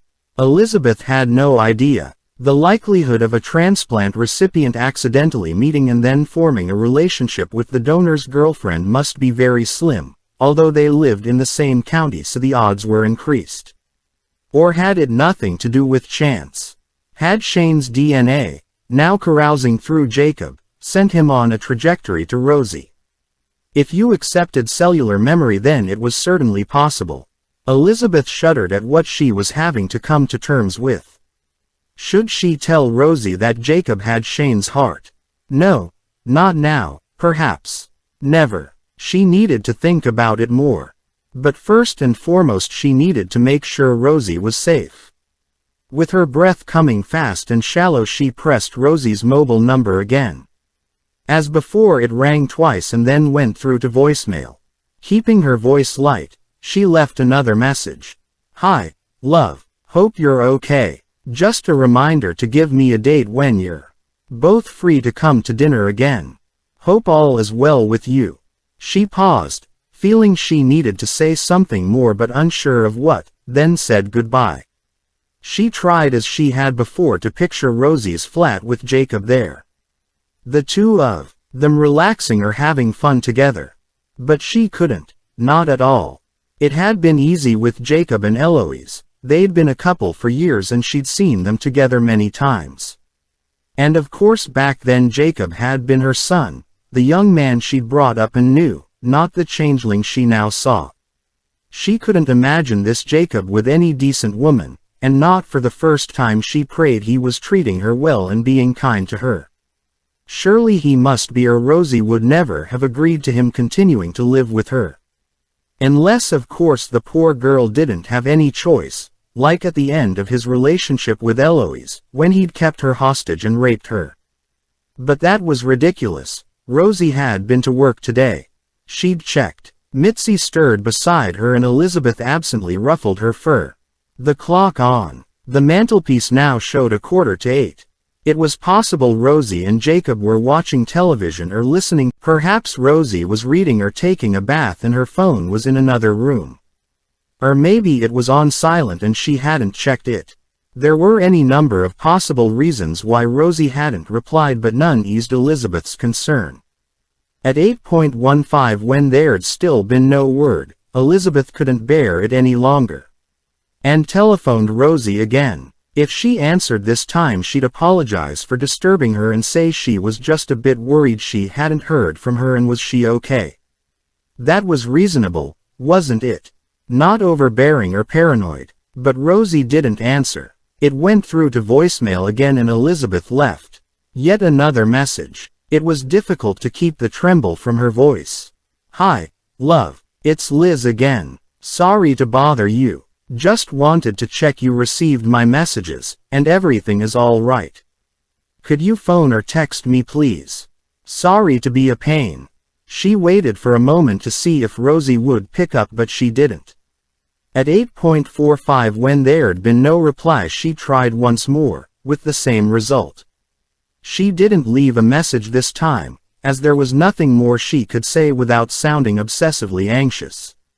Perhaps they were out at the cinema and Rosie hadn't checked her phone. There were other plausible reasons for her not answering, but there were more worrying alternatives too, and these now dominated and took control. 10 minutes later Elizabeth collected her bag and jacket and went out to her car. The sun was just starting to set, so it was still light. Perhaps she was being neurotic. She barely knew Rosie, but if there was a slim chance she wasn't all right, she needed to check. She'd never forgive herself if something had happened and she'd ignored her instincts after what had happened to Eloise. She entered Rosie's postcode into the sat-nav and then fastened her seat belt, and with mounting apprehension started the engine. If she arrived to find they were both contentedly watching television or similarly occupied and oblivious to her messages, she'd admit she'd been worried and apologize profusely for overreacting. Placing her phone on the passenger seat within view and the volume set on high, she drove through the village.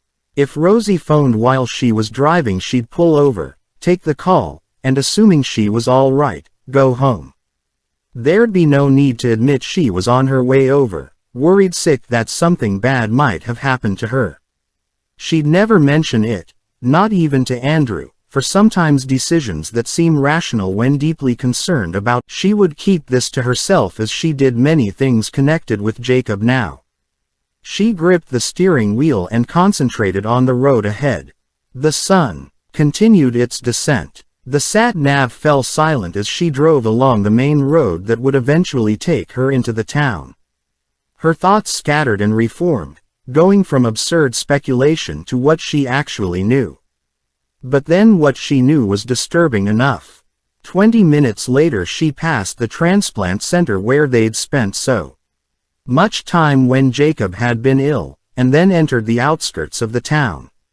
The sat-nav sprang into action again, issuing a series of instructions to turn left and right.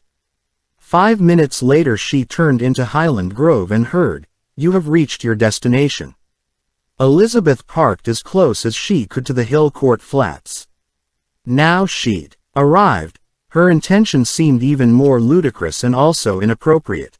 Parents of adult children didn't just arrive on their doorsteps in the late evening, especially when they were living with a partner.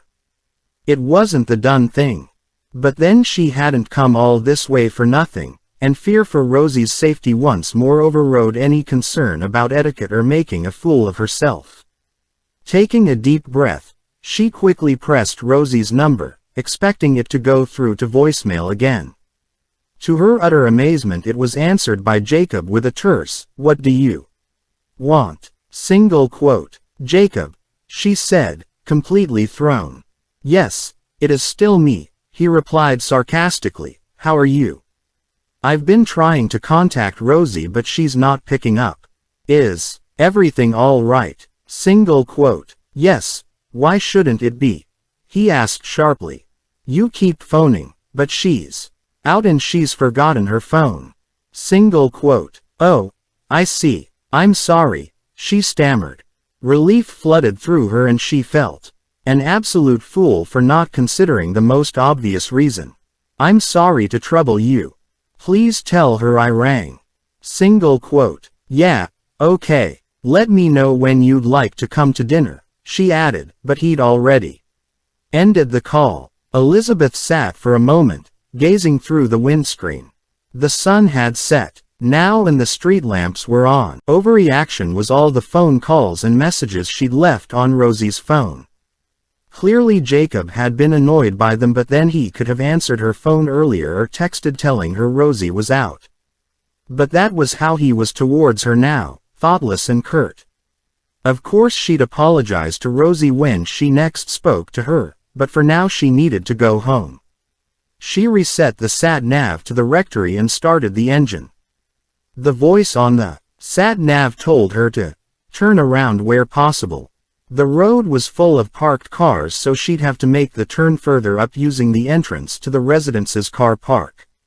She pulled out and around the cars parked in front and then began a three-point turn.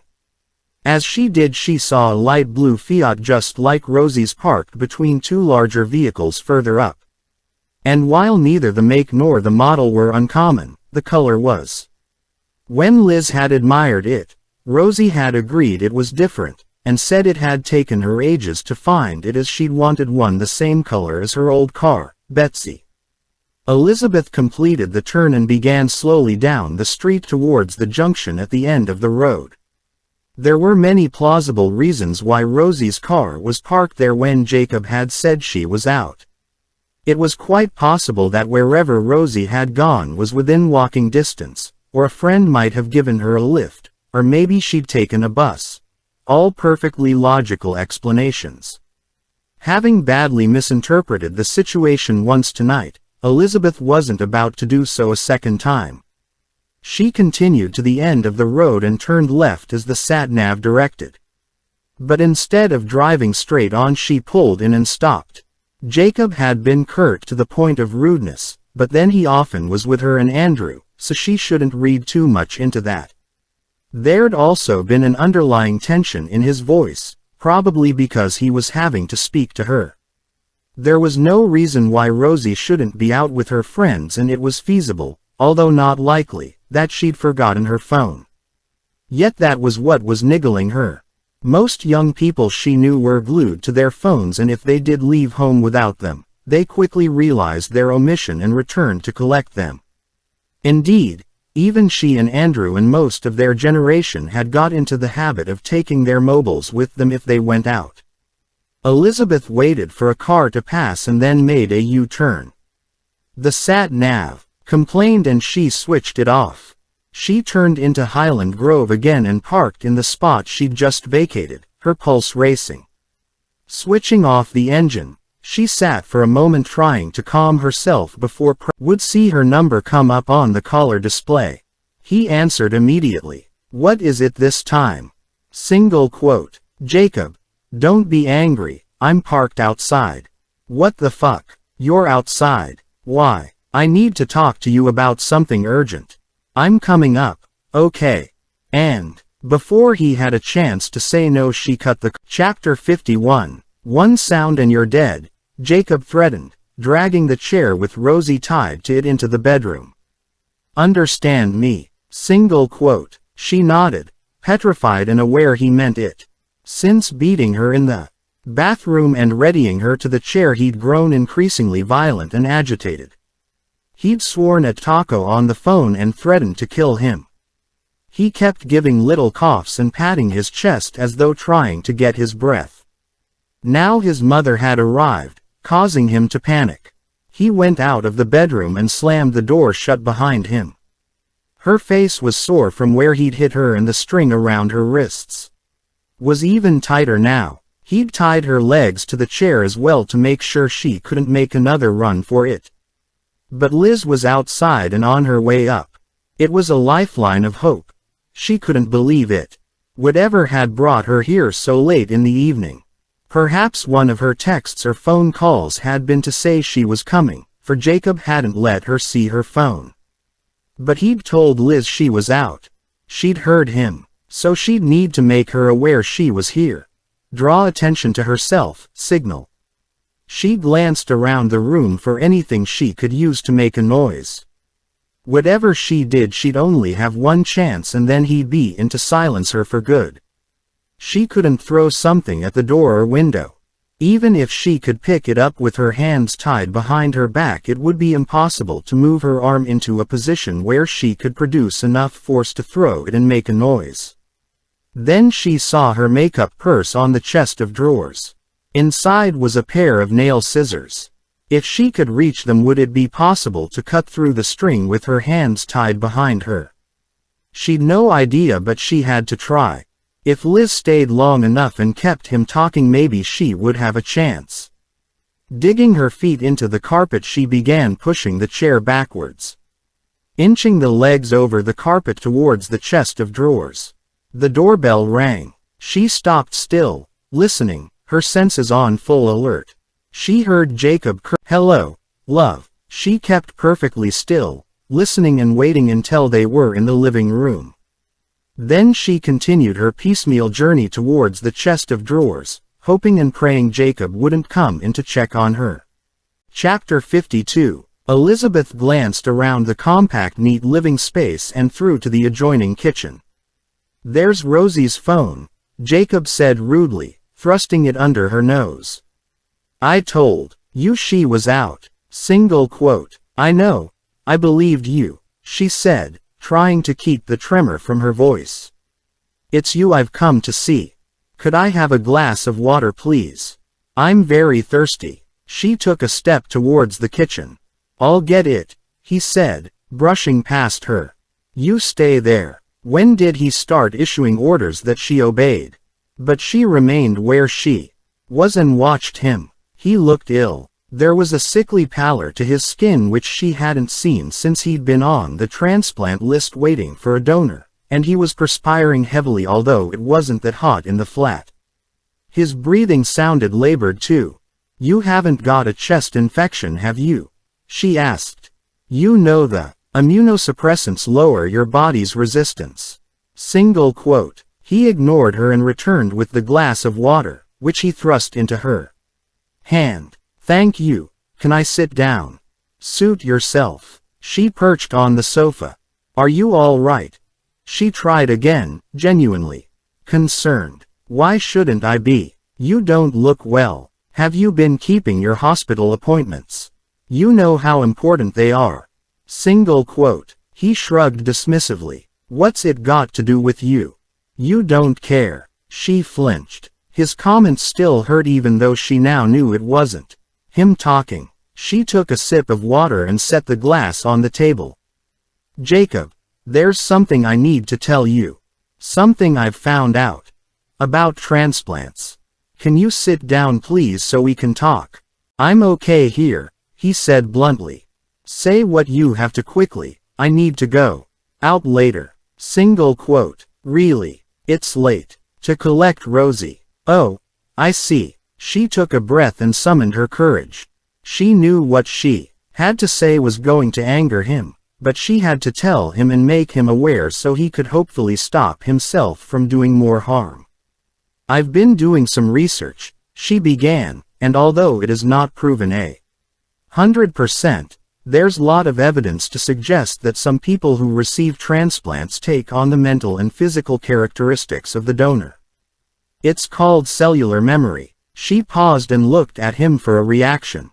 The old Jacob with intellectual insight and understanding and would make the connection, but he was just staring at her. So, he demanded, I think that's what has happened to you. His lip curled into a ridiculing smile. What? That I've become someone else. Don't be so daft. Single quote. Yes, sort of. He began laughing, loudly and derisively. Then he stopped as quickly as he'd begun and his eyes narrowed accusingly. You gotta be joking me. If I'm rotten it is your fault, because of the way you treated me. You never showed me any love or affection. Not one bit. You treated me and my dad like shit. You're an evil bitch and I'd say you got the son you deserved. He grinned humorlessly. Now she knew where his words had come from. They weren't the shock they might otherwise have been. She swallowed, trying to keep calm.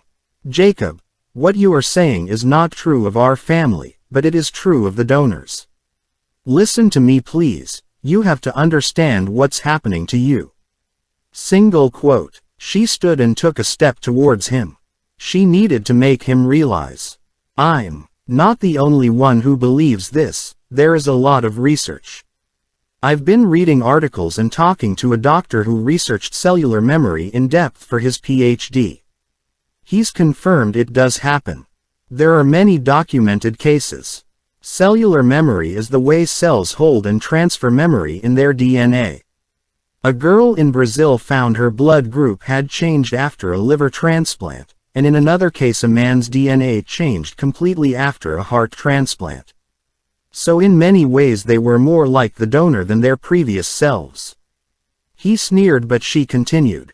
It doesn't happen in all cases and some changes are quite minor, like changes in food or music likes and dislikes, but others have experienced astounding changes. Some for the better and some for the worse. I'm sure that's what's happened to you, Jacob. Try to remember what you were like before the transplant and compare it to how you are now. She stopped, breathless. It's an excuse, he said, without giving her words any consideration.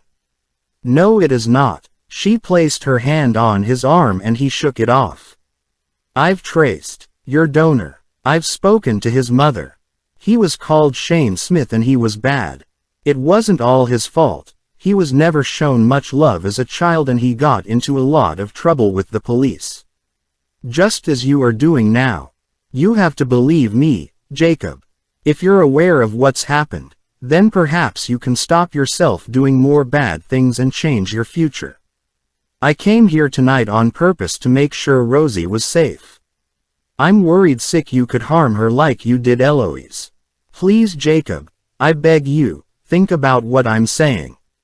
Remember the person you were and how you've changed. She paused, willing him to understand and accept what she was saying. Bullshit, he said. You've made all this up to save your own skin. No, she cried, grabbing his arm again. It's true, Jacob. I can show you evidence if you let me. Liar, he cried, moving away. You're making excuses for the way you treated me, Jacob. Not only are you behaving as Shane would have done, but you're living with his girlfriend, Rosie. She hadn't intended to blurt this out, but she needed to make him understand. You're mad, he said, taking another step away. It just shows how evil you are, making all this up. No, it's true, really. Shane lived here with Rosie right up until he died. His mother told me. He was furious now. Rage had replaced disbelief. She could see it in his face. And the way he held his body.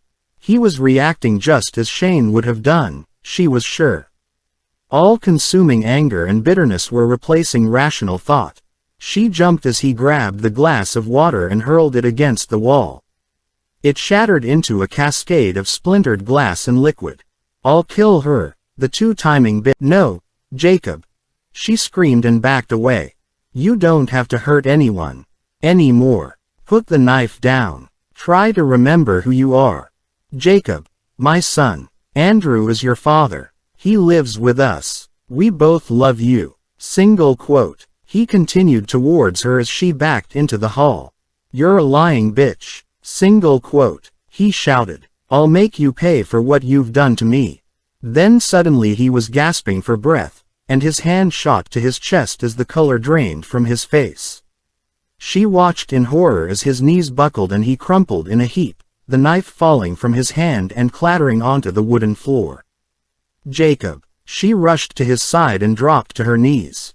Jacob. His eyes were closed. He was unconscious but breathing. She ran to fetch her phone, pressing 999 for the emergency services as she returned to his side. Ambulance, she said, dropping to her knees as the call connected, quickly. My son has collapsed. Flat 17, Hill Court, Highland Grove. Yes, he's unconscious but still breathing. He had a heart transplant a year ago. Single quote. Then as she waited for the ambulance, praying that despite everything her son, would live, a noise sounded from somewhere close by. Like a door opening. She instinctively looked towards the front door but it remained closed. A figure appeared at the other end of the hall. Rosie. Her face was swollen and her lip was bleeding, but worse than that was the fear in her eyes. Elizabeth went to her, opened her arms and held her close. It's all right, she soothed. You're safe now. I'll look after you. Single quote. Shane. Rosie asked quietly. You heard. Yes. I'm so sorry. I should have told you sooner. But I didn't even know he was dead. Elizabeth pulled back in surprise. You didn't know. Oh Rosie. He died in hospital 3 days after the accident. It was sudden. A blood clot to his brain. Didn't you see it in the newspaper? His organs were used for transplant. Single quote. No, I was in such a state that I shut myself away and tried to get over what had happened. I didn't want to know anything about Shane anymore. I've always been terrified of him finding me again. She took a deep breath. So this wasn't my fault, she said, looking at Jacob. No, love, it wasn't. But there's no need for us to mention any of this to anyone, ever. It can be our secret. Single quote. Chapter 53. 1 month later, DC Pamela Small sat at her office desk, going over the list of contacts in Oliver Cambridge's mobile phone. There'd been a handful of contacts who for various reasons they hadn't been able to speak to on their first trawl through, and as they were no nearer finding out who was responsible for Cambridge's murder, they were having a last-ditch attempt before the active investigation was closed. Pamela now crossed off Jacob Wilson's name, having just spoken to his mother. Like most of the contacts in Cambridge's phone, Jacob's number was there because he'd been supplying him with cannabis. Jacob's mother had just confirmed her son had been a regular user, buying it from Shay, and he'd been with her on the night of the attack. She'd said Jacob was now in hospital, fighting for his life. That poor family, Pamela thought. Some people had more than their fair share of ill luck. Bad enough to have a son born with a congenital heart disease, but to have a heart transplant fail and require another one was something else. Jaded, and in need of a change from going through the contact list again. Repeat everything before we put this to bed, the boss had said. She set aside the list and looked again at the forensic report. Perhaps something would strike her afresh, open up a new line of inquiry, although she doubted it. Forensics had been very thorough as usual, but they hadn't been able to lift much of use from Cambridge's possessions. He hadn't regained consciousness before his death, so hadn't been able to give them a description of his attackers, and lying in the rain for a whole weekend had washed away any useful forensic evidence. They knew from the footprints on his body and clothes that there'd been more than one assailant, and he'd died from multiple internal injuries and pneumonia. For a while they thought they might have one decent fingerprint, on the metal buckle of Cambridge's belt, but when they'd run it through the police computer it had come out as a match for Shane Smith, who'd died in a car accident the year before. So either the belt had once belonged to Shane or he'd come into contact with it at some time before he'd died, or the fingerprint had been smudged after all, for not even identical twins shared the same fingerprints. She continued reading the report, going over what she and the team already knew, then with a small sigh put it aside and returned to the list of phone contacts. She had a hunch Cambridge knew his attackers. Possibly thugs he'd crossed. The drug world was merciless and brutal. She'd spoken to his supplier, who was more ruthless and brutal than most, even offering him sweeteners if he could help identify the attackers, but he claimed to know nothing of the attack, which was highly doubtful. Likewise, Cambridge's so-called mates had been unable, which Pamela took to mean unwilling, to tell her what they knew, obviously fearing reprisals. So it was looking increasingly likely that this case would join the 100 or so other unsolved murders that were filed away each year in the UK. Cold cases as they were known, no longer being actively investigated but left. Chapter 54. Jacob was in a different room but the same ward and hospital as before. Many of the nurses were the same too. Transplant centers tended to keep their specialist nurses. They'd begun joking with him as soon as he was out of intensive care and off the danger list. "Couldn't keep away from us, could you? You must like it here."